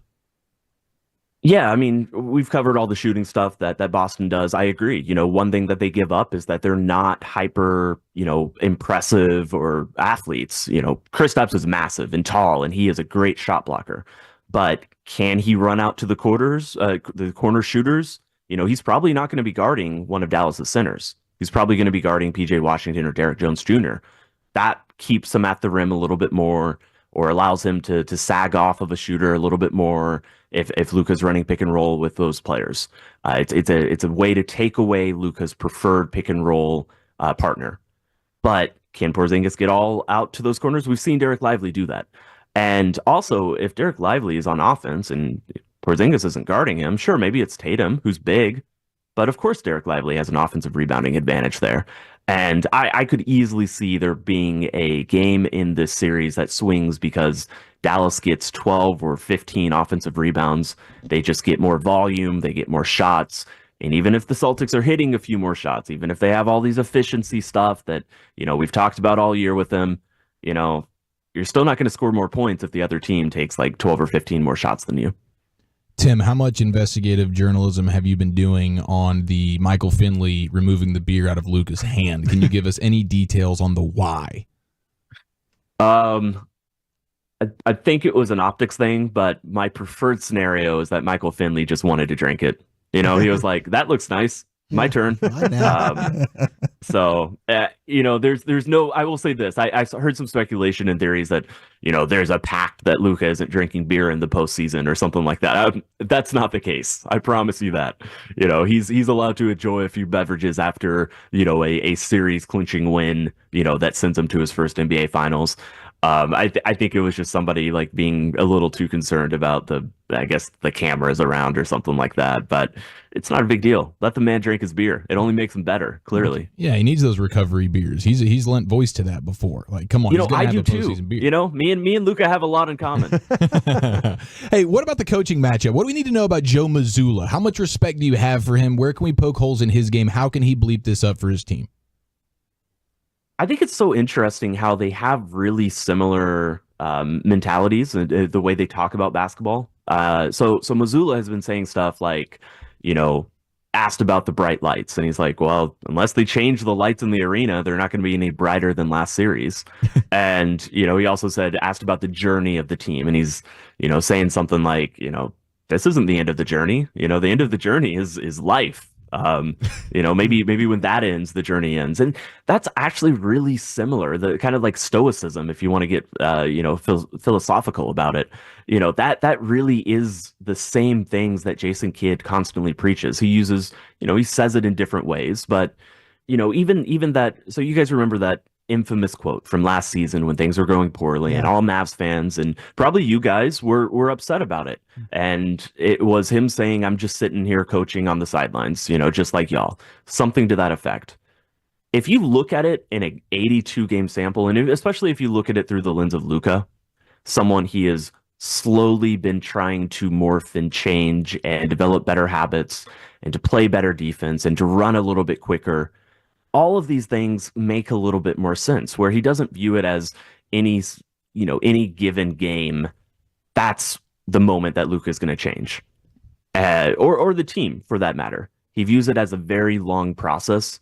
I guess specifically for Mazzulla, since I kind of just talked around the question, the big thing for me is that they don't send doubles. They don't send doubles hardly ever at star players. If Luka just forces them into that, he might be in a situation where he has 38 points halfway through the third quarter. Are you not going to double him there? I think Mazzulla's approach is that he always wants to stick with what's brought them there. And even if that means single coverage, he might want to stick with it. Has he coached his players to withstand that mentally, to watching this guy score and score and score on them over and over again?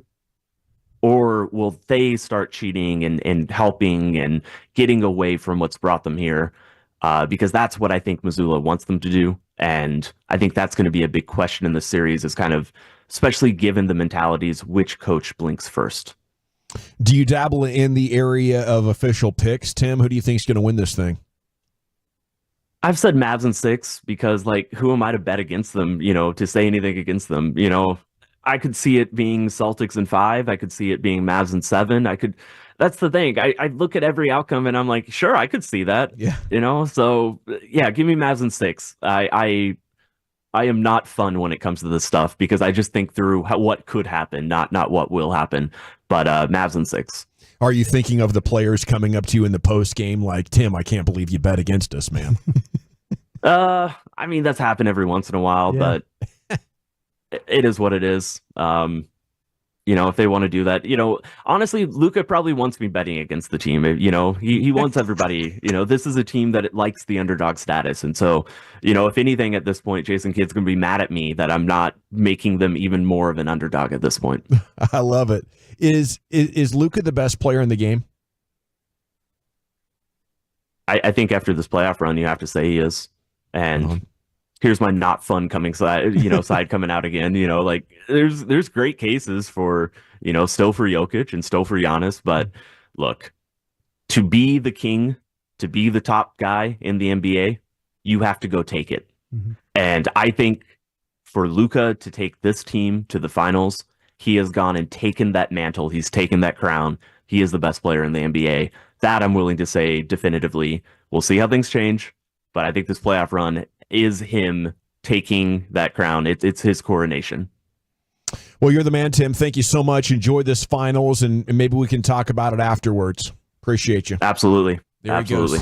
Tim Cato of The Athletic. Such an amazing resource to have with you throughout this season, throughout this playoff run, breaking it down, giving you his insights as very few can here on DFW Sports Station. He's in Boston, and he'll have must-read content for you after the game. Okay, Wolchuk, what are we doing next? We got your NFL news of the day, right? Yeah, tasing, signings, and a scary moment in Chiefs camp. That's next.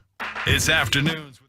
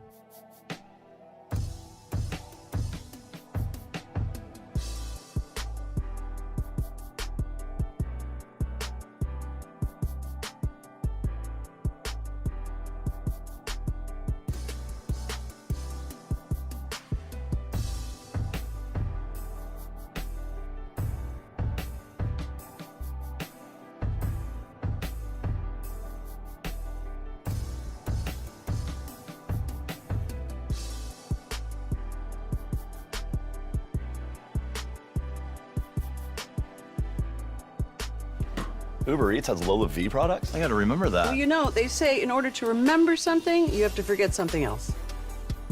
Okay, now that is a very cute haircut. That's like a little shag. I've never seen it before.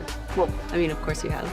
It's the Rachel. Oh, is that your name? No, I mean like your name. No, I'm Jen.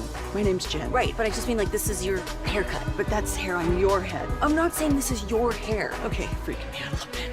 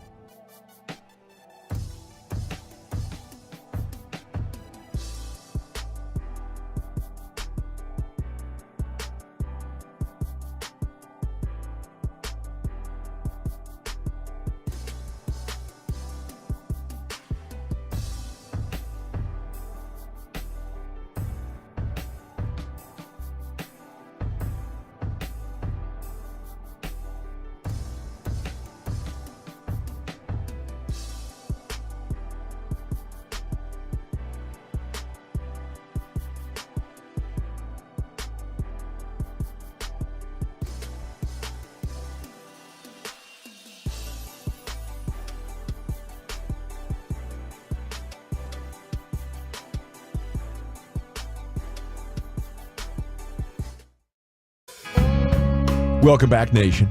I like the theory that maybe Luka's beer would have been free advertisement. Yeah. So Fins was like, no, we're not going to, do that with non-Maverick sponsors, giving away these mentions or this, camera time. Might just be the bad luck, because of how things like that have gone viral. I don't know. I might lean into it, but typically sports organizations want their players to appear as wholesome as possible. Until they win, like, the finals. Yes. And then you can pour it on top of and me. then they pour it on you. We're chugging the champagne. And then, champagne and whoever the beer sponsor is. Shoot you out. Like I told you, like at the Mardi Gras Brine at the parade, I had not had a Budweiser in probably 20-something years. The Budweisers I think were I flowing. drank 108. Yeah, you day. did. Yeah, I'll take the over on that, by the way. Yeah, and you never know. Segment's brought to you by Window Nation. It's brought to you by Cars for Kids. Donate today, carsforkids.org. And by the Frankels. Life's unpredictable. Accidents happen. If you're hurt in an accident, call the Frankels for a free consultation, 214 or 817-333-3333, frankelfirm.com. Here's Wolchuk with your NFL news today. According to Chris Long on the Green Light podcast, the NFL is telling Packers and Eagles players that they are not allowed to wear the color green in Brazil for the opener due to the gangs. Teams will likely be forced to stay in the hotel all week and travel in armored vehicles, according to Josh Jacobs, who's now a member of the Green Bay Packers. I mean, at what point, if you're the NFL, you just draw the line and say that that's not going to be one of those places we extend ourselves as we want to go international. We're just not going to play there. Yeah, South American audience huge. The New England Patriots, because of Tom Brady's wife back in the day, she's from Brazil. That was their team. And the Patriots had the Steelers, they have a lot of pull down there, believe it or not. I do believe the fan base. But we're talking about having to go to the game in armored vehicles. This seems weird, though. I mean, there's green in the Brazilian color scheme. Well, it's because of the two soccer teams that play in the stadium they're going to play. Yeah. The color green is like a rival. We did that we played in the Olympic Stadium when I was in NFL Europe. We played in Barcelona. Yeah. And we couldn't have, there were certain colors that we weren't allowed to have, or the fans would have just not come to the game. It's crazy. And they picked two teams that their main color is green. Right. Yeah. It's like if you wanted to go Steelers and Patriots, that'd have been great. Yeah. Green's not a part of this thing. But the Eagles and Packers, they're wearing green. Yeah. And their fan bases are wearing green, Yeah, too. absolutely. I mean, green's in their name. I'm feeling like a marked man here. Green Bay Packers, yes. Need some hazard pay here, NFL. Unbelievable. Got a lot of people that reached out yesterday when Corey Linsley, the center for formerly of the Packers, was with Mike McCarthy there in Green Bay, and then signed with the Chargers. Right? Yeah, so he was released. Yeah. And then some people were like, oh my gosh, Cowboys could use a center. Yeah. No, they don't. They're fine. They've got Cooper Beebe or Brock Hoffman, but mainly Cooper Beebe. But the All-Pro center is going to retire after a 10-year, very successful career. Yeah. So that's not an option for the Cowboys anymore for fans that were wondering, like, oh, Corey Linsley, maybe he's a guy that you could bring in here. He's a guy that has done it and played and has been very successful. But no, that's not an option. We also had former Giant wide receiver Sterling Shepard. He's agreed to a contract with the Tampa Bay Buccaneers.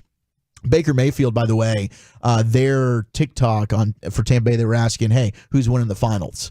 But the Mavs or the Celtics, Mavs won in an onslaught there. It was like a 12-6 vote, Mavs over the Celtics. But Baker did not answer. He just said the big winner is the NBA.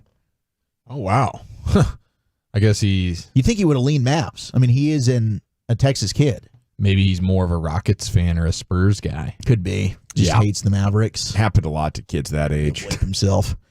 Chiefs defensive lineman. This was a scary situation there in Kansas City today. B.J. Thompson. He suffered a seizure during a special teams meeting today, went into cardiac arrest. So the team's medical staff quickly came over, were able to get him situated, and an ambulance was called. He is now in stable condition. He is in the hospital. But Andy Reid went ahead and said, we are not going to be doing any more work today. We are calling off practice. Maybe we'll see you guys at the end of July. Yeah, but that had to be a terrifying situation to be his teammates. You're sitting there in a meeting, and then all of a sudden, one of your teammates is literally having a seizure and going into cardiac arrest. Have you ever seen anybody have a seizure? I have had seizures. Oh, yourself? I did. As a child, wow. I used to have several, and then I grew out of it. You know, I took medication for it until the age of 13, and then I just grew out of it. But yeah, I mean, I could feel when it was going to start, when it was about to happen. I had a buddy like that. I was working a retail job, and the guy was looking at clothes, and he just all of a sudden fell and then started shedding, and we were like, and then that's terrifying. And then I would immediately throw up afterwards as well. Like after I woke up, I would just puke, and then I'd be okay. But it was scary. It really, really was. Everybody text in your guesses for the place that Broadus was working retail at. This was in the 80s? This was in the 1980s. And can I just go ahead and say it? Oshman's. Boy, that was a good guess. I love me some Oshman's. It's actually here on Walnut Hill, right behind us. I was at a place called Brad Sham's Big League Threads. Brad Shams? Brad Sham. Brad lent his name. Well, he was getting money for it, I'm sure. Heck yeah, but Brad was one of the first companies to have Cowboy jerseys, or you could get Ranger jerseys. He was Fanatics before Fanatics. And it was right out here on that is so cool. Right here on That's Walnut. ridiculous. Yeah, it is. But yeah, I worked it for one summer. Brad Sham's. So Big did League you know Threads. Brad and you got that job, or no? Actually, the guy's name was Kerry, I believe. Kerry, I can't remember Kerry's last name, but he used Brad's name as a sponsorship tool. Yeah, it was a good idea. But he had if you wanted the original jerseys, like whatever team, this guy had them and stitched and everything like that. And I was working over there for one summer. Wild. Yeah. That's pretty cool. I would have guessed Sears too. Sears got texted in Nordstrom, Neiman Marcus, Kmart. I'll tell you what, Lucius, I used to go to Oshman's a lot. That was a great guess. Right? I mean, that would have been something I would have throwback place for a throwback guy. You know what I mean? Absolutely. Nuts. Throwback place. Throwback place for a throwback guy. Place that's no longer around, right? Man. Yeah.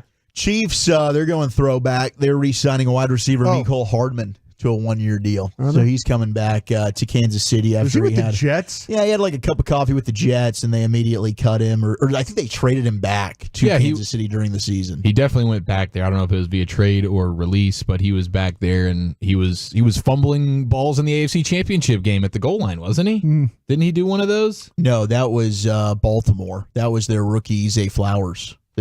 He had one. I don't know, but either way, he's back. He's back. And he caught a touchdown in the Super Bowl as well to help Kansas City get that win. Now, yesterday, it wasn't yet. Yesterday, I saw this audio on the New Heights podcast, but earlier we had Kansas City go back to the White House. Now, Travis Kelce, of course, took the podium. He gave a little speech. But was there a little risk of being tased here from Secret Service for Travis Kelce, depending on exactly what he was going to do at said podium? Chance. Eric does worse. Travis out of the house at the White House. Travis finally got the chance to address the nation. Watch this clip. My fellow Americans.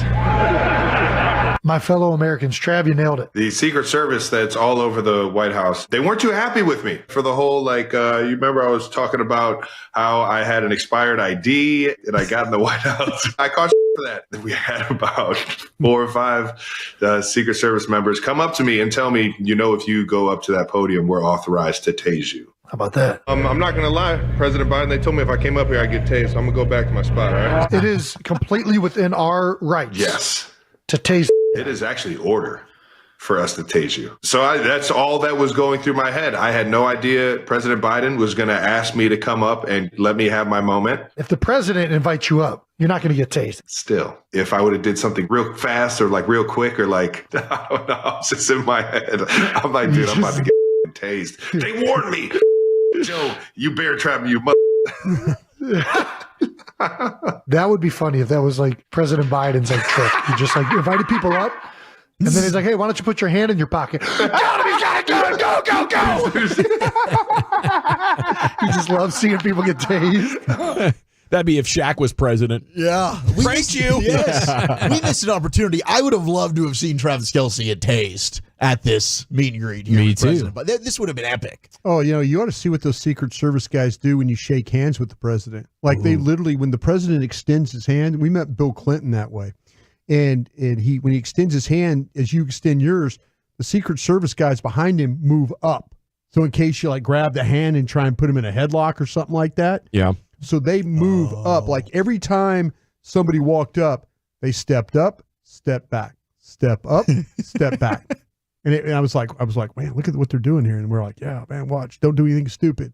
But yeah, they move. Every time you're around the president, they move up, thinking you're going to grab him and put him in a headlock. I used to know a Secret Service guy that was here working the Rangers games back in the day when like a W would be there watching. He'd be the Secret Service guy behind him. And one time he took me to the shooting range. Let me fire his MP5, which is like a classic video game gun. Wow. It was one of the coolest things. And all of his stories were just like riveting. I bet. Legendary, epic stories. But you guys remember what happened in South America with the Secret Service? No. Oh, yeah. They was getting down, baby. They was getting down. That's one of my friends. Oh! Your friend was at a party. Yeah, they were at a party. He was at a party, dog. They were at a party. And this is a guy with the WT White High School. I won't bring him up on air. But yeah, I went to school and we were playing in a golf tournament and we were in the carton together. I'm like, man, tell me what happened. He goes, fired. And he goes, come on, man. Brian. Can't talk about that. Can't talk about Ladies that. of the night. Yeah, they were using taxpayers' dollars. On some Johnny football. Yeah, they was treating their nose too. Yeah, they was living it up, baby. I don't know if he was doing that part of it. Well, I don't know if he was doing that, but some of the allegations. I know he was. He was on the detail. Yeah. I bet he was. That's a party going on in South America. Great guy, by the way. Probably the best stuff He's right probably there. listening right now. He probably is. Man, that is great. About to Take get a me next text. time, sir. Yeah, I'm so saying, bro. You holding out, man. Final thing, Like to NFL get to news know of the you, day. sir. Goodness, the Colts center and NFLPA Vice President Ryan Kelly is not in favor of this 18-game regular season. He said if we got to 18-2, that's not an unreasonable thing, said Roger Goodell. But Kelly said, I hope not. Yeah, 18 games sounds great when Roger is saying it on Pat McAfee's podcast, but until you're the one out there putting a helmet on, 18 of those games, yeah, then come talk to me. Got news for you, Ryan.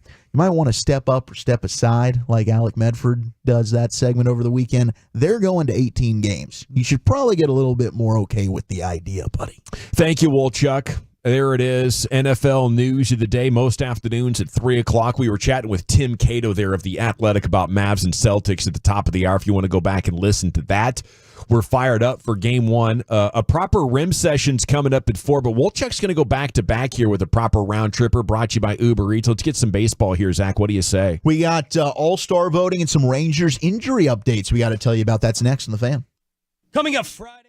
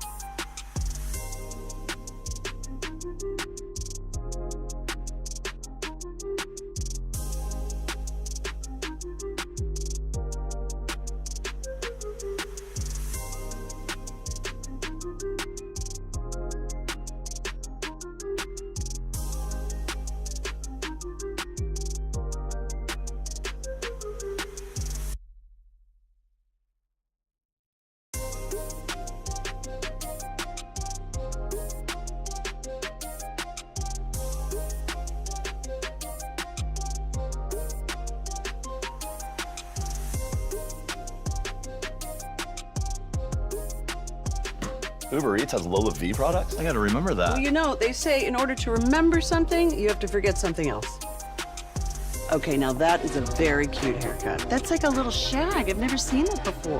Well, I mean, of course you have. It's the Rachel. Oh, is that your name? No, I mean, like, your name. No, I'm Jen. My name's Jen. Right, but I just mean, like, this is your haircut. But that's hair on your head. I'm not saying this is your hair. Okay, freaking me out a little bit.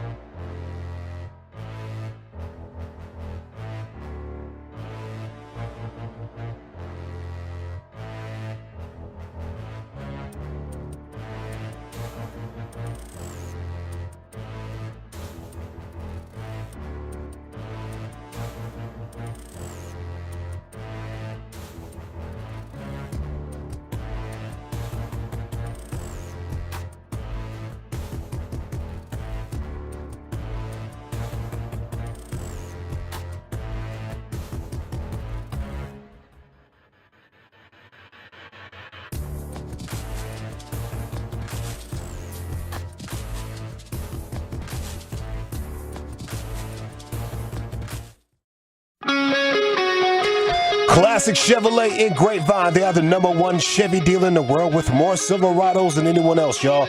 Go see them today or visit ClassicChevrolet.com. This is Texas. This is Classic Chevrolet. Together, let's drive, relax, and enjoy the difference. Based on new Chevrolet registrations 2023. Thank you, Lucius. We're talking NBA Finals again coming up at 4 o'clock, proper rim session. It's time now for a round tripper. It's brought to you by Uber Eats, and here's Wolchuk. Details.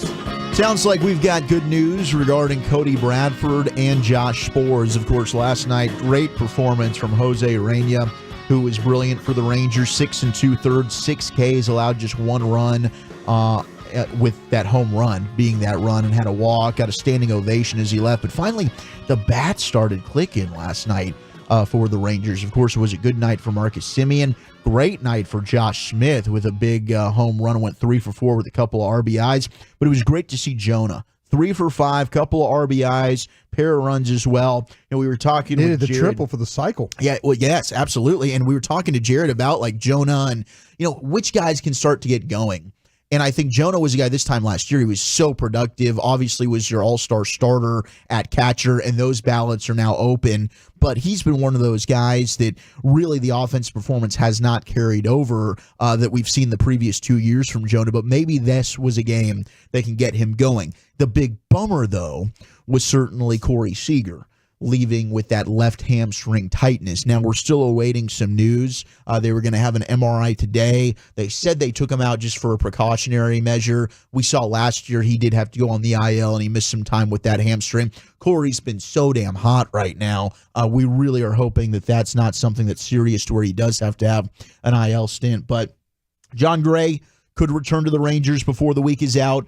Scherzer may have a rehab assignment in the near future. Malley was facing hitters for the first time since Tommy John surgery yesterday. And then Cody Bradford was throwing from 120 feet at Globe Life Field. Next step for him is to extend out to 250 feet before he then can return to the mound. He was placed on the IL in April. Then that moved to the 60-day IL. So he's been recovering faster since his most recent diagnosis. Things are looking good, and the arrow's pointing up for him. And then for Sporzy, who was placed on the IL with that rotator cuff, he's been making some progress. So he's expected to throw 2 or 3 more bullpen sessions before he then goes and makes a rehab assignment.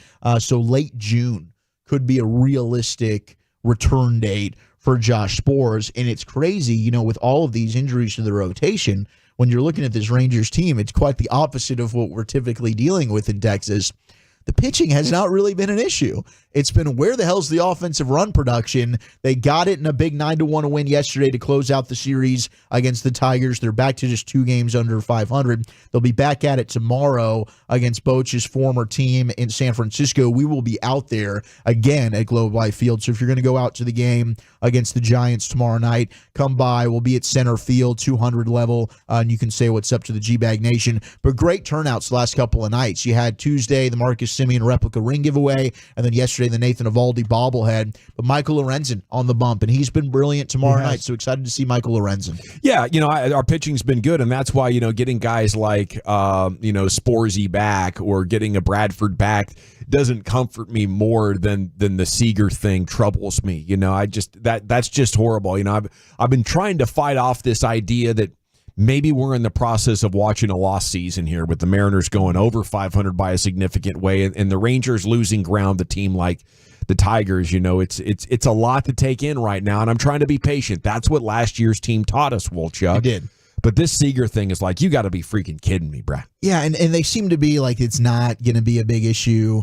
So all the things are trending positive when it comes to Seager. And certainly I think the timing is great because you had the day off today. And he got his hit yesterday before the injury. He did. Kept the on-base streak going, as did Marcus Semien. So hopefully that's not a big issue. Maybe we'll see if he's in the lineup tomorrow. Maybe he's even just DHing for you because Ezekiel Duran looked really good with the glove at shortstop. You've got some options there with him and Josh Smith who can certainly play multiple infield spots. But it does. Like if something were to happen now to Seager, it's like, damn, this team just feels snake bit. Like the second something's trended positive, it's like, damn, here's another injury.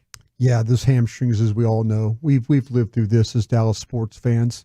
Every time in training camp, we always, Jerry, we learned the term soft tissue injuries and stuff like that. Yeah. So I would say this is probably a couple week thing we're dealing with right now, and that's just.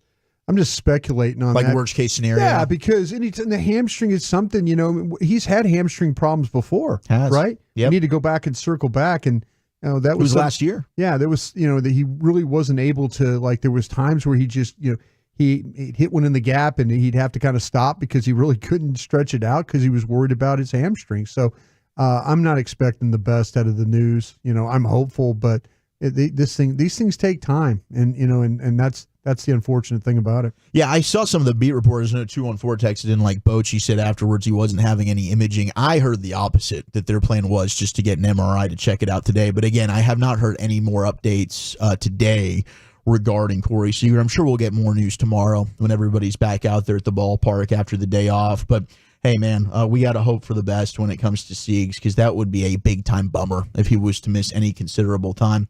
You can go ahead and vote at MLB.com or TexasRangers.com for your Rangers to make the All-Star team. And, of course, the All-Star game going to be here at Globe Life Field in Arlington. You can vote up to 5 times a day. So make sure you get your votes in. Right now, the projected early favorites, Josh Naylor at first base of the Guardians to be the starter. Vlad Guerrero Jr. of the Blue Jays as well to be the backup. Semien is a favorite to make it at second base along with Jose Altuve, Gunnar Henderson and Bobby Witt Jr. along with Corey Seager at shortstop, Jose Ramirez and Isaac Paredes at third base, and then in the outfield, Juan Soto and Kyle Tucker, Aaron Judge, and then Riley Green, who we just got to see with the Tigers. That's a pretty good series, that Riley Green. He really did. He had a big home run in game 2 at catcher. Jonah, not expected right now to be one of the favorites, but that can change. Maybe Jonah gets hot a little bit here. Salvador Perez and Adley Rutschman as well. And then DH, Yordan Alvarez, of course, would be an option. Pitchers, I'm surprised we don't have more Rangers as options because the pitching's been really good, but it seems like Kirby Yates could be a big-time option as a bullpen piece to maybe make the All-Star game, along with John Gray. I mean, his WAR is up there among with some of the best pitchers in the bigs. Boch is managing the thing, so maybe we sneak some guys in on that too. I know yesterday, talking with KNC, they asked about Josh Smith, and he's like, yeah, certainly. He's definitely going to. I know managers don't want to do that. They like to kind of get in on their own merit, but Josh Smith's playing pretty damn well for you right now. He sure is. So, yeah, go ahead and vote. Go ahead and get your Rangers in here. I don't know if you guys caught it all. Paul Skeens and Shohei Ohtani. What a battle. Dude, that lived up to the hype yesterday. First at bat at PNC Park, 3 straight pitches, 100 miles per hour, 3 Ks. Paul Skeens sends Shohei down looking. Next at bat, Shohei says, okay, I see what you had there, youngster. Dong. There he goes, yard on Paul Skeens. So the back and forth there was awesome. Pirates went on to win it 10-6. They had a 7-run second inning, but good Lord. Paul Skeens has just been an absolute machine. I mean, selfishly, I'm looking at Paul Skeens, who was like a no-brainer first overall pick. I mean, Brian, you got to watch him play at LSU, but that was supposed to be Jack Leiter. Like, that's what we thought we were getting with Jack Leiter. Second overall out of Vandy, was just mowing them up, mowing them down there in college baseball. Different body type for sure. Yeah, definitely. I mean, Paul Skeens is much bigger, and he was a guy that also was doing the Shohei thing for a long time. Like, he was hitting and pitching. Like, he's a freak athlete. I'll take Leiter's lower half, though. I think we all would. Goodness, yeah. He does have a ways down. Leiter's got the advantage. And Kamal Rocker was looking really good before Tommy John. Hopefully, Kamal Rocker can maybe come back and hit the ground running whenever he's able to return. But two massive fails, though, in the top 5 for the Rangers. It's heartbreaking. Over a 7 or 8 year period. It's amazing they were able to win the World Series, but those are back-breaking type of developments as a fan when you're expecting such greatness. And so far, it's a historic bust there with Leiter. Yeah, it is. Final thing here around the bases. What the hell are the Oakland A's doing? They've requested to play almost 10% of their home games away from their new Vegas stadium. They would like to play neutral site games to try and attract and grow their fan base. So they're building a new stadium there in Vegas. They're moving from Oakland to Vegas. They have to play in Sacramento for a couple of years. But once they get there, they're like, 10% of the home games, if you want to be a season ticket sales guy or gal, we don't want to play here. We want to go ahead and pick neutral site parks to try and gain our fans. That is crazy. I've never heard of this before. That seems dysfunctional. I would not be surprised if that actually does not come to fruition, just with all the weirdness going on with Las Vegas. And A's in the league step in and take that team away. Maybe that would be in the best interest right now. Can they just say, listen, we've got a buyer. Here's your $3 billion, and you now get to go away. Yeah. 817 says Bleep Diamond Sports. I want to see this sport. And I'm sure he's talking about direct TV's, an option for you. I think you can get that done. Now more and more people have been tempted and swayed into attempting pirating, like a jailbroken Fire Stick. I've heard it's super easy. Never would try to do something like that myself, but there are ways to see the content. People talk about it very positively, though. Yeah, they do. There's a way to make it happen. They've got me interested in it because I've heard of all the things you can watch with it. Yeah. So I'm kind of looking into it, I think. Well, it's just frustrating to try to track down what app do I need. I need to download it. I need to sign up for something. A game's on at 3:00 tonight. I have the best cable sports package I can get, but somehow I don't have that game. So at that point, people are weak. And they make decisions, and I can't fault them for it at this point. Just seeing how difficult it's been in my lifetime to track down your favorite sports to watch on TV. So do your best. 817, best of luck to you. Rim session coming up next, Chief. Where are you taking us? Why Luka can feast on the Celtics starting tonight, plus the crazy news out of Lakerland next year in the nation. I want to chat about my.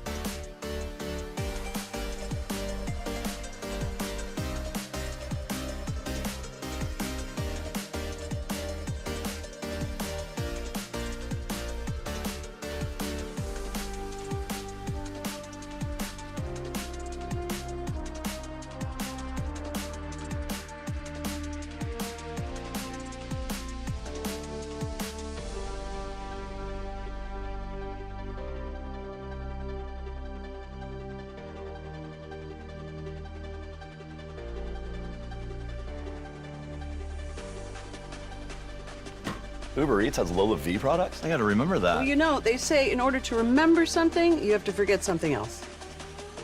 Okay, now that is a very cute haircut. That's like a little shag. I've never seen it before. Well, I mean, of course you have. It's the Rachel. Oh, is that your name? No, I mean like your name. No, I'm Jen. From our Highly Mazda of Arlington and her studios, you're rolling with the G-Bag Nation on 105.3 The Fan. Here we go. It is hour 3 of the G-Bag Nation on 105.3 The Fan. It's a finals Thursday, and it's time now for Eric to tell you all about some hoop. Yes, sir. Here we go, boys and girls. Let's cut the lights out and put the kids to bed, because the G-Bag Nation's going all 56 inches around that finals rim. Let it ride! Rain dance! Rain dance!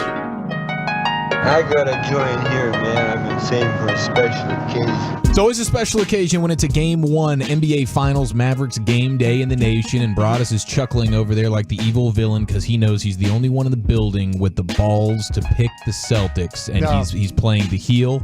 It's a terrible take, but he's doing it for the betterment of us. It's the kiss of life after Drake bet $500,000 on the Mavericks to win, a.k.a. the kiss of death. So Broadus is balancing everything out, and we're feeling good. We're feeling good. Is everybody's body ready? You got the recovery week off of basketball? My body's ready, dude. I could stay up all night. This game could tip off at midnight tonight, and I'd still be just crotch first ready to rock. I'm just laughing because over your left shoulder as Bob Ryan's on. Look at those teeth. Oh, the wooden teeth. It's the bottom. It's the bottom row, really. It's the. He's still a great guest, and he's got his fastball. No, he is. He is. Bob. He is fastball. Still got his wits. He's still got his wits about himself, but I just thought about wooden teeth thing you were making. That's true. And I mean, he's looking progressively worse by the day. You're going to need some veneers to say on TV if I'm producing the show now. Are you saying that to Bob Ryan? You're saying, hey, you need to get some different teeth? You're a writer, Bob. Yeah, Bob. It's not age discrimination. It's the fact that we're on TV and you need to be in somewhat aesthetically pleasing, sir. I mean, it's tough to disagree, man. I mean, it's all I can think about. I don't hear a word he says when I'm watching Around the Horn. And a lot of that's because the TV's on mute, but the other half is because I just can't stop paying attention to his bottom teeth. Now, I bet you he doesn't wash his feet. It's all connected, I'm telling you. It's all connected. That's a good point. Watch his feet. The teeth bone's connected to the foot bone. Everybody knows that. I mean, Gutierrez is just doing either. He needs to shave whatever's going on in the chin. Okay, now we're just overdoing it here. I'd go to one of those grill guys and be like, can you help my guy out here? Yeah, I'll go see TV Johnny down there in Houston get grilled out real quick. Bob. There you go. Get some street cred, get clout real fast. I go viral every time I open up my mouth. That would be bad. He goes full riffraff. Yeah. All right, here is some sound from the Mind the Game pod. Now, this isn't the LeBron lying sound. We will crown the greatest liar of the sports day in the hodgepodge later on in the program. Of course, LaFraud James is what he gets called from time to time, will be a part of the mix. There's a three-headed monster right now running all gunning for the same spot of who's the best liar of the sports day. But this is just some good basketball conversation between what was supposed to be LeBron's next head coach, J.J. Redick, and LeBron himself. J.J. Redick asks LeBron, when Luka's in the pick and roll, what's the best way to defend it? What's the best way to defend Luka in the pick and roll? Listen to this. It will go a long way in deciding the series. Take it away, LeBron James. I will say blitz. And the reason I say blitz is because I look at the other two, and it's not switching.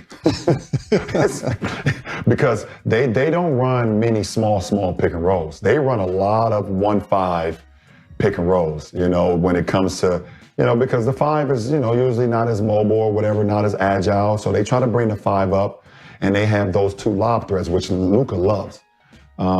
So I know that switching is not it. We saw that at the end of game 2 in the Western Conference Finals.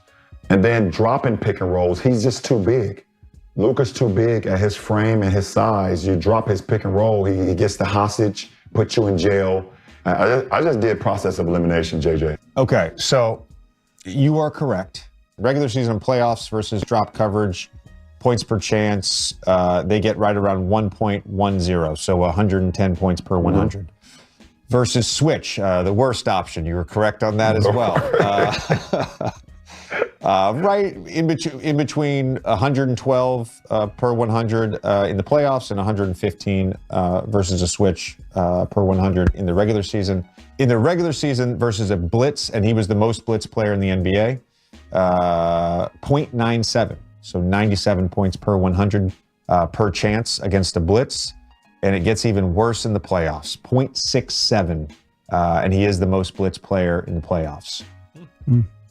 Okay, so all that is incredible information, hugely valuable. What did they just say the worst thing to do versus a Luka pick and roll? Switch. What did the Boston Celtics do? What is their calling card? What did Tim Cato just tell you is the biggest thing about Missoula in the series? All they want to do is switch. Yeah. And how long will it take for them to say, okay, we have to move off of our identity here because we are getting absolutely hammered? And then what's the trickle effect of you're a really good defense doing the switching thing? Oh, but it doesn't work for this guy. Do you have a change up defensively to start doing a drop or more importantly, a blitz here, which sending did not more work of a double against team? Minnesota at all? Well, you just got the illustration there, the points per possession when you blitz Luka in the pick and roll, sending the double, forcing the ball out of his hands. Because now you're just saying somebody else beat us here. Whoever it is it going to be the big man who's probably going to get the ball and then have to pass out of it and then somebody else knock down the shot? Whatever it may be, you're forcing the ball out of Luka's hands. That's the best way to defend him in the pick and roll. But the Boston Celtics want to do the switching. At what point does he just punch them so much that they pivot from it? And then do they have the ability defensively to get away from what they want to do, which is the switching? I don't know, but that is just going to be a huge, huge factor in the series. Yeah, I think what they do is they will move Tatum on to Lively or Gafford. So they won't be switching Horford or Porzingis onto Luka. It'll be Tatum switching onto Luka, which leaves like a huge mismatch for you on another place on the court. So I imagine that is what they'll try to do, but then you have a really small guy on Lively, or an insanely easy opportunity for PJ Washington. I don't know if there's a right answer. I think the only answer for real, I think they will blitz, right, as well. But the real answer is to have multiple guys like Lou Dort. You're going to have to go out into free agency and target players you think you can stop Luka with or slow Luka down with one-on-one. The Mavs feel like that they don't think Porzingis is going to switch in this game. And they feel like that Horford will mix switching and not. So they're preparing that they're not going to get those guys in switch is what they're doing. Well, hey, the answer is there is no defense for Luka. Ton of switch and a little trapping. That's what they're expecting. The trap, maybe that'd be interesting because we saw the blitz. I know LeBron's saying that's the best defense, but Minnesota, who was the best defensive team in basketball, right? At least that's what we heard coming in, and they had been really good. They were great against Denver, but they tried to blitz Luka, and that sets up the Lob City there with Gafford and Lively, and that's also what makes Lively so special. Is that's fine if you want to get the ball out of Luka's hands. Now Lively's in a situation where he is talented enough to pass to a corner three shooter. Yeah, I think it's Tatum coming off PJ. Going to Lively, Washington against Porzingis or Horford in the corner, who's going to try to cheat to still rim protect. So those two guys' ability to bang down corner threes, I think, is where the series hinges. They think Holiday is a better defender than White. Yes, they think, that's true. I was hearing some thought that they felt like that White was overrated as a defender. Okay, I can see that. Oh, let's go. Neither one of them is going to stop Luke. I would put Holiday on Kyrie then. And hope that one-on-one defense over there at least helps neutralize that curveball that the Mavs offense has. But yeah, you're going to need the physicality of and the strength of a Lou Dort, as you mentioned. And even in that series versus the Thunder, that was when Luka was at his most banged up as well. You're getting the healthiest version of Luka we've seen all postseason. That's true. That's true. At this stage of his career, at this age of his career, a superstar in his mid-20s, maybe there isn't a physical one-on-one response that you can have. But they call that inverted, right? Where a small goes to defend your bigs. It's going to keep us out of trouble when we get into the pick and roll, and now we can still switch everything and not get murdered. But I think it's going to throw things so out of whack in PJ Washington's ability to create from that three-point line. Either shooting it or going off the dribble. And Derrick Jones Jr. can do it as well.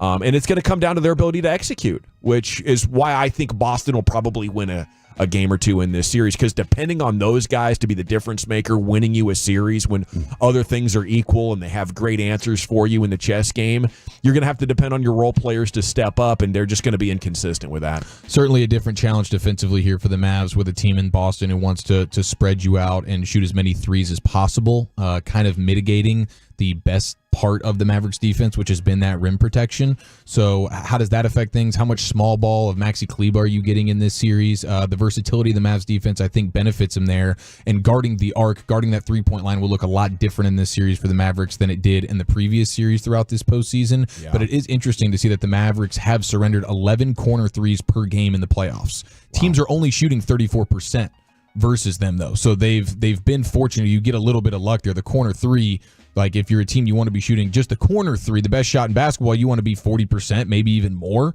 But the Mavericks have only been giving up 34%, so they've gotten lucky there. But the Celtics were the best corner three team in the league this year in the regular season, 43%, but they're only shooting 34% on the corner threes in the postseason. So that's going to be a huge factor as well. One, will the Mavericks be surrendering as many of those corner threes, or versus the Celtics, they have a different plan here to be much more in the face of these guys. But can the Celtics knock them down? They were so good in the regular season. That's the difference of the postseason, and you're depending on all these like particular kind of role players. And if your superstars aren't the assassins that they are, in the regular season that they are in the postseason, and then your role players aren't hitting as much. And this is a Celtics team that really leans on everybody hitting that three ball. And they'll have a game or two where they're probably shooting the lights out, and those are the games that they end up winning. But can you, for 4 games, shoot the NBA best 43% from the corner and whatever else they were shooting the rest of the threes very, very impressively?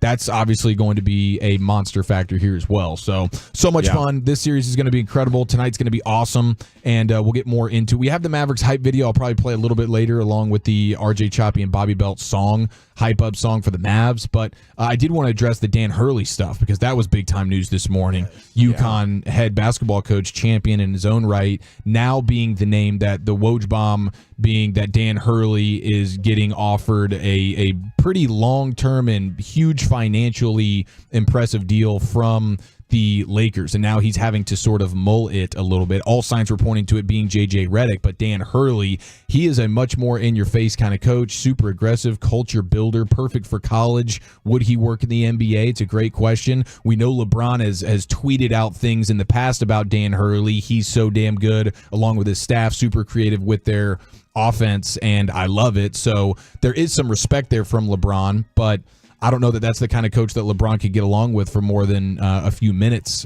just because of the in-your-face style. But John Fanta, who covers the NCAA men's basketball, he says Dan Hurley met with his players at UConn this morning and informed them he's been in talks with the Lakers. And Hurley didn't want to hide the fact that this is real, and the Huskies have a noon practice, or had, I guess. And Hurley told his players it's business as usual for now. So Dan Hurley to the Lakers is very, very real, and Woj now maybe one-upping Shams there in the insider trading game, but that's a huge bombshell situation. I mean, last night on the show, I thought it was certain that J.J. Redick was heading there. Right, the way that we played that audio, and we got, so Dan Hurley was on the Mike Francesa podcast as well, and this was yesterday, and he kind of went out of his way to discuss if the right opportunity presented itself, I'd go to the pros. Here was Hurley on with Mike Francesa. I do aspire, one day if the right NBA situation were to come along, I do aspire to really. To that's good. That's nice to know. Really, you'd like to take a shot at the NBA. I mean, if the right situation where an organization wants a tone setter to come in and instill a culture, young players and an organization that wants to pursue championships. Would it have to be in the Northeast with your wife, or would she? Because I don't know if she'd go all over the country, would she? She's the boss. Yeah, it's got to be a long build like what Jerry Sloan did in Utah or Greg Popovich in San Antonio. I don't think a lot of veterans would want that. A lot of veteran stars, they set the culture of an organization, and the culture builds around them. I don't know. Now, maybe that's what LeBron has been, desiring all along, but it seems like he wants J.J. Redick. So I'm sitting here wondering, could this be the first domino that pushes LeBron out of Los Angeles? Yeah, it's a fair question, and what a bold move for the Lakers to say, you know what, we're going to value the future of our team here much more than just the immediate next year or two with you, LeBron, and we're willing to move on from you to get Dan Hurley. It's a hell of a bold move to do right there. Yeah, you can see it like, hey, this has played itself out. We kind of got to break this thing up and start rebuilding because we just can't fit the thing back around you, LeBron. We're going to have to try to go young and through the draft. And maybe, it's best that you go somewhere else because you don't want to be part of a rebuilding situation. Maybe it's best for all parties involved. And at that point, it sure seems like the Mavs would be his. Unless the Lakers want to have their cake and eat it too, and they say, hey, Dan Hurley's going to be our guy, but we're also going to draft Bronny. So there you go. Yeah, I mean, if LeBron would want that, I would love that as an organization. The chance to we're going to build, and LeBron's going to be the extension of the coaching staff for however long he wants to play this thing out.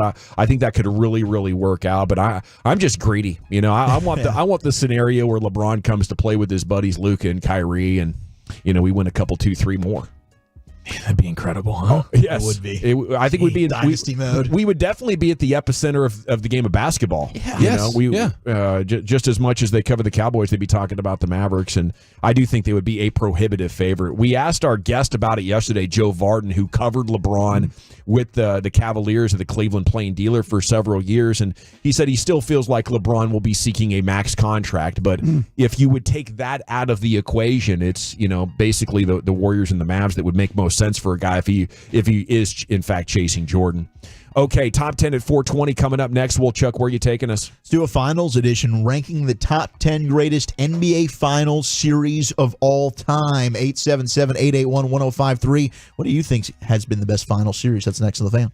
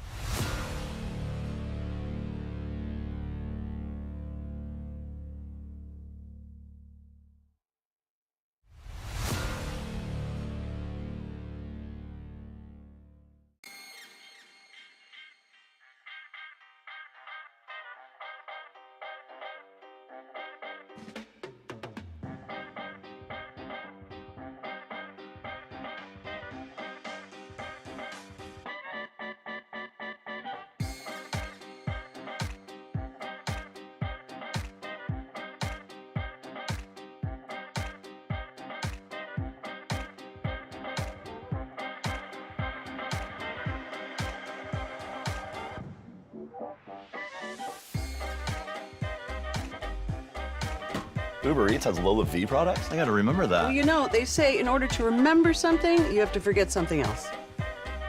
Okay, now that is a very cute haircut. That's like a little shag. I've never seen that before. Well, I mean, of course you have. It's the Rachel. Oh, is that your name? No, I mean like your name. No, I'm Jen. My name's Jen. Right, but I just mean like this is your haircut. But that's hair on your head. I'm not saying this is your hair. Okay, freaking me out a little bit.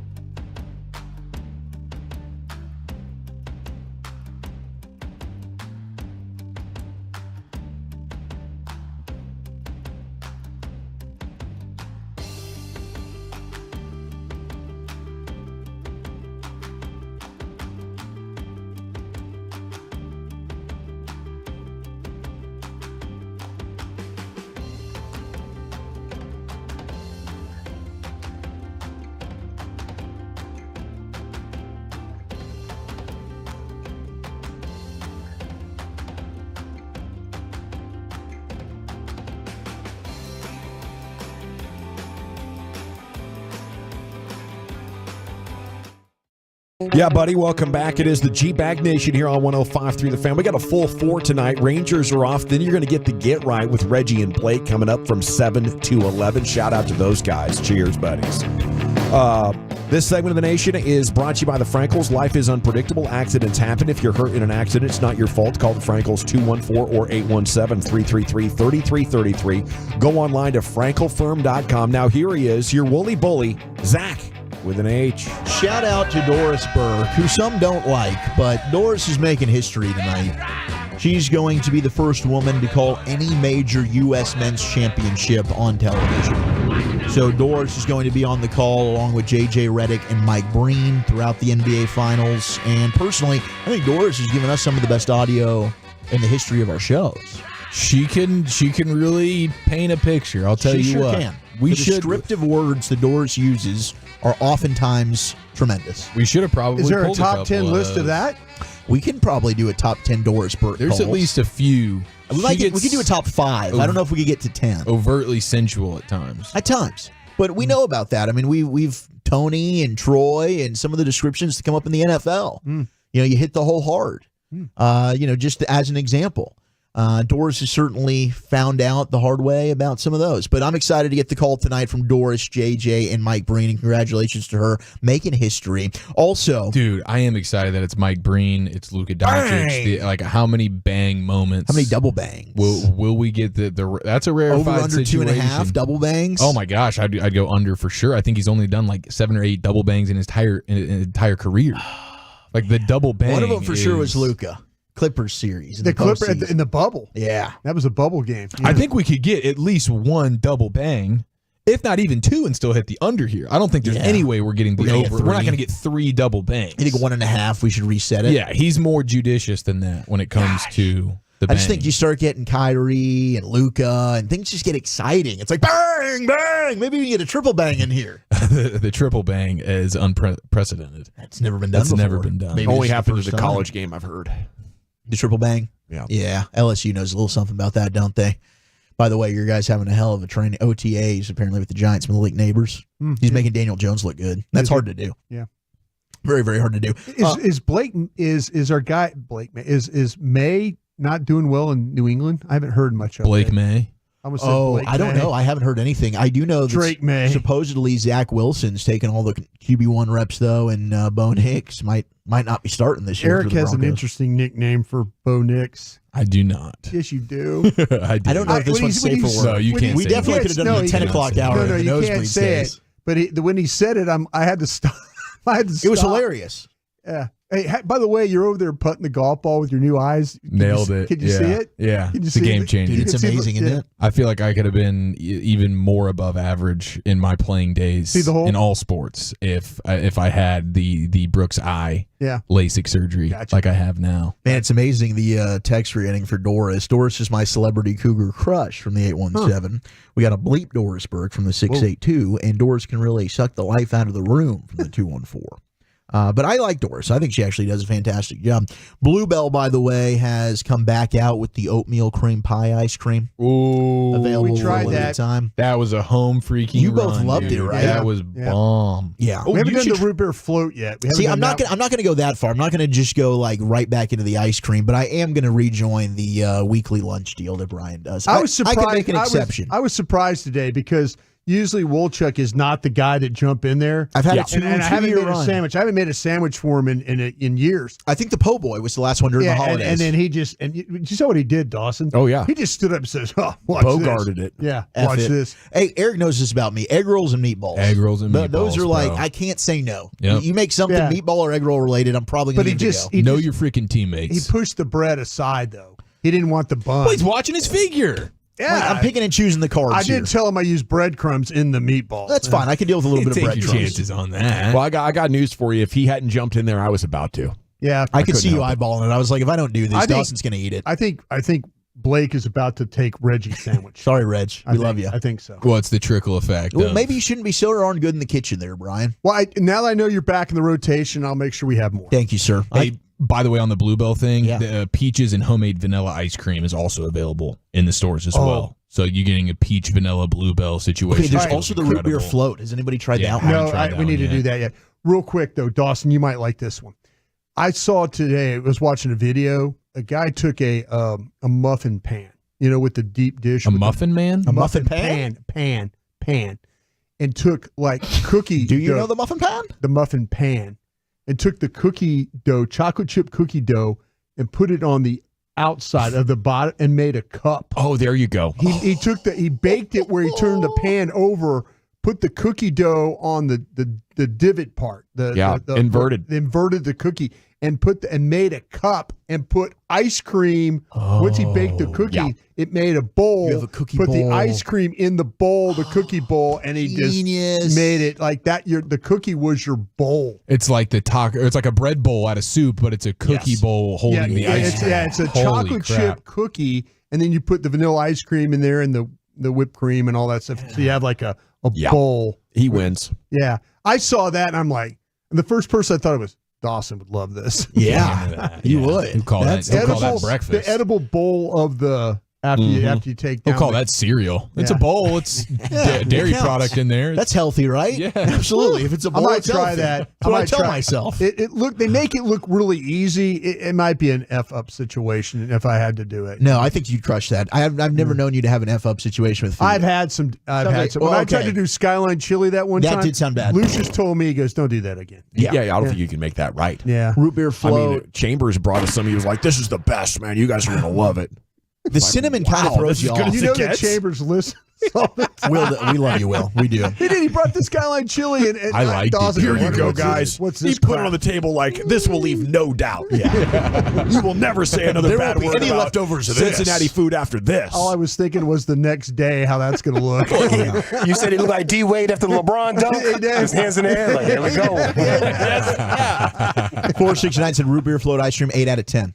Whoa. So that's good. That's high praise. Has anyone had the peaches and homemade vanilla? Please let me know. Let us know. Let us know. All right, the top 10 greatest NBA finals of all time. Of course, for us, that 2011 finals, I still think criminally underrated. It's not in the top 10. I think it's the greatest finals run, maybe in the history of the sport. When you look at what Dirk and the Mavs had to go through, sweeping the Lakers, OKC, you look back, you got 3 Hall of Famers with Durant, Westbrook, Harden. That Portland team was no slouch either with Brandon Roy there before he unfortunately had his career end way too soon.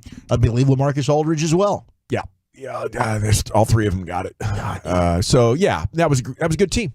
Good team, man. Really good team. Number 10 is the 09-2010 NBA Finals, Lakers and the Celtics. This one went 7. Lakers won in 7. Your MVP, Kobe Bryant. And Kobe with 38 points in Game 5, which was huge. And then that Game 7, that was when Pau Gasol, of course, came back and was really good for them. They had Ron Artest right before he was Meta World Peace. Number 9, we go back to the 60s, and I wonder how many Celtics-Lakers finals are going to be on here. 61-62, another 7-game series, Celtics and Lakers.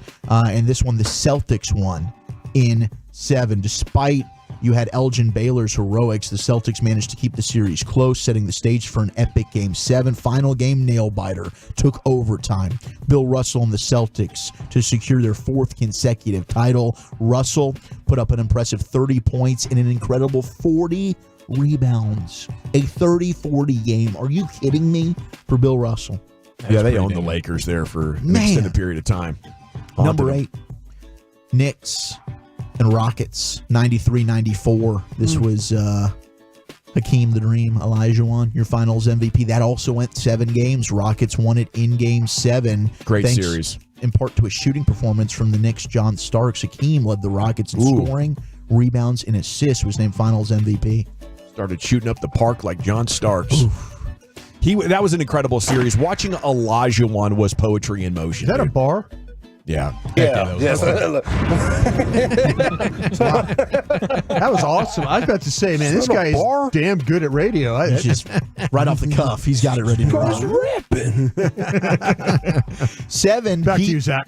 7, we have the Heat and the Spurs, 2012-2013 series. Of course, this was the Ray Allen shot in the corner where the Heat were able to win in 7 games. Dude, that one, I'll never forget that. I was actually watching in Lubbock, and they had some Spurs fans there because some of the buddies that they had were from San Antonio. And I got this Spurs fan so mad. He went downstairs in the parking lot, punched one of the rails, and broke his hand. Claim to fame. Go bleep yourself to this day. You know who you are, Kyle. I like that. Kyle. I like that.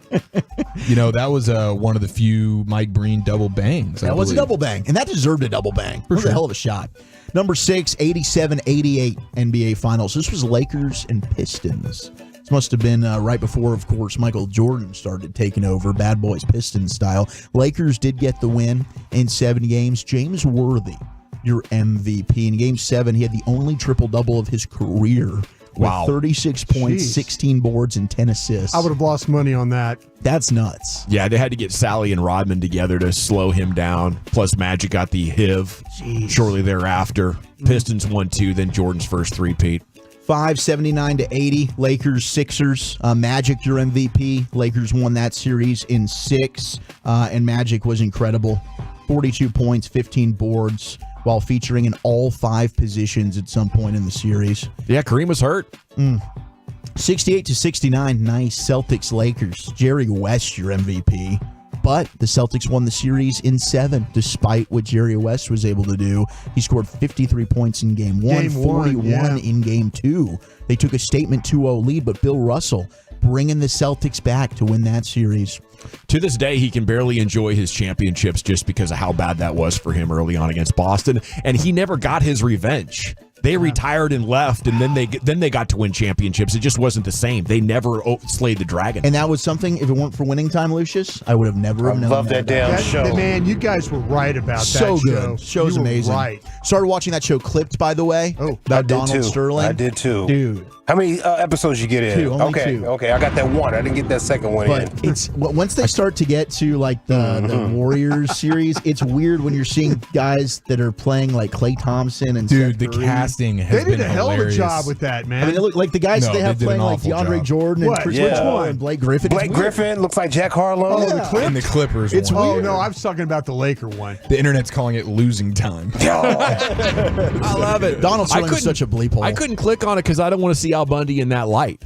He's Donald Sterling, Well, and right? it's hard. It's hard Yeah. to really hate Donald Sterling because I like Ed O'Neill so much. How is Morpheus as Doc? He's actually pretty good, but he doesn't seem like he doesn't Doc. have the voice. He's not really getting you all the way. No, really. Yeah, The voice I isn't want- there. Yeah, he's not really getting into the role. I need him to get all the way into But that I like role, Lawrence man. Fishburne, so it's like, I'm just he's looking Doc? past it. He's Doc. Yeah. Okay. Top 3, 97-98. It was dysfunctional up there, by the way. Very. Boy. Very. Boy. 97-98 Bulls Jazz is number 3. Of course, Michael Jordan. We know about that Game 6. Do they have his confidant chick in there, the right hand arm man girl? Yeah, that's what it's all about. Yeah, she's running the show. I hope you're not going to trade DeAndre Jordan. That's what she's telling to the coach. She's giving First day coaches there that she's saying stuff like that. Yeah. Yeah, she's trying to make moves. Mixing trades and whatnot. Yeah. 2 is the Cavs Warriors 2015-2016 finals, went to 7. That's the Kyrie. Oh my God, beautiful. But number 1 brought the NBA into the limelight. Celtics Lakers 83-84. Larry Bird, your MVP. Celtics winning in 7. You had the Lakers. They rallied to cut the Celtics lead. Cedric Maxwell stole the ball from Magic in the final minute, taking LA's hopes of stealing the win away. Celtics get the win in 7. There's your best finals. Thank you very much, Wolchuk. We're stoked. We're now 3 hours away from tip-off. We'll go around the finals when we return right here, the G-Bag Nation on 105.3 The Fan. Coming up on the next KNC Masterpiece, your complete overreactions to Game 1 of the NBA Finals. At 11 o'clock, we'll talk with former Mavs. Uber Eats has Lola V products? I got to remember that. Well, you know, they say in order to remember something, you have to forget something else. Okay, now that is a very cute haircut. That's like a little shag. I've never seen it before. Well, I mean, of course you have. It's the Rachel. Oh, is that your name? No, I mean, like, your name. No, I'm Jen. My name's Jen. Right, but I just mean, like, this is your haircut. But that's hair on your head. I'm not saying this is your hair. Okay, freaking me out a little bit.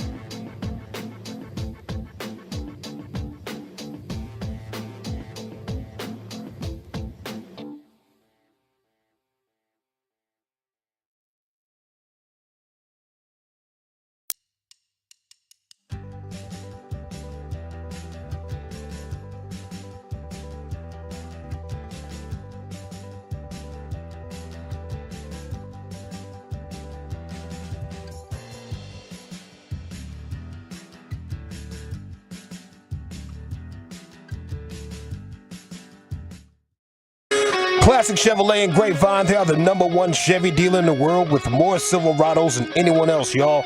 Go see them today or visit ClassicChevrolet.com. This is Texas. This is Classic Chevrolet. Together, let's drive, relax, and enjoy the difference. Based on new Chevrolet registrations 2023. Thank you, Lucius. It is the G-Bag Nation here on 105.3 The Fan. We're inside 3 hours to go until tip-off Game 1 of the NBA Finals featuring your Dallas Mavericks.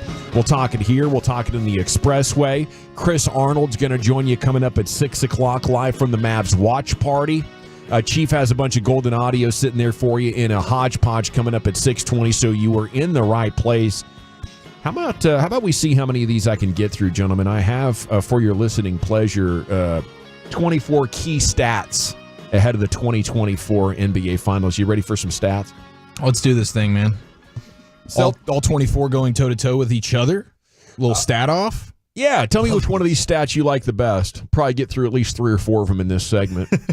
Celtics first team in the 28 years for which we have play-by-play data to be the first team in the regular season to be the best. And in each of the first 3 rounds of the playoffs, they were plus 17, plus 8.5, plus 6.3. They were plus 12 points per 100 possessions in the regular season. So they're determining that by net rating. They're the first team in 28 years to be the best throughout the whole deal. Do you look at Boston like this? Like they've made adjustments to who this team is, and now they're ready in their final form to seize the championship. We know Brian does. Yeah, I do. And I like I said, I think this is going to come down to, I think it's going to come down to a perimeter game. You know, I know Dallas wants to pack the paint, and if Boston's knocking down shots, how well will Dallas be able to close out? Dallas obviously has a plan for how they want to attack Boston. They don't think that Porzingis, as I mentioned earlier, will switch stuff. So maybe Dallas will try and figure out ways to get him involved. And they're not particularly think that sometimes that Horford will switch too. So maybe those are a couple of guys that they're targeting right now. I mentioned they don't feel like that White is the best defender of him and Holiday. So maybe you'll see them attack White a little bit on the deep. This is going to come down to which team's making Captain Obvious, right? Which team's knocking down shots and stuff like that and putting pressure on the other one. I think every one of these games is probably going to be a clutch game. I just think the East was so bad. I mean, New York finished second. There's no question. There's no question the East is bad. Pacers were in the East Finals. Does that team even make the playoffs in the West? I don't know about these 64 wins Boston has. I think that Tim Cato made an excellent point, though I would have been interested to see Dallas play Denver. You know, and how could things Minnesota, I think Minnesota was a great matchup for Dallas. You know, the way that Minnesota plays their defense with that drop coverage, we saw they got punished playing that way. And they never got out of that. They never did. They never got out of it. And I don't know if Boston will get out of their switch and everything, but the Mavs are ready for it. They're ready. They're going to be prepared and try and create some matchups here. But if they're knocking down shots, I think the team, like I say, whichever team on a nightly thing will shoot better. It's not going to be about these paint down in the paint. Yeah, I think it's going to be how can you hit shots on the outside? How can you extend the other team's defense? And maybe you can work some stuff inside, but that's not the Celtics game. And so there's a reason why they shot well. I mean, shooting is shooting. It doesn't matter who you play. If you're knocking down shots, you're knocking down shots. I mean, it's a legit concern, the fact that the Celtics have so many three-point shooters. That's the thing. And the Mavs have gotten off the hook here against, teams that have one guy out there, whether it's Kyle Anderson or Josh Giddey, that you want to shoot. Yeah. Boston doesn't have any of those guys. See, the thing and you worry about with how much is Luka going to have to carry in these games? How much, and does he get tired in games, and now all of a sudden, how much defense is he really going to play in these games? He'll give you everything he's got. But there's been times, I mean, I've sat out there and watched him late in some of these games where, he's had to do so much work, and then all of a sudden he's in the fourth, he's just not able to get back or get in position, and they drive by him or they pass, they kick it, and there's a shot. All those guys can dribble and run you around. But Dallas presents the same problem for the Celtics. Yeah, it's a good matchup. It's a good matchup. I'm just going with you have the best superstar and you have the best bigs. You're going to out-rebound. You're going to out-athlete Porzingis and Horford by a factor of 10, I think, when it comes to Gafford and Lively and some of the other guys. Well, Celtics have outscored their opponent by 9.9 points per game from three-point range, by 4.1 in the restricted area, and 6.1 per game on the free throws. Those are all the best differentials in the playoffs. It is the most efficient offense in history, Chief. What do you make of it?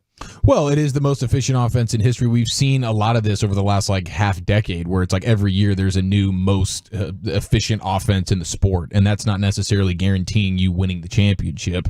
And I lean with you a little bit with it's kind of watered down based on the conference they were in throughout the regular season, of course, but especially when it comes to the postseason. This is a completely different beast that they're about to run into compared to a just injury-riddled, crappy Eastern Conference anyways. The Heat with Jimmy Butler wasn't a good team this year. Without him, they were god-awful. The Cavaliers wouldn't be making the playoffs in the Western Conference, especially without Donovan Mitchell and Jarrett Allen, the two guys that were missing in that series. You mentioned with the Pacers, give me a break, dude. And they didn't have Halliburton. Completely different situation, and you're running up against a big-time, impressive defense right now in the Mavericks. Luka has averaged 28, 9, and 8. If he maintains those numbers, he'll be just the third different player to pull that off in at least 15 playoff games, so in a large sample size. Who are the two others? MJ. No, LeBron. Oh, LeBron, yeah. LeBron Magic? and Jokic. Oh, Jokic. Yeah. Okay. Yeah, Jokic putting up huge numbers. That makes sense. Becomes very interesting when it get into a discussion of who the absolute best player in today's game is. We'll talk about that coming up in the Expressway. The Mavs are the only team in the last 3 postseasons with multiple wins in games they trailed by at least 17 points. The Celtics are 10-0 in games they've led by double digits. This Mavs team has been incredible. They're 2-3 in games where they've trailed by at least 17 points over the last 3 years. When they get down, I don't know what is the number where you're they ain't coming back. 25, 30. Yeah, I mean 25, especially in the second half. The time of the game, I would say matters a ton here. But if you're going into the fourth quarter and it's within, if it's 15 points, I still feel like you're in striking distance. Okay, what do we think of the lack of depth Boston has? Peyton Pritchard has shot 20 of 44. That's 45% from 3, second best mark among 72 players with at least 25 attempts in the playoffs. Oh, we're going to hunt his ass. Drew Holiday at 48.4. Derek Jones, 47.4, ranked second and third in catch and shoot 3-point percentage amongst the 45 players with at least 25 of those. It could get maddening. They have enough 3-point firepower that they're going to test you and they're going to try to open up that lane. Jason Tatum has shot just 20 of 60 on pull-up twos, the worst mark, though, among 21 players who've attempted at least 25. I think that's what a lot of my confidence comes down to. I'm just not a Jason Tatum believer. I think as the stakes get higher, he's likely to get worse, just like James Harden and several other players. I mean, some of the shot selection stuff would be, if I was a Boston Celtics fan, I'd be pulling my hair out watching Jason Tatum at times. You just mentioned the pull-up twos, these long twos where he thinks he's Kevin Durant and he's just ice from everywhere, and that's just not the case. There's times where I think you'd be clamoring for Jason Tatum and Jaylen Brown to get to the rack more. They bail out the defense a lot with the three. And when that three's cooking, don't get me wrong, it is lethal. Yeah. But there are times where I'm sure Celtics fans get a little bit aggravated. That's what I would like to see the Mavs do. I think dare those guys to take jump shots off the dribble. With so many good spot-up shooters, is how can you protect that paint and at the same time stay home on your three-point defenders? And I think it's just not getting so up into their kitchen that they're a quick ball fake and quick step and they're beyond you, you know?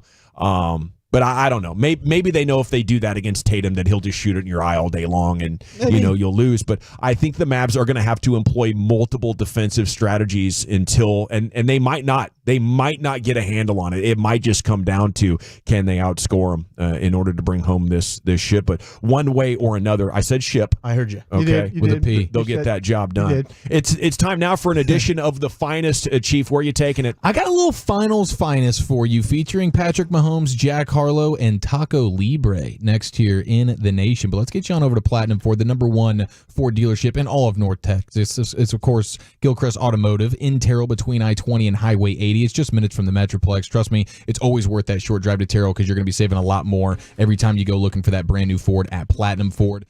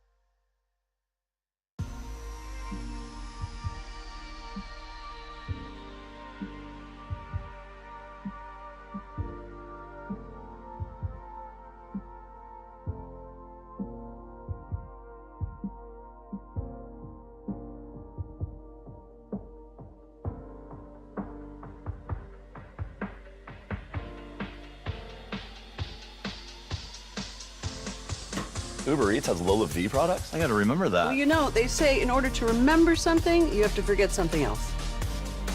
Okay, now that is a very cute haircut. That's like a little shag. I've never seen that before. Well, I mean, of course you have. It's the Rachel. Oh, is that your name? No, I mean, like, your name. No, I'm Jen. My name's Jen. Right, but I just mean, like, this is your haircut. But that's hair on your head. I'm not saying this is your hair. Okay, freaking me out a little bit.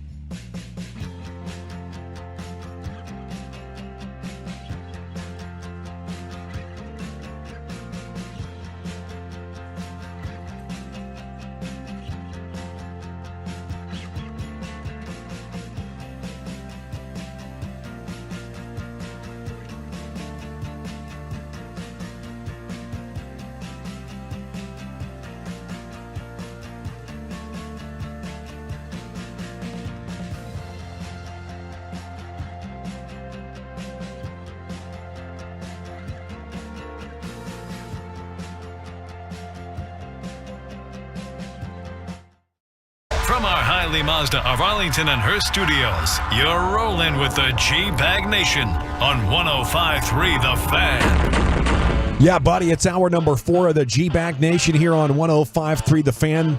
The Chief, Eric Chiafalo, has returned. He's going double eye protection the day after LASIK, sporting 20/20 vision as he delivers an edition of the finest.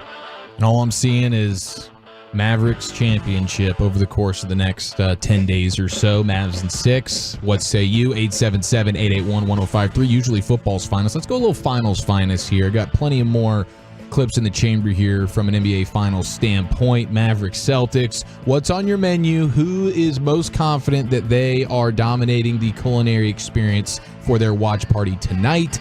If you feel confident, you can let us know what you're consuming.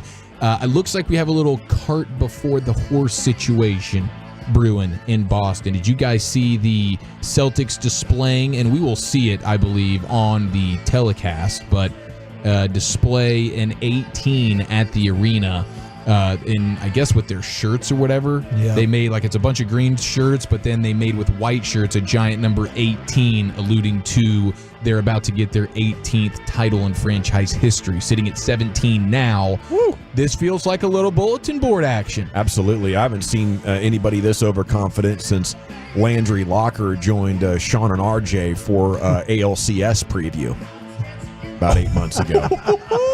That did not end well, and this will not end well either. Didn't end well for them. That is that's a bold move right there, Boston. You know Luka and Kyrie see that. Everybody knows what that number means for Celtics franchise history. I think you're playing with a little bit of fire right there. That's all I'm going to say. Tim McMahon is wearing Dallas Maverick colors on his sideline report. And a baby Tim. He's got the jacket, the tie. He's got everything Dallas Maverick colors. He's got it all on right now. That's something. Yep. Tim Bontemps is covering the Bontemps. He's covering. He's got no tie. He's got no allegiance. He's kind of a no tie guy. He's a no tie guy. Yeah. No nonsense. Friend of the guy. show there, Timmy. Yeah. Tim's probably trying to show, hey, I'm supporting you guys here. Yeah. You know, that's a good move. I think that's a heads-up move. Smart move. You're going to be behind that huddle looking for information. Yeah. We're the color of the team you're covering. Seems like that relationship's going a lot better than it was last year. You know, it's more playful teasing now than, legitimate confrontations that appear to be happening in years prior.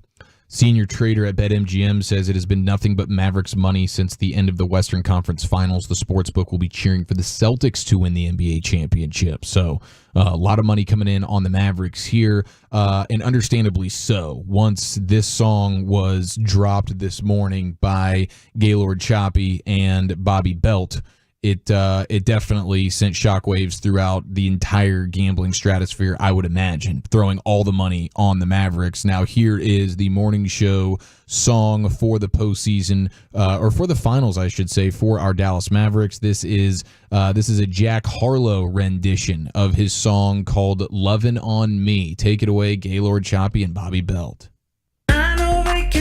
The pain and Drew can lock it down, but you can rip your jumper from three. Kyrie, rip your jumper from three. Kyrie, killer baby. With Luka, step back and drill it, baby. He's 25, refs say he's still a baby. So close here in Dallas, you can spell it, baby.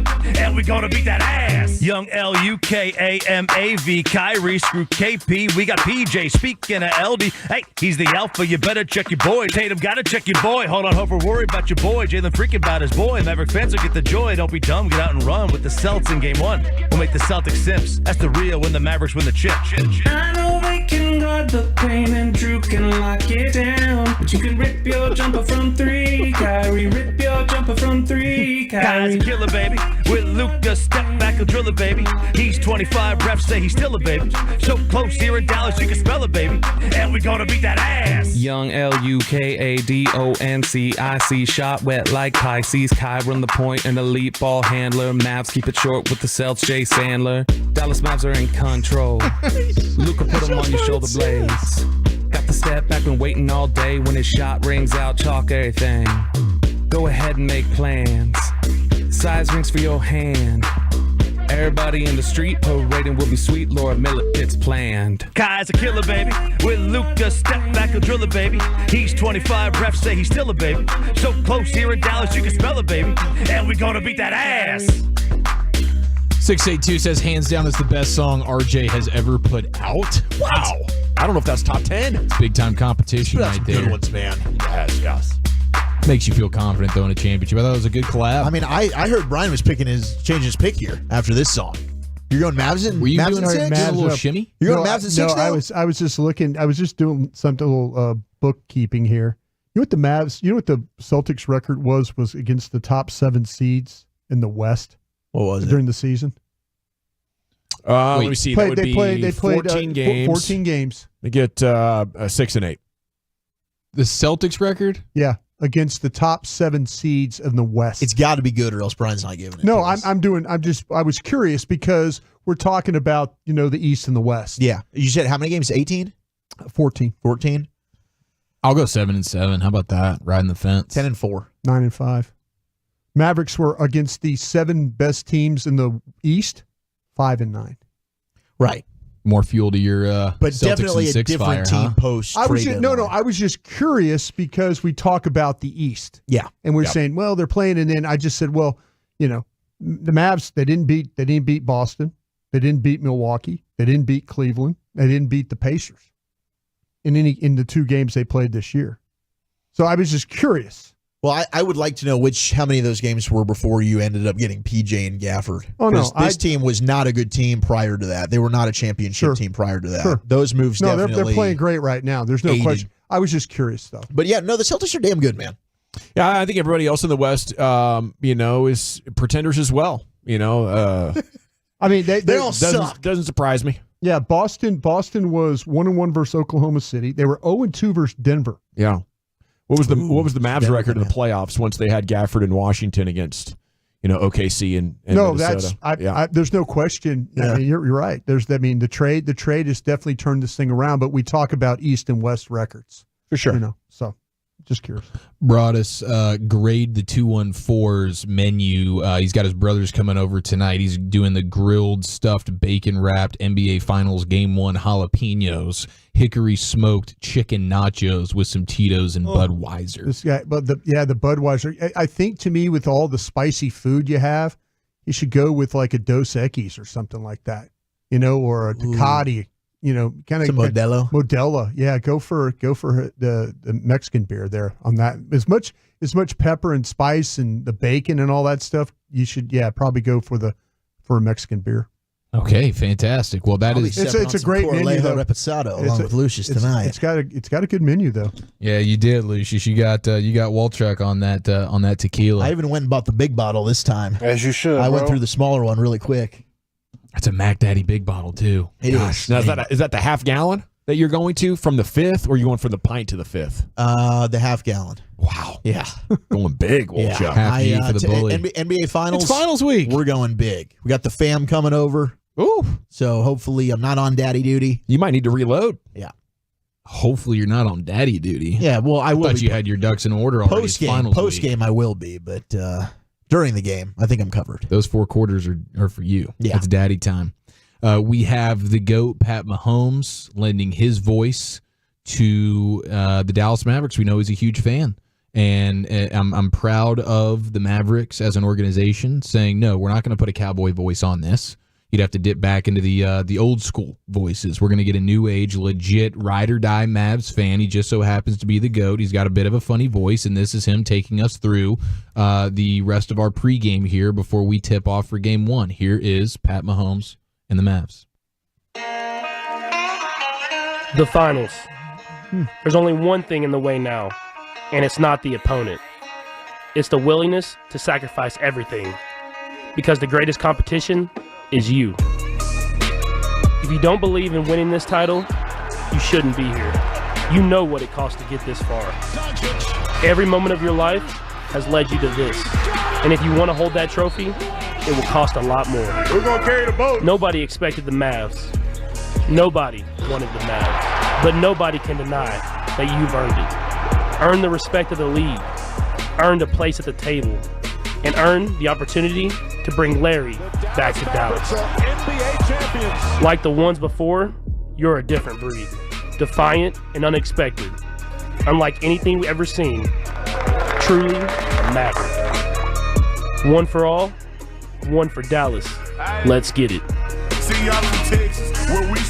There it is, Pat Mahomes. Yo. And you did have the Celtics doing their hype-up video, and, of course, they did have Tom Brady voicing theirs. So I think they probably picked appropriately there. Though I don't think you're going to have Brady riding or dying emotionally as a fan for the Celtics the same way Mahomes is. No, I love everything about this. Do you think the Mavs are legitimately, because there's like a Twitter trend like to keep the Cowboys out of the AAC? Do you think some important decision makers are on that camp? I would like to think so. 100%. I would like to think so. Because Mahomes has made himself kind of a DFW guy, and I love that as well because it makes him it easier to cheer for him. When he's in the Super Bowl, he can be kind of like a. Maybe the Cowboys can have an OTA practice before the game, and Michael would show up. Maybe. Yeah, we'll have a little OTA practice out on the court before, and I could see that happening. Mike would show up for the practice and the game. How about that? He probably loves playing basketball. We know he does. We saw him in the All-Star game, Celebrity All-Star game. Yeah, fantastic. He could get 20 in the NBA.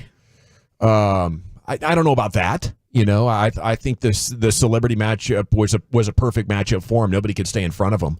Yeah. But Mahomes is the freaking GOAT. To have that kind of a celebrity courtside pulling for you, it's awesome. And especially a been there, done that champion like him. You're going to feed off that a little bit, I think. The most dominant individual performer in any sport right now, would you say? Sure. No, absolutely. Guy from this area and stuff. So not a slam at all at Dak, right? Not a slam. You don't look at it. We haven't seen Dak sitting courtside at the games. No, I'm just saying. So I think they were just kind of going with Mahomes has been there, and I don't think it's a shot at quarterback. Dak. We were looking for our number one celebrity fan, and Mahomes has been there more. And okay, I like it. I like the way you guys are. He's more synonymous to the Mavericks than any Cowboy player. Mahomes is. Yeah. I think that's we've fair. seen him there pretty often. They'll show Dak wearing a jersey at games. I mean, he's for sure. I mean, Dak will pop up every once in a while. We just haven't seen him sitting courtside like we have Mahomes. I do think though, if you're the decision maker, listen, if a Cowboy player wants to spend his own money on a ticket, you can't stop him. No, you but can't. In terms of gifting, celebrity guy courtside seats, probably not going to do that. No, probably not going to do that. Well, the Joneses have 4 seats right next to the visitors bench. That hurts. And those were the ones that Micah and Diggs were sitting in, right? I see Will McClay down there quite a bit. Well, we saw Will down there. I've seen, but sometimes they have seats. The Jones families have seats now. The grandkids like going to these games, so you'll see them down there. I don't know if we'll be giving up our tickets. If our guy Shy wants to get down there, no dang problem. Oh, hey, Shy's bringing some dubs. Shy goes down there. He's down there quite a bit. Yeah, he's hanging out. I can't imagine though that the Mavs would be like, yeah, let's not get Dak. I think if Dak wanted to do it, it probably just came together with Mahomes. Sure, I like what you guys are saying there. I just didn't know. I don't think you'd thumb your nose at the Cowboys quarterback like that, would you? No, there couldn't be any intention on that. I just kind of was worried. Maybe they went for a guy that said, "Hey, this guy's been there." I mean, last year they were the underdog. The headlines are saying that. I don't know. I don't know if it was intended. I don't think he would do that. I think if Dak wanted to. Like Dak is a bigger draw in DFW than Mahomes, isn't he? People cheer for Mahomes, though. Sure. I mean, at the game, you see him at the game, and they show him. They cheer for him. He's the biggest star in the NFL. They didn't cheer for him. I mean, that Kelsey, they booed him. They booed him. Yeah. But Mahomes gets a ton of love here, and it's not even necessarily an indictment on Dak. But when you have Pat Mahomes as a champion and as a diehard ride or die Maverick who's from Texas, and we're seeing him at playoff games, and have they lost with him in the building in the postseason? I don't believe so. We were at a game that he was at the closeout game against Minnesota. Minnesota, yeah. Game 4. Okay, so they did. All right, we'll retract that. I believe I'm right we'll about clean that up in post. But I either think way, that was the game the Cowboys were at. Yeah, I saw him at a game too, a game as well. One of the Oklahoma City games, I think, was not a very good one. I think we should just pretend he's ours because it's probably the closest we're going to get to a Hall of Fame quarterback. Yeah. This guy will make Cowboys don't want to take one when they're in the top 10. They're like, hey, can we get a running back? Can we get a corner? Something like that. They're like, Dak does. That means we get a Super Bowl, Brian. Yeah. All right, we got to run, Nation. When we return, it's time to hit the Expressway. LA Live's coming up at 5:40. But how about that? Our first edition of the Finals Finest with Eric Chiafalo. That was outstanding. Yeah. We have a Finals edition of the Expressway coming up next right here. It's the G-Bag Nation and the Fan. We want to chat D&M leasing with you, though, before we do anything else, because you might be on your way home right now, and you'd prefer to be driving a different vehicle. Very cute haircut. That's like a little shag. I've never seen it before. Well, I mean, of course you have. It's the Rachel. Oh, is that your name? No, I mean like your name. No, I'm Jen. My name's Jen. Right, but I just mean like this is your haircut. But that's hair on your head. I'm not saying this is your hair. Okay, freak me out.